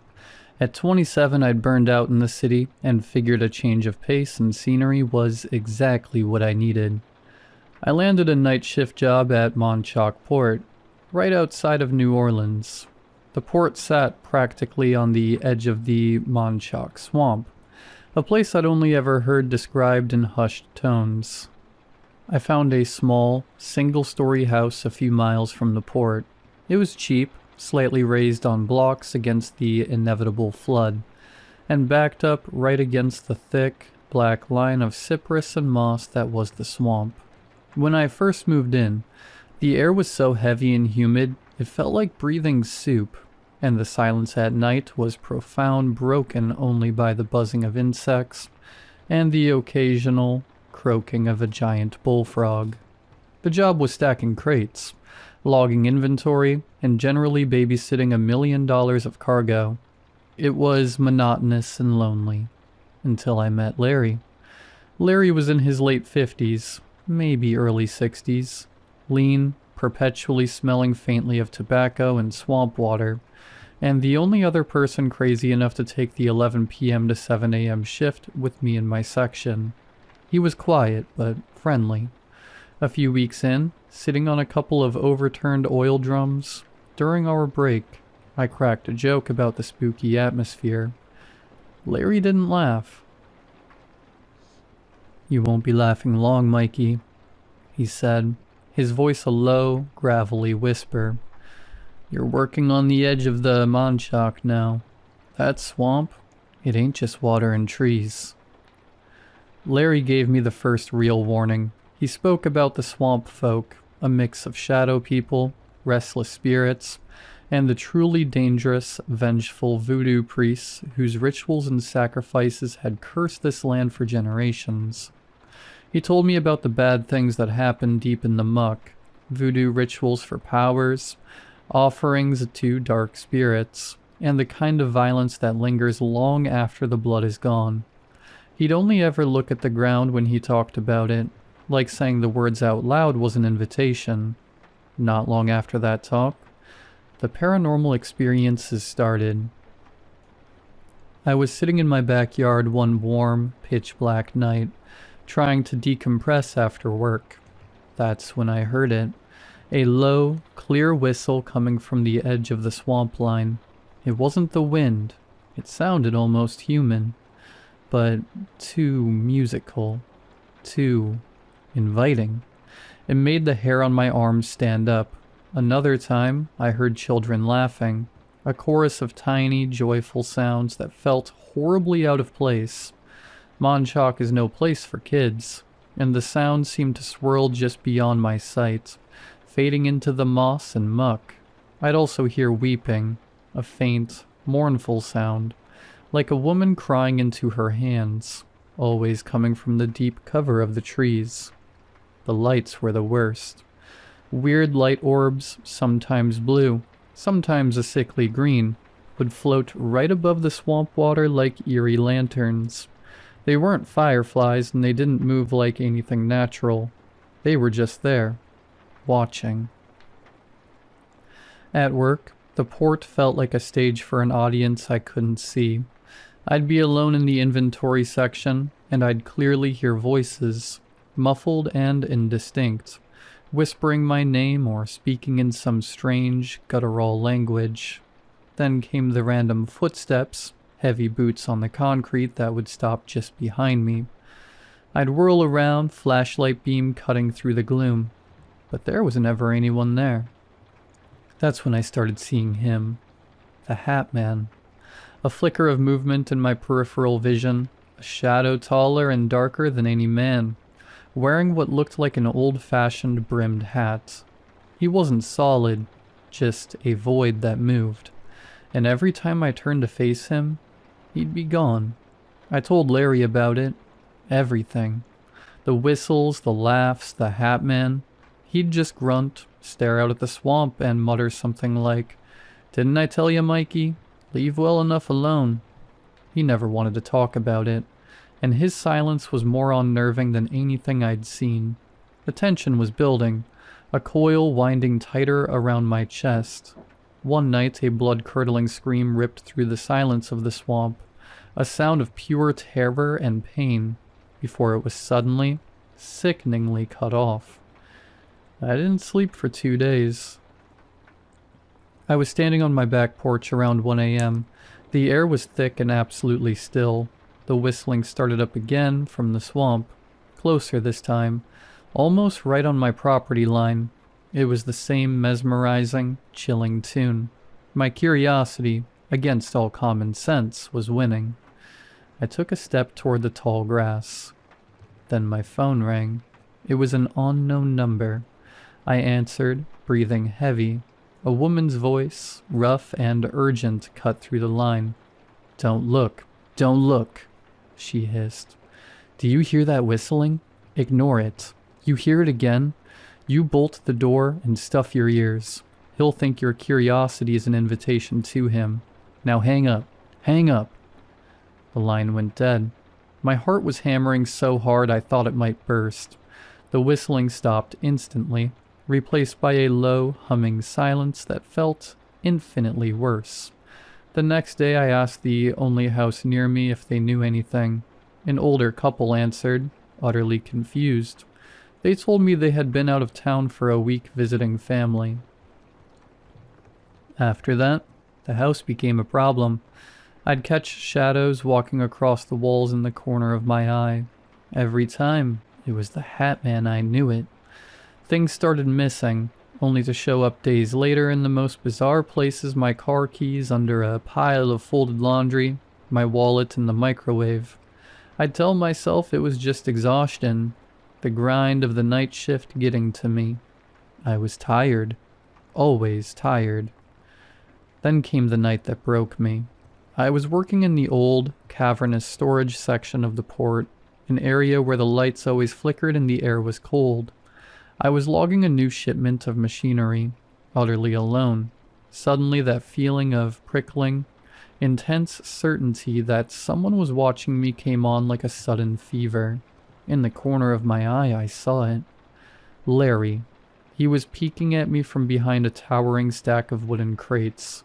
Just the side of his face, his eyes wide open and staring, fixed on me with an unsettling, blank intensity. My heart dropped to my stomach. A wave of ice-cold dread hit me. He looked wrong, his face pale and drawn. I watched, paralyzed, as Larry's head slowly, deliberately pulled back behind the crates.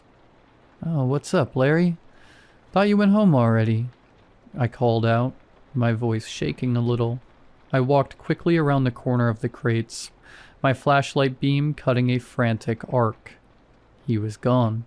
The walkway was long and straight. There was no other way out. And then at the far end of the walkway, I saw it. The Hat Man.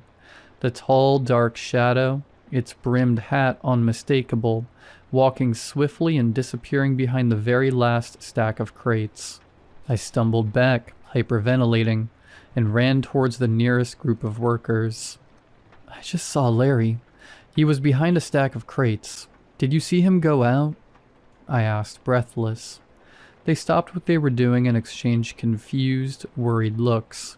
They looked at each other, then back at me. Mikey, I don't know what you're talking about. One of them, a big guy named Dan, finally said, his voice hesitant. He swallowed hard. Larry's been dead for a couple of months now. My blood ran cold.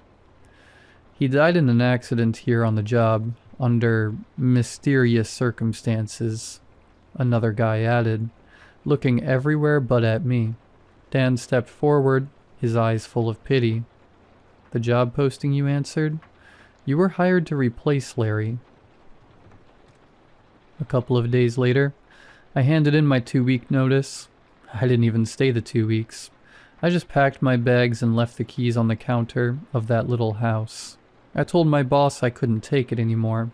I always felt like I was being watched and the nights were killing me. But the truth is, I knew the Hat Man had seen me. I knew the ghost of the man I called my friend was just a terrified spirit, and the Hat Man was something worse, something that used the dead to lure the living, and I knew the whistle was for me. I was afraid that the curiosity I'd shown when I reached for that door was the invitation it had been waiting for.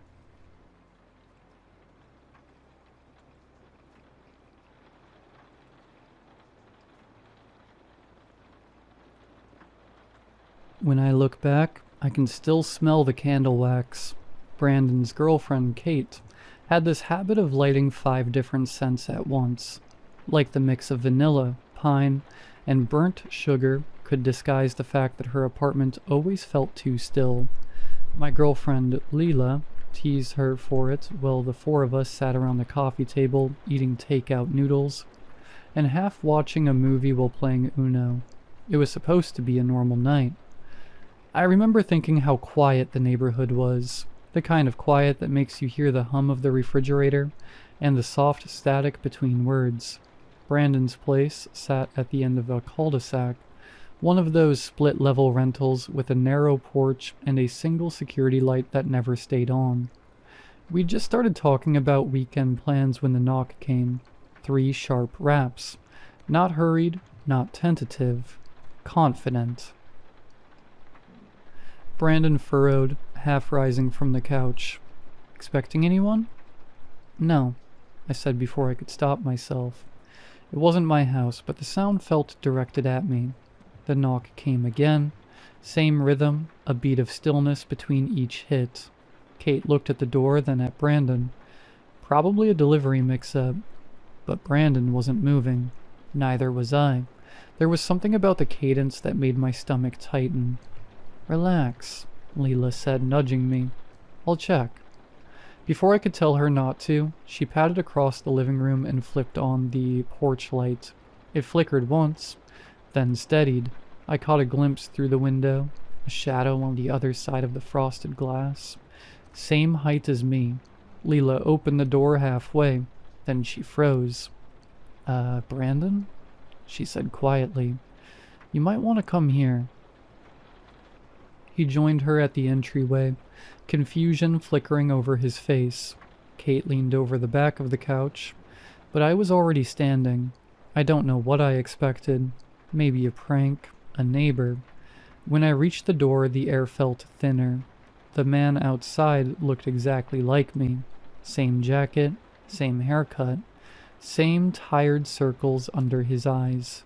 Even the way he held his shoulders, slightly turned like he wasn't sure whether to step forward or back. It was mine. He smiled when he saw me. Hey, he said, voice perfectly calm. Why do you change the locks? For a second, nobody said anything. My mind searched for an answer that made sense. Twin, look-alike, some kind of joke? Brandon muttered. What the hell? The man outside tilted his head. You going to let me in? It's freezing. The breath left my lungs. Who are you? He blinked, surprised by the question. Funny, you tell me. I slammed the door before he could take another step. The sound echoed through the living room. Kate yelped. Leela grabbed my arm. What the hell, Matt? There's somebody out there pretending to be me. Brandon turned the deadbolt. Okay, that's insane. Maybe he just looks like you. No, I said. You saw him. It's not possible. From the porch came 3 more knocks. Slower this time. Leela whispered. What if it's a prank? What's that thing called? Deep fake or something? I shook my head. He had my clothes. He even talked like me. I don't think my parents would be able to tell. The knock stopped. Brandon exhaled shakily. I'm calling the cops. He grabbed his phone and started dialing. While he talked to the dispatcher, the rest of us stood there listening. No footsteps, no voice, just that quiet house breathing around us. When he hung up, he said, They're sending a car. We waited. 10 minutes, 15. Leela peeked through the side window once but flinched back immediately. He's still there. I forced myself to look. Through the glass, my own face stared back at me. He was smiling faintly, like he found something funny. Then he raised his hand and knocked again. Softer, steady, patient. Brandon muttered, Jesus Christ. When the police arrived, 2 officers, they found nothing. The porch was empty. The night air looked untouched, like it had been that way all along. One officer asked if I'd been drinking. I told him no. He said they'd patrol the area, told us to lock up, and left. We tried to laugh it off after that, but no one really could. Brandon suggested we all crash there for the night, just in case. Around midnight, Kate went to bed. Leela lay curled against me on the couch, pretending to sleep. Brandon stayed up, staring at the dark TV screen. That's when I heard it again. A single knock from the back door. Brandon looked at me like maybe I'd imagined it. Then we both heard the second one. 3 taps, the same slow rhythm. We crept into the kitchen. The small window above the sink looked out over the backyard. Porch light off, darkness thick as velvet. I whispered, Don't. Brandon ignored me and flicked the light switch. The bulb hummed to life, yellow and weak, casting a cone of light over the glass door. I was standing outside again.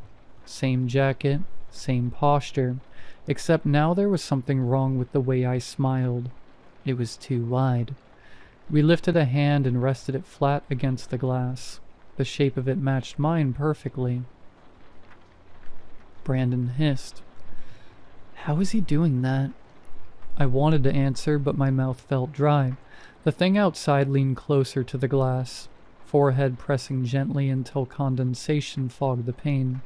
Then he whispered something. We couldn't hear through the door, but I knew the shape of the words. He mouthed, Let me in. Brandon yanked the blinds closed. Nope, we're done. We're calling again. But before he could reach for his phone, the kitchen light flickered and went out. The power didn't so much go out as hesitate. The hum of the fridge died. The clock on the stove blinked off, and the air itself seemed to thicken. I could hear Brandon's breath beside me, shallow and fast. Then came the soft drag of a hand sliding down the other side of the glass door. We backed into the hallway. Leela appeared, rubbing her eyes. What's happening? I started to answer, but a shape moved past the curtained window. A shadow, my own, brushed the fabric, the faint outline of a face pressing just close enough for the curtain to twitch. Then it was gone. Basement, Brandon whispered. Breaker box. He headed for the stairs. Kate called from the bedroom, voice small, asking if everything was okay. No one answered. I didn't want to go into that dark stairwell, but standing still felt worse. I followed Brandon down, the flashlight on his phone cutting narrow slices of light across the unfinished walls. The switch was already flipped to on. "See?" he said. "Power's fine. Must be..." Something slammed upstairs, hard enough to shake the ceiling dust loose. We bolted up the steps 2 at a time. The kitchen door was open. Cold air poured through the room like water. The curtain flapped against the wall. Kate stood frozen in the hallway, hand over her mouth. "He's inside," she whispered. I saw the trail of wet footprints on the tile before I saw him. Me, standing in the living room doorway. Head tilted slightly, eyes unfocused. He looked like he'd forgotten how to breathe. Brandon grabbed a lamp from the table and held it like a weapon. "Stay back," he said, voice cracking. The thing turned its head toward him, slow as a hinge, and smiled. Not wide this time. Sad. Leela said my name. I don't know which of us she meant. For a heartbeat, everyone was still. Then the thing moved, fast, impossible speed, knocking the lamp aside, sending it clattering. Brandon shouted. Kate screamed. Leela pulled at my arm and we stumbled backward into the hall. I remember flashes, the sound of something heavy falling, glass breaking, Brandon's voice cutting off mid-word, his grunt as he hit the floor. When it was over, the silence was worse than the noise. The power blinked back on. The bulbs buzzed faintly overhead. The air smelled like ozone and sweat. I was standing in the middle of the living room. My hands were shaking. There was something on the floor at my feet, lying still. He looked exactly like me. The police came after Kate called them. I barely remember the sirens, just the questions. Where did the intruder come from? Why did he look like me? What happened to Brandon? I kept saying, I don't know. One of the officers pulled me aside and asked again, slower, like maybe I'd stop lying if he softened his voice. He pointed at the sheet-covered body. "You expect me to believe you don't recognize him?" I looked at the hand slipping out from under the sheet. Same scar across the knuckle, same little freckle by the wrist. "I recognize him," I said. "I just don't know which one of us he is." They didn't like that answer.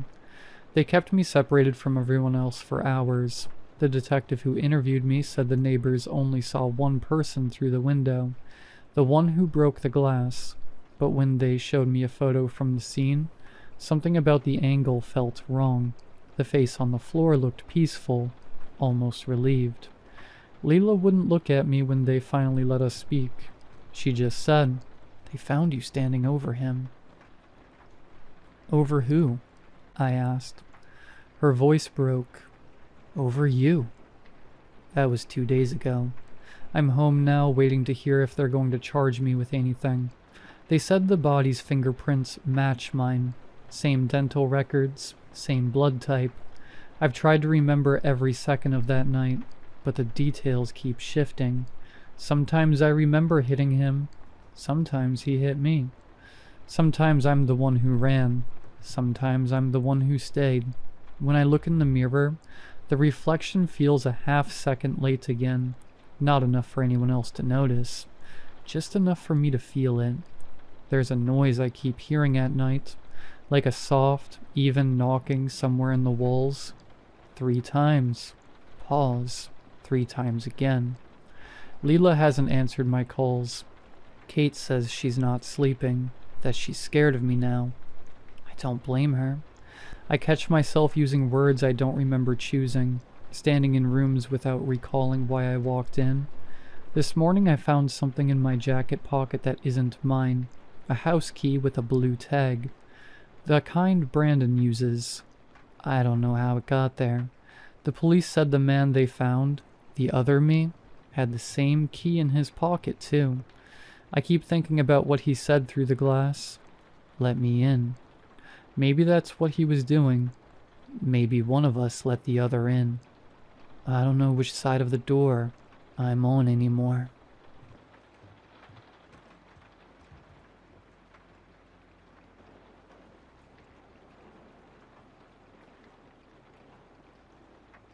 I was 9 when Dad began to crawl. I remember the summer had been a particularly long one, or at least it felt like it. It was one of those years that didn't go the way you expect years to go. We'd had no rain since January, and the sun came out suspiciously early, though the temperatures remained low well into June, and it seemed to get dark far earlier than it should have on account of the fogs that would roll in each afternoon to snuff the sunlight. I remember the unseasonable weather was the only topic of conversation among everyone in our town. But that was the same most years, and the weather being wrong is seemingly commonplace everywhere now. But that year had been especially off. Memorably so. Especially since it also brought us the September when Dad began to crawl. It wasn't as strange as it sounds, at least not to us. We grew to accept this new way of things quite readily. That was just something he did now. My dad was prone to change, though perhaps no more than anyone else outside of the madhouses. Sudden diets, interests, and hobbies that disappeared as quickly as they'd begun. Changes in style. The hat phase, famous to us. And he was in a habit of growing his hair long before shaving it all off and starting again. A little less growing back each time it came, though. If you were to look through our family photographs, you'd be forgiven for thinking a different man assumed the role of Dad each year, and, figuratively speaking, you'd be right.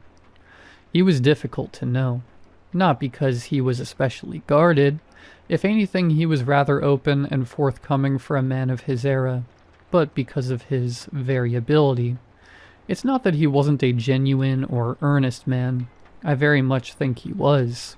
But he was multiple quite different, genuine, and earnest men all in one lifetime.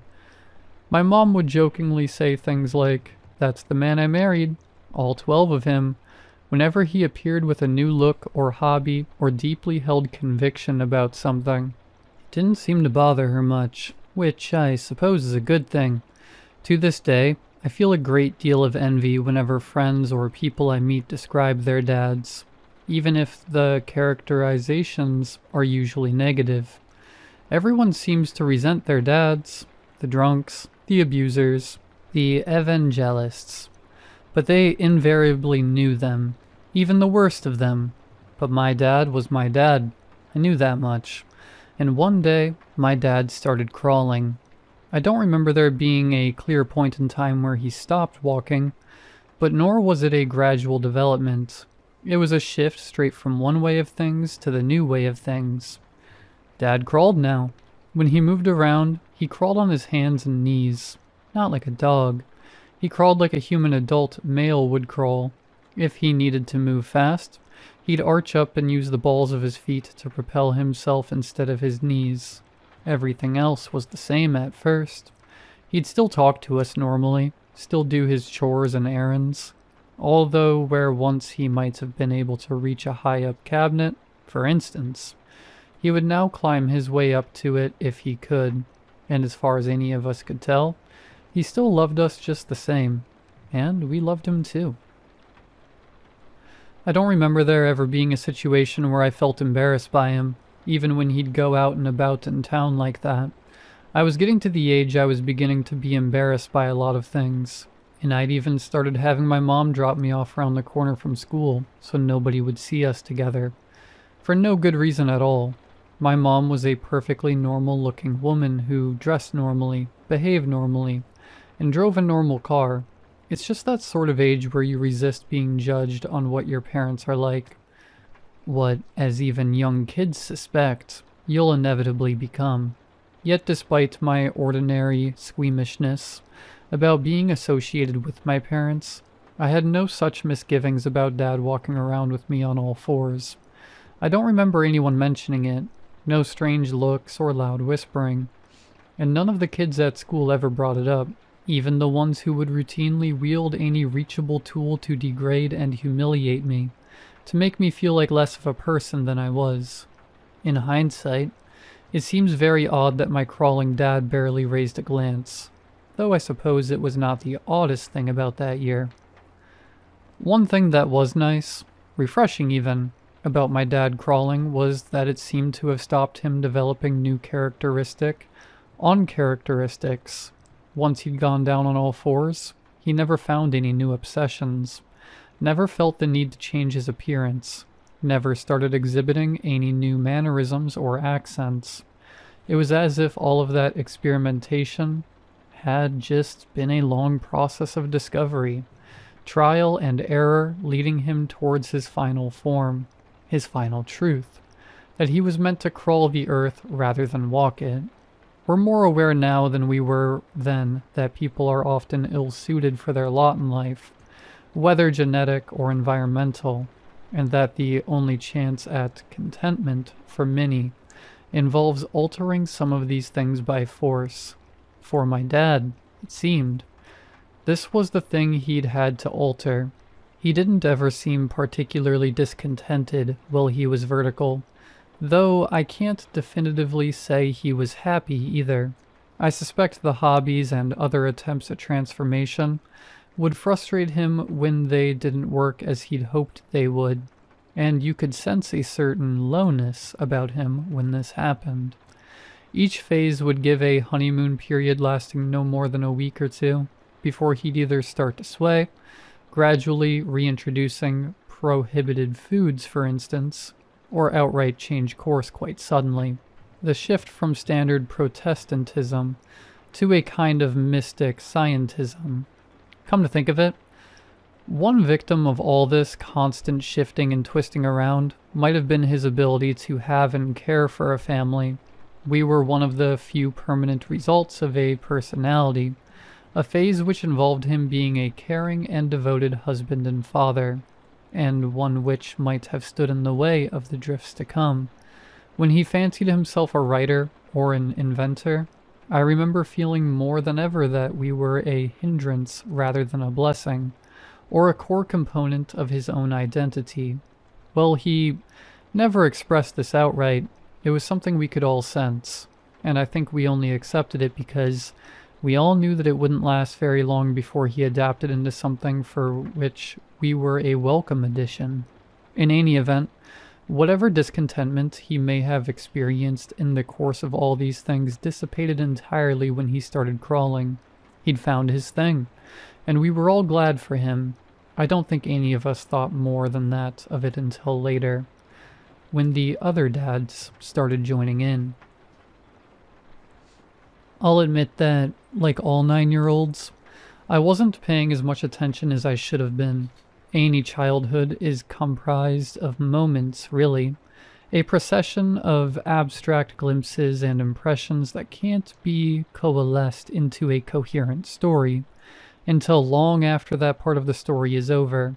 I remember being confused when grown-ups would be able to talk about life holistically, interpreting things from the past and extrapolating into visions of the future.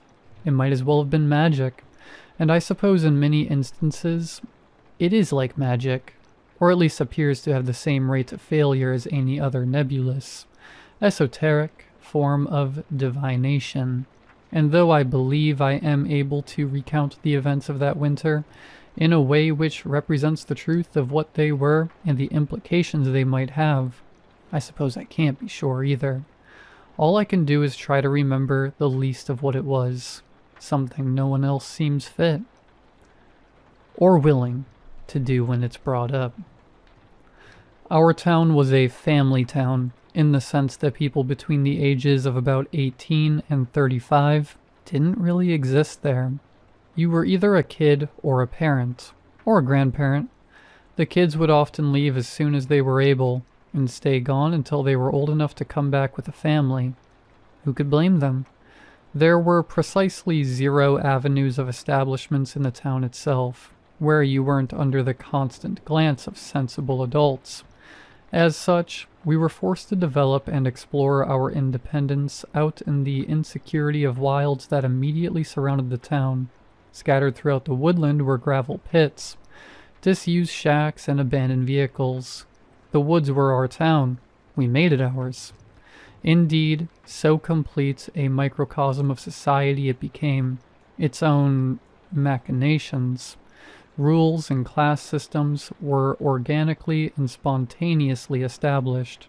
Certain landmarks held functions, and there were areas which were de facto off limits to those in the wrong circles. You knew, for instance, never to hang around the burned-out camper van if you weren't one of the Delaney brothers' crew. For kids my age, anywhere north of the mile-long creek which ran through the densest part of the forest, and whose water was discovered to be the source of the unusual prevalence of ocular cancer in the town's children, was unfriendly territory. That was the area in which the activity of older kids would transpire: drugs, revenge, and nascent, fumbling sex acts. I say this simply to emphasize that there were essentially two towns: the town proper, where all the grown-ups lived their grown-up lives, and then the town outer, where all the kids went to grow up. Any man, any full-grown adult male in the town was a dad to at least one of the kids there, with minimal, insignificant exceptions. No need to expound upon the one childless man who briefly occupied the role of town librarian, or the childless male couple who lived together in the nice part of town. Neither were there long enough for it to matter, and your guess as to why they left is probably the correct one. Some dads occupied the sorts of roles you would expect of men in that sort of time in that sort of town: mechanics, locksmiths, store managers. But most of them worked at the factory a couple of miles away. The factory, known only and always as the factory, was our town's industry. It was credited with seeing us through several recessions and economic upheavals, relatively unscathed, and, as mentioned, with contaminating the creek that caused the unusual prevalence of ocular cancer in the town's children. In town, the factory was treated as unmoving and essential, a thing as the air itself, even less prone to variance in fact. It sat just elevated enough that its lone gray turret could be seen from virtually any vantage point within the town or its surroundings. Although myself, and presumably most of the non-dad townsfolk, had never actually seen the entire building up close. It was sufficient to know that it was simply there, and it was there that most of the dads would go to work. I don't know what the factory was for, nor do I really know what my dad did there. From any discussion, form, or pay stub, the most I can discern is that he was a worker there. I never bothered to ask for any more detail than that, and he never offered any unbidden, like some dads might do. To him, it seemed, his job was just a minor inconvenience, a tedious and unimportant necessity to facilitate his true passions, whatever they may have been that week. But he never complained about it, and he never missed a day, even after he'd gone horizontal. As I said, my dad was the same dad he always was. If anything, he became even more the same once he'd started crawling. There was nothing else to him, nothing new for us to acclimate to. He just crawled around, went to work, played with us kids, and crawled into bed with his wife at the end of it. Only one time do I remember it occurring to me that there might be something wrong with this. At that age, and for as long as I can remember before it, I always slept with my bedroom door open looking out onto the landing. I don't know if there was any particular reason for it, but I couldn't have it any other way. And if one of my parents closed the door after putting me to bed, I would always rush up to open it again. There was nothing I was actually scared of, yet it would send a cord of terror down my spine as soon as that door closed while I was in bed. One night, I'd woken up suddenly from what must have been a bad dream, one of those ones so terrible that your memory rejects them outright. if you're just left with the dread sensation that you had experienced a horror in sleep, and it might have followed you back out. The wind outside had been pummeling the trees so the tendrils of their branches scratched against my window, adding sensory stimulation to my already overwhelmed juvenile limbic system. Instinctively, I did what I'd always done in this situation and cried out for my dad. I'm unsure why he was always my first choice to comfort me when I was frightened. On balance, I'd say I was definitely closer to my mother, who, typically of the women in our town, had been much more present and involved in the key stages of my emotional upbringing, and certainly was my first port of call in any other emotional or physical state. But when it came to being frightened, it had to be Dad. Perhaps it was because I had never seen him frightened by anything himself, and I knew he'd always come. Sure enough, it wasn't long before I heard the clumsy thump of limbs on their bedroom carpet, then the frantic patter of his hands slapping against the hardwood floor as he approached my door. It was then that I got the deep, distinct impression that something was wrong. Deeper than the sensation whatever nightmare I'd had already stirred within me. The sound of my dad approaching, the sound that would typically comfort me in a state like this, was making me more terrified than I'd ever been. I don't have words to fit to begin explaining how much I utterly dreaded seeing him crawl past the doorway and into my vision. I closed my eyes tight right as the slapping sounds of his palms whacking themselves against the floor came closer and then stopped. Silence now. He must have been outside my room, looking at me. I couldn't bear to open my eyes. I knew it was just Dad. I knew it would be the same Dad I saw every day. I was even used to Dad crawling. It never disturbed me in the slightest, but at that moment, I couldn't imagine anything more horrifying than what I knew I would see in that doorway if I were to open my eyes. He remained silent. I remained silent as well, stifling the sharp, panicked breaths that were trying to burst out of my chest. I wanted nothing more than to hear those same thumps and thwacks of limb upon wood, retreating back to his bedroom. I couldn't explain nor rationalize it to myself. I simply wanted him gone. But still there was silence. For how long, I could not say. Too long. My eyes instinctively wanted to open a little to see what was going on, but I forced them to remain firmly shut.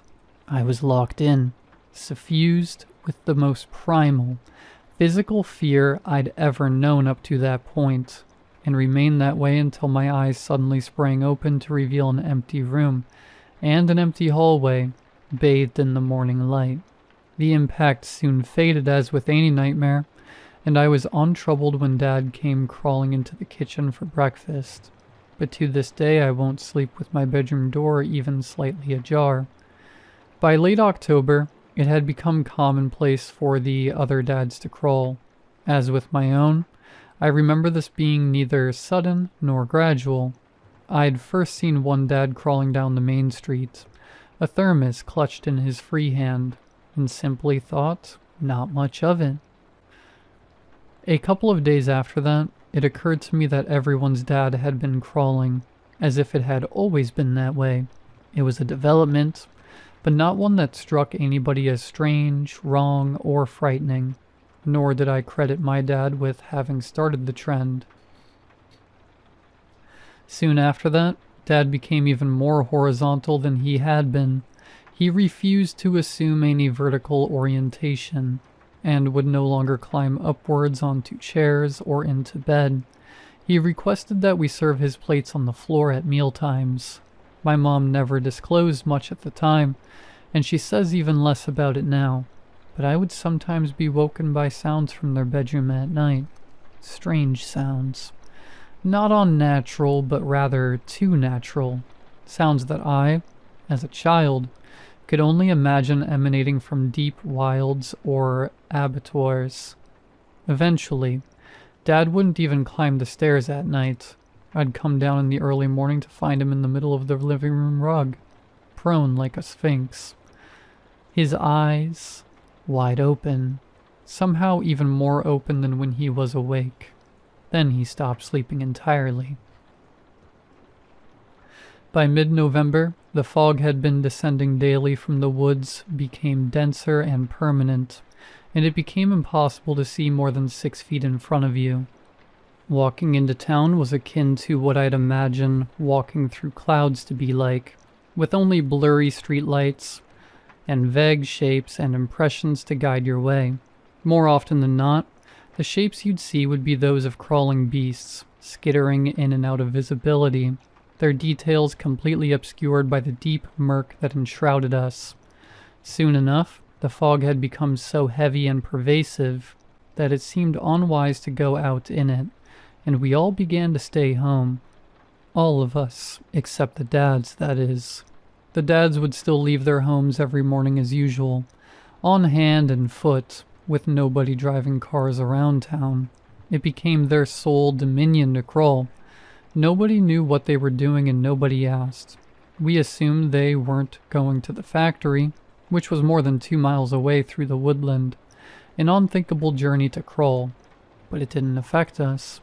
And I imagine if I'd had the foresightness to ask questions, I would have squarely been told it was none of my business. In fairness, it wasn't any of my business. I would come to know that, whatever business this was, it existed far beyond my remit. That the dads were doing what the dads were doing is about as close to certain as I can be on the matter, and as long as Dad came home, I had no reason to concern myself with it any further. One evening, early December, Dad didn't come home. None of them did. They had left their houses that morning as usual, with no outward signifiers that this day would differ from any other, and they never returned. The following day, I remember accompanying my mom on a drive into the town's foggy maw, to search for him only to find all the other moms and kids doing the same thing, headlights scanning vainly for things long since gone. Even at that young age, I somehow knew, intuited at least, that my dad was never coming back.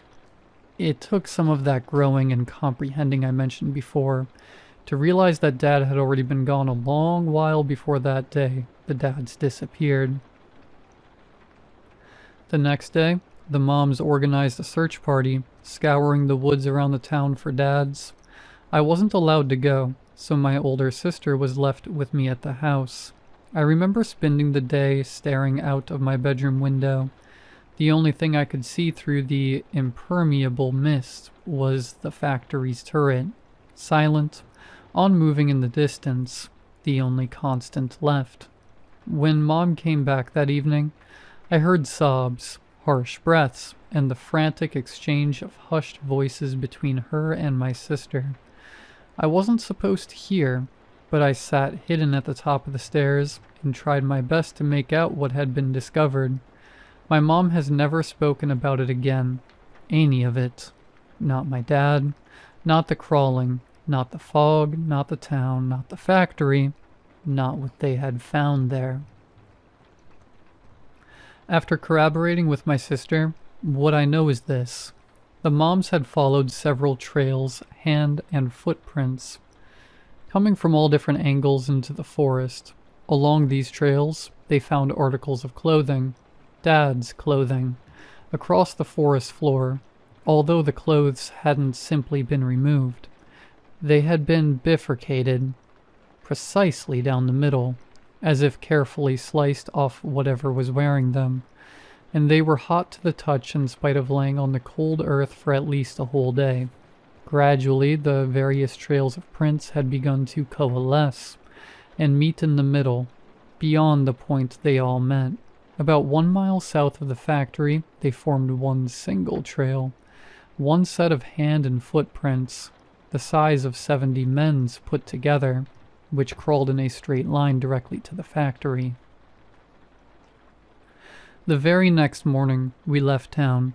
I'd been woken up by Mom around dawn, who listlessly told me we were going and we wouldn't be coming back. I barely had time to fill a backpack with my things, let alone begin to comprehend the emotional weight of all that was happening and what it meant. Dad's possessions were left entirely untouched.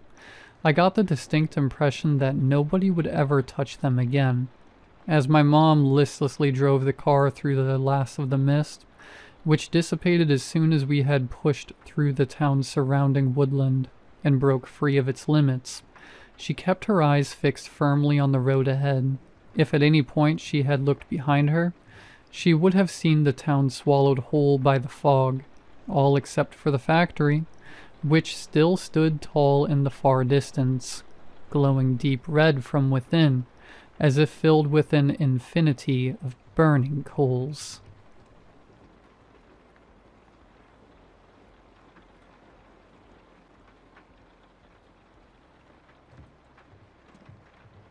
Like the title states, anytime I buy something, I always read the reviews beforehand.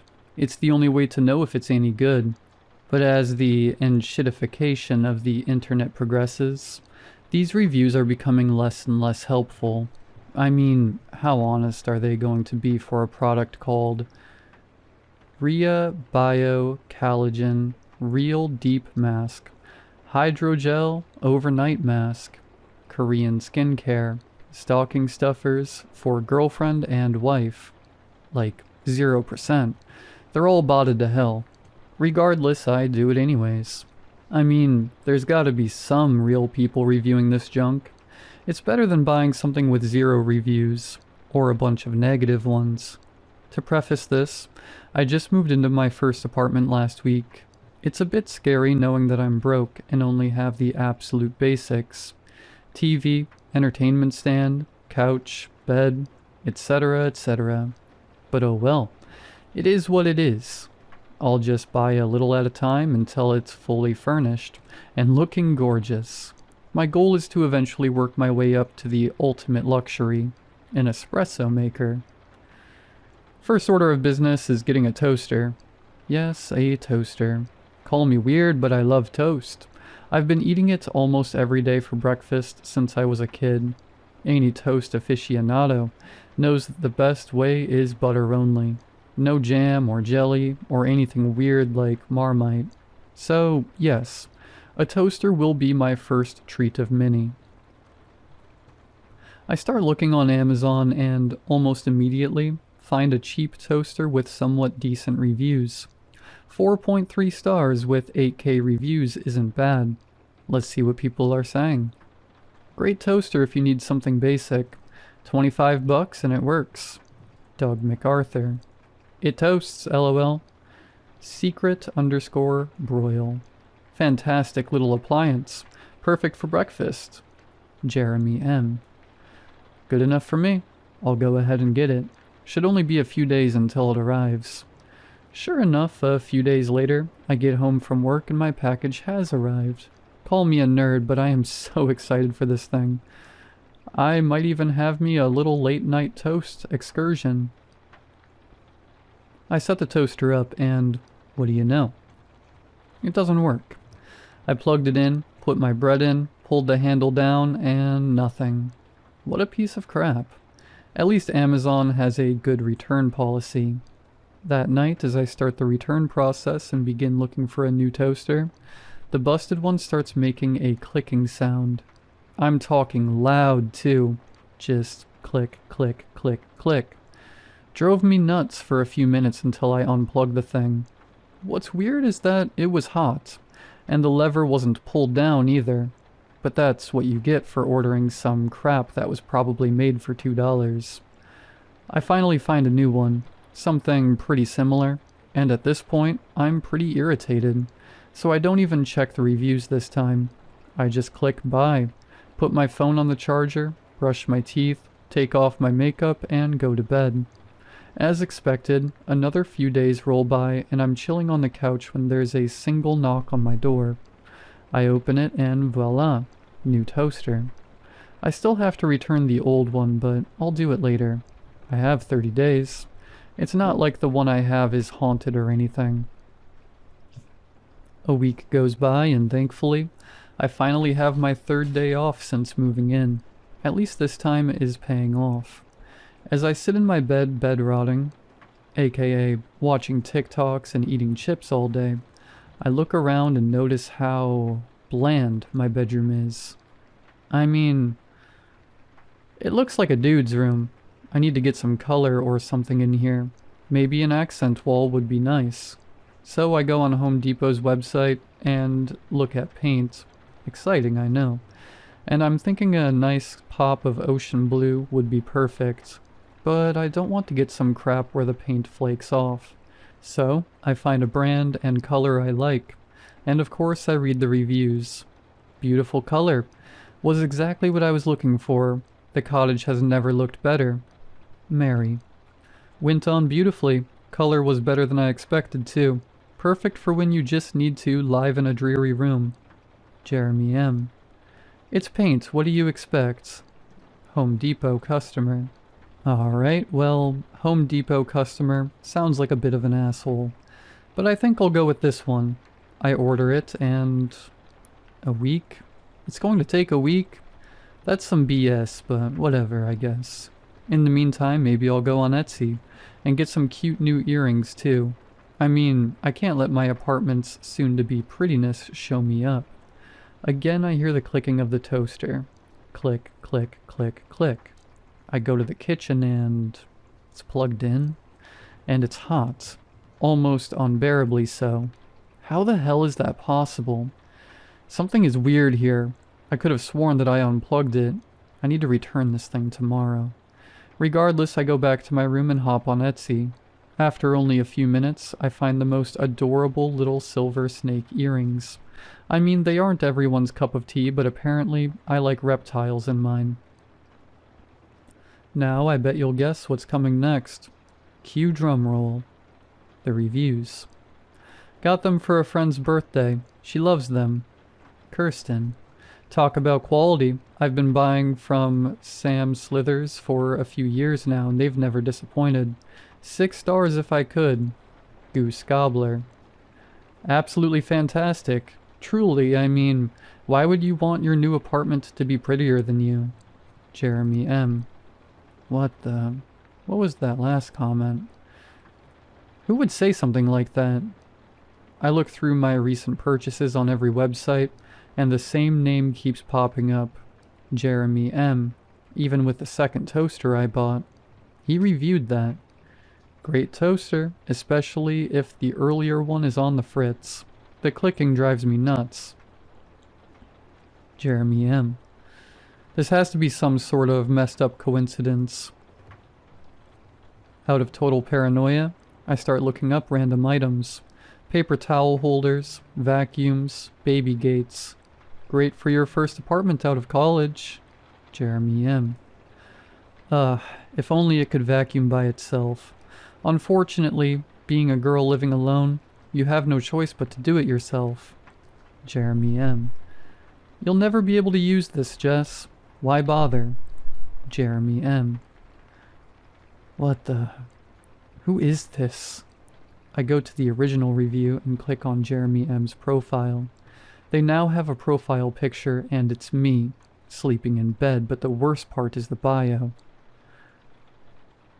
It's my address, and the date of time. 8:50 p.m. It's 8:49 p.m.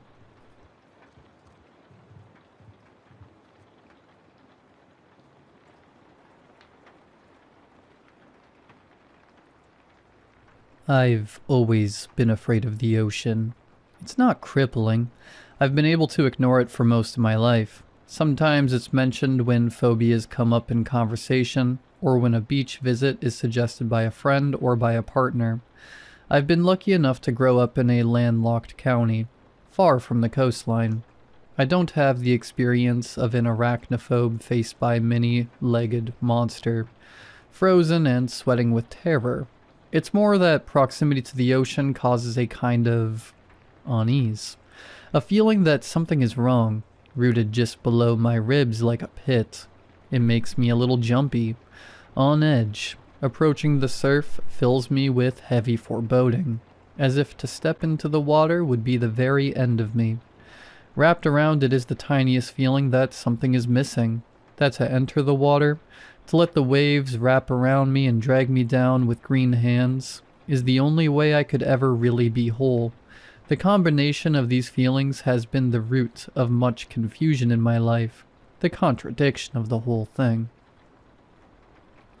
My parents were silently resigned to my strange behavior around the sea as a child. We never had a lot of money, and holidays to the beach were not a regular occurrence. Maybe 2 days spent at the coastline over the summer. My siblings as happy in the sandy water as the tiny skittering crabs, while I stayed back with my mother. It was on one of these holidays, when I was 15 years old, that she gave me my first warning. You feel it, don't you? She asked me this with a look in her eyes which I have never seen before. Something between sadness and fear. It was not the kind of expression you ever want to see from your mother, and it worried me. What? You can feel the sea talking to you. I looked out across the ocean. The round, dark head of a seal is visible in the distance, gulls swooping above it. She looked out too, but her gaze was directed towards my father and brothers, splashing in the shallows. My sister felt it too. That's how I know. You have the same look on your face when you are near the water as she always had. She turned to me, taking my shoulders in her hands and facing me towards her. Whatever you do, don't go to the water. I can't lose someone else. At the time, I was confused and a little annoyed at her lack of an explanation. Eventually, I forgot, let it fade away, as memories of childhood tend to do. I never knew my aunt, as she died before I was born. After my recount of the conversation with my mother, you may expect to hear that she drowned. However, she was simply ill. I was never told the exact form of sickness, but I know that she was wasted away slowly, fading into death. I think the loss of her older sister fundamentally changed my mother. My father has told us stories of how she was when they first met, when she was happy and vibrant and overflowing with life. By the time I, the third child, was born, she was little but the shell of a mother to us. She acted as a mother should, comforted us, fed us, taught us what we needed to know to live. But if you looked, really looked, then you could tell there was nothing there. Hollow eyes behind a bright smile. When I was younger, and had not known loss, I didn't understand. Now I have a certain sympathy for her. This emptiness slowly drove my siblings away. By the time of her death, several years after my father's, I had become a live-in caregiver for her. As such, I was left to deal with her house and affairs. It's a strange thing, the loss of a parent. You can never be ready for it, and just when you feel as if you want to do is cry, you're struck with all these terrible responsibilities which now rest on your shoulders. Breaking the news, organizing a funeral, dealing with decades of possessions. A life well lived now broken down into boxes of books and childhood toys, and clothes and scraps of paper, jewelry and ornaments, and 100 tiny things which I can never know the sentimentality behind. Things which meant the world to her, now sorted into neat piles to sell or throw away or pass on to others. There's a callousness to it, rummaging through the trappings of her life and searching for value. Something so inherently emotional, broken down to methodology. As in most houses, the attic was filled with dusty boxes. One of these, when I pulled it down, was labeled with my aunt's name, the first physical proof I had ever seen of her existence. The box was heavy and cumbersome, sliding from my fingers, the cardboard misshapen with age and slick with a thick and sticky layer of dust. The item which fell from the box appeared to be a fur coat. It was slippery, almost like silk, warm to the touch and much finer than any fur I had ever seen. The pattern was unfamiliar to me, a mottled gray with blooms of silver spreading across it like lichen on a dead branch. The coat stank of old salt and seaweed, like a tide pool on a hot day. With some trepidation, I realized it must be sealskin. I'd never seen a sealskin coat before. Briefly, I wondered whether the possession of it was even legal. Why had my mother kept this? Out of everything, why this? She must have gone through her own process, her own methodology, when her beloved sister passed away, and out of everything she chose to keep this sealskin coat, and not only keep, but lock away. The dust was unmarked, clearly undisturbed for many decades. This coat had not been worn, had not been displayed, had not been cared for even, as if she did not truly want it, but could not bring herself to get rid of it. As I ran the fur between my fingers, a scrap of letter paper fell from the folds. Recognizing my mother's neat, sharp handwriting, I picked it up. Dearest Maud, my aunt's name. Was this letter written before or after she died? I carried on reading. I'm sorry. I'm so sorry. I was so afraid of losing you that I let myself do something terrible, unforgivable, awful. You should never have told me your secret. You should have known that I wouldn't believe you. I'm sorry I had you involuntarily committed. I'm sorry they didn't lock you up for longer. I'm sorry I stole your coat. If I hadn't, maybe you would still be here. How was I to know? Who would have ever known? Who would have believed you? I did as any sane person would, Maud. Why didn't you keep it to yourself? I thought you were in withdrawal. I wasn't to know it would kill you. Salt water ran through your veins, Maud, and I didn't believe you when you told me. I was going to lose you either way. To this, or to the draw of the endless ocean. I regret my hand in it, but I do believe it was for the best. I may never be forgiven in the eyes of God or in my own, but I did what I did for the sake of my children. What if they were like you? What if you made them like you? I can't let it happen. No child of mine will be marked like you were. No child of mine will be such a cursed creature. I know you told me it was a blessing, but such a thing is unnatural. Who were you to change the ways of the world, the order of things? To change forms like you did is nothing short of the devil's work. I tried to fix you. Really, I did. And when I couldn't do it, I tried to have the professional do it instead. But you really were of sound mind, weren't you? That makes it worse, you know. You knew exactly what you were doing and how wrong it was. But you turned your back on everything, right and holy and true, and you put all your faith in that coat. I hope you are happier where you are. I hope you are healthier. I hope that you have been forgiven for what you've done, as I pray that I will too, when my time comes. All my love always. The paper fell from my fingers. It was nonsensical, clearly.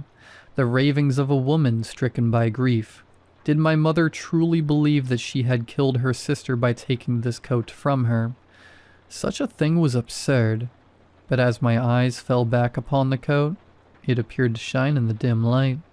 Despite the state of the box it had been in, it was unmarked, as clean and new as if it had only just come into existence. The conversation I had with my mother on the beach so many years ago suddenly returned to my mind. My sister felt it too. The coat looked to be my size. The overwhelming urge to try it on crashed over me like a wave of unresisting shore, but I could feel in my bones that this was not the place for such a thing. I drove 3 hours to get to the ocean. The journey is a haze to me. The road's empty at that time of night. Bare feet on the sand, I slipped the coat over my shoulders. When I awoke again, it was morning. I remembered little of the night before, but my hair was thick with salt, and my heart light with a sense of freedom. Flashes of memories danced through my head, swimming in the clear water, longer and faster than any human could, rolling and playing with the seals, who welcomed me as one of their own, feeling more at home than I had ever felt before. I see now why my mother was so afraid of losing her sister, and of her children taking the same path. If they were to learn about it, now that I have felt that freedom, I'm not sure that I can go back.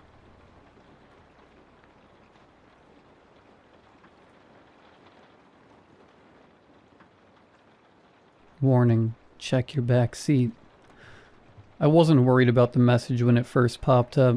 It's one of those things they put in these days to make sure no one leaves a child in a hot car, I guess. It had never shown me that message before, but I figured maybe a passenger had left a purse on the floor or something and it was detecting the weight. There wasn't anything there though. I looked under the seats and everything. Even ran my hands along the back edge to see if there was a wallet or phone stuck in the crack. I didn't think that sort of thing would set off the alarm, but the car was still fairly new, so I couldn't be sure. Regardless, nothing was there. I'd forgotten about it by the end of the next day, honestly, but when I pulled into my driveway and turned off the car, there it was again on my dashboard. I checked the back seat again. Still nothing. I hadn't had any messages from passengers looking for any lost items either. Maybe this was just a thing the car did. Just a general warning to remind drivers to check the back seat every time they got out. If so, it felt counterproductive. If the warning was there every time, people were bound to start ignoring it. It would just become part of the background. Also, I was sure that the car hadn't been doing this for the first several months I'd had it. On the other hand, this was the sort of change they might have pushed through a software update. There could have been some new legislation, some lobbying group pushing to have this warning on permanently, like the meaningless parental advisory stickers on music. I looked online that night, searching through car forums and news posts for any mentions of this warning. I couldn't find any indication that it was supposed to be happening every time I turned the car off. In fact, it didn't seem to be showing up for anyone else. This problem was only in my car. Clearly it was just a bad sensor. It was probably still under warranty, but in order to get it fixed, I'd still have to leave it at the dealership for a day, and the warranty wasn't going to pay my lost income for the day off. I told myself I could just ignore it. It was just a single line of text. I'd stop noticing it in no time. I was wrong. Every time I turned the car off, that message glared at me like a dire omen. I found myself obsessively checking the back seats every time I got out, even though I knew I'd find nothing. I vacuumed the car until not so much as a crumb remained. I checked the seatbelt latches. Everything was perfect, but the warning still appeared. I tried ignoring it. I averted my eyes when I turned the car off, but I could feel it glowing from the deactivated dash. See the phantom words printed across the darkness of my eyelids. I walked away from the car without looking in the back, telling myself that it was a waste of time and there was nothing to find.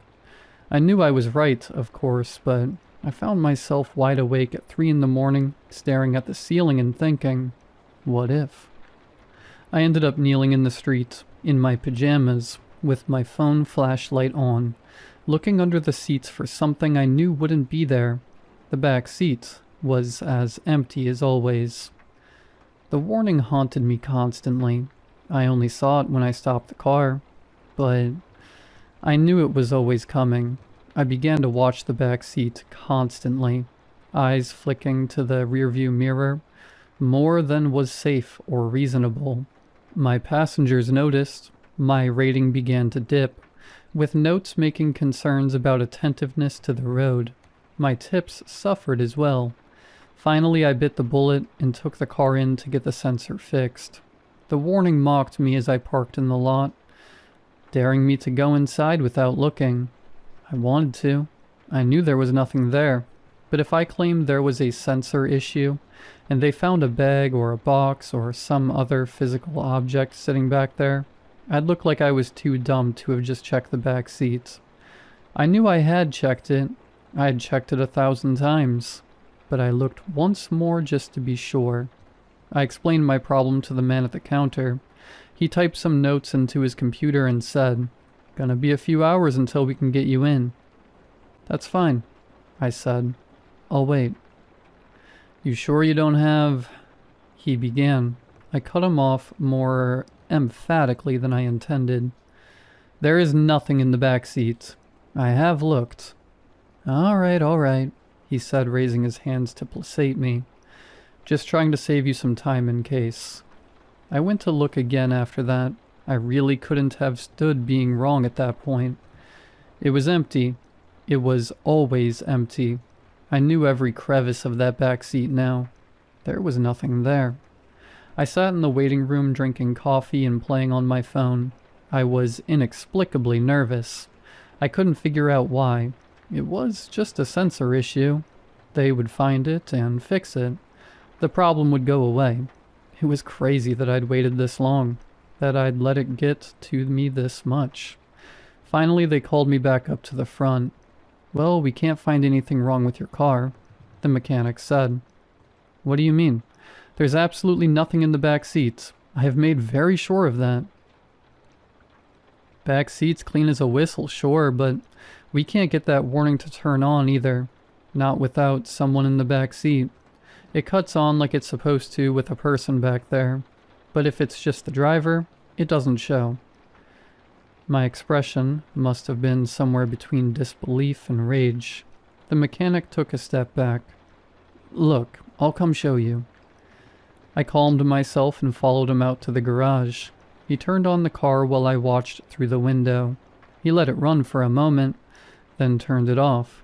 No message appeared. "See?" he said. "We can replace the part if you want, but since we can't find an issue, it's not going to be covered under warranty, and we've got to take the entire back seat out to do it, so there's going to be a decent labor fee." I ignored him and got into the car. I turned it on and then, with trepidation, turned it back off. For the first time in weeks, no warning appeared. The rush of relief I felt was incredible. I turned the car on and off again several more times. There was no message. The warning was gone. "You happy?" the mechanic asked. "Unbelievably," I said. He shrugged. "Wish they were all this easy." I drove home feeling like I was floating. I hadn't realized how much tension I had been carrying, or how much my car had begun to feel like a prison. The road was broad and open. The day was beautiful. I was free. In my peripheral vision, a light flickered. Something on the passenger side of the car had blinked out. A little orange light I could not remember ever having paid attention to before. I stared sharply at it now, trying to figure out what had been illuminated. It blinked briefly again, or just long enough for me to read it. Passenger airbag off. It stayed on whenever there was no one in the front passenger seat. It was off now. The final short blink could have been anything. It could have been an LED failing, a sensor breaking, any of 1,000 electrical glitches. Or it could have been something settling itself into the passenger seat. I pulled over to the side of the road. I left the car running when I got out. I did not look back as I walked away. There was no point. I knew there was nothing in the back seat anymore. I never went back for the car. The police called a few days later. They'd found my vehicle, they said. Some kids had taken it out joyriding. It was in bad shape. So were the kids. They were reviewing the dashcam footage, but did I want a copy for my insurance? I shouldn't have watched it. I knew that before I ever put the thumb drive in my computer, but I had to know. They were laughing at first, whooping and hollering as they sped away down the street, all clearly having fun at first. Pretty soon, though, one of them starts cautioning the driver to slow down. The panic starts then, screaming that the pedals don't work, the wheels won't turn, the doors won't open. All the while, the speed on the display is creeping higher and higher. It ends as you'd expect. I'm sure there'll be questions about why I left my car with the keys in it, whether I knew something was wrong. I suppose the clean bill of health I got from the dealership that day will be useful in proving my innocence. I'm not worried about that right now, though. My Ring doorbell is notifying me that there's someone on my front porch. But the camera Shows nothing at all.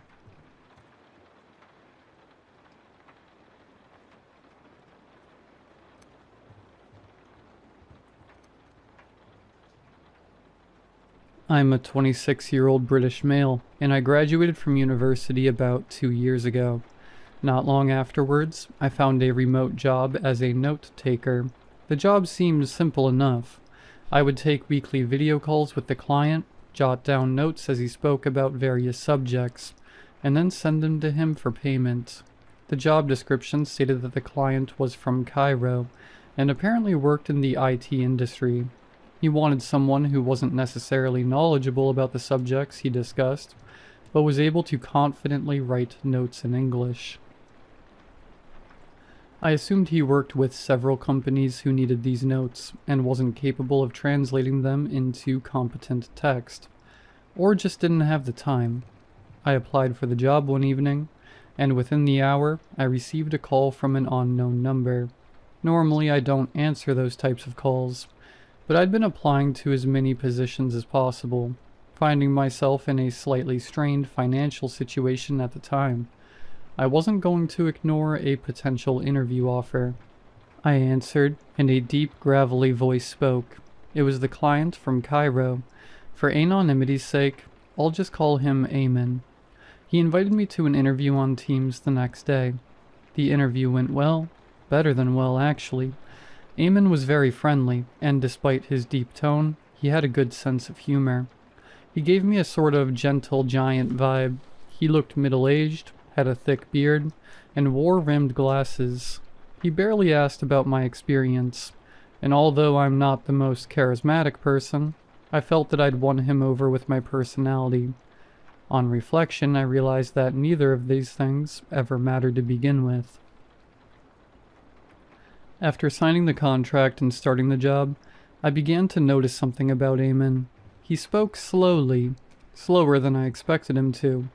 This made the job easier, but also dragged the sessions on far longer than necessary. I didn't mind too much. I was paid by the hour, so the longer, the better, even if I did occasionally get a bit bored. Eamon would often stop the sessions to take a break for 10 to 15 minutes. His camera was always off and his sound muted during the time, which I didn't mind. I used it as an opportunity to grab a snack. When he came back on camera, he always seemed different, more relaxed. I could never quite describe it, but he spoke even slower. I assumed he might be on medication, or even drugs. Honestly, it was none of my business. I'd worked for him for around 3 months by the time Christmas rolled around. Every year, I traveled home to see my parents and grandparents. It was tradition by that point. About a day before I drove home, I received the most unexpected message imaginable. It was a screenshot, sent to me by email from Eamon. I had to blink several times to make sure I was seeing what I thought I was seeing.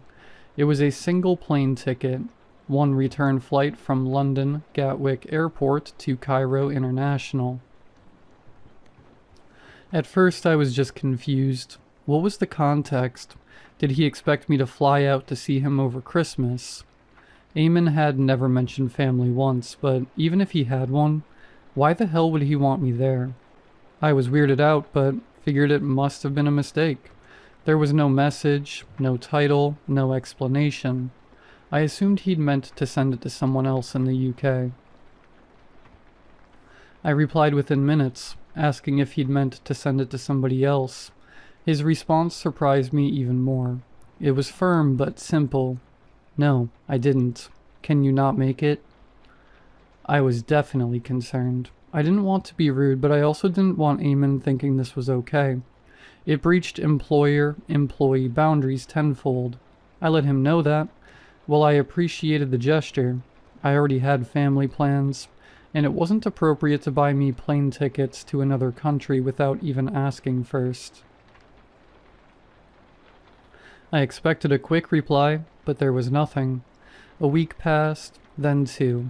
By the time I was eating Christmas dinner with my family, still nothing. At this point, I figured the job was over. I was frustrated, but what could I do? The man lived in another country and paid me from one bank account.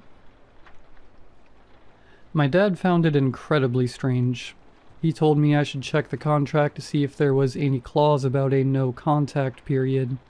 If Eamon had broken the contract without a legitimate reason, I might be entitled to compensation. For the next week, I combed through the lengthy contract.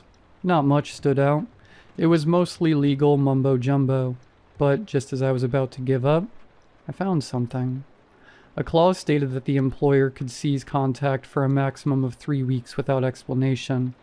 If broken, a fair payout would be deposited into my account, and the contract would become void. I was shocked this clause even existed. Why did it exist? The most interesting part was the 3-week period was due to end the next day. So the next day, I constantly checked my emails, hopeful he'd message me, but also hopeful he wouldn't, so I'd get that payout. And exactly an hour before the 3 weeks were up, I received one. It was from Eamon. He apologized profusely, saying he'd been busy over Christmas and was sorry for buying the plane ticket without telling me. He claimed it was an early Christmas present, but realized it was in poor taste. He finished by asking if I was still interested in working for him. Of course I was. I needed the money and I didn't want to give up the easiest job I'd ever had. Eamon might have been odd, but I'd never meet him in person. He was harmless, behind a computer screen.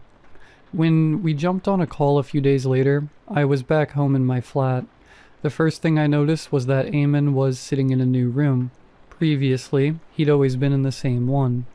As if he could read my confusion, he immediately said he was in the middle of a move, and would be staying in multiple Airbnbs to save money. I thought nothing of it, and our calls went on as normal. Our calls became less frequent over the next few weeks, 1 or 2 a week instead of 3 or 4. Each time, Eamon was in a new room. Again, I didn't think much of it, until something made my blood run cold. Eamon was finishing a discussion about cybersecurity issues. I was halfway through jotting down bullet points when he announced it was time for a break. I looked up at the screen. Unlike most times, when Eamon would turn off his camera before leaving, he stood up first, revealing the wall behind him that his body had been blocking. At first, what I saw didn't register. Then, just before the screen went black, I realized what it was. A Type G socket. If you don't know, a Type G socket is exclusive to the United Kingdom, meaning Eamon was not in Cairo. Eamon was in the UK. During the break, I double-checked online. Cairo used Type C and F sockets, not Type G. I spent the next 15 minutes staring at the black screen, questioning whether I'd really seen it. When Eamon's camera came back on, I caught a glimpse again. It was definitely a UK socket. And to cement my suspicion, what happened next made my breath catch. My flat sits beside a busy road, especially at rush hour. It was about 10 past 6 when a car honked its horn. The sound immediately echoed through Eamon's audio. I stiffened. Surely that was a coincidence. Seconds later, another honk. Again, it echoed through his feed. That's when I realized Eamon was staying somewhere near my flat. For the rest of the call, I forced a poker face. Luckily, it only lasted another 30 minutes. In that time, several more cars honked, and every time I heard them twice. As soon as the call ended, I sprinted to the window overlooking the street. I scanned every building's window, heart hammering. I couldn't see anyone, but then I realized the obvious answer. A small hotel sat across the street. I passed it every day on my way into town. That must be where he was. It had to be. Seconds later, my girlfriend came home from work. I hadn't mentioned her before because she hadn't been relevant to the story, but as she poked her head in, she could see something was wrong. I told her everything. She already knew about the plane ticket, which she'd found weird, but when I told her what I'd seen and heard, her face went pale. "Should we call the police?" she asked. I'd consider it, but what would I say? He hadn't committed a crime. All he'd done was stay in a hotel. As she tried to calm me down, the pieces began to fit together. For 3 weeks, Eamon had planned his route, booked his flights and hotels, all while moving closer to me. The only question was, why? My girlfriend said I was probably overthinking it. Maybe he'd come to surprise me or introduce himself properly. Perhaps it was innocent. That night, I could barely sleep. Eventually, exhaustion took over, but what felt like seconds after drifting off, a faint sound came from the hallway, loud enough to wake me. I gently nudged my girlfriend awake and pressed a finger to my lips. She froze too when she heard it. It was the sound of the front door lock. Somebody was trying to pick it. I jumped out of bed and rushed to the door. I already knew who it was. Anger overtook me. Who did this guy think he was? I peeped through the peephole. Nothing. Maybe I'd misheard. Stress and lack of sleep can play tricks on you, but no. My girlfriend had heard it too. I opened the door and looked both ways down the hallway. If someone was there, they were long gone now. The lock appeared to be untampered with too. I never normally put the bolt locks on, but that night I wasn't taking chances. The next day I was due to call Eamon. My girlfriend initially advised against it and told me I should now call the police. But I told her there was no evidence of a break-in. If we were going to prove it was him, then we would need to prove it on camera. I tried to stay as focused and nonchalant as I could possibly be on our call. Eamon seemed normal, not like a man who had attempted to break in the night prior. I had a burning rage towards him, but I used all my strength to hold back from snapping. That night, my girlfriend and I were ready. I had placed a mounted camera on the other side of the peephole, from the inside of the flat, and I was sitting several feet away from the door in the pitch black. My girlfriend was in bed, though she told me firsthand that she would not get any sleep that night. Neither would I. I had a couple of energy drinks in my system, and I was gripping a thick baseball bat in my hands. If Eamon would dare try and break into my flat again, I would make sure he didn't get another chance to try it. Granted, I was half terrified, but like I said before, rage and anger was firmly holding the other half of my emotions. To my surprise, I would only need to wait an hour past midnight before I began to hear the sound of the lock being tampered with. I waited a few minutes, making sure that the camera captured as much footage as it could. Then I slowly crept over to the door. I left the bolt locks off this time. I wanted to be able to unlock the door and catch him in the act. Whoever it was would swiftly get the bat to the head. That was the idea anyway. As I crept up to the door, my heart began to pound. When I say pound, I mean pound. It felt like it was on a treadmill. My hands began to shake and sweat, and the grip on the bat felt much less secure than it did a mere few seconds ago. I hovered my hand over the lock, mentally psyching myself up to turn it, but my hand wouldn't move. As my heart rate reached what I felt was its maximum speed, the lock tampering stopped, and it turned. You might think that in this moment, I would have sprung to action as I watched the door open, and a figure stood up just a foot in front of me. But I didn't. I just froze. And so did the man. It was a man, I could see that now, and it was definitely Eamon. He looked shocked to see me there, but he never once let out a gasp. He seemed to be in the same state of shock as both of us. But out of the two of us, I unfortunately have to admit, he was the first to snap out of it. He placed a hand to his face, covering what little he could, and searched with his eyes around the room desperately. I took several steps back, trying to control my breathing. I was furious at myself for not acting, but this was all too real now. I knew that if he took one step past me towards my bedroom where my girlfriend was sleeping, I would snap out of the trance. I almost internally begged for him to do that, so my body would remove itself from what comatose state of fear I was currently in. Eamon took 2 single steps into the room and then paused. After a few seconds of fearful silence, he looked around the door and smiled. He grabbed the mounted camera off the peephole and waved it in front of me, still smiling. I'll never forget that look. In that moment, he realized that no matter what happened, he was getting off scot-free with the evidence. Even that wasn't enough to snap me out of it, and before I could utter a single word, he was gone. It took a full minute before I could move my body again. The blood felt like it was returning to my vitals and limbs, and I could finally breathe normally. I didn't even chase after him. I just closed the door and bolted the locks.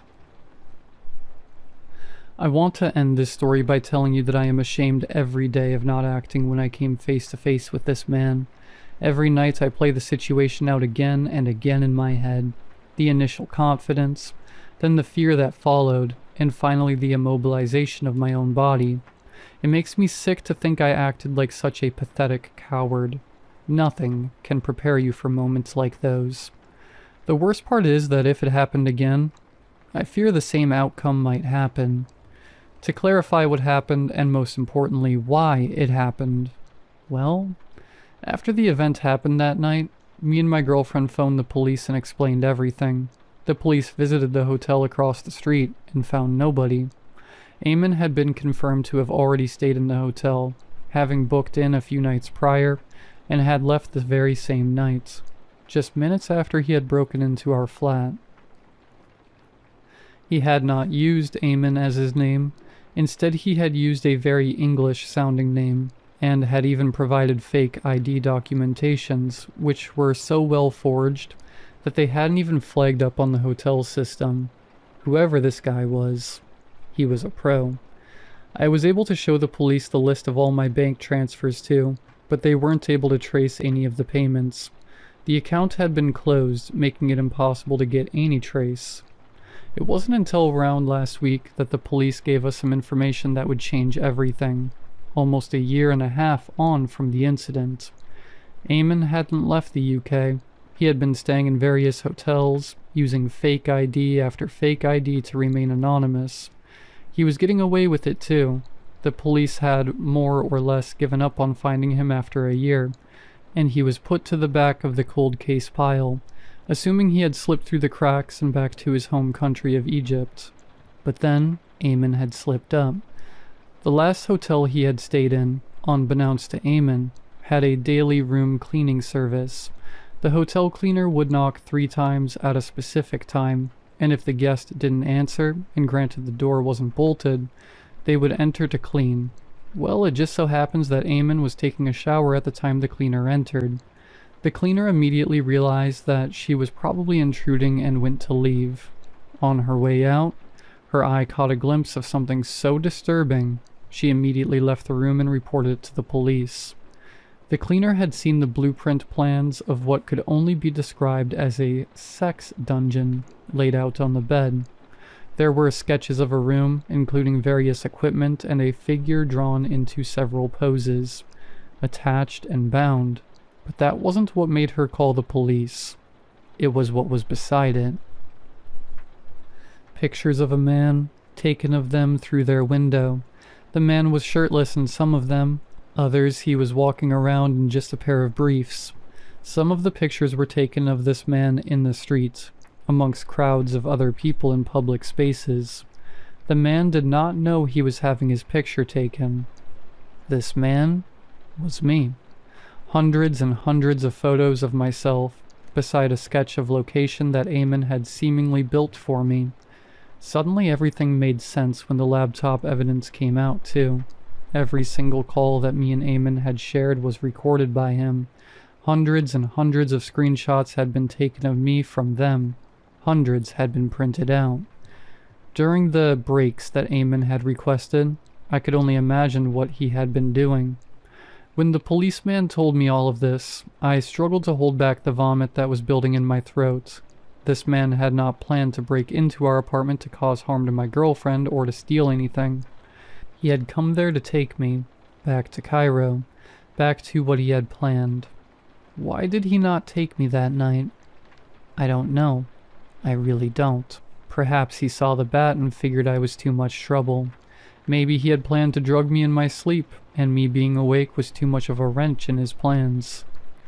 I don't know why he didn't do anything that night, but I know that I'm grateful he didn't try, because I don't think I'd still be here if he had.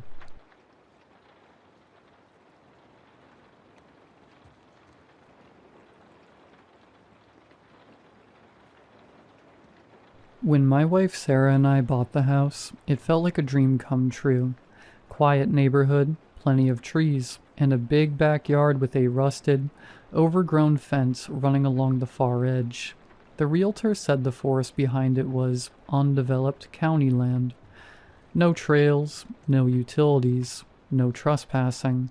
She mentioned the fence was probably an old property divider, but it wasn't just a fence. It was nearly 8 feet tall, made of rusted iron, with twisted, sharp points along the top, like it was built to keep something in, not out. Right in the center, hidden behind vines and moss, was a gate, welded shut with thick seams of metal and rust.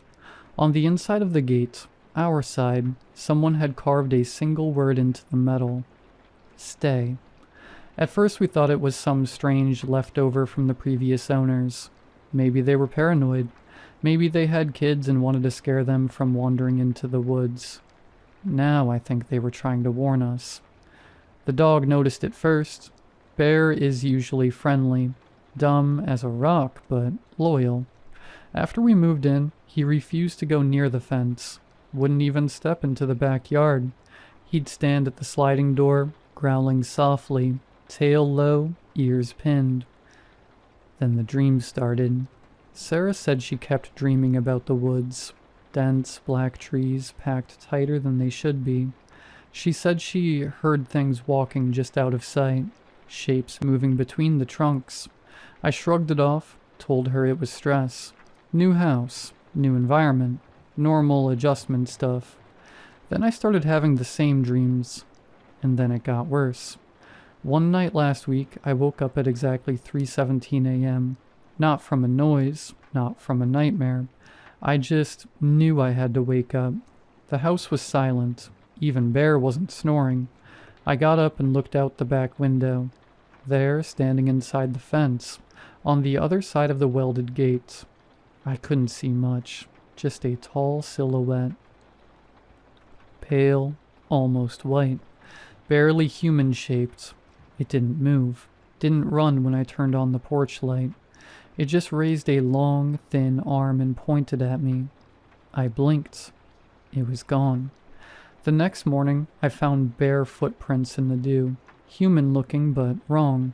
Toes too long, arches too low. They led from the gate, across the backyard, and stopped right beneath our bedroom window. That night, Sarah said I was talking in my sleep. Not mumbling, whispering. She said I kept repeating the same phrase over and over. Let me back in. I remember now. Let me back in. I don't remember any of it, but she swears she saw me get up around 2 a.m., unlock the back door, and stand by the fence, just staring. She said I whispered something to the gate, and something whispered back. Last night was the worst. I woke to Sarah shaking me, tears in her eyes. The gate, she said. Listen. I held my breath. In the silence I heard it. Metal groaning. A slow, dragging, shrieking noise. Rusted hinges straining. We ran to the window. The gate was open, bent inward like something had forced its way through the welds. I grabbed a flashlight and went out barefoot, heart pounding. The air near the gate was colder, still, like the woods themselves were watching. And that's when I saw it. The word on the gate, stay, was gone, scratched over with deep, jagged gouges. Now it said, welcome home. I don't know what I did. I don't know what's calling to me from those woods, but something is. Something that remembers me, and I think I'm starting to remember it too.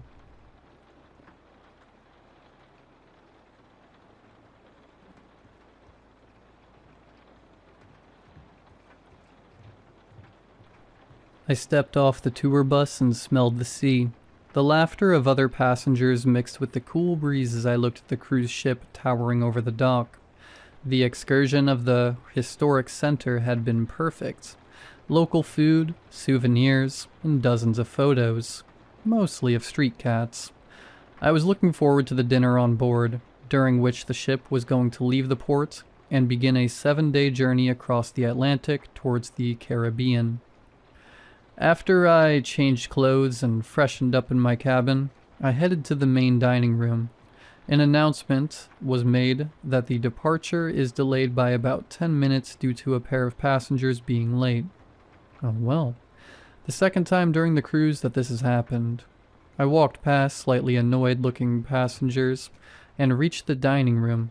It was a beautiful restaurant, stretching across the width of the ship and towering 3 decks high. It was decorated with white panels, completed with blue decorations on the tables and the chandeliers. Most passengers were already seated, while I was led to a small table for 2 in the back half of the hall. I couldn't see out of any windows, but I wasn't bothered by it because the food was very good. The other people were talking, laughing, and enjoying their vacation. I finished the main course and was looking forward to my dessert when I noticed a couple sitting next to a window. The window was slightly dirty and had round corners, but what caught my attention was that they were crying. They didn't look particularly sad, but there were tears streaming down their face. Without talking, they stood up simultaneously and left. Soon after, I heard shouting and loud noises outside the dining hall, but I didn't think much of it and finished my dessert. I did not see the couple afterwards, and headed for a small library lounge on one of the lower decks. On my way, I saw multiple crew members speaking quietly to each other while looking slightly nervous. After I sat down with my book, a crime novel from the 30s, I felt a slight sense of dread. I was sure it came from the overall feeling of unease coming from nearby crew members. After I noticed 2 of them talking, I started walking slowly in their general direction, pretending to look at the bookshelves. They were brought to the cooling room on deck 3, I heard one of them say, followed by, "I heard it was a mess. I am glad we were not there." Then they walked away, leaving me wondering what they were talking about. I wasn't in the mood for my book anymore, and headed upwards towards the open decks to catch some fresh air. I walked up the stairs, deck by deck, thinking about the 2 crew members. What kind of mess were they talking about? Why the cooling room? Just as I reached the top of the stairs, heading for the door leading to the upper deck, a young woman opened the door and came back inside. Or should I say, she just walked straight through the door without even lifting her hand. Her body just walked against the doors, and pushed them open while walking slowly forward, like an unstoppable object. She looked straight ahead, not noticing anyone around her, but I immediately saw the tears, not small ones, but a stream of tears running down her face. She did not even try to brush them away, just kept walking towards the stairs while looking forward. She slowly walked past me. I thought she was going back to her cabin, but she suddenly stopped in the middle of the stairway. She slowly turned around with a smile. Not a happy smile, but one you would give a crying child. A smile filled with compassion and pity. Suddenly she bowed down and slammed her head forwards with an enormous force against the edge of a stair. Blood covered the stairs, and the sound of her skull splitting open echoed from the steel walls of the stairwell. I ran. I should have alerted a crew member or tried to administer first aid, but the feeling of unease was so big that I immediately ran outside on the open deck. But what I saw there made me stop in an instant. About 5 passengers were outside. 10 more were lying on the ground covered in blood. The 5 passengers all smiled with tears running down their face. One of them had a thin, broken steel rod in his hands, but before I could see what he had planned to do with it, I screamed and ran back inside, past the woman on the floor and straight into my cabin. I slammed the door shut and sat down, burying my face in my hands and sobbing. I examined the cabin. Everything was clean and tidy. I wish I had a balcony or even a window, but I just stared against the wall. The slow movement of the ship was soothing, and I calmed down a bit. I sat on the ground for what felt like hours, until I gathered the courage to peek outside the cabin again. I opened the door and looked down the hallway. It was quiet. The handrail on the side of the hallway had red stains on one spot, which I quickly looked away from. I moved towards the lifeboat deck to look for a crew member. I headed up one deck, and just before the door leading to the lifeboats, I stopped. Letters written in dried blood covered the glass window of the door. "Don't look down," was all it said. I hesitated and refrained from pushing the door open. I turned and saw a woman looking at me from a few meters away. I immediately looked at her eyes, and thankfully, there were no tears, just a frightened look. I immediately felt that her gaze also went straight to my eyes to check for tears. "Did you look?" she yelled at me.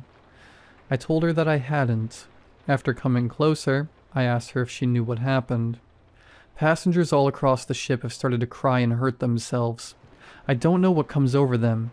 I first noticed when I was chatting with a guy in the main atrium, when he suddenly looked out of the window and started crying almost like someone told him his family died.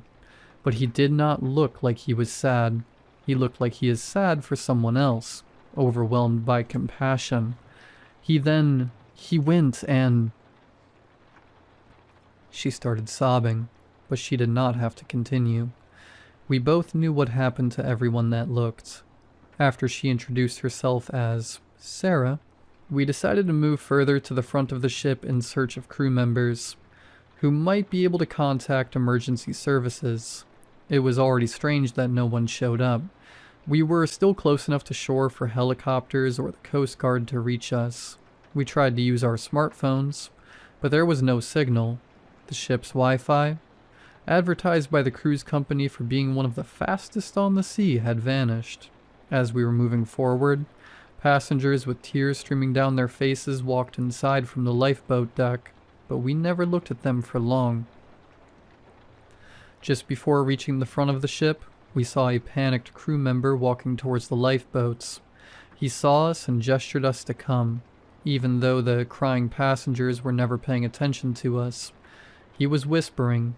They looked. All of the officers on the bridge, they looked. The feeling of unease intensified. If there is no one on the bridge anymore, we cannot contact the outside or turn around. The crew member who introduced himself as Jim told us he is going to try and lower a lifeboat to escape while wearing a blindfold. With a nod of approval, we prepared to go out on the lifeboat deck, tying a ripped sleeve storing our heads. Jim went first and pushed the door open. Cold air hit our faces like 1,000 needles. We slowly moved forward and then to the left. After about 7 meters, we reached a lifeboat crane.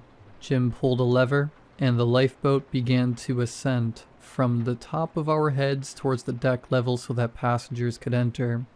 Just before it reached the floor, a part of the crane arm descending from the ceiling hit my head and ripped my blindfold from my eyes. The impact threw me to the ground and left me disoriented. I heard the others scream something to me, but I felt dizzy and only heard their voices as a faint rambling. I opened my eyes. I saw the waves below me, a beautiful sight, with the moonlight reflecting in the waves. First I saw nothing, then I noticed motion beneath the waves. I thought the motion came from sharks or dolphins, judging by the size, but after my eyes adjusted to the dark, I realized human bodies moving with the ship.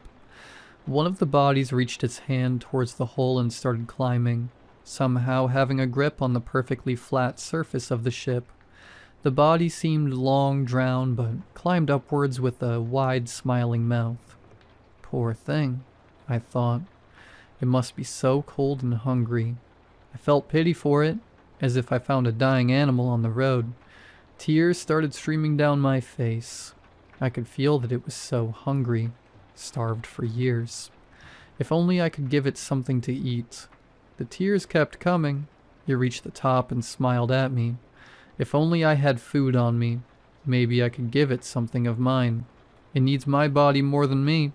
It looks so weak and desperate for food, smiling so friendly. The sharp edge of the railing caught my attention.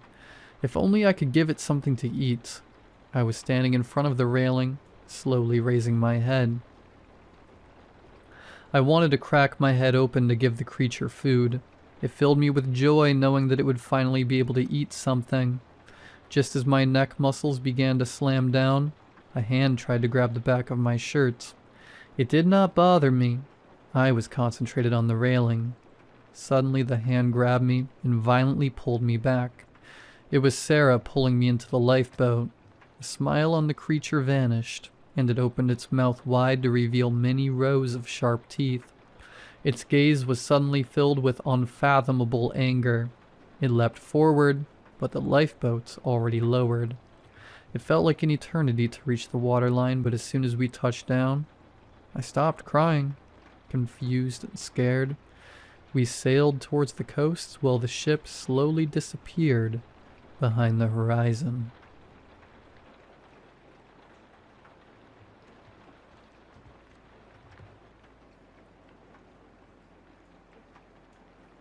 My whole town's gone into a state of mass hypnosis. It started with the tomato seeds. She got a whole bunch of vegetable seeds, but she talked about the tomato ones the most. Apparently they were the juiciest and most reddish tomatoes she had ever seen.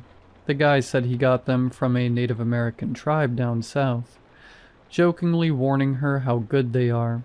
My wife planted all the vegetables the day after.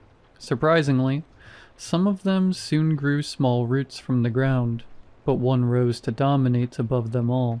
The tomato plant had sprouted, and small tomatoes were growing on it. My wife was excited about her gardening achievement. That very night, she picked off the still small tomatoes and put them on toast with some cheese and ham. She kept saying how unbelievably delicious they were. Her eyes were rolling back into her head midway through her toast. After the first one, she walked back to the tomato plant and picked up the remaining ones, even the ones that definitely didn't look ripe. She knows how bad my acid reflux gets whenever I eat one, but she kept persuading me to at least have a bite. I managed to resist. The morning after, I woke up early for work. While eating my quick bowl of overnight oats, I looked out onto the garden.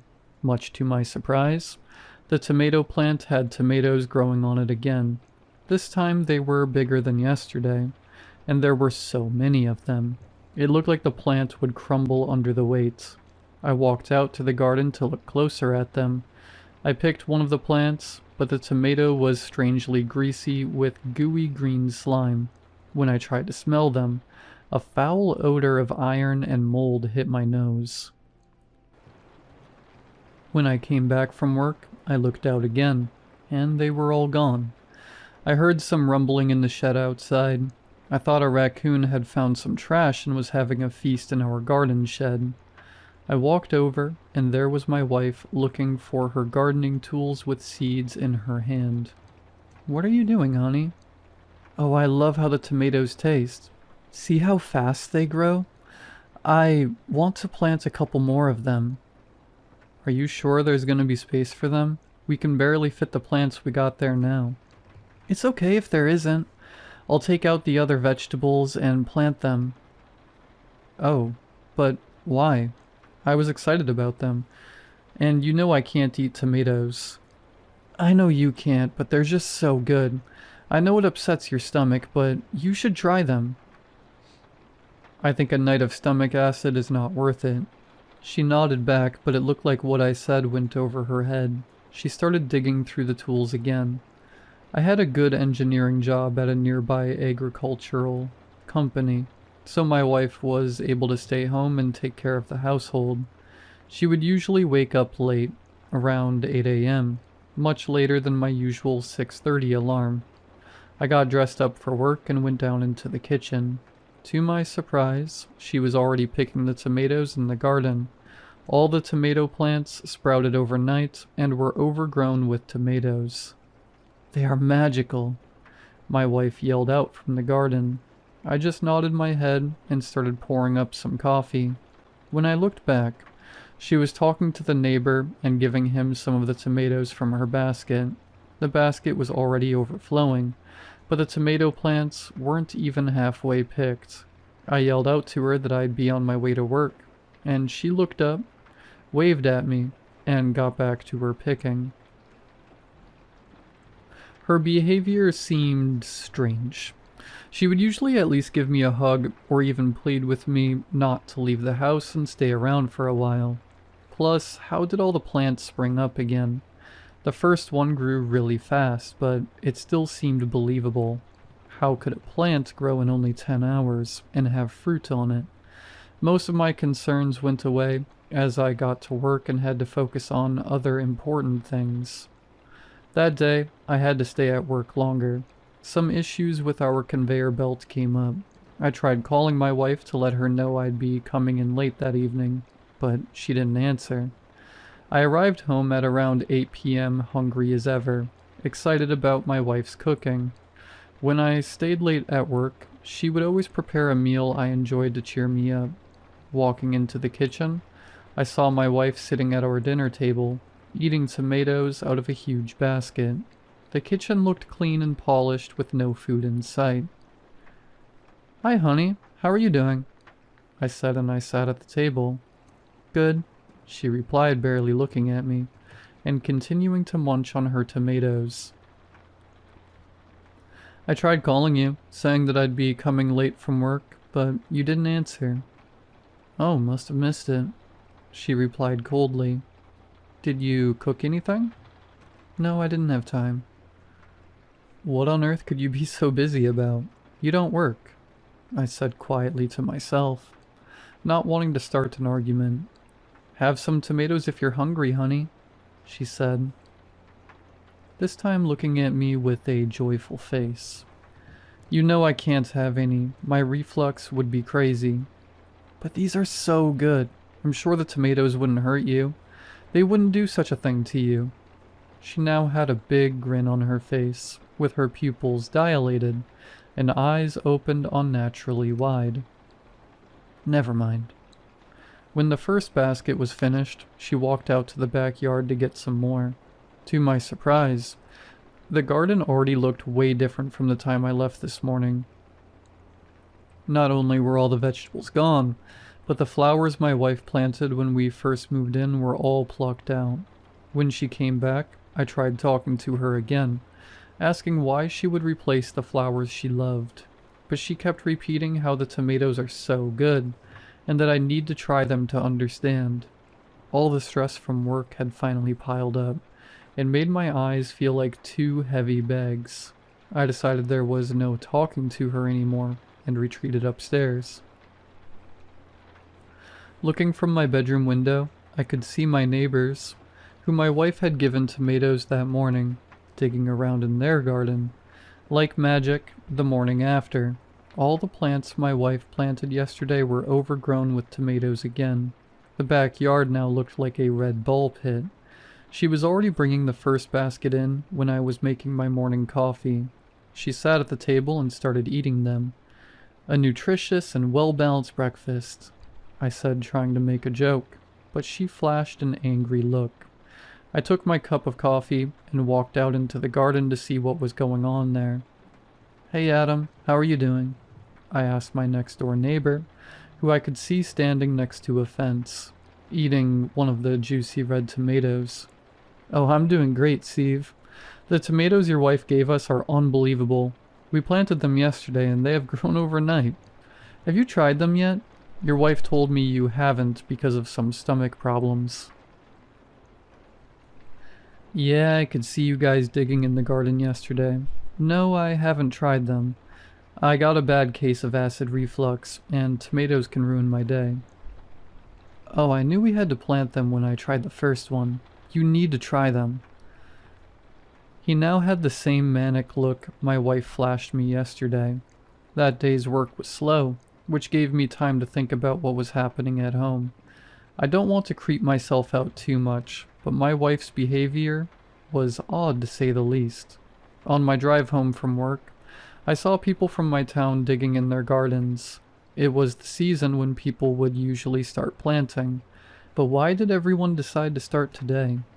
Arriving home, I saw my wife and next door neighbors sitting at our dinner table. We did have good relations with them, but this was the first time they ever came over. Everyone was sitting around the table eating the tomatoes and talking about how delicious they were. No one said hi when I entered, not even my wife. Almost like the tomatoes put them in a state of hypnosis. I said hi to them, but barely anyone seemed to care. Only once I sat down, my neighbor looked at me. "Come on, neighbor. Still haven't changed your mind about the tomatoes? Take some. There are a few from my garden there, too." "I really can't," I replied. "They wouldn't hurt you, son. Just have a bite." He tried to push the tomato uncomfortably close to my face. I almost had to slap his hand away. The tomato smelled foul. I could see the green, gooey slime on the tomato's skin. My neighbor's fingers were covered with it, too. After seeing that there was no chance of getting me to eat one, he resorted to munching on it himself and talking to the others at the table. I looked out into the garden, and at first I couldn't believe my eyes. The dirt all over our garden was tilled. I looked over the fence, and my neighbor's garden looked the same. I tried to walk out onto it to take a closer look, but my wife ran from the table and started dragging me by the arm. "Stop it. You're going to hurt them," she yelled out.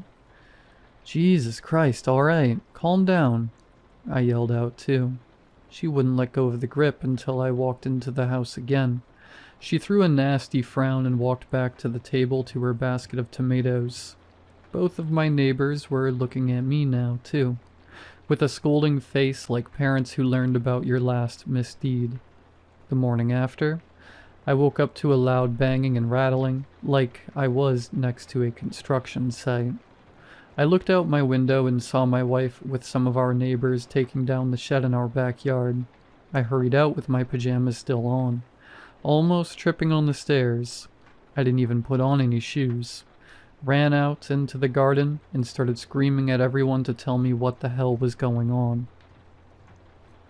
"We're making room for tomatoes. There's nowhere else to plant them."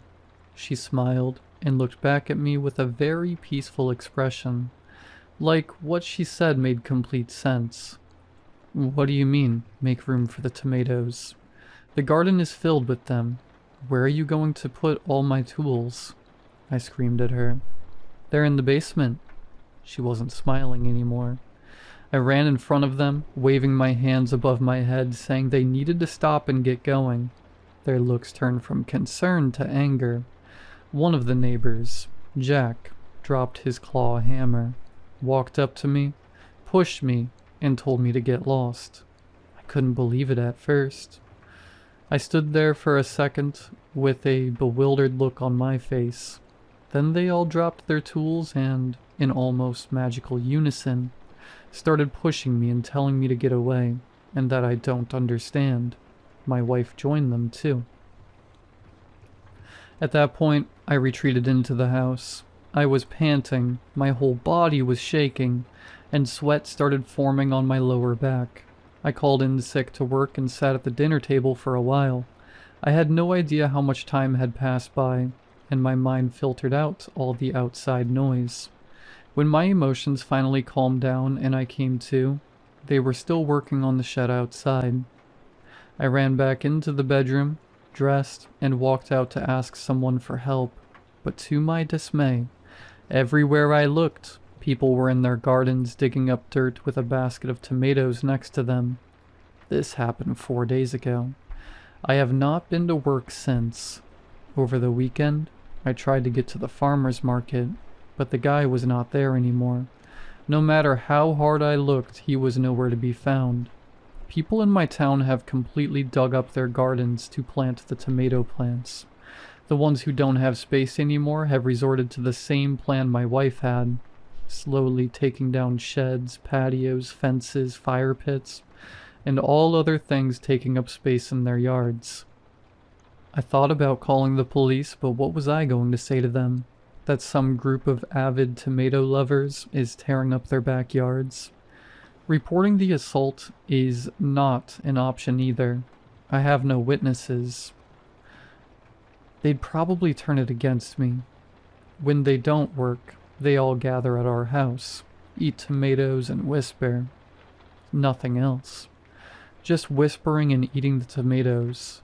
I sometimes listen to them whisper the same phrase over and over. They're so delicious. Whenever I walk down, they all look at me in unison. Their gaze follows my every move like a shadow. Edit. I can hear them outside the door now. The room is full of the smell of rotten iron. They're chanting. It's time to try the tomatoes.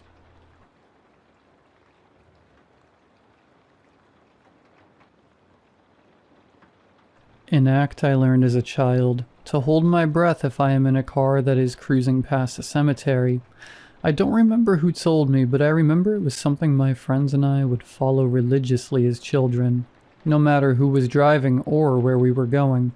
And if the windows in the car were down, it would be mass panic to roll them all up before those wheels crested the front of the cemetery. Back then, they were the manual crank windows, the ones that took all of my scrawny kid strength to get closed. But in those moments, they always managed to close in the nick of time. I'm not sure any of us knew why we were doing it. I certainly don't. Regardless, it's a practice I've kept up even though my 30th birthday is right around the corner. It wasn't like I had big plans for my birthday, but it would have been nice to be able to celebrate it. I remember making the concrete decision when I got my own license that I would keep playing the game for nothing if not for myself. Sometimes the practice seems silly to acknowledge, but my mindset has always been, I'd rather be safe than sorry. If other people are in the car, I'm discreet about it. Much less fanfare than when I was a kid. Just one large inhale as the tires continue to glide on the road. I casually roll the windows up like it's no big deal. Maybe like I saw a bug I didn't want to crawl inside the car. But it isn't always feasible to hold your breath in time. I mean, I don't always see the cemetery until I am smack in the middle of it. I immediately stop breathing when I realize what I am driving by. But at that point, it already feels too late. Until 2 days ago, I didn't know the consequences. Now I do. It's because I moved to a new town that all of this happened.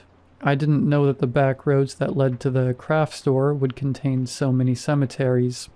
It was in my nature to simply avoid these types of roads, to take the highway, even if there was more traffic.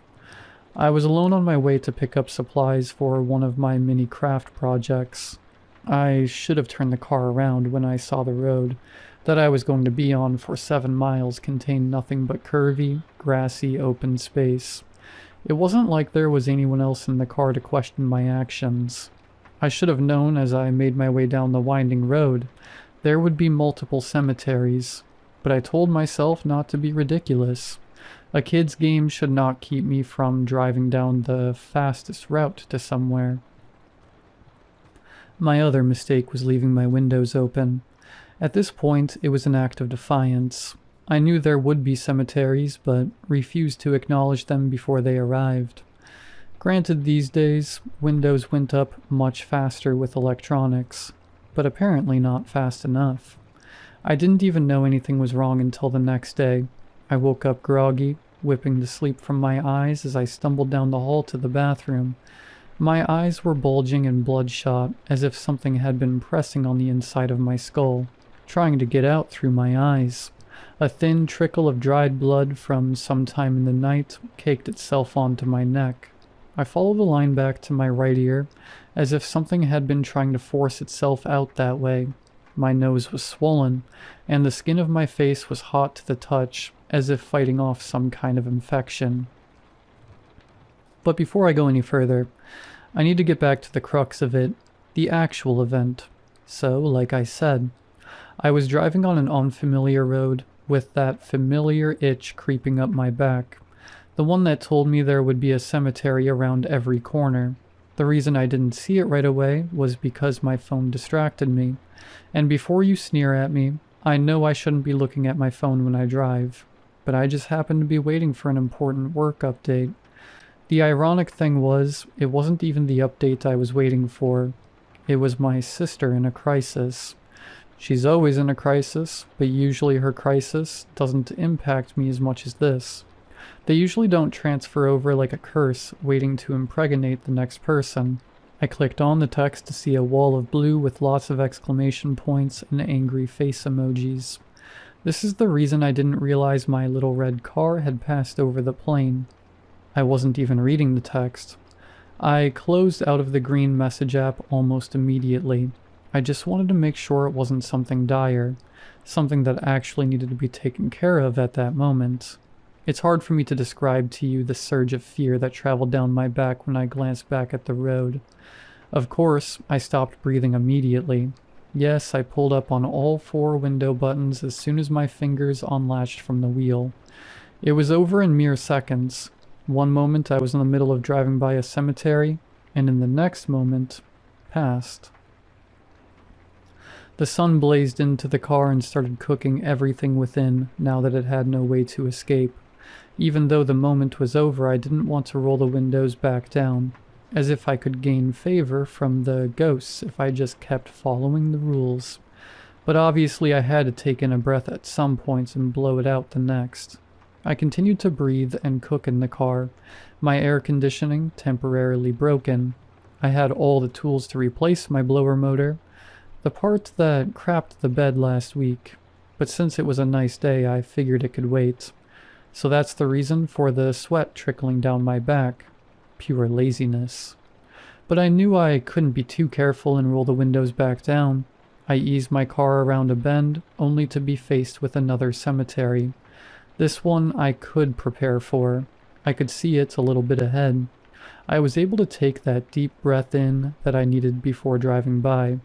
I didn't even mind that I was roasting like a rotisserie anymore because I was safe. The closed windows and the lack of breath kept me safe. Would you think I was lying if I told you I encountered another cemetery 1.5 miles down the same road? I swear it was the last one, but I didn't inhale any fresh, non-circulating car air until I parked and threw my door open 15 minutes later. Those breaths were some of the most satisfying I'd ever taken. The fall air hit my nostrils in such a cool, clean way. Maybe that was my mistake. I was too greedy with the fall air. The text that ruined my life? I know some of you must be curious.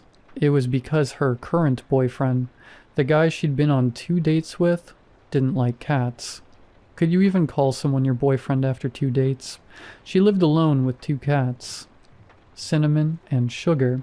So clearly this relationship could never work out.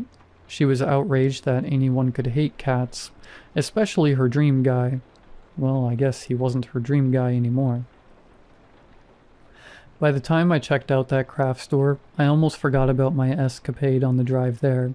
Like I said, I didn't realize the consequences. Up until yesterday morning, it was just a silly kids game.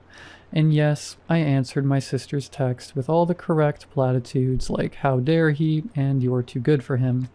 When I think back on it, I did take a different way home. Whether consciously or subconsciously is up for debate. There weren't any cemeteries on the way back. At least, not any I saw. That was 2 days ago. Almost 48 hours to the hour. Most of my hair has fallen out. I'm typing this with one finger. The only one left with a nail attached. At least it's my pointer finger. Small miracles and all that. The rest fell off last night. I found them clinging to my bed sheets. Toenails too. Those are gone. I tried voice to text with my computer, only to find I don't have a voice anymore. All that came out was strangled grasping noises. I guess it makes sense. When I looked in the mirror, my chest was sunken in. My neck shriveled, all the folds of my trachea and esophagus visible beneath the thin layer of skin. I'm starting to leave blood smears on my keyboard. I don't think this nail is going to last much longer. I guess I should get to my point soon. I think it's too far gone for me to ask for help. So I guess this has turned into one of those warning posts. You know, the ones that tell you to watch out. Always look behind that corner. Turn on the lights before bed. In this case, always check for cemeteries. Never take your eyes off the road. There are so many questions that must be left unanswered. What about the air conditioning or the heat? Can the ghosts get in if you turn those on? Was it my open window, or do the windows not matter? Is it all cemeteries, all ghosts? Do you have to be driving?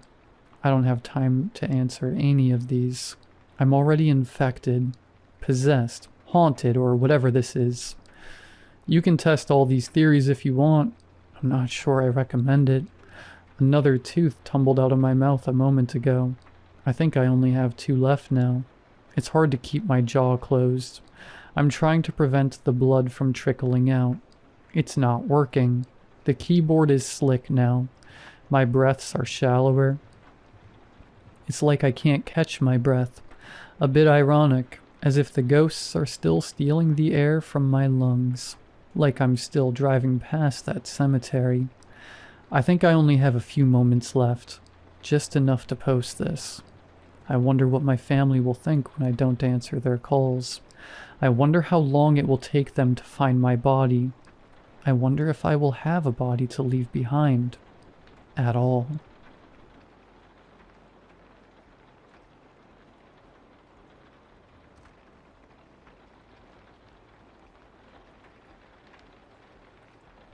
It was a normal night like any other. I spent the day with my friend, getting our nails done before she left for England to visit her long-distance boyfriend. I saw some friends and hung out way too late, before one of them offered to drop me off at the train station so I wouldn't have to walk. This late at night, the station was a ghost town, with just a few people nursing bottles held in brown paper bags. I made my way into the desolate train station, looking for the correct platform, but there were so many. It looked like the station stretched off into the distance. There hadn't been that many platforms when I arrived earlier in the day. Had there? My anxiety really ramped up when the screens weren't working. They didn't show where the trains were going or coming from on any of the platforms. I brushed it off since I'm already an anxious person. I figured I was just confused, so I chose the platform I thought I came in on and asked a conductor of another train company if I was on the right platform. He said I was, but my train was unusually late. He told me to go to the other platform across the way if my train didn't show up in 10 minutes before its departure time. A few minutes after that train left, my train arrived. The doors opened, so I figured I could go and sit down early before anyone else showed up. It struck me as odd I didn't see anyone leave the train, but I just figured nobody was in this particular train car coming out this specific door. Too late for anyone working, too early for anyone to be coming home from the bars. I had made my way up the stairs to the second level, sat down next to one of the screens, hoping it would tell me where I am in my journey, but it was blue screened with the words, "He's dead, Jim," scrawled across the screen, along with some other font that was too small for me to read without my glasses. It was weird, but I thought I could just listen to the loudspeaker and actually pay attention to figure out where I was. My phone had no service underground in the subway, so it was just an expensive paperweight at that point. The train began moving, but the voice over the speaker was wrong. Demonic, one might say, full of random beeps and blips. I brushed the worry off and started looking out the window, watching for the station signs to start passing us by. None did. It was all just a blur of darkness outside the window. I heard the speaker come on again. Unintelligible noise assaulted my eardrums before the transmission ended in a hiss that sent chills down my spine. I could hear someone laughing in the distance, but it sounded wrong. Rather than being full of mirth, it sounded panicked, the way someone laughs when they're nervous. This was when I began to truly realize that something was off. I looked around, trying to catch a glimpse of the other passengers, mostly to see if any of them looked as freaked out as I felt. The train car was mostly empty at that moment, but I could see a woman with tears streaming down her face while she smiled. A man was staring very intently at the wall. Rivulets of something dark slowly dripped down the back of his neck from under his baseball cap. It was in that moment I knew I messed up. A girl walked by me. Long black hair completely covered her face, and she wasn't wearing any shoes. She trailed thick black streaks with each step she took. More people had started filling in at that point, but we hadn't made any stops yet. I didn't know where they were coming from. A man walked in and sat down across from me. His eyes were practically glued to his phone, but when he didn't look up to see the passengers around us, he startled. A pitiful squeak escaped his lips, causing everyone else in the train car to turn towards him. He was staring at someone down the train who I couldn't see. As panicked sobs started to escape his lips, he managed to croak out, "Her eyes. What is wrong with her eyes?" I didn't know what to do. I simply made eye contact with him and tried to slyly shake my head, to tell him not to draw attention to us. The passengers didn't stop staring at him until a conductor with a strong stench of decay and burning plastic showed up and led him away. He didn't fight it, just let the conductor drag him away while seemingly frozen in fear. So now I'm sitting here, trying to control my face and not let on that I shouldn't be here. I can hear voices further down the train, almost like stage whispers that I can't quite make out. There have to be other normal people on this train. There's plenty that look normal, but they all seem unfazed by what's going on around us. I'm scared, and now that I'm on the train, I don't think it's taking me home.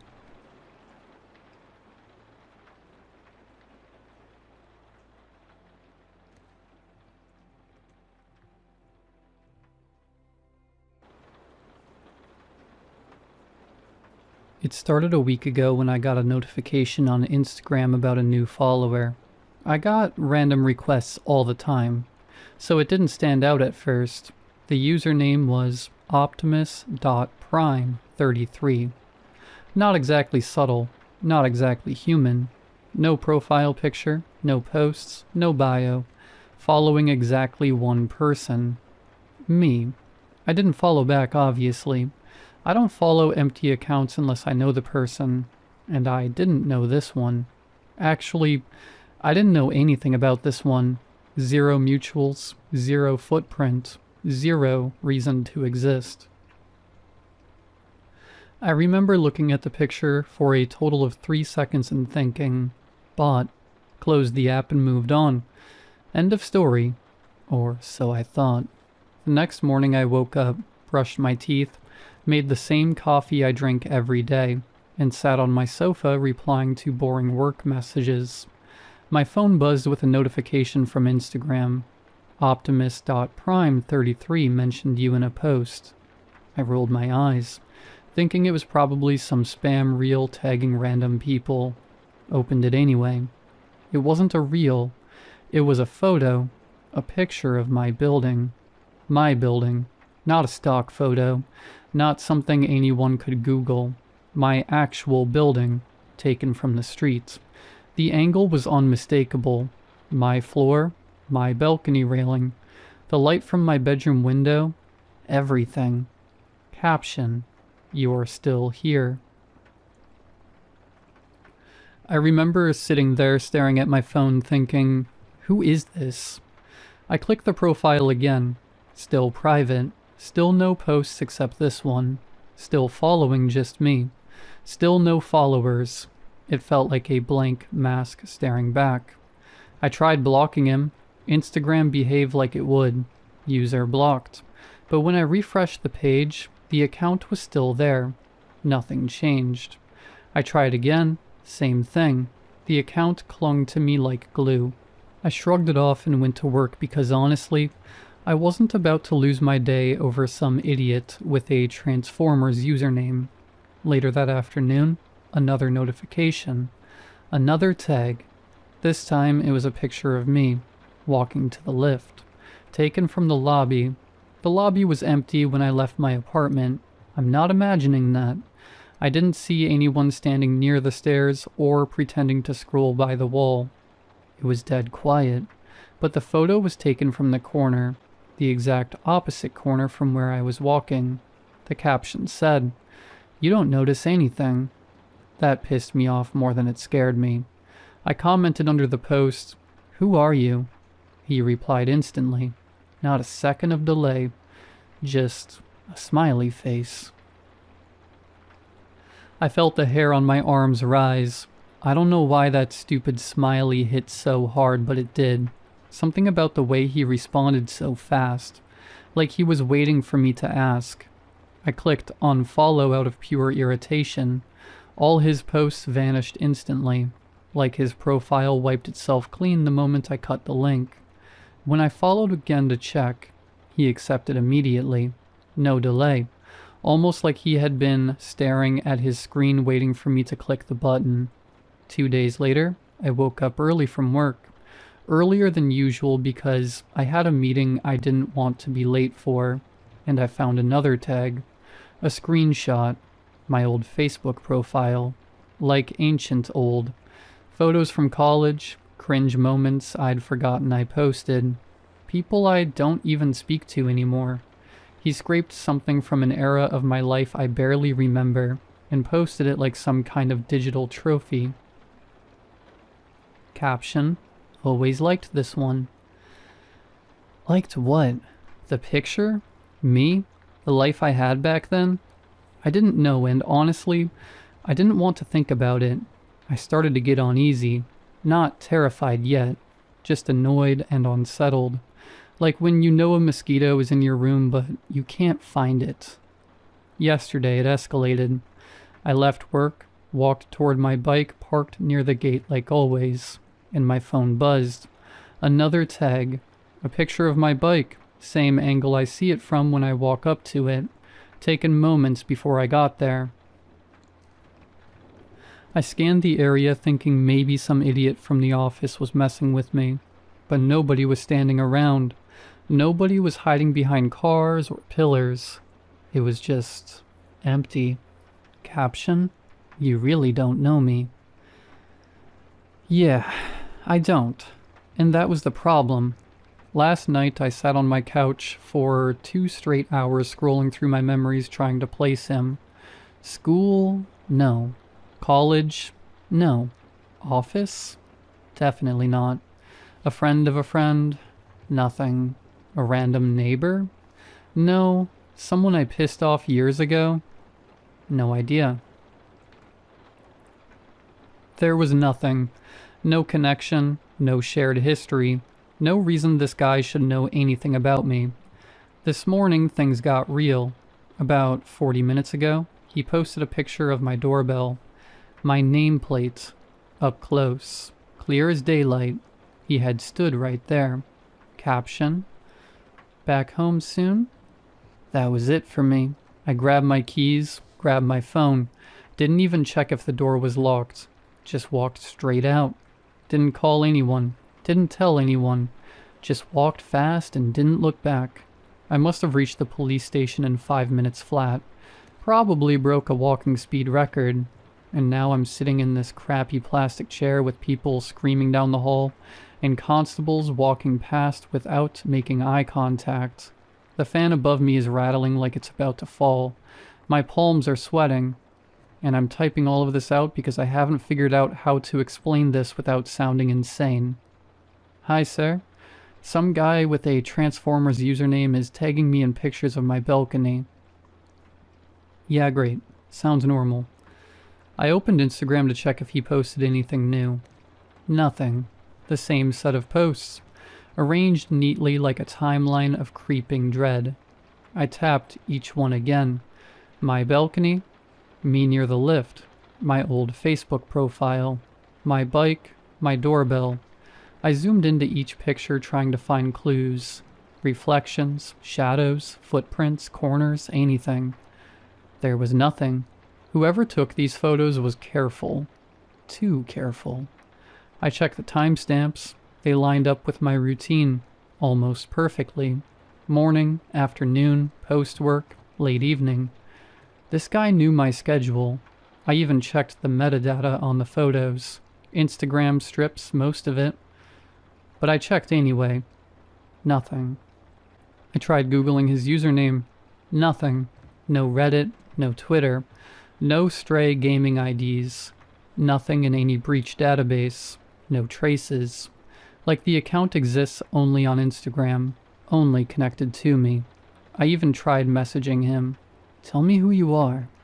No reply. I was halfway through typing a second message when I realized I was being stupid and stopped before giving him more attention. And now I'm here, stuck in a police station, typing this all down while constables keep walking past me like I'm a stain on the floor. I wish I could say I'm calm. I'm not. I'm trying so hard to pretend I'm not affected, but my chest feels tight, and I keep checking the station doorway expecting him to walk in. I keep refreshing Instagram every few seconds, and each time I brace myself for another notification. I swear I'm shaking writing this. All of this feels unreal and too real at the same time. A stranger following me everywhere, taking photos, posting them seconds later, reacting instantly when I unfollow or comment. It's too much. I'm trying to appear normal in the police station, but I keep glancing at the entrance. Every time the door moves, my heartbeat jumps. Every time someone coughs behind me, I flinch. Someone has been watching me for a week, closely enough to know when I leave my room, when I enter my lift, when I park my bike, when I unlock my door, when I panic. I'm trying to steady myself, but my fingers won't stop tapping the screen. My phone buzzed as I was typing this out. Another tag, another post. My hands are cold. I opened Instagram without thinking. This time it was a picture of me, sitting on this same plastic chair, typing on my phone. My shoulders hunched the exact way they are right now. My thumb mid-swipe, my leg bent at the same angle. Everything identical. It was taken from beside me, right next to my shoulder, like someone stood inches away while I typed, and I didn't notice anybody standing there. The caption read, "This won't help."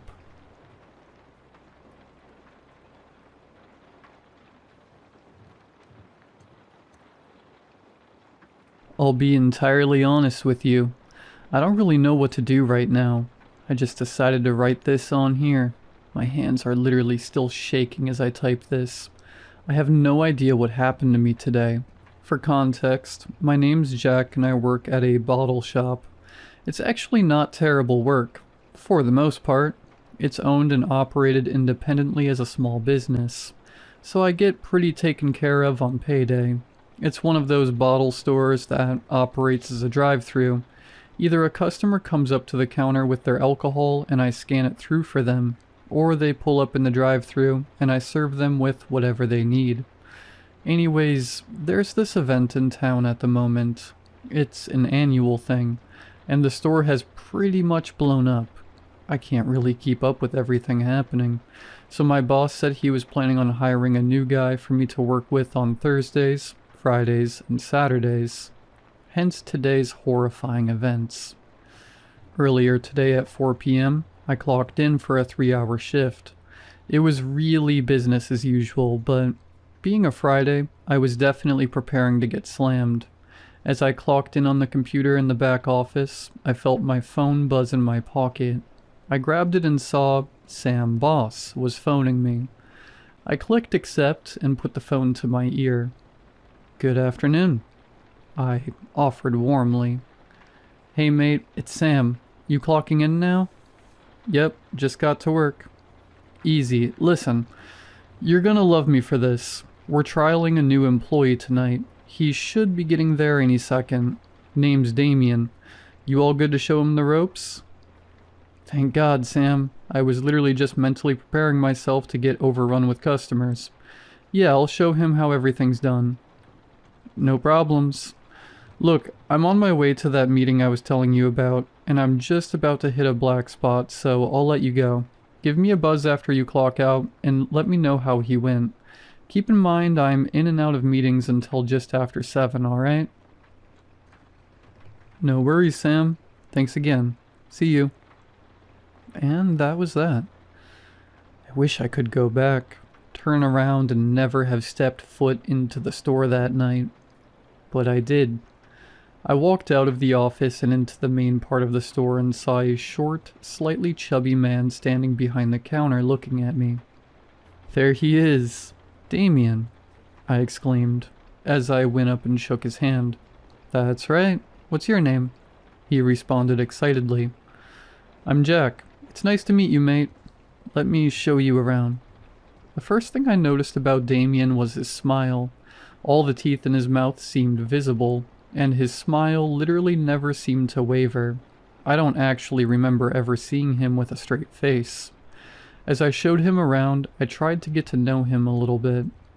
Whereabouts are you from, Damien? I asked. Not from around here, was all he responded with. Yeah, cool. How'd you find out about this job?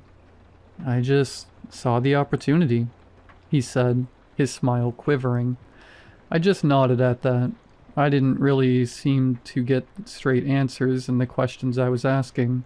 Instead, he would respond exclusively in a manner which operated to provide as little information as possible. I finished showing him where everything was, and we returned to the counter. To be honest, the shift started pretty slow, but Damien and I actually struck a bit of a good system. We would trade customers so as to stagger the workload between the two of us, and whenever one of us wasn't with a customer, the other would be stocking the shelves. Not long after the system was engaged, I realized how clueless he was with interacting with these customers. I honestly just assumed that maybe he didn't have a customer service background or something. But this guy was at least in his 40s. I wasn't sure how anyone could get to that age and be as poor in customer relations as this gentleman. For example, this one guy came in, and Damien didn't even initiate the interaction. He stood there smiling at him, waiting for the customer to tell him what he wanted without any provocation. That struck me as really odd. About half an hour went by, and then service really started to pick up. People were coming home from work around that time, so I underwent what I usually did on weekends. A battering. We continued to trade customers, and although his social skills weren't great, the system was working. I found that I was having to work a lot less hard than I usually did. Then something strange happened. I waved goodbye to a usual customer, and this older lady Damien had just served pulled over to the side of the drive-thru. I saw her arm stick out her window, followed by her head. She looked right at me and waved me over. A little bit thrown, I walked over to her, preparing to get yelled at for one reason or another. "Hi, mate," she said in a gravelly voice. "Look, not to be an asshole or anything, but you might want to review the performance of your colleague over there."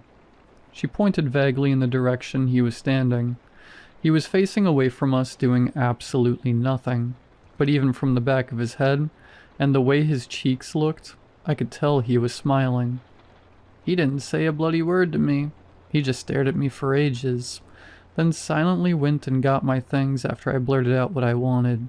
He also didn't stop smiling once. Yeah, this is his first shift. I think he's just nervous." But I didn't get to finish what I was saying, as we were both looking in his direction, and as I was speaking, a tooth fell out of his mouth. A single tooth. It fell in front of him, and bounced off the box that was at his feet, landing just beside him. Me and the woman were stunned. We just watched for a few more seconds. "Love, I don't know what's happening here, but be careful. I've got to run, but seriously, be careful." She peeled out of the drive-thru, leaving me shocked and alone. I probably watched him for at least 2 or 3 more minutes, which doesn't sound like a long time, but trust me when I say it is. In a silent drive-thru, watching a smiling man stare aimlessly into the back of a fridge, it was just bizarre. I finally pulled up the courage to continue about my work. After that customer, we hit a huge quiet patch.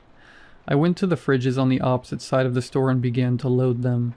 After a little bit, I heard him moving over to the other side of the shop. I looked over and saw he'd shuffled over to behind the counter now. Now he's facing right in my direction. I continued to load the fridge, and Damien did not stop staring at me for even 1 second. He didn't break eye contact. I could see in my peripheral vision that his outline remained facing towards me, smiling and observing. For 1 split second, I mustered up the guts to glance in his direction, and saw a missing front tooth. My stomach genuinely sank. It was the worst feeling. Just as I returned to my work, I heard the gentle rumble of an engine as a car pulled up in the drive-thru window. I heard absolutely no movement from behind me in Damien's direction, meaning it was clearly up to me to greet and serve the customer. Shakily, I walked to the driver's side window and said my usual greetings. As the customer was telling me what he wanted, I heard a clink and tapping sound coming from behind me. I immediately knew what it was, but I still had to turn around to check. Unsurprisingly, he continued to smile, but now there were 2 gaps in his mouth. He'd lost another tooth. "Oi," the guy in the car shouted. "Mate, I was talking to you." "Sorry, mate," I responded, still looking at Damien. He just stared at me and smiled. He didn't blink. He didn't even seem to be breathing. The customer repeated what he wanted, and then it dawned on me that, in order for me to scan it though, I was going to have to go up to the counter and stand right next to that creep. A pang of nerves hit my gut, but I had to do what I had to do. I grabbed his drinks from the fridge and made my way back around the corner. Of course, the scan tool decided to crap itself right as I was using it, so I had to stuff around for even longer than I planned on doing. He was right next to me, but I didn't look at him once. I was too scared. I walked around and gave the customer his stuff, and he sped away without so much as a thank you. Finally, the clock on the wall ticked over to 6:55 p.m., and it was time to close. As I turned around to grab the keys from the counter, I yelled. He had been standing right behind me. "Damien!" I yelled. I was scared. I actually didn't know why I yelled. He didn't change. He continued to smile. I just need to lock up and get out of here, I thought to myself. I walked around him with a newfound sense of bravery, grabbed the keys and went over to the roller doors. I went around locking everything, not even caring to check on the whereabouts of my colleague. As I crouched down to lock the last roller door into place, I noticed I had goosebumps. I wasn't even sure why. Then my blood ran cold as I looked in the reflection of the fridge in front of me. That guy was right behind me. My fight or flight reaction kicked in. I turned around, punched him in his liver, and sprinted as fast as I physically could to the nearest lockable door, the bathroom. As I rounded the corner to the back, I heard heavy footsteps behind me, way too heavy to proportionately match Damien's stature, way too fast to be human. I threw the men's bathroom door open and slammed it behind me, locking it on instinct. No sooner had I locked the door than a deafening bang sounded upon it. He was right outside. Words cannot describe the fear I was in. I'm not usually easily scared or anything, and I don't think that my recounting of these events does justice to the horror that would be felt under the circumstances. There was silence for a second, and then an extensive series of bangs rang out on the door. It was like there were 10 men out there, all banging on the door at once. It was such a strong sound. Slowly it picked up in pace. Soon the banging was occurring at a seemingly impossible speed. There is not a single chance that whatever was out there was human. No human in the world would ever hit the door as hard and fast as he was. Then finally, it stopped. Silence. I saw the door handle tremble slowly. I remember thinking to myself, is he just trying to open the door? The trembling stopped, and so too did the commotion of the evening. I probably called Sam like 7 or 8 times, but he didn't pick up at all. I stayed there in that bathroom for hours. I was way too scared to do anything. In retrospect, I have no idea why I didn't just call the cops. My adrenaline was so spiked that the only option in my mind was to call Sam for some reason. Finally, after an eternity, my phone buzzed. It was Sam. I answered straight away. Before I could say anything, his voice rang loudly into my ear. "Jack, I know you're probably frustrated, but that's no way to respond to a situation outside of my control. I've been in and out of meetings all evening. You knew that. Jesus, were you so busy you couldn't handle the drive-through on your own?" "Sam, you have no idea what happened. He was crazy. I think I need to call the cops." Just as I was about to launch into informing him of the night's events, his words turned over in my mind. "Wait, Sam, what are you talking about?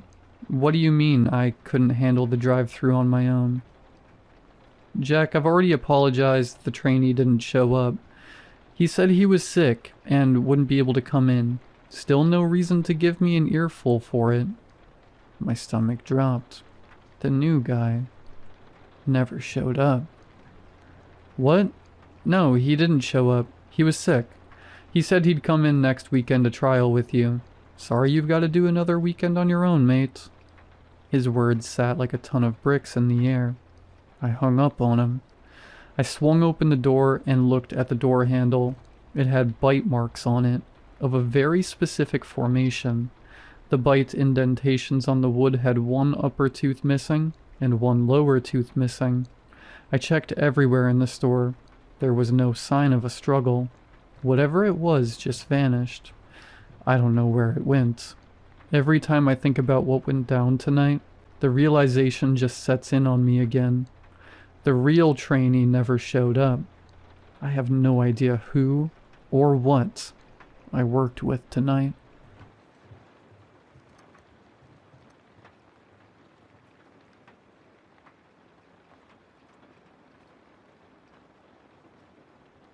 This kind of work isn't exactly glamorous, but it pays well. The company had flown me out to this remote stretch of forest to conduct a preliminary geological and topographic survey for a future radio tower installation. The job was scheduled for 4 days. Just 4 days of gathering soil samples, recording data, and creating an elevation map of the area. They dropped me off near a small cabin, originally built for logging crews decades ago. I was surrounded by trees, snow, and whatever wildlife that hadn't migrated south. The weather reports hinted at a snowstorm moving in by the end of the week, and the last thing I wanted was to get caught in the middle of it. The deep snow would make it impossible to do any work. The forest surrounding the cabin was dense, a towering wall of snow-covered pine trees, the kind of place where the quiet becomes deafening. At least, I used to think I liked that kind of quiet. Day 1, the snow crunched as I drilled into the frozen earth to collect core samples. I collected samples methodically, from different sites that had been marked on a map ahead of time. I spent the few hours of daylight as efficiently as possible, but I couldn't help but notice the silence, a constant distraction tugging at the back of my mind. Night had fallen by the time I returned to the cabin. The trees loomed like dark, twisted creatures, their branches bowing under the weight of the snow. I pulled the door shut behind me and made sure it was locked. The air in the cabin felt thick, almost suffocating. The hum of the fridge, the ticking of the clock on the wall. At least the white noise provided some relief from the silence. I made myself a cup of tea and started sorting the notes and data I had written down throughout the day. Day 2, the headache started the next morning, a throbbing ache behind my eyes that wouldn't go away. Must be the years of stale air in the cabin, I thought. I stumbled over to the window and opened it wide. The cold air hit me in the face, sharp and biting. The headache didn't seem to lessen, but at least the cabin felt less stifling. I left the window open as I made breakfast and got ready for today's work. It wasn't the first time I'd felt this way. Jet lag, lack of sleep, stress. I assumed it was a combination of all of that. By midday, I started feeling worse. I would look down on my map for a few seconds, and when I looked back up, the trees seemed different. I would open my notebook to write down measurements, only to find multiple pages of notes I didn't remember writing. I felt like time was slipping. I sat down on a rock to gather my thoughts, and when I opened my eyes again, the sun had already set. The forest felt alien in the dark. I looked at my map and estimated that I was around 40 minutes away from the cabin. That's when I first saw it. A shadow in the corner of my vision. I froze and glanced up. Just beyond the tree line, something tall and thin shifted between the pines. I squinted, trying to focus, but it darted behind a narrow tree before I could make it out. Something was following me.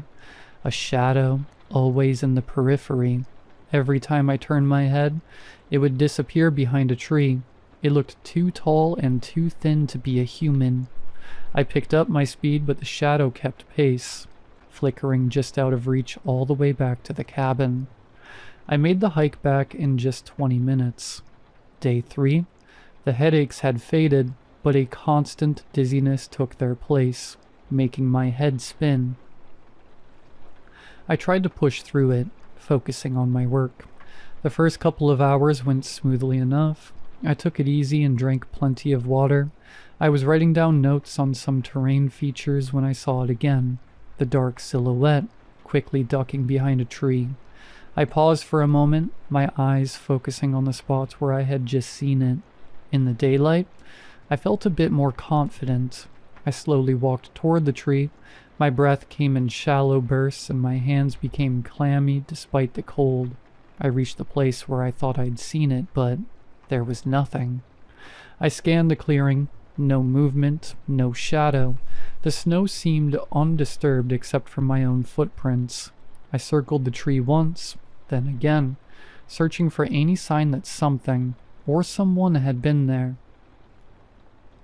As I turned to leave, I caught sight of the entity about 50 meters away, peeking out from behind another tree. I took a step forward, expecting it to vanish like before, but this time it didn't move. I took another cautious step toward it. In an instant, it darted upward, climbing the trunk with a speed that could rival a squirrel. It disappeared into the snow-covered canopy above. I made it back to the cabin before dark this time. I lit a fire in the fireplace, gathered some snow to melt for my evening tea, and grabbed my notebook from my backpack. The fire would burn bright and intensely as it heated up my small sanctuary. I went back to the table. Suddenly, I was outside, in my socks, standing in the snow. I could barely feel my arms and legs. The notebook was still clutched in my hand. The light from the cabin was visible in the distance, and the front door stood wide open. How? I muttered to myself. Had I blacked out, sleepwalked, or had the forest entity done this? I stumbled inside the cabin and sank into a chair in front of the fire. My clothes were soaked, and I sat there, hoping for a sleep that never seemed to come. The rest of the night passed in a blur. The shadows cast by the fire danced across the walls, and with every hour that passed, they seemed to grow more alive. As the fire died down to smoldering coals, the shadows still remained. Day 4, I felt like I was losing my mind. I saw more of them now, behind every tree, in every window, in the corners of the cabin, and in the darkness beneath my bed. I couldn't concentrate on anything, not even the simplest tasks. I no longer cared about the survey. I no longer cared about the radio tower. I just needed to get out. I grabbed my coat and stumbled out of the cabin, too dizzy to think straight. The snow crunched beneath my boots as I trudged through the trees. It was following me, always a few footsteps behind. I could feel it breathing down my neck, a cold breeze. Then came a low hissing sound, quiet at first, but growing louder with every step. My headache was becoming unbearable. Just as I felt my legs begin to give out from exhaustion, I tripped over something, a metal pipe sticking out of the snow. The metal pipe, thick and rusted, protruded from the ground like a withered tree stump. Faint letters were stamped into the metal, nearly obscured by the snow and frost. Warning, gas pipeline. A loud hissing sound clearly emanating from the pipe, an odorless and colorless gas poisoning the air. I staggered back, my body tingling with a mix of horror and nausea. The shadow was right there, no longer hiding. It didn't have to. It stood in front of me, still and silent. Was it really just a figment of my oxygen-starved brain's imagination? I used the last of my energy to get up on all fours and started crawling away. Then I blacked out. I woke up in the helicopter with an oxygen mask strapped to my face. "He's awake," someone said to the pilot. "How are you feeling?" What happened?" was all I managed to say. "Well, we were about to ask you the same," the pilot replied. "We found you lying face down in the snow. You were lucky we got to you when we did. You have a mild hypothermia. We also recovered all your gear. Everything was stacked neatly at the rendezvous point. I'm writing this down, hoping that putting it on paper will help me make sense of what happened out there."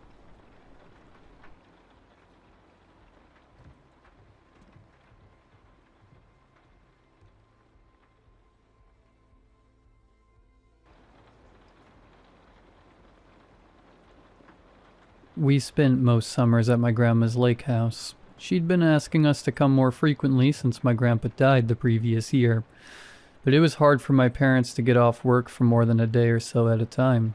The week we'd spent at my grandparents' was the only real vacation any of us got throughout the year. My favorite part of those summers was when my grandpa would take me out on the boat at night. I loved the way the water looked in the dark, and we always caught a crazy amount of catfish. The best part, though, was how quiet it was. I wasn't allowed to take out the boat on my own, as if I even could. One night, after spending the day walking around town, eating at local restaurants and shopping, my parents and grandma turned in early.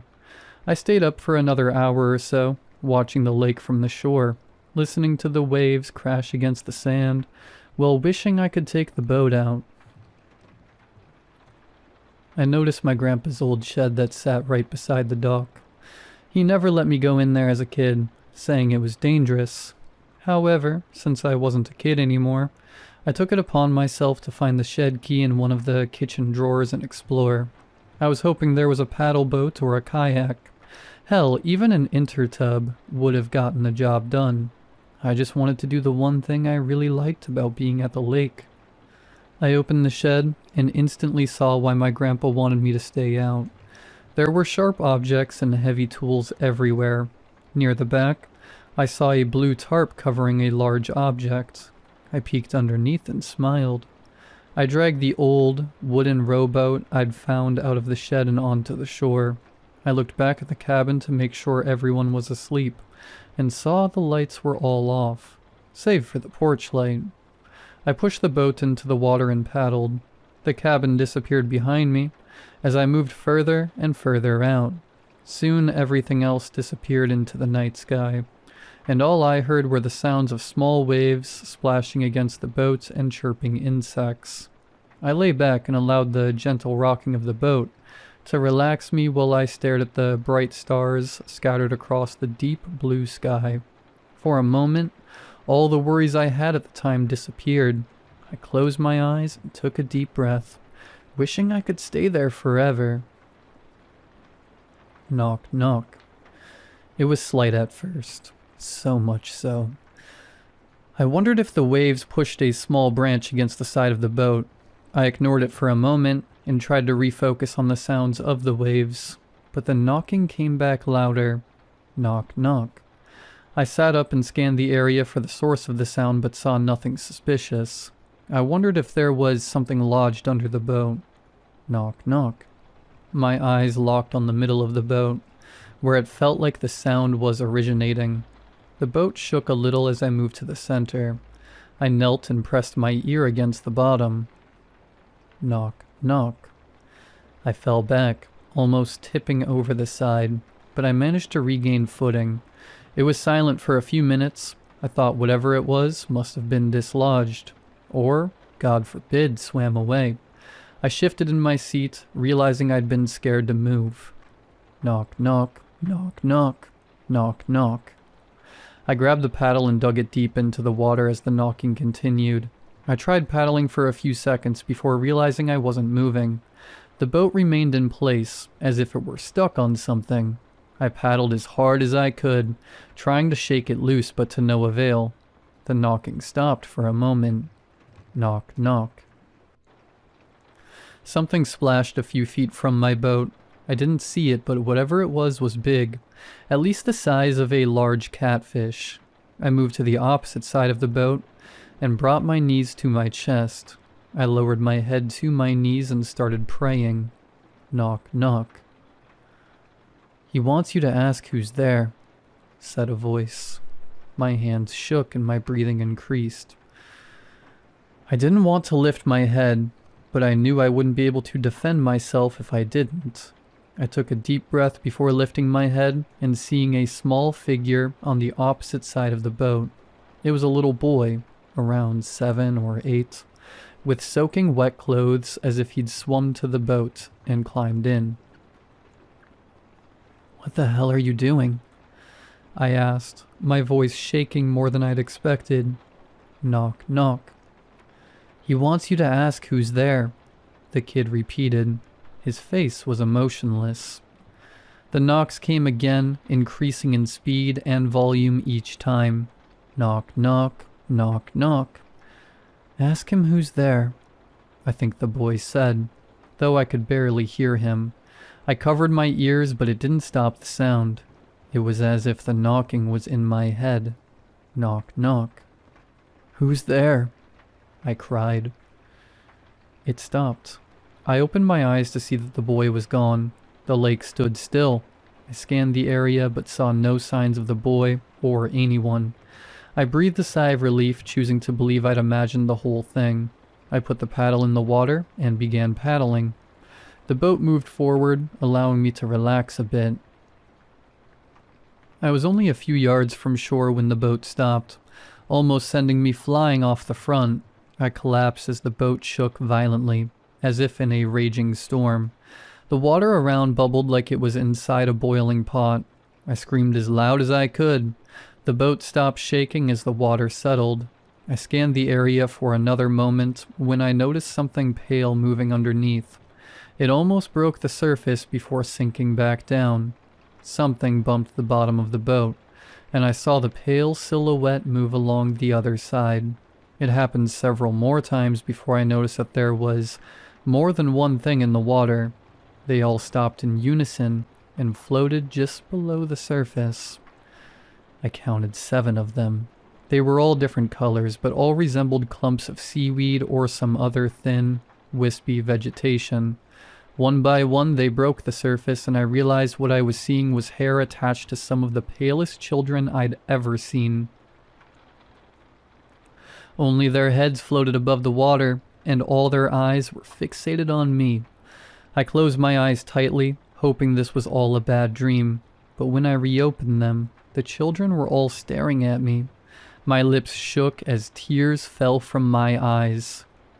"Don't cry, Mr. Bryson," said a little girl with dark hair, who swam closer to the boat. "I did everything you said." "Tell us another knock-knock joke, Mr. Bryson," said a boy. "That'll make you feel better." All the children screamed "yeah" in unison. I started. "Another knock-knock joke," they cried again. "I don't know any," I said, my voice shaking. "Yes, you do," said the dark-haired girl before moving closer to the boat until she bumped the side. Her little fingers curled over the edge as she pulled herself up and looked deeply into my eyes. I couldn't see until now, but her eyes were pale blue, like when a dog has cataracts. Purple veins snaked through her skin. She was wearing blue overalls and pink shoes. both caked in dirt and seaweed.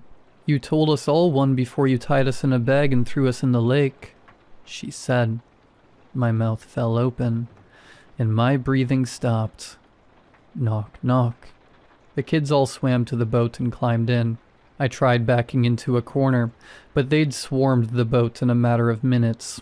I felt their cold, damp hands cover my body as I tried to scream, but no sound left my mouth.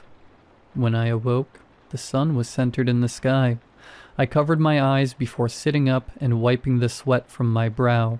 I scanned the area for any sign of what had happened the night before, but found nothing.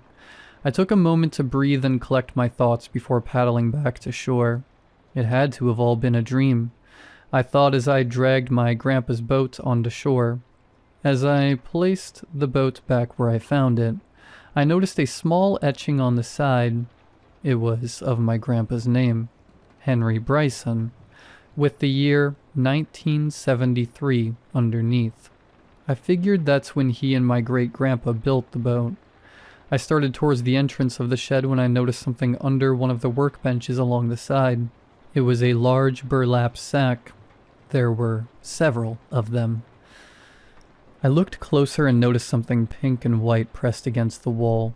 I pulled out a small shoe, buried in a layer of dust. I instantly dropped it. I covered my mouth as I knelt closer, realizing it was the same shoe the girl was wearing in the boat. I spent most of that week searching through the shed and my grandpa's old office while my parents and grandma were asleep. Grandpa was good at hiding things from everyone, even grandma. I managed to find a key in his desk that opened a safe buried in the back of the shed under some boxes of magazines. Inside I found pictures of children, most of whom I recognized from the boat. There were newspaper clippings and missing children posters, all of which I assumed he kept as trophies. There were even more disheartening things inside, like barrettes and bracelets. I wondered for a while if it was worth telling the police, as there was likely nothing left of the bodies, based on the newspaper clippings. Their bodies would have been underwater for decades. I couldn't get their faces out of my head. I saw them, soaking wet and pale, whenever I tried to sleep. My parents noticed the change in me, though I refused to acknowledge it. After a while, I swore I saw the children everywhere I went. I couldn't take it. They dredged the lake a few weeks later. The only things that remained were tiny skeletons of some of them. Some of those were identified from dental records. One of them was the little girl with the pink shoes. I saw her family on the news. They talked about what a beautiful soul she was and how much of a monster my grandpa was. I can't say I disagreed. My grandma never invited us back to the lake. I don't know how she felt about Grandpa after that, but I knew she hated the attention it had brought. I miss those summers at the lake, but I know it wouldn't be the same knowing what my grandpa did to so many kids. And I'm so glad he never told me a knock-knock joke.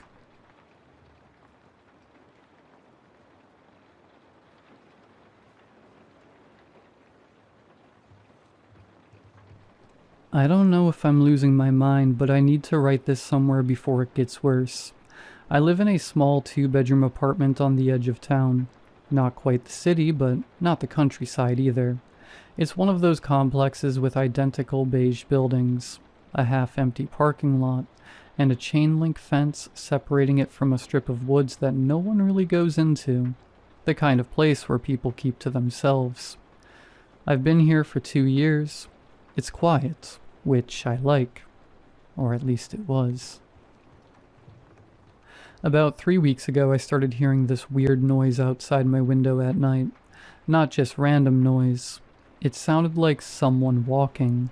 Not heavy footsteps, but slow, dragging ones.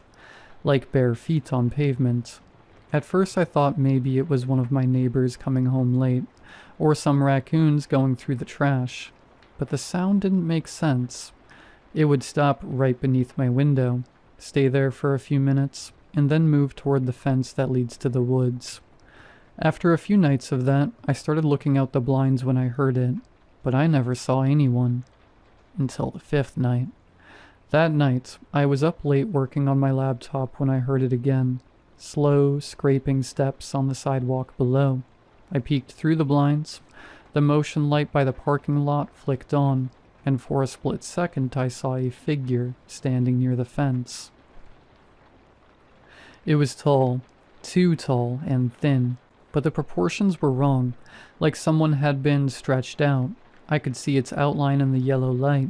It had long arms that hung lower than they should have, and its head tilted like it was listening. Then the light turned off, and it was gone. I didn't sleep that night.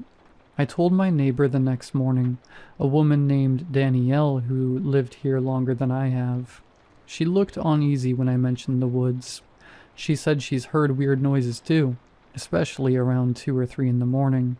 Crying sometimes. Could be coyotes, she said, but her voice didn't sound convinced. I tried to brush it off. Maybe it was an animal. I even left my phone recording one night while I slept, just to prove it was nothing. When I played it back the next morning, most of it was silence until about 2:17 a.m. That's when I heard footsteps, then this sound like something whispering, really close to the microphone. It was too quiet to make out, but it almost sounded like my name. The next night, I left my phone recording again, but when I clicked in the morning, the file was corrupted, just static. Things got worse after that. I'd find the motion light by the parking lot on when I woke up, even though it's supposed to turn off automatically. My trash can got knocked over twice. Once when I stepped outside in the morning, I noticed what looked like handprints on my window. Not fingerprints, full, flat palms. Too long. The skin had left smudges, like it was damp. I tried calling the building manager, but he brushed it off as kids messing around. Then about a week ago, I got home from work and found something sitting outside my door. A dead rabbit. Its body looked twisted, like its neck had been turned completely around. I didn't even touch it. I called maintenance, but when they came by, the body was gone. That night I heard someone knock on my door around midnight. 3 slow knocks. When I looked through the peephole, no one was there, but I could hear breathing. It was deep and uneven, like someone trying to imitate what breathing should sound like. After about 30 seconds, it stopped. I didn't sleep again that night either. The next morning, I noticed muddy footprints leading from the front door to the sidewalk. Bare feet, large ones, with toes that looked too long. Danielle moved out 2 days later. She didn't even tell anyone, just packed her car and left. I don't know what's happening here. Last night was the worst. Around 2:30 a.m., I woke up because I heard something tapping on my bedroom window. I live on the 2nd floor, so there shouldn't be anything tapping on my window. When I looked, I saw a face pressed against the glass. It was pale, almost gray, and the eyes were too big. The mouth was open, moving like it was trying to form words, but no sound came out. Then, this part still makes my stomach turn. I realized it looked like me. The same eyes, the same hair, but wrong, like someone wearing my face but not knowing how to use it. I fell backwards, hit the nightstand, and by the time I looked again, it was gone. I haven't told anyone else yet. I don't even know how to explain it. But tonight, as I'm typing this, I can hear it again. The dragging footsteps outside, moving up and down the sidewalk. Every few minutes it stops right below my window, and I swear I just heard it whisper my name.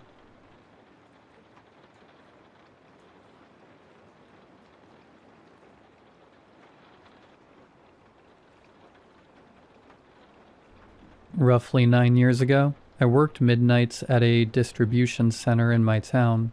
Small place, the kind where everyone knows each other's grandparents and who they dated in high school. And since I was little, people always talked about County Road 1. The old highway that used to be the way to the next town before the interstate went in. Now it was just a long stretch of cracked asphalt cutting through woods and low hills, barely used except by hunters and the occasional farmer. Stories followed that road: missing hikers, cars found empty, lights in the trees, a woman screaming that no one could ever find. I used to think people in small towns just needed something to scare themselves with, something to make the dark feel close. That changed November 4th, 2016. It had rained for days straight. Not normal rain either. Heavy sheets, roads washed out, people stranded. Town felt like it was shrinking in on itself. That night around 3 in the morning we got off early. Everyone tired, everyone wanting to go home and sleep to the sound of the storm. I got in my car and my GPS immediately rerouted me, said my usual way was flooded out. I didn't think much about it until I saw where it was sending me. County Road 1. The second my tires touched the asphalt, it stopped raining. Not died down, just stopped. The wipers dragged across a bone-dry windshield. The sudden silence was sharp enough that I turned up the radio just to hear anything at all. The road looked wrong. Too dark. The trees too close on both sides, leaning inward like they were trying to see who had come.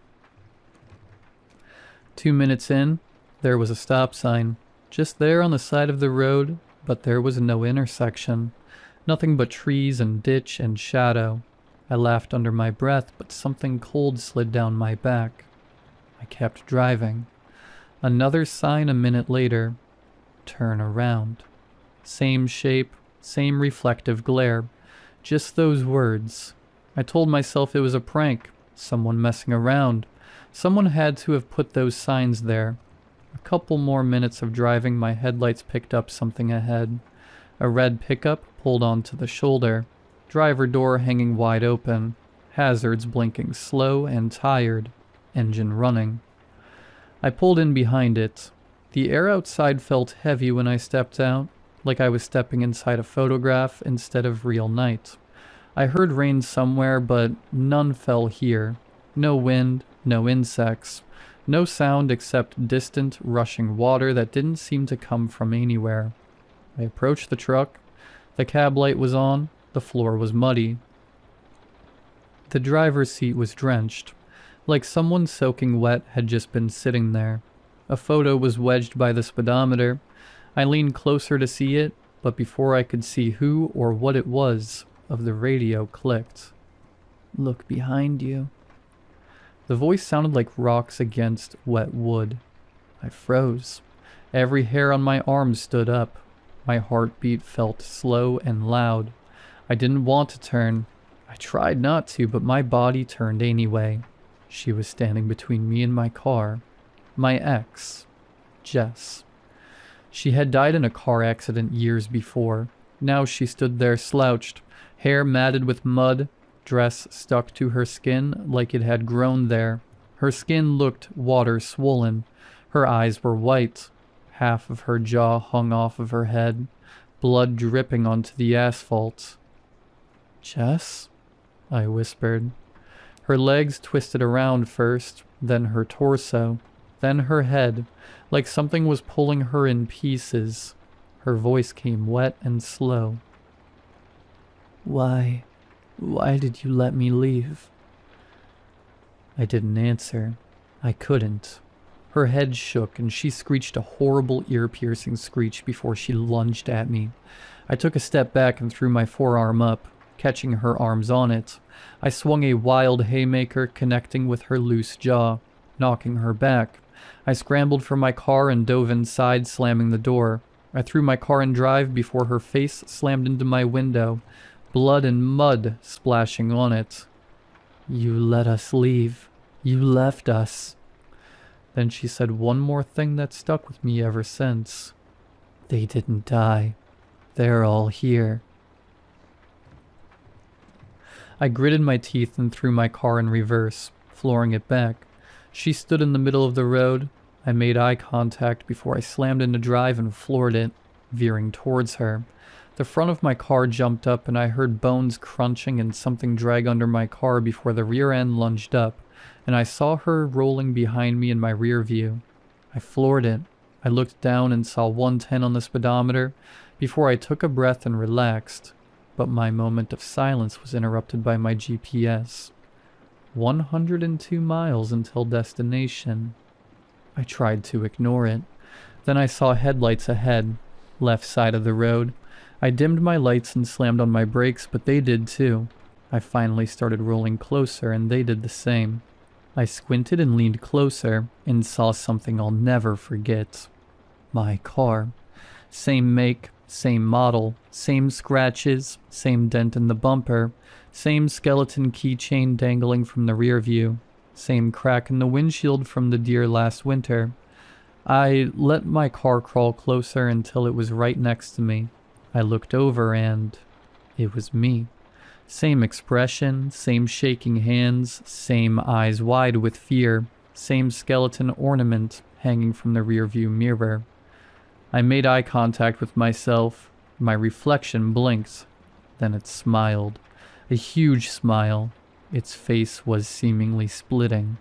The radio turned on without me touching it. "You're not leaving," my own voice said. "No one leaves. Not them. Not you." My reflection leaned forward, jaw splitting, skin peeling like wet paper. Something pale and smooth pushed forward, breaking my window. I slammed the gas. The tires screamed. The reflection didn't move. It just watched as I shot forward. The road ahead got smaller. The trees bent down towards the ground. I looked back and the car was gone, but I saw something in my peripheral of my right eye. I looked out into the woods and saw a blurry figure running next to my car. I looked down at the speedometer. 85. I slammed the pedal to the floor, but it still ran right next to me. The GPS flickered, and I stared at the screen. 182 miles to go.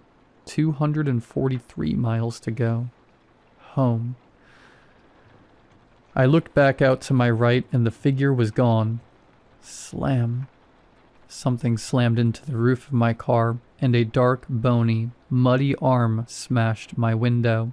Grabbing the wheel, I flailed my fist into it, but it wouldn't budge. It moved the wheel side to side, fishtailing my car. The radio popped on. "You can't leave. You can't. No one ever leaves." I slammed on the brakes and saw something incomprehensible fly off my car and onto the road. A lanky, skeletal creature caked in river mud, its limbs too long, its skin painted in white clay patterns and handprint symbols, wearing a skirt woven from reeds, sinew, animal hide and feathers, beads and carved river stones rattling along its wrists. 3 skulls hung as masks layered over its own head, lashed together with braided wet cord, their empty sockets dripping dark water. A necklace of bones and bird talons hung across its chest, clattering as it breathed. Its ribs showed through its skin like cage bars, and its fingers were sharpened to points like carved river rock. I floored it once again, and ran it over before closing my eyes and blindly driving. Then suddenly I heard it. Rain. I opened my eyes and I was back in my town. At an all-familiar intersection, I drove the rest of the way home in silence. I don't think I blinked once. Once home, I sat in my driveway for what seemed like forever before I got the courage to get out. I pushed the door open quickly and jumped out, running inside and closing my door. The next day I went out and looked at my car. No mud, no dents on the bumpers, no scratches on the roof. The only thing different is my skeleton keychain hanging off my rearview mirror was different. A crude small little figure with 3 skull heads carved from muddy wood. I threw it away and sold my car. Don't ever take County Road 1. You may not be as lucky as me.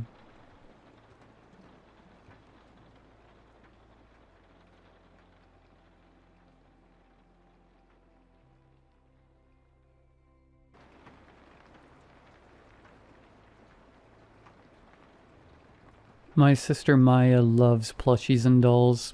She collects them from everywhere. Garage sales, thrift stores, vacations, and random stores she finds online. Her bedroom shelves are crowded with soft faces and glassy eyes staring out from every corner. A few of them, though, are different. Not broken exactly, but wrong. My brother Jake calls them haunted. This story is about one of them, a Furby named Bub. We didn't find Bub in a dusty box or a haunted attic. He came from a regular toy store in the mall, brand new and perfectly wrapped. His fur was spotless, his plastic eyes bright, his box untouched.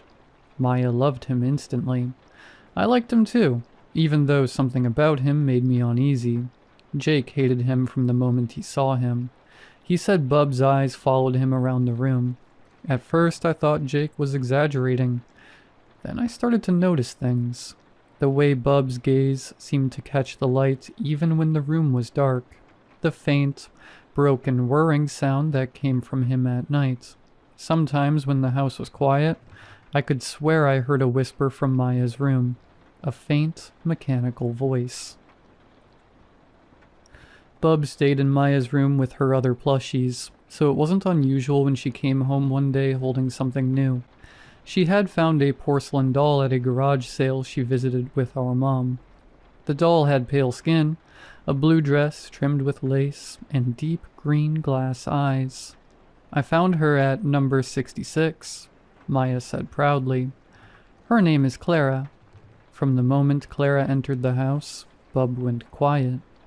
Completely silent. No clicks, no whirs, no whispers. I didn't think much of it at first, but later I realized that something in the air had changed. When I went into Maya's room one evening to borrow a notebook, I passed by Bub on the shelf. He was staring at the door, and when I reached for the notebook, a low, garbled whisper came from him, too faint to understand. It was probably my imagination, but it sounded like, "Hungry. Feed me." Maya started carrying Clara everywhere. She talked to her constantly, like the doll was whispering back. Within a week, Maya looked different. She had grown pale, her cheeks hollow, her hair thinner. She barely ate, barely slept. Jake and I tried to talk to our parents, but they laughed it off. "She's just being creative," Mom said. I didn't think creativity made someone look like they were fading away. One night, I decided to get rid of Clara myself. The moonlight was weak when I slipped into Maya's room. Everything was still. Her dolls watched from the shelves, and Bub's eyes glimmered faintly from the dresser. As I crept toward the bed, I could have sworn one of his eyes flickered closed, like a wink. Clara lay beside Maya, her green eyes half open, only human. Her hair seemed thicker than before, her cheeks faintly pink, her lips slightly parted in what almost looked like a smile. When I picked her up, her body was ice cold. The chill ran down my arms. I didn't stop to think. I just rushed outside and threw her into the trash bin. That was supposed to be the end of it. The next morning, Maya walked downstairs with Clara in her arms. The doll looked newer than ever, her hair shiny, her eyes bright. Maya looked exhausted, but she was smiling. When I met Clara's gaze, I thought I saw amusement there, a kind of quiet, knowing victory. A week later, our parents went away for their anniversary. It was just the three of us, Jake, Maya, and me, left in the house with a freezer full of pizza. That night, the table felt heavy with silence. Maya sat opposite me, pale and distant, with Clara perched neatly on her lap. Every so often, Maya's hand twitched, as though someone were tugging invisible strings. "Do you want a bite, Clara?" Maya asked softly. Jake sighed. "Oh my God, Maya, it's a doll. It doesn't eat pizza. Can you stop being weird?" Maya looked up. Her eyes didn't look brown anymore. They were cloudy with a faint greenish tint. "Clara says you shouldn't talk to me like that," she said, "or you'll get punished." Jake laughed, but it was uneasy. Okay, that's enough. Her voice changed then. It deepened, hollow and wrong. You don't take us seriously. Before I could move, Maya grabbed the steak knife beside her plate and drove it into Jake's hand. He screamed, jerking back as the lights flickered out, plunging the room into darkness. When they blinked on again, Jake was clutching his bleeding hand, and Maya was already running upstairs. The doll clutched tight against her chest. I remember those green eyes glinting as she turned the corner. I didn't think. I just followed.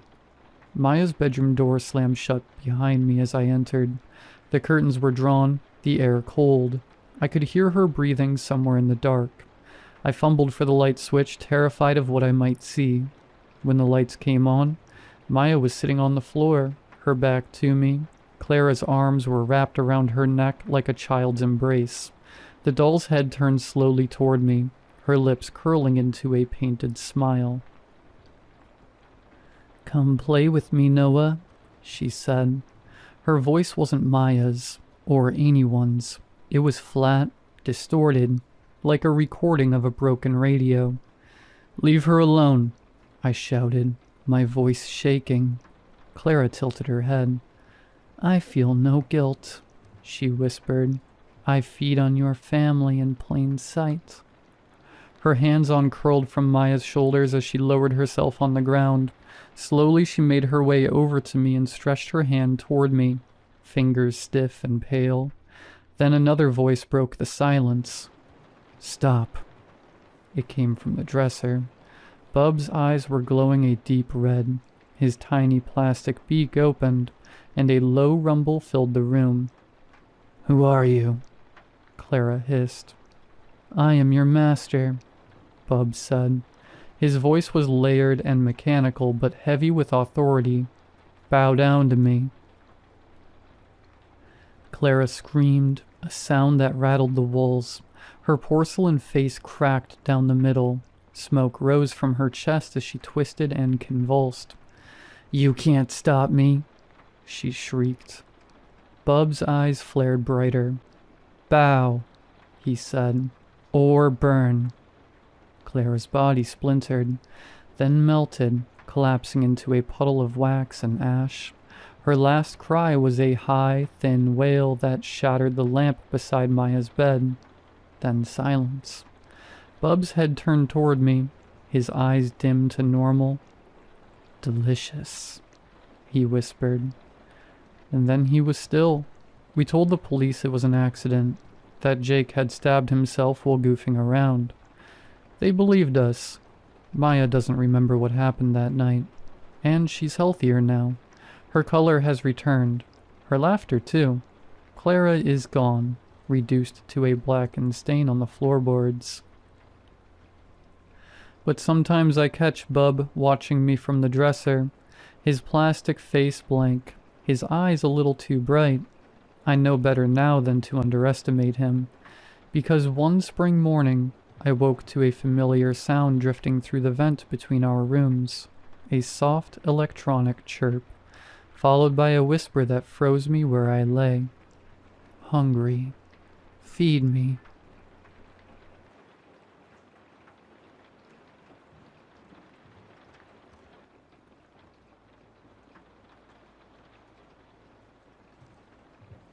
I was always a sickly boy. I never really excelled in sports or any kind of physical activity in school, but I always assumed I wasn't built for it. Some kids had speed or strength. I had nosebleeds and dizziness. My father wasn't too happy about that, not because he didn't love me, but because he didn't understand. He grew up in a family where you worked hard, you toughed things out. You didn't complain. When I wheezed halfway through a mile run or came home with bruises I don't remember getting, he'd just stare at me with that tight look around his eyes. Not angry, just confused. I think it scared him that his son was proof that weakness wasn't always a choice. My mother tried to bridge the gap between us. She'd sit beside me on the couch with an ice pack while Dad paced in the kitchen. She'd press her hand to my forehead, brush my hair back and whisper, "He's just worried." Like that was enough to make the room stop spinning. They took me to the doctor constantly. I remember the smell of antiseptic better than the smell of our living room. Blood work, scans, allergy tests, everything. I lost track of how many times a nurse wrapped a rubber tourniquet around my arm. They never found a single thing wrong with me. Perfectly healthy, they'd say. While I sat there with purple bruises blooming on my ribs like ink stains. Sometimes Dad would drive us home in silence, gripping the steering wheel so tightly his knuckles went white. Other times he'd mutter, "There has to be something," as if willing a diagnosis to appear. As I got older, it got worse. The migraines came first, sharp, pulsing flashes behind my eyes that made me feel like someone was tightening a clamp around my skull.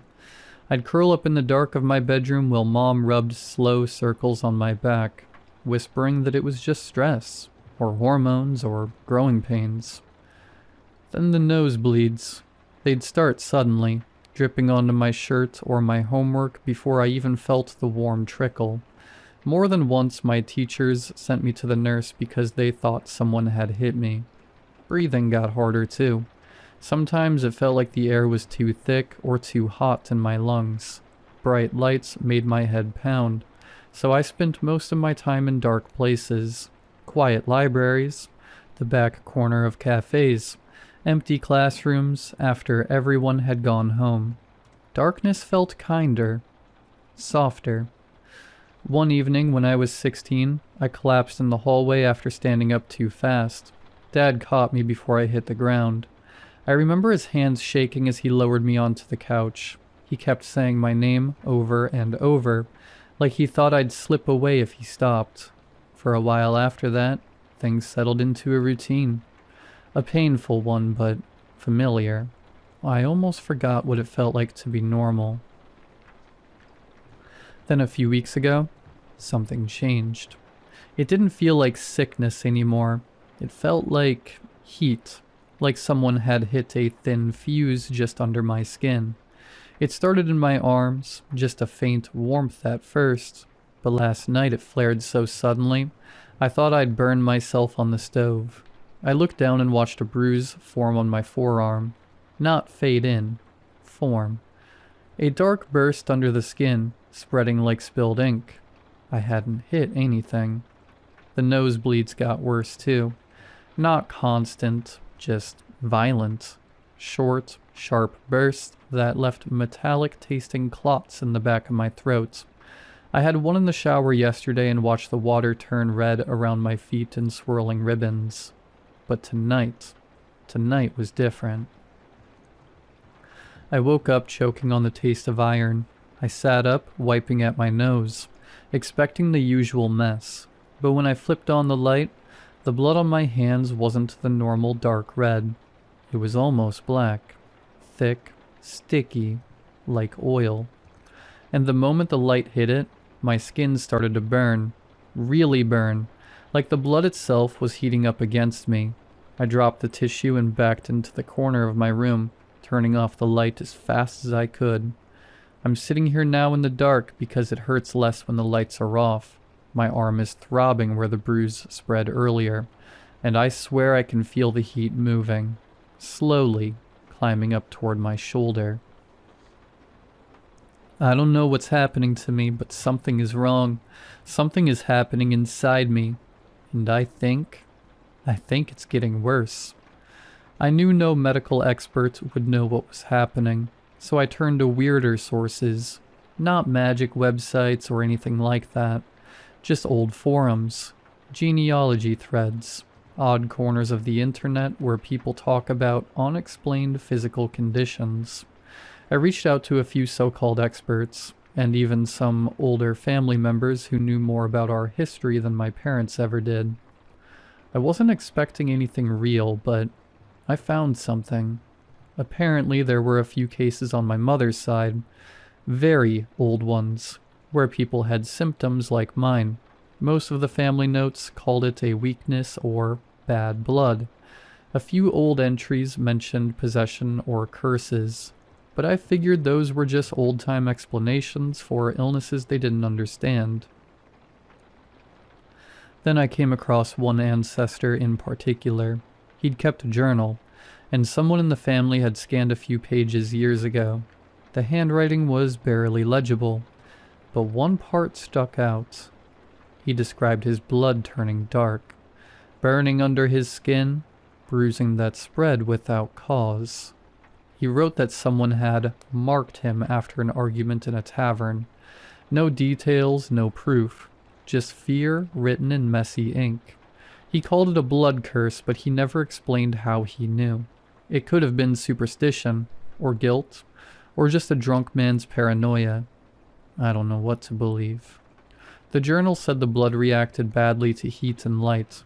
That's the part that keeps replaying in my head, because that's what's happening to me. But it doesn't explain anything else. It doesn't say how it started, or if he survived, or if he found a way to stop it.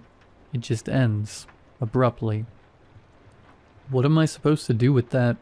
Apologize on behalf of a man who's been dead for centuries? Track down a stranger he wronged? Perform some ritual from a journal that didn't even bother to list one? I honestly don't know. So I'm hiding in my room. I keep it as cold as I can, and I only go out at night. It lets me hold myself together just long enough to feel like a person for a little while, long enough to remember what normal used to feel like. But even now, even in the dark, even in the cold, I feel like I'm burning from the inside out. And I don't think I have much time left.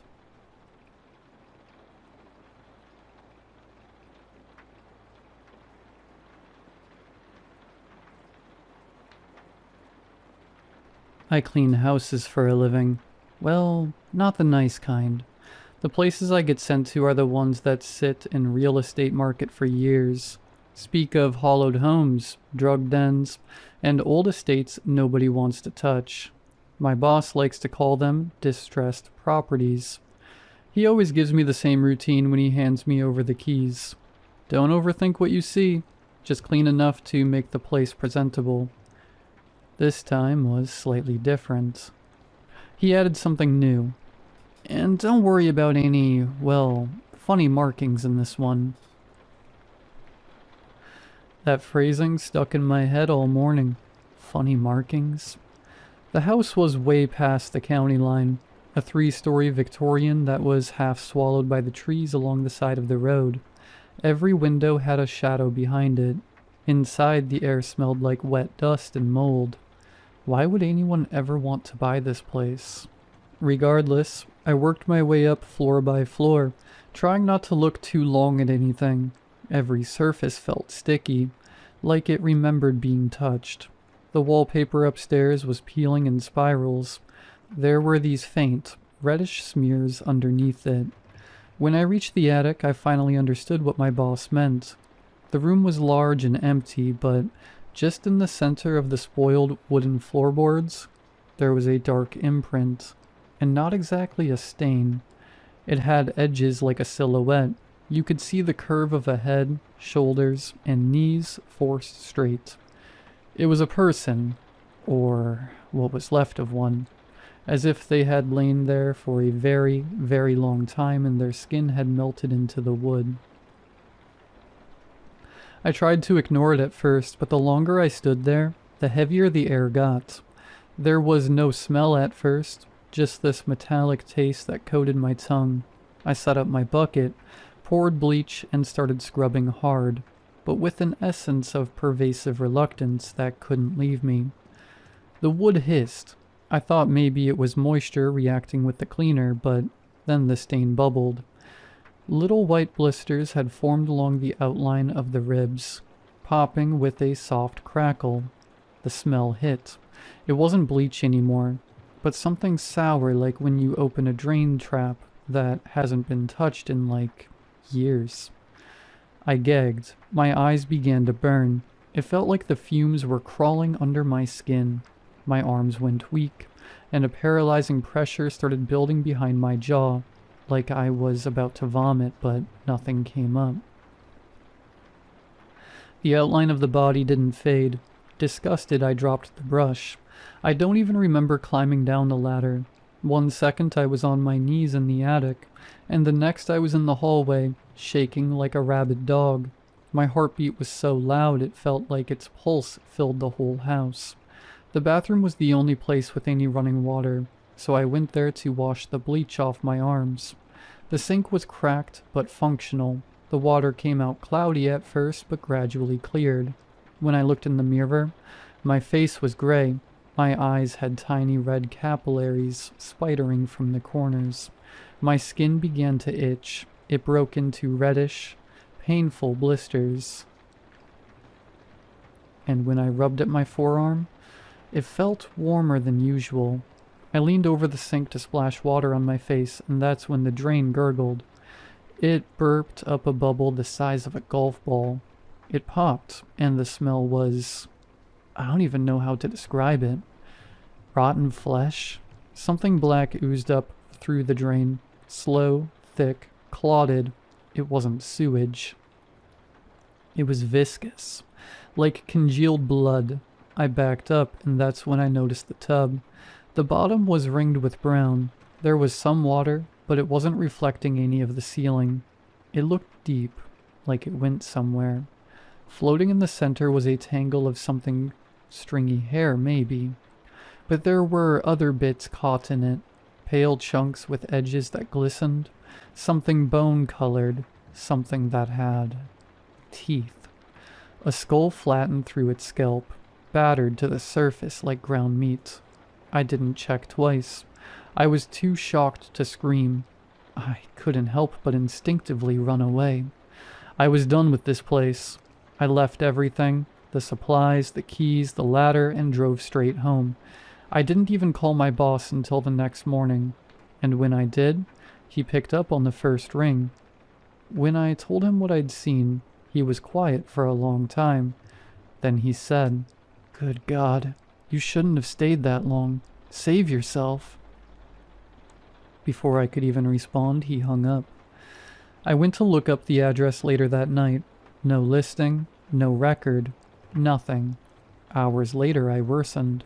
I could smell bleach underneath my skin, and something else. Something sodden.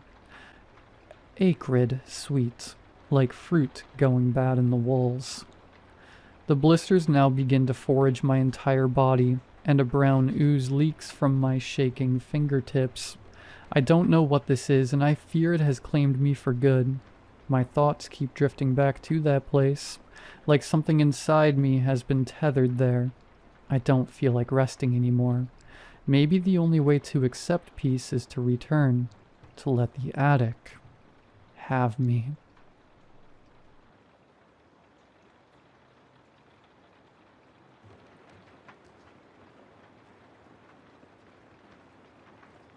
I think this has to be my favorite day of the year. The first cold front coming through after an oppressively hot summer. Along the coast is a blessed change. A far cry from the 100% humidity we cope with every day. The air has a crisp quality and makes me want to spend the entire day outside.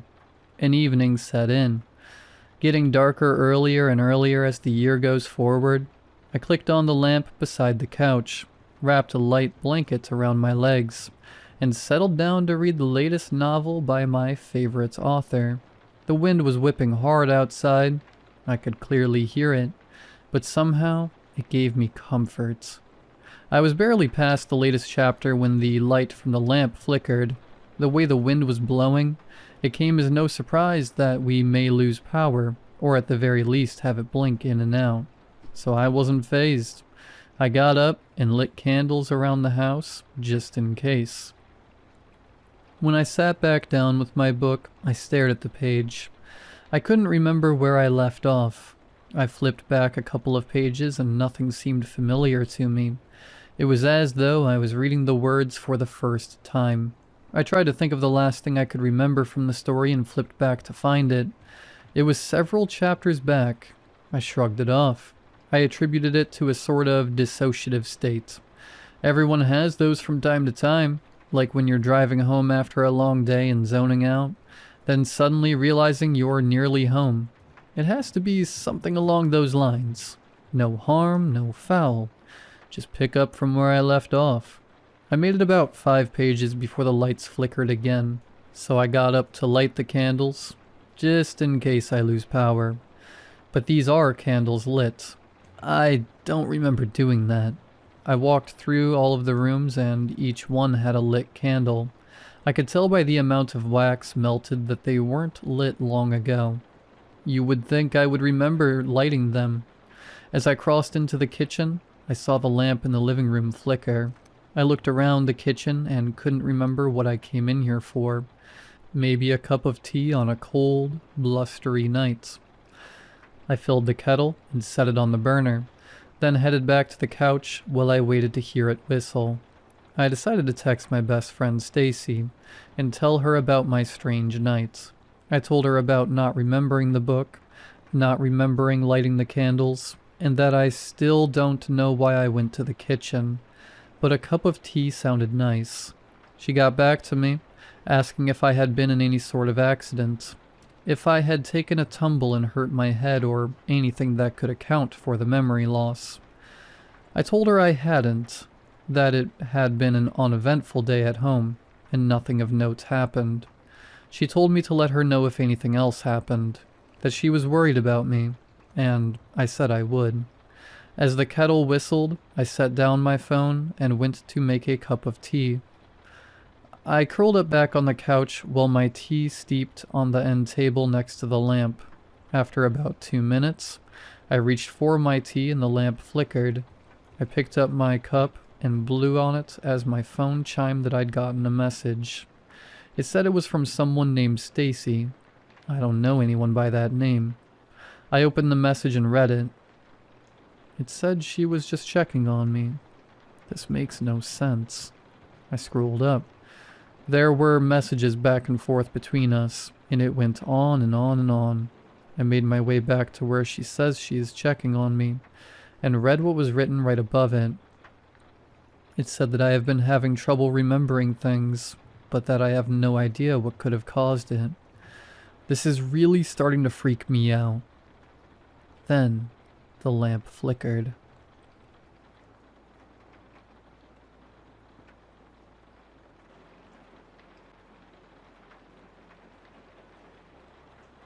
It is just a kid's book. A title spelled in rainbow blocks. Thick pages. Almost a baby look, really. The recommended age is 3 to 5. Zoe and I found it in a dusty box in the storage room at Colvin Preparatory School. Mrs. Lemon, the owner, tries to make us feel better by calling us after-school teachers, but we are babysitters. The most teaching we do is remind the kids to not pick their noses during snack time. Our real job is to keep the kids safe, and at least somewhat entertained while their doctor and lawyer parents make the money to pay the tuition. The work isn't glamorous or interesting, but for a part-time job, the pay is good. Private school and all. There were only a handful of kids today. Mrs. Lemon said it was a popular week for vacations. Seeking to make the most of her money, Mrs. Lemon assigned me and Zoe to clean out the storage closet, while she watched the children. We weren't sorry. Cleaning out the closet was easier than corralling the kids. The hardest part was not choking on the dust. Even in the dark closet, we could see the thick gray blankets of dust on the cluttered shelves. "Can you turn on the light, Hooper?" Zoe asked. I flicked the switch. Nothing happened. "Hooper." "Sorry, I did." I looked up to see an empty socket. "Well?" I gave Zoe a nervous look.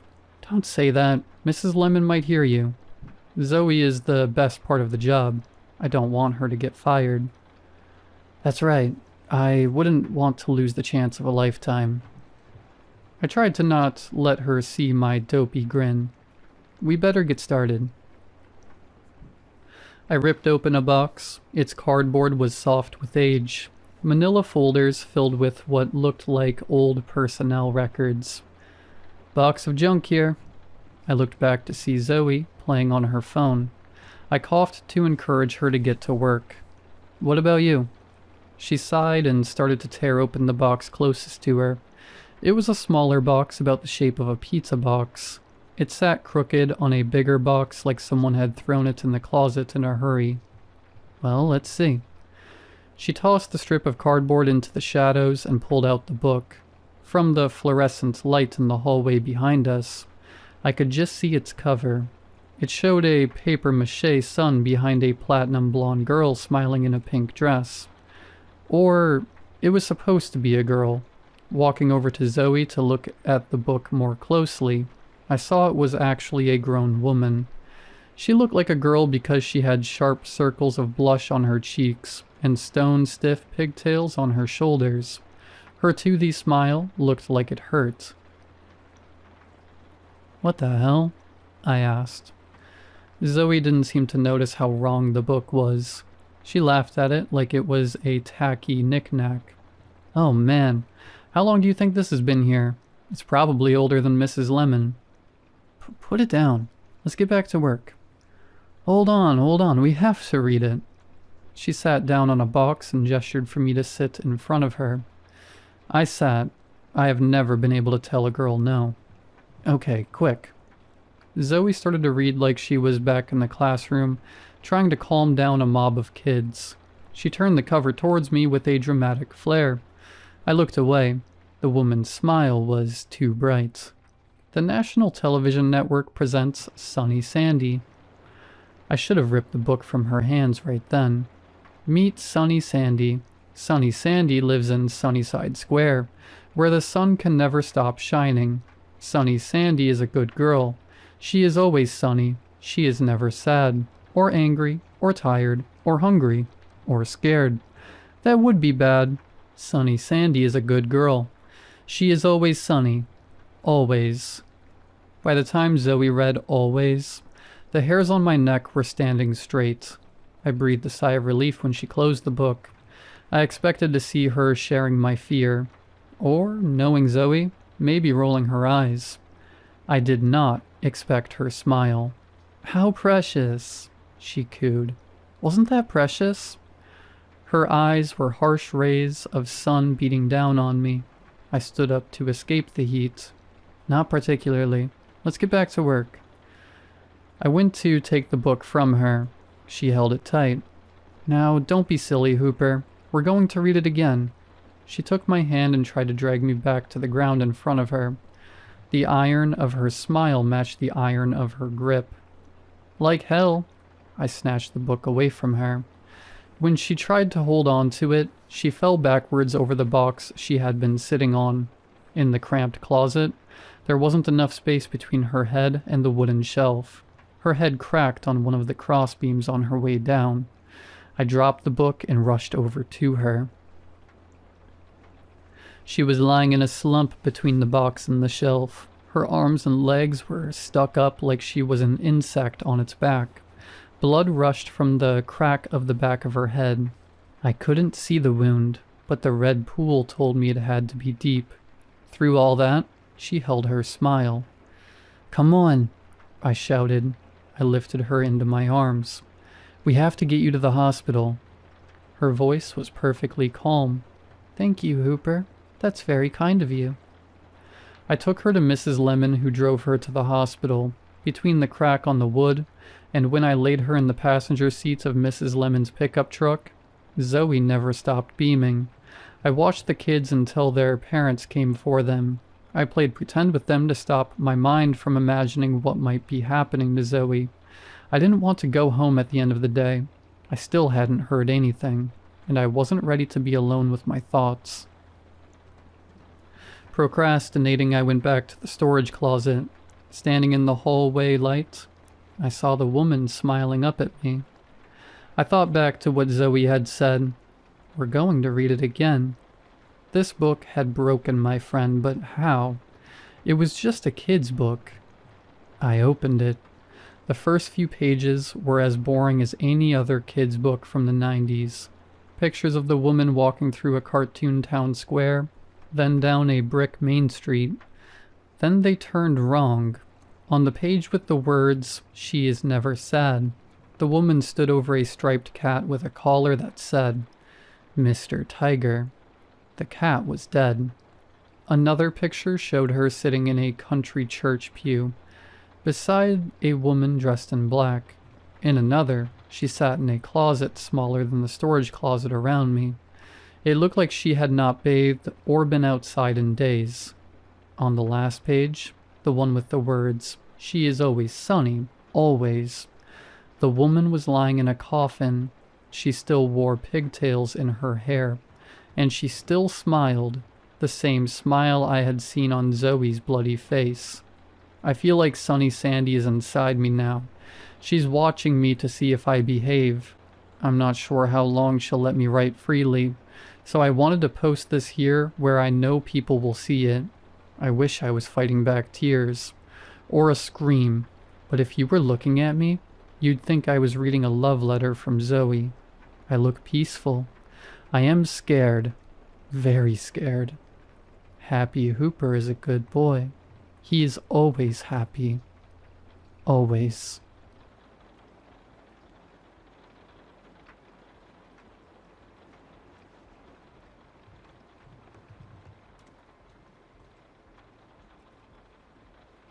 The aurora borealis has been waving over these Kansan skies the past few nights. It's absolutely breathtaking and something I never thought I'd get the chance to behold. I didn't think it'd be one of the last things I saw, though. I don't recommend you look, if it's over you.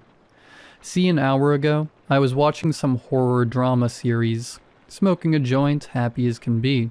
My black lab Shadow started pawing at the basement door, which is my signal that he needs to relieve himself. My joint was done anyway, so I put it out, paused my stream, and tossed my phone to the couch. I've heard about the northern lights making their way to our skies, seen pictures from my friends, but hadn't gotten the chance to see it with my own eyes. When I walk out onto the back patio, it's nearly pitch black. Nothing new, considering all my neighbors aside from the one directly next door have kids and go to bed rather early. Everyone's got homemade privacy fences via some trees, and very overgrown weeds, which lends a hand in blocking any light. Shadow darted off into some corner of the yard as he always does. The air was chilly, so I'd pulled my sweater just a little closer around me. And that's when I saw it. The pink lights dancing in the distance. They weren't directly over my head, but if I stood in one particular spot, I could see it. At first, I almost cried. It was beautiful. It waved and danced and made me grateful for being alive, being on this planet, and getting to experience things like that. I stared at the sky for what felt like forever, until the grass rustling and a bark grabbed my attention. I shouted my dog's name as I walked back towards the back door to my home, ready to slide it open. I hear Shadow's footsteps start barreling towards me. I slid the door open for him, but tried to peer through the leaves of our red bud tree for one final glimpse of the rare phenomena before heading inside. Shadow's collar jingled just as he ran past me into the house. Even though I'd heard his footsteps, he seemed to almost appear out of nowhere from the shadows and into that moment of light. He was running so fast. He was a blur of black as he darted past me inside and up the stairs. I felt my heart skip a beat, but chalked it up to anxiety from smoking. I locked the door and closed the blinds before heading back to continue couch rotting, but stopped in my tracks when I got to the top of the stairs. Shadow was standing in the middle of the living room staring at me. I laughed at myself and told him to stop being creepy, figuring we could both go for a little treat. I walked past him and into the kitchen, an ice cream pop for myself, and a pig ear for Shadow. Normally the crinkle of the bag is enough to make him come running. I'd all but put it back, and he still hadn't come to claim his prize. I call his name again, then peer out into the living room. The ice cream in my hand falls to the floor as a scream rips from my throat. Shadow looked like Shadow, but was now actively morphing into some stretched and skewed version of him. I heard snapping as he grew unfathomably, quite quickly I'll add, before his neck became too long to hold up on its own. His head fell to the wooden floor with a thud. My dog, or What was my dog smiled, then with its newly elongated limbs, started pushing its still bursting body towards me with too fast of a pace. I don't think I've ever run so fast in my life. The stairs to my attic area, where my bedroom is, are luckily accessed through the kitchen. I sprinted up them, straight to my room and slammed the door shut, just as two large of paws thud up the stairs after me. I've always loved that my space has hidden pocket doors, but now I'm not so keen. Just as I turned the tiny lock on my door, the door started shaking on its track as the exploded version of my dog started banging on it. I thought myself brilliant for choosing my bedroom over the office or the closet, since this room is the only one of the three with a window. The first thing I did was race over to my window.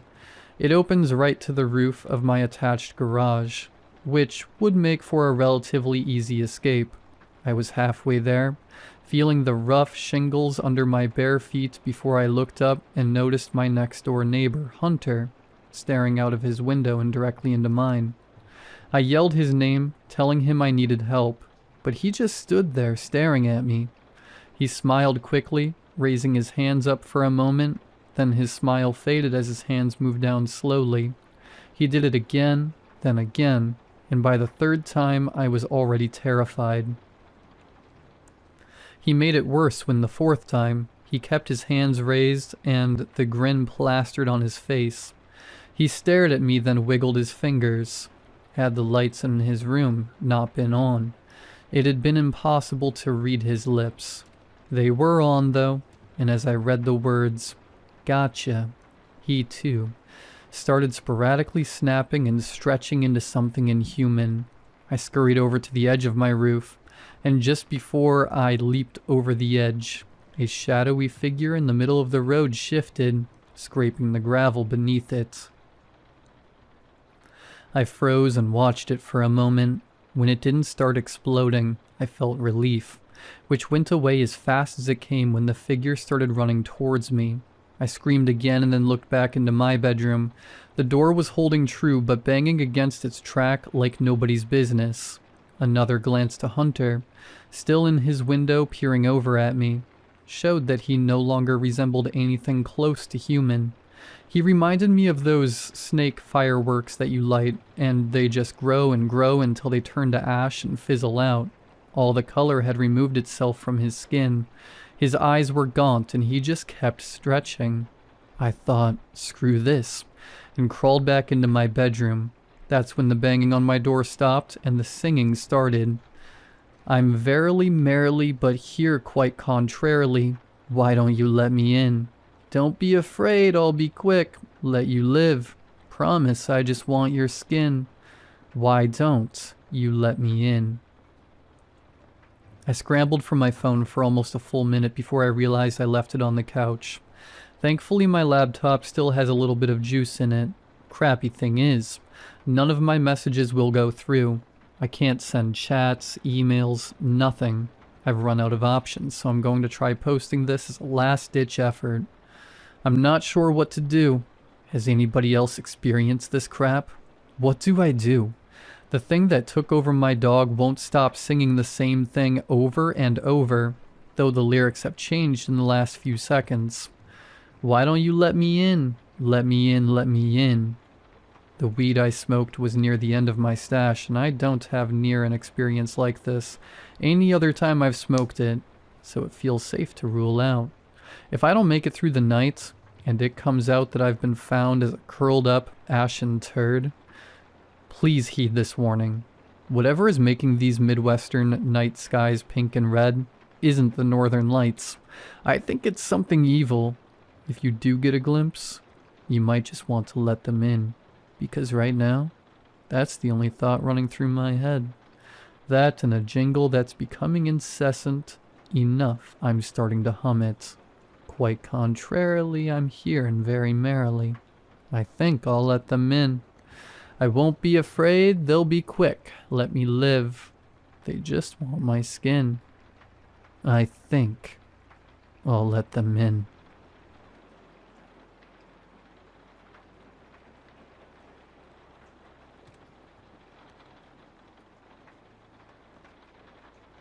The blizzard was supposed to last 2 days. Then 2 became 3. Then I was on day 4, holed up in my cabin. The only thing I could see outside was the snow, a white, shifting void that obscured the rest of the mountain range. I looked for the stars out of habit, but they were gone, buried behind layers of storm. The sky was black, thick with cloud and snow and the night.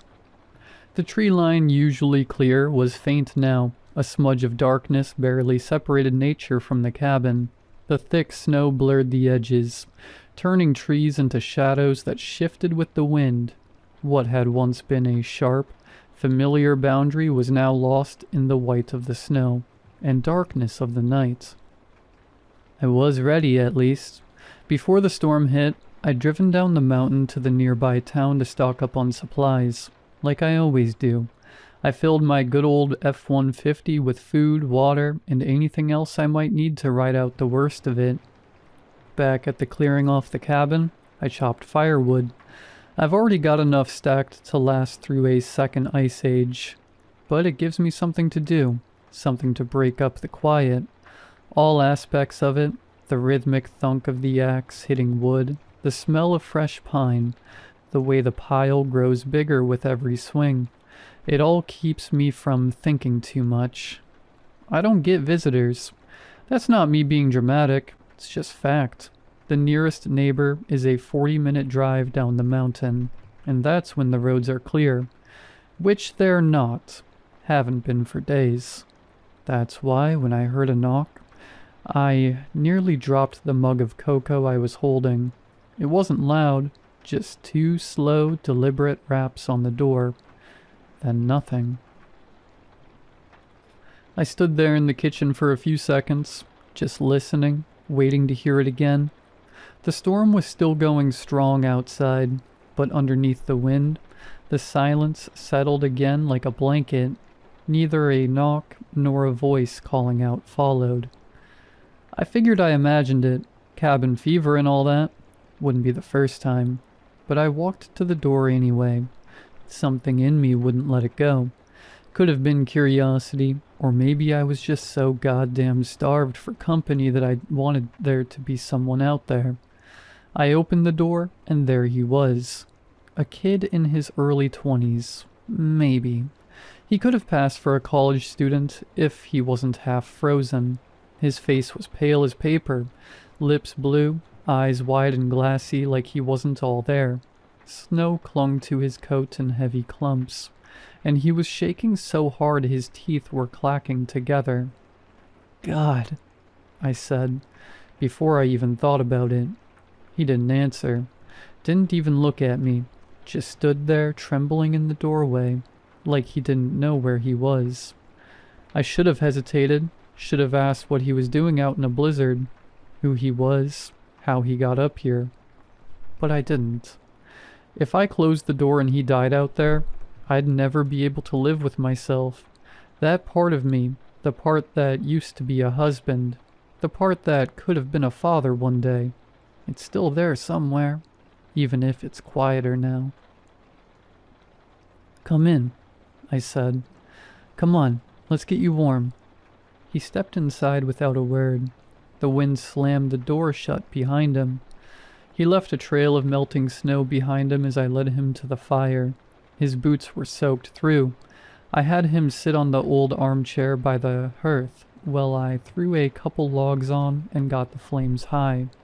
I asked if he was hurt. He didn't answer. "Can you talk?" I tried again. "Tell me your name." Still nothing. Just that 1,000-yard stare. Like he was looking through the fire. Past it. Like he saw something there I couldn't. He looked like hell. Skin pale and tight over the bone. Lips cracked. Nose bleeding just a little from the cold. I knelt down beside him to check for frostbite, and that's when I saw it.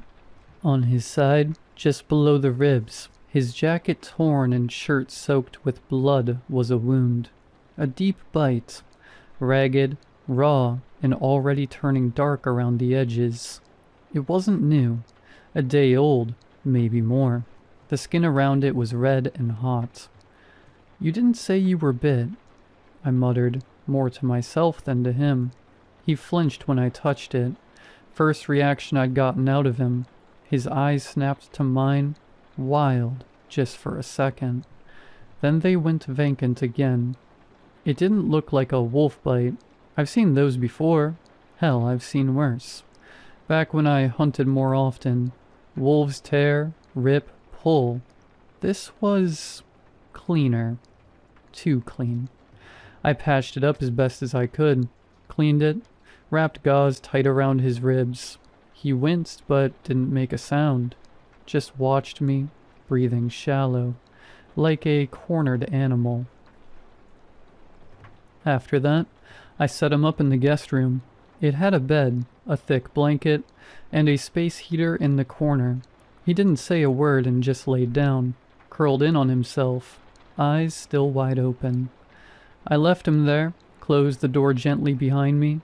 The cabin felt smaller after that, like he brought something in with him. A weight, a shift in the air. I tried to shake it.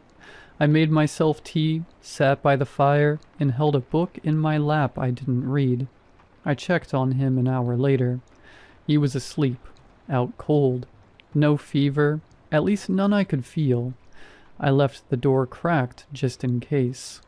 I must have nodded off at some point. The fire was down to coals when I woke up. House quiet as the grave. I could hear the wind screaming against the windows. The old trees creaking out front, but nothing inside.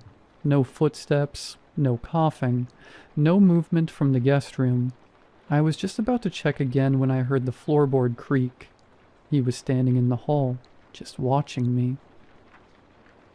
"Fuck," I said, nearly spilling my tea. He blinked slow, looked around like he wasn't sure where he was. "Sorry," he said, voice hoarse, dry. "Didn't mean to scare you." "It's all right," I said. "You're lucky to be alive. What the hell were you doing up here?" He scratched at his bandage. "Hiking," he said, "with my girlfriend Emma." I waited. "We were camping in the woods yesterday. No, a few nights before. Got caught in the storm. Thought we'd hunker down, ride it out." He stopped, his jaw tightened. "We heard something," he said, "outside the tent. I thought it was wolves, big ones. We stayed quiet, didn't move.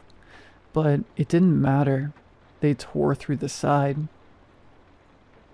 He swallowed hard, eyes wet now but not crying. "I ran. I didn't even see what they look like. Just teeth. It was wrong. Too many of them. Emma screamed and then..." His voice broke off. "You didn't see her after that?" He shook his head. "I ran until I couldn't. Then I saw your cabin." "You're safe now, kid. Just rest." He nodded, turned, and walked back to the guest room like he was sleepwalking. I tried going back to sleep, even poured myself another mug of cocoa, just to have something warm in my hands. But the air felt heavier now, like it was pressing in on me, 1 inch at a time. Sometime after midnight, I heard the floor creak. I glanced up, expecting to see him again, maybe wandering the hall confused. But there was no one, just the faint sound of the bathroom door clicking shut at the end of the hall. The light spilled out in a thin line under the frame. I waited. 5 minutes, then 10. The pipes groaned once, a long, low exhale, like the cabin itself was holding its breath. Then I heard glass break. I walked to the bathroom and cleared my throat loud enough for him to hear. No response. "You all right in there?" Still nothing. Steam started seeping out from under the door, slow and crawling, hugging the floor like smoke. It looked off, not sharp and white like a shower usually gives off. This was thicker, heavier, gray around the edges, like breath fogged on glass. I stood outside for another minute, then stepped closer. I pressed my knuckles to the door and knocked once, gently. "You hear me, son?" Silence. Not even the shuffle of movement. No cough, no running water. The wood felt cold beneath my hand, not warm like it should be with steam coming through, just still and dead and cold. I leaned in, pressed my ear to the door, listened. Nothing. Every instinct in me said walk away. Let it be. The boy had been through hell. Maybe he needed time. Maybe he was sick. Maybe he just broke the mirror by accident. Maybe I was imagining things again. But my gut had gone cold. And it wasn't from the storm. I wrapped my hand around the knob. It was slick with condensation. I turned it slowly, quiet as I could, until the latch gave way with a soft click. Then, holding my breath, I gently opened the door. What I saw shook me. The kid was split open vertically down the middle, bisected with a horrific precision that ran from the crown of his head through his nose, mouth, and sternum, all the way down to his groin. The bathroom looked like a butcher's block, the tiled floor underneath stained with something dark and moist. His two halves rested on the floor like broken mannequins, separated by a sickening foot of space. Ribs, stark white and splintered, jutted like snapped fences. Muscles, still glistening and unnervingly pink, hung in strips. The coiled lengths of intestine and the dull, spilled organs lay exposed and motionless on the floor, some still clinging to one half of the body. There was an emptiness where his spine should have been, a hollowed-out canyon running through his core. It was as if something massive had forced its way out. From the inside, the precision of the split, through bone and gristle, was alien. Wrong. Then, through the haze of shock, a draft hit me. A bone-deep cold that had nothing to do with the storm outside. My eyes, still wide and unfocused, slowly tracked it. The small bathroom window, unusually sealed tight against the mountain air, was shattered. Not just cracked, but exploded outward, as if something had exited through it. Jagged shards of glass glittered on the sill and floor. The fierce wind howled through the gap, bringing with it a stinging spray of snow. And from the half of the young man's body that was closer to a window, a trail began. A glistening, repulsive path of black and dark red slime snaked across the pristine white tiles, past the gurgling toilet, over the shattered glass, and through the broken window frame, disappearing into the white void of the blizzard. I thought it was blood, but it was thick, viscous, and seemed to pulsate faintly in the dim light, leaving an oily sheen in its wake. Whatever had been inside him, whatever had ripped him apart and then fled, had left this horrifying signature. I finally found my breath. It was a cold, panicked gasp that tasted of iron and the strange stink coming off the floor. I backed away slowly, never taking my eyes off the split halves, off the black and red trail that snaked across the tiles. Every instinct screamed run, not down the mountain. I'd never make it, but away from this room. It was out there now, something that hid inside a man, then discarded the skin to crawl through a broken window into a night that would kill anything normal. The thought of it sliding down the mountain, of it reaching the small defenseless town I'd just driven through days ago, made adrenaline surge through paralysis. It couldn't make it to town. Not on my watch. My feet moved before my brain gave the order. I didn't bother closing the bathroom door. The horror had already escaped. I moved past the living room, where the cozy glow of the dying fire felt like a cruel joke, and into the master bedroom. I went straight to the closet, tucked behind my winter gear. Right where I always kept it was a Remington 870. I pulled it out, the cold steel of the pump action a familiar weight in my hands. I grabbed the box of double-aught buckshot from the shelf, spilling a handful of crimson shells onto the carpet. But I didn't stop to pick them up. I loaded the shotgun quickly, the sharp, metallic sound of the shells cutting through the roar of the wind. It had been years since I'd pointed a gun at anything that wasn't a deer, but looking at the slick, dark trail leading out of my house, I knew this wasn't hunting a living being. This was stopping something that was already dead, something that had worn death, then shed it. I wasn't a hero. I was just a widower with a cabin, a shotgun, and a terrifying realization. I was the last line of defense. The storm that had trapped me had trapped it, too, on the mountain. I held the shotgun steady, my knuckles white. The wind howled outside, the trees creaked. I checked the hall one last time, glanced at the horror show of the bathroom, then moved toward the front door. There was no plan. There was only the gun in my hands, worry in my heart, and the knowledge that something sinister was crawling through the snow toward civilization. I flipped the deadbolt and hit the door with my shoulder. The wind was a physical blow, a sudden, blinding white sheet that stole my breath and stung my eyes. The roar of the storm swallowed the world around. It was a complete whiteout. My eyes searched frantically for the trail. The front porch was already buried under a fresh dirt, but I knelt down, shielding my face against the immediate sting of the snow.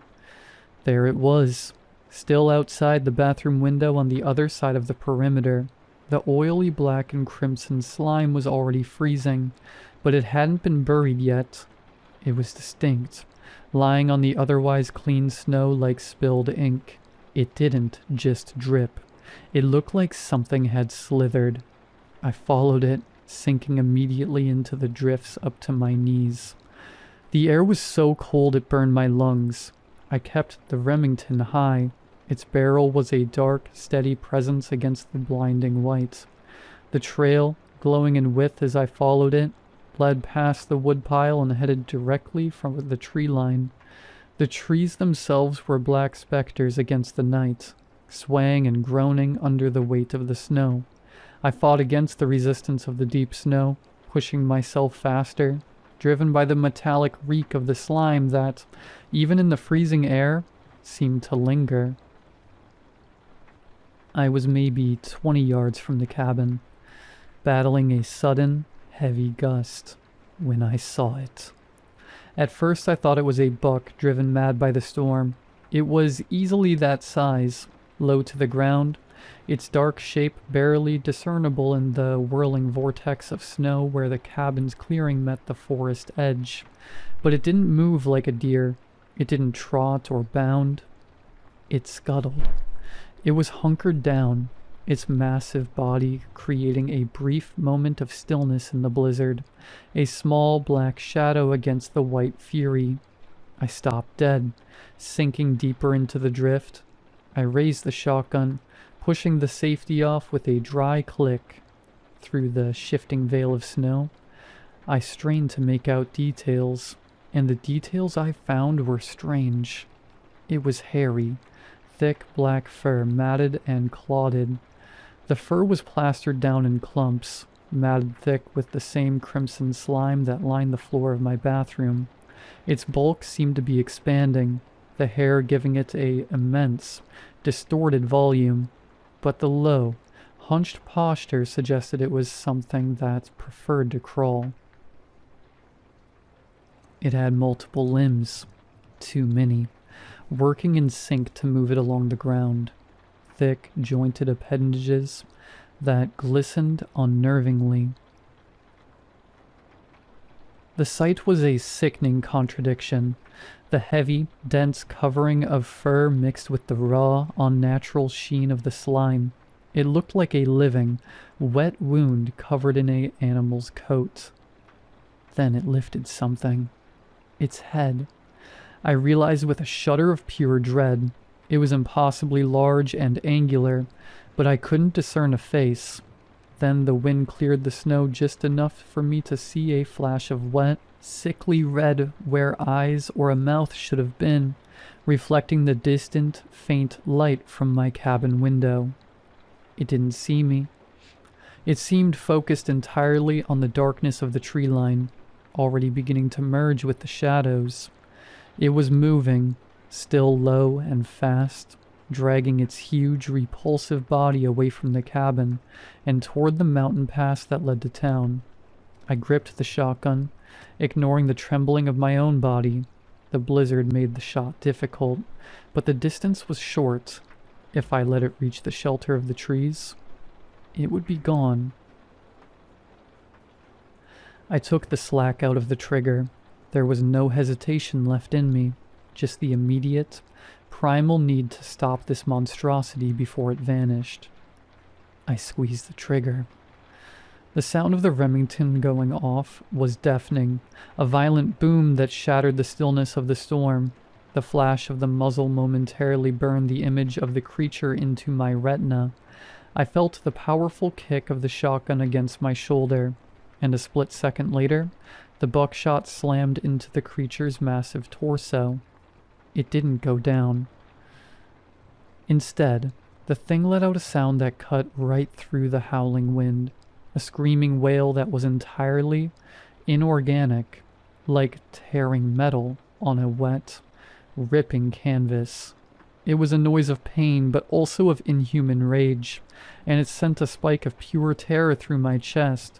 The section of its body where the shot hit seemed to absorb the impact, scattering a spray of the thick, dark slime and a few clumps of matted hair into the air. It scrambled, the monstrous body, for all its bulk, moved with terrifying speed, abandoning the relatively clear ground and lunging into the dense black of the tree line. I pumped the action, ejecting the spent shell and loading a fresh round. Clack, chunk. I didn't wait to see if it was mortally wounded. I just knew I had to keep it moving, keep it from burrowing down or reaching the pass. I plunged into the forest after it, following the fresh, dark disturbance in the snow. The trees offered a brief, deceptive shield from the worst of the wind, but the snow was deeper here, making every step a labor. I focused only on the trail, the churned snow, the scattered slime, the deep, heavy indentations of its multiple limbs. I ran until my lungs burned, until the cold made the skin on my face ache, until the sounds of its desperate, laborious breathing were drowned out by my own. Then I stopped. The trail vanished. One moment I was following a distinct line of destruction. The next, the snow was pristine, only marked by my own clumsy boot prints. I moved forward a few more steps, scanning the blizzard-shrouded ground, wondering if the heavy snow had worked against me and buried the signs, but no, the trail had slowly faded. It had ended completely, as if the creature had simply dissolved into the air. I rotated slowly, the shotgun trembling slightly in my grip, my eyes uselessly searching the area around me. My breath hitched. I caught it only as an indistinct smear of shadow, a sudden movement in my peripheral vision. High above me, I tilted my head back, staring up into the shifting, wind-whipped canopy of the pines. There was no ground trail because the trail had continued up. The dark, oily slime wasn't on the snow anymore. It was smeared high on the bark of the nearest trees, running in sickening, vertical streaks. The monster hadn't been slowed. It had simply used the vertical space the forest offered. It had the high ground. It was above, hidden by the night, and the dense pine needles, and I was exposed beneath it. My heart hammered against my ribs. I had gone from the hunter to the obvious, slow-moving target. I scanned the dark trunks of the nearest pines, searching for any break, any shelter that might afford me a moment of cover. About 10 feet away, a massive, Ancient pine had been partially uprooted long ago, its gnarled root system exposed. The dirt and thick, woody roots had formed a dark, protective cave against the elements. I dove toward it, dropping to my hands and knees in the snow. I wedged myself into the space beneath the largest root, pulling the shotgun close to my chest, my back pressed against the cold, frozen earth. I held perfectly still, straining my ears against the wind, forcing myself to shrink into the shadows and the earth. It was silent again, save for the storm. The vast, black space between the high branches and the low earth was now where the true danger lay. I looked up through an opening in the uplifted roots, seeing only the tangled darkness. I waited for a drop of slime, a tremor of a branch, or the silent, horrifying moment when the massive, hairy, glistening shape would descend. I stayed perfectly still, trying to slow the panicked rush of my breath. The silence, punctuated only by the wind, was unbearable. The creature was somewhere above, hunting for the man that had just fired the loud, disruptive weapon. Then the snow began to sift down, not from the storm, but from the branches above. Chunks fell, followed by a sudden, heavy thud just yards away. It had dropped. The creature was on the ground again, but now it wasn't scrambling away. It was waddling, a fast, deliberate, low-to-the-earth movement, like a massive, glistening insect trying to appear harmless. Its bulk seemed even more immense, now that it was no longer distorted by the heights, and I could hear the wet, squelching sound of its many appendages on the snow. It moved slowly into the small clearing around my hiding spot. I was pressed so tightly against the frozen roots that the wood dug painfully into my spine, but I didn't dare flinch. I had already positioned the Remington. My shooting hand gripped the trigger. The barrel angled slightly up and out toward the opening of the root cave, resting against the snow-covered ground. The creature's movement was erratic, darting toward the tree line one moment, then pulling back. Why hasn't it found me? Then I realized it wasn't looking for me. Its massive, misshapen head was constantly sniffing the air, lifting and twisting with jerky movements. The air was thick with the howling blizzard and the scent of damp pine and frozen earth. The storm was masking my scent. The wind and the heavy, blowing snow were scattering and nullifying my presence, covering the fresh trace of gunpowder and adrenaline. I was lucky. The storm had become my unintentional ally. After a few minutes, the sniffing paid off, the waddling ceased, and its massive, slimy, hairy form turned directly toward my root cave. It approached the gap between the thick roots, filling the dark space with its bulk. It was so close I could feel the minute vibrations of its weight disturbing the ground. And then, its head lowered.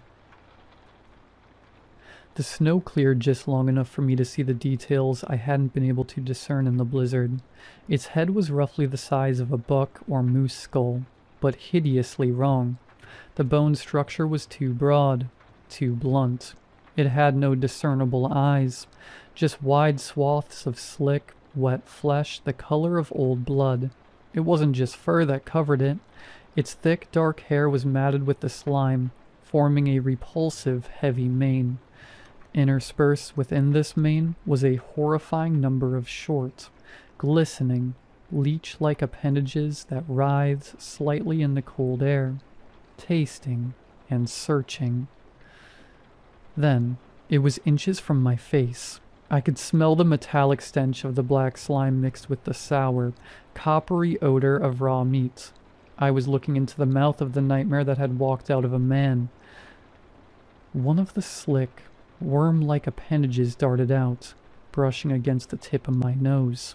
In that instant, it knew. The thing recoiled slightly, its large, blunt head drawing back, the wet flesh of its face tightening into an expression of immediate, primal recognition. The meal was found, The obstacle identified. It was about to strike. I didn't let it. I drove the barrel of the Remington up and sideways, the muzzle nearly touching the side of its monstrous head. The blast was muffled and wet, an awful, contained thunder. The buckshot tore into the creature's skull from below and the thing erupted, a horrifying geyser of black slime, wet fur, and bone fragments sprayed into the roots above me. The creature shuddered once, a massive, muscular tremor, before its great weight collapsed. It didn't fall on me, thankfully, but it landed directly outside my hiding spot, its massive body completely blocking the entrance. I lowered the shotgun, the noise of the ringing in my ears louder than the wind. I was trapped beneath a mountain of steaming, reeking horror. The ringing in my ears faded slowly, replaced by the sickening sound of hot, wet matter sizzling on frozen snow. I was entombed. The creature's immense cooling mass was pressed up against the root system, sealing the entrance to my makeshift bunker. I could hear the wind now, muffled by the sheer volume of dead, hairy flesh. I lowered the hammer on the shotgun slowly, my entire body shaking with a delayed, violent reaction. The smell was overwhelming now, a blast of copper, sulfur, and the sour stink of the creature's slime. The muzzle of the Remington was coated in gore. I had to get out. If the blizzard kept up, I'd be trapped here beneath a rotting carcass until the spring melt. I shoved the shotgun's barrel against the creature's flank, testing the weight. No movement. It was like pushing a felled, waterlogged oak tree. I shifted my weight, reaching with my free hand, and finally found the edge of the root that had protected me. I pressed my shoulder against the dirt wall and pushed, straining. The corpse moved an inch, then sank back. I had to try a different way. I turned the shotgun around and used the thick, heavy butt of the stock to scrape away the dirt and packed snow behind me, burrowing deeper into the root system. The ground was hard and frozen, but the shotgun butt gave me just enough leverage to widen a small, cramped gap between two lateral roots. Gasping, I barely squeezed through the opening. I emerged on the far side of the massive pine, away from the creature's bulk. I stood up slowly, my heartbeat pounding in my temples, and walked back over to look at the kill. It lay motionless, its multi-limbed body contorted awkwardly on the snow, but something was wrong. Where the head had been, there was only a ruin of black fur and pulped bone. Yet a thin, milky white steam was rising from the wound, and then I noticed the blood, or lack of it. It wasn't bleeding out. The dark, black-red slime was only slowly oozing, congealing almost immediately in the bitter cold. The buckshot had caused massive trauma, but the creature's internal volume seemed insufficient for its size. It felt like I had shot a sack of thick fluid rather than a complex biological organism. My eyes caught something on the creature's massive flank. Where the first blast of buckshot had hit, the matted fur had been stripped clean, revealing the skin beneath. It was pale, slick, and thin, stretched tight over the enormous frame. The skin was visibly healing, slowly knitting itself back together. The gaping holes from the shot were shrinking, the raw, pink-red tissue pulling toward a center point. It was a terrifying, impossible regeneration. The steam wasn't from cooling blood. It was from a burning internal process. My breath hitched. The entire premise of this battle, that a shotgun could stop it, was a lie. I had maybe 10 minutes before it was functional again. I had to get back to the cabin, not just for ammunition, but for something heavier, something more final. I turned and ran like a madman, the snow swallowing my footing, the low branches whipping my face. The familiar trek back to the cabin was a blur of white and black, driven by the cold fear that the monster would simply stand up behind me. I burst through the door, slamming it shut and throwing the deadbolt. Though I knew a simple piece of metal wouldn't hold that bulk for long, I raced past the silent horror of the bathroom and into the storage closet. I didn't grab the deer rifle. A bullet was a coin toss, but fire was a guarantee. Tucked behind the winter tires were 2 red 5-gallon jerry cans, one for the snowmobile, one for the backup generator. I grabbed a can of kerosene too. It would burn slower and hotter than gasoline, and yanked it out. Next, I needed a wick. I dove into the kitchen, grabbing the thickest rag I could find, a towel used for drying dishes, and stuffed it into my pocket. The light was my last stop. I opened the kitchen drawer and snatched a long, thin butane lighter, used for starting the pilot light. I was ready, but not fast enough.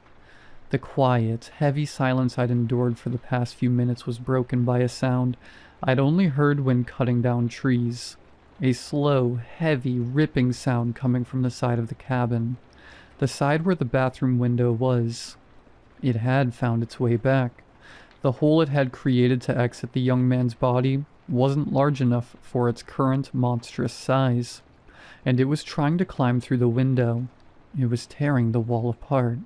I could hear the sickening crunch of frozen pine breaking and the sound of thick wood snapping. I had to assume it was fully healed, or close enough to it. The storm, which had given me cover, now threatened to bury me inside of my own cabin if I wasn't careful. I had to take the fire to the monster. I yanked the door open, the kerosene can heavy and cold in my hands, and plunged back out into the blizzard. The creature wasn't at the door. I rounded the corner of the cabin, the heavy kerosene sloshing, and saw the damage. A huge section of the wall near the bathroom was ruined, wood splintered, and insulation streaming out like cotton guts. The creature was there, its massive, steaming head pulled back from the shredded wall. It saw me instantly. The bluff of the blizzard had been called.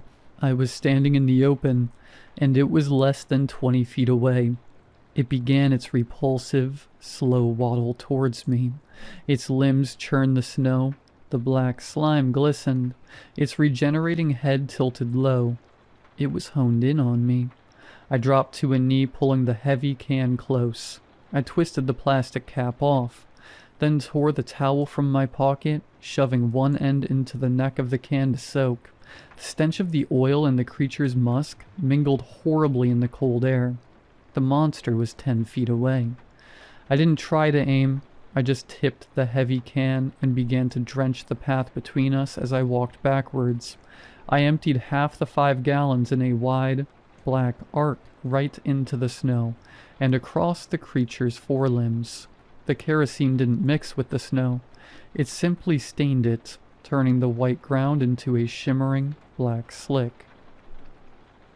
The creature didn't stop. It waddled right through the flammable pool, its greasy fur absorbing the oil.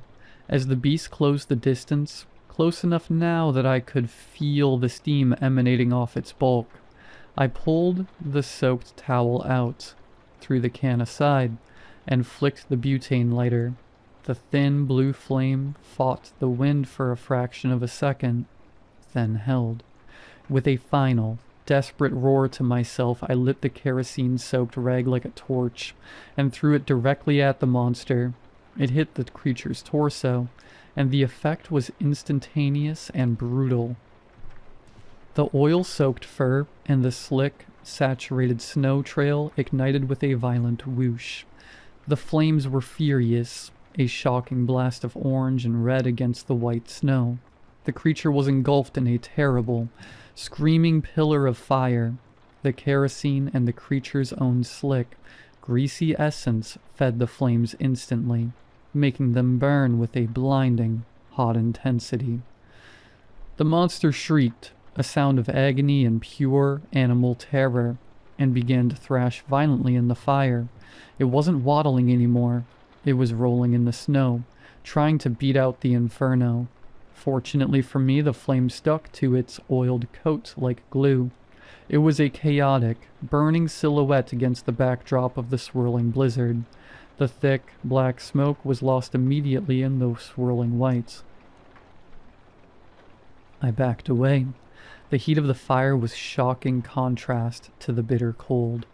I watched the creature convulse, unable to stop the burning, unable to heal what was being systematically destroyed. The smell of burning hair, oil, and something metallic sweet was nauseating. Finally, after a minute that felt like an hour, the thrashing stopped. The creature lay still, a massive, charred monument to my desperate resolve. The fire still raged, but the movement was gone. I leaned against the icy wood of the cabin, the shotgun forgotten at my feet. The flames were already starting to melt a ring of snow around the body, but the blizzard continued to rage. The intense heat from the burning carcass was already beginning to recede, fighting a losing battle against the continuous onslaught of the blizzard. I stood for a moment, letting the sheer exhaustion wash over me before the pragmaticism and determination of the mountain man kicked in. The fire was dying, and what was left of this thing couldn't be allowed to heal, or even to rot here. I grabbed the heavy kerosene can and emptied the rest of its contents onto the smoldering pile, coaxing the flames back into a furious, consuming roar. I moved the equipment inside, then returned to the blazing carcass with my axe. It took a sickening 15 minutes of hacking and separating what little was left of the creature's bulk. I dragged the black, escaping chunks through the snow and tossed them back into the heart of the blaze. The air was thick with the stench of oil and the sweet, terrible smell of burning meat. I was purging the mountain of this evil. When I was done, only a patch of melted snow and a few glowing embers remained. I stood over the pyre, the axe handle cold in my numb hands, watching the last of the embers fade into the furious white. I turned, intending to head back inside, lock the doors, and face the grim reality of the split body in the bathroom. That's when I heard it. It wasn't the wind, and it wasn't the groan of a tree. It was a faint, wet, screaming wail, identical to the sound the creature had made when the buckshot first hit it, the sound of ripping canvas and tearing metal. It came from the same direction as the first time, from the depths of the tree line, from where the young man had come. I spun around, bringing the axe up like a shield, searching the blinding, swirling storm. My mind immediately went to the rifle, the thing I had left behind in the house in my haste. I had nothing but a bloody, snow-covered axe and a dead fire. The wail came again, closer this time, high-pitched and choked. I took a step backward, preparing to fight, when a memory finally pierced the fog of panic. The young man's vacant eyes, the young man's story. Hiking with my girlfriend, Emma. Fuck.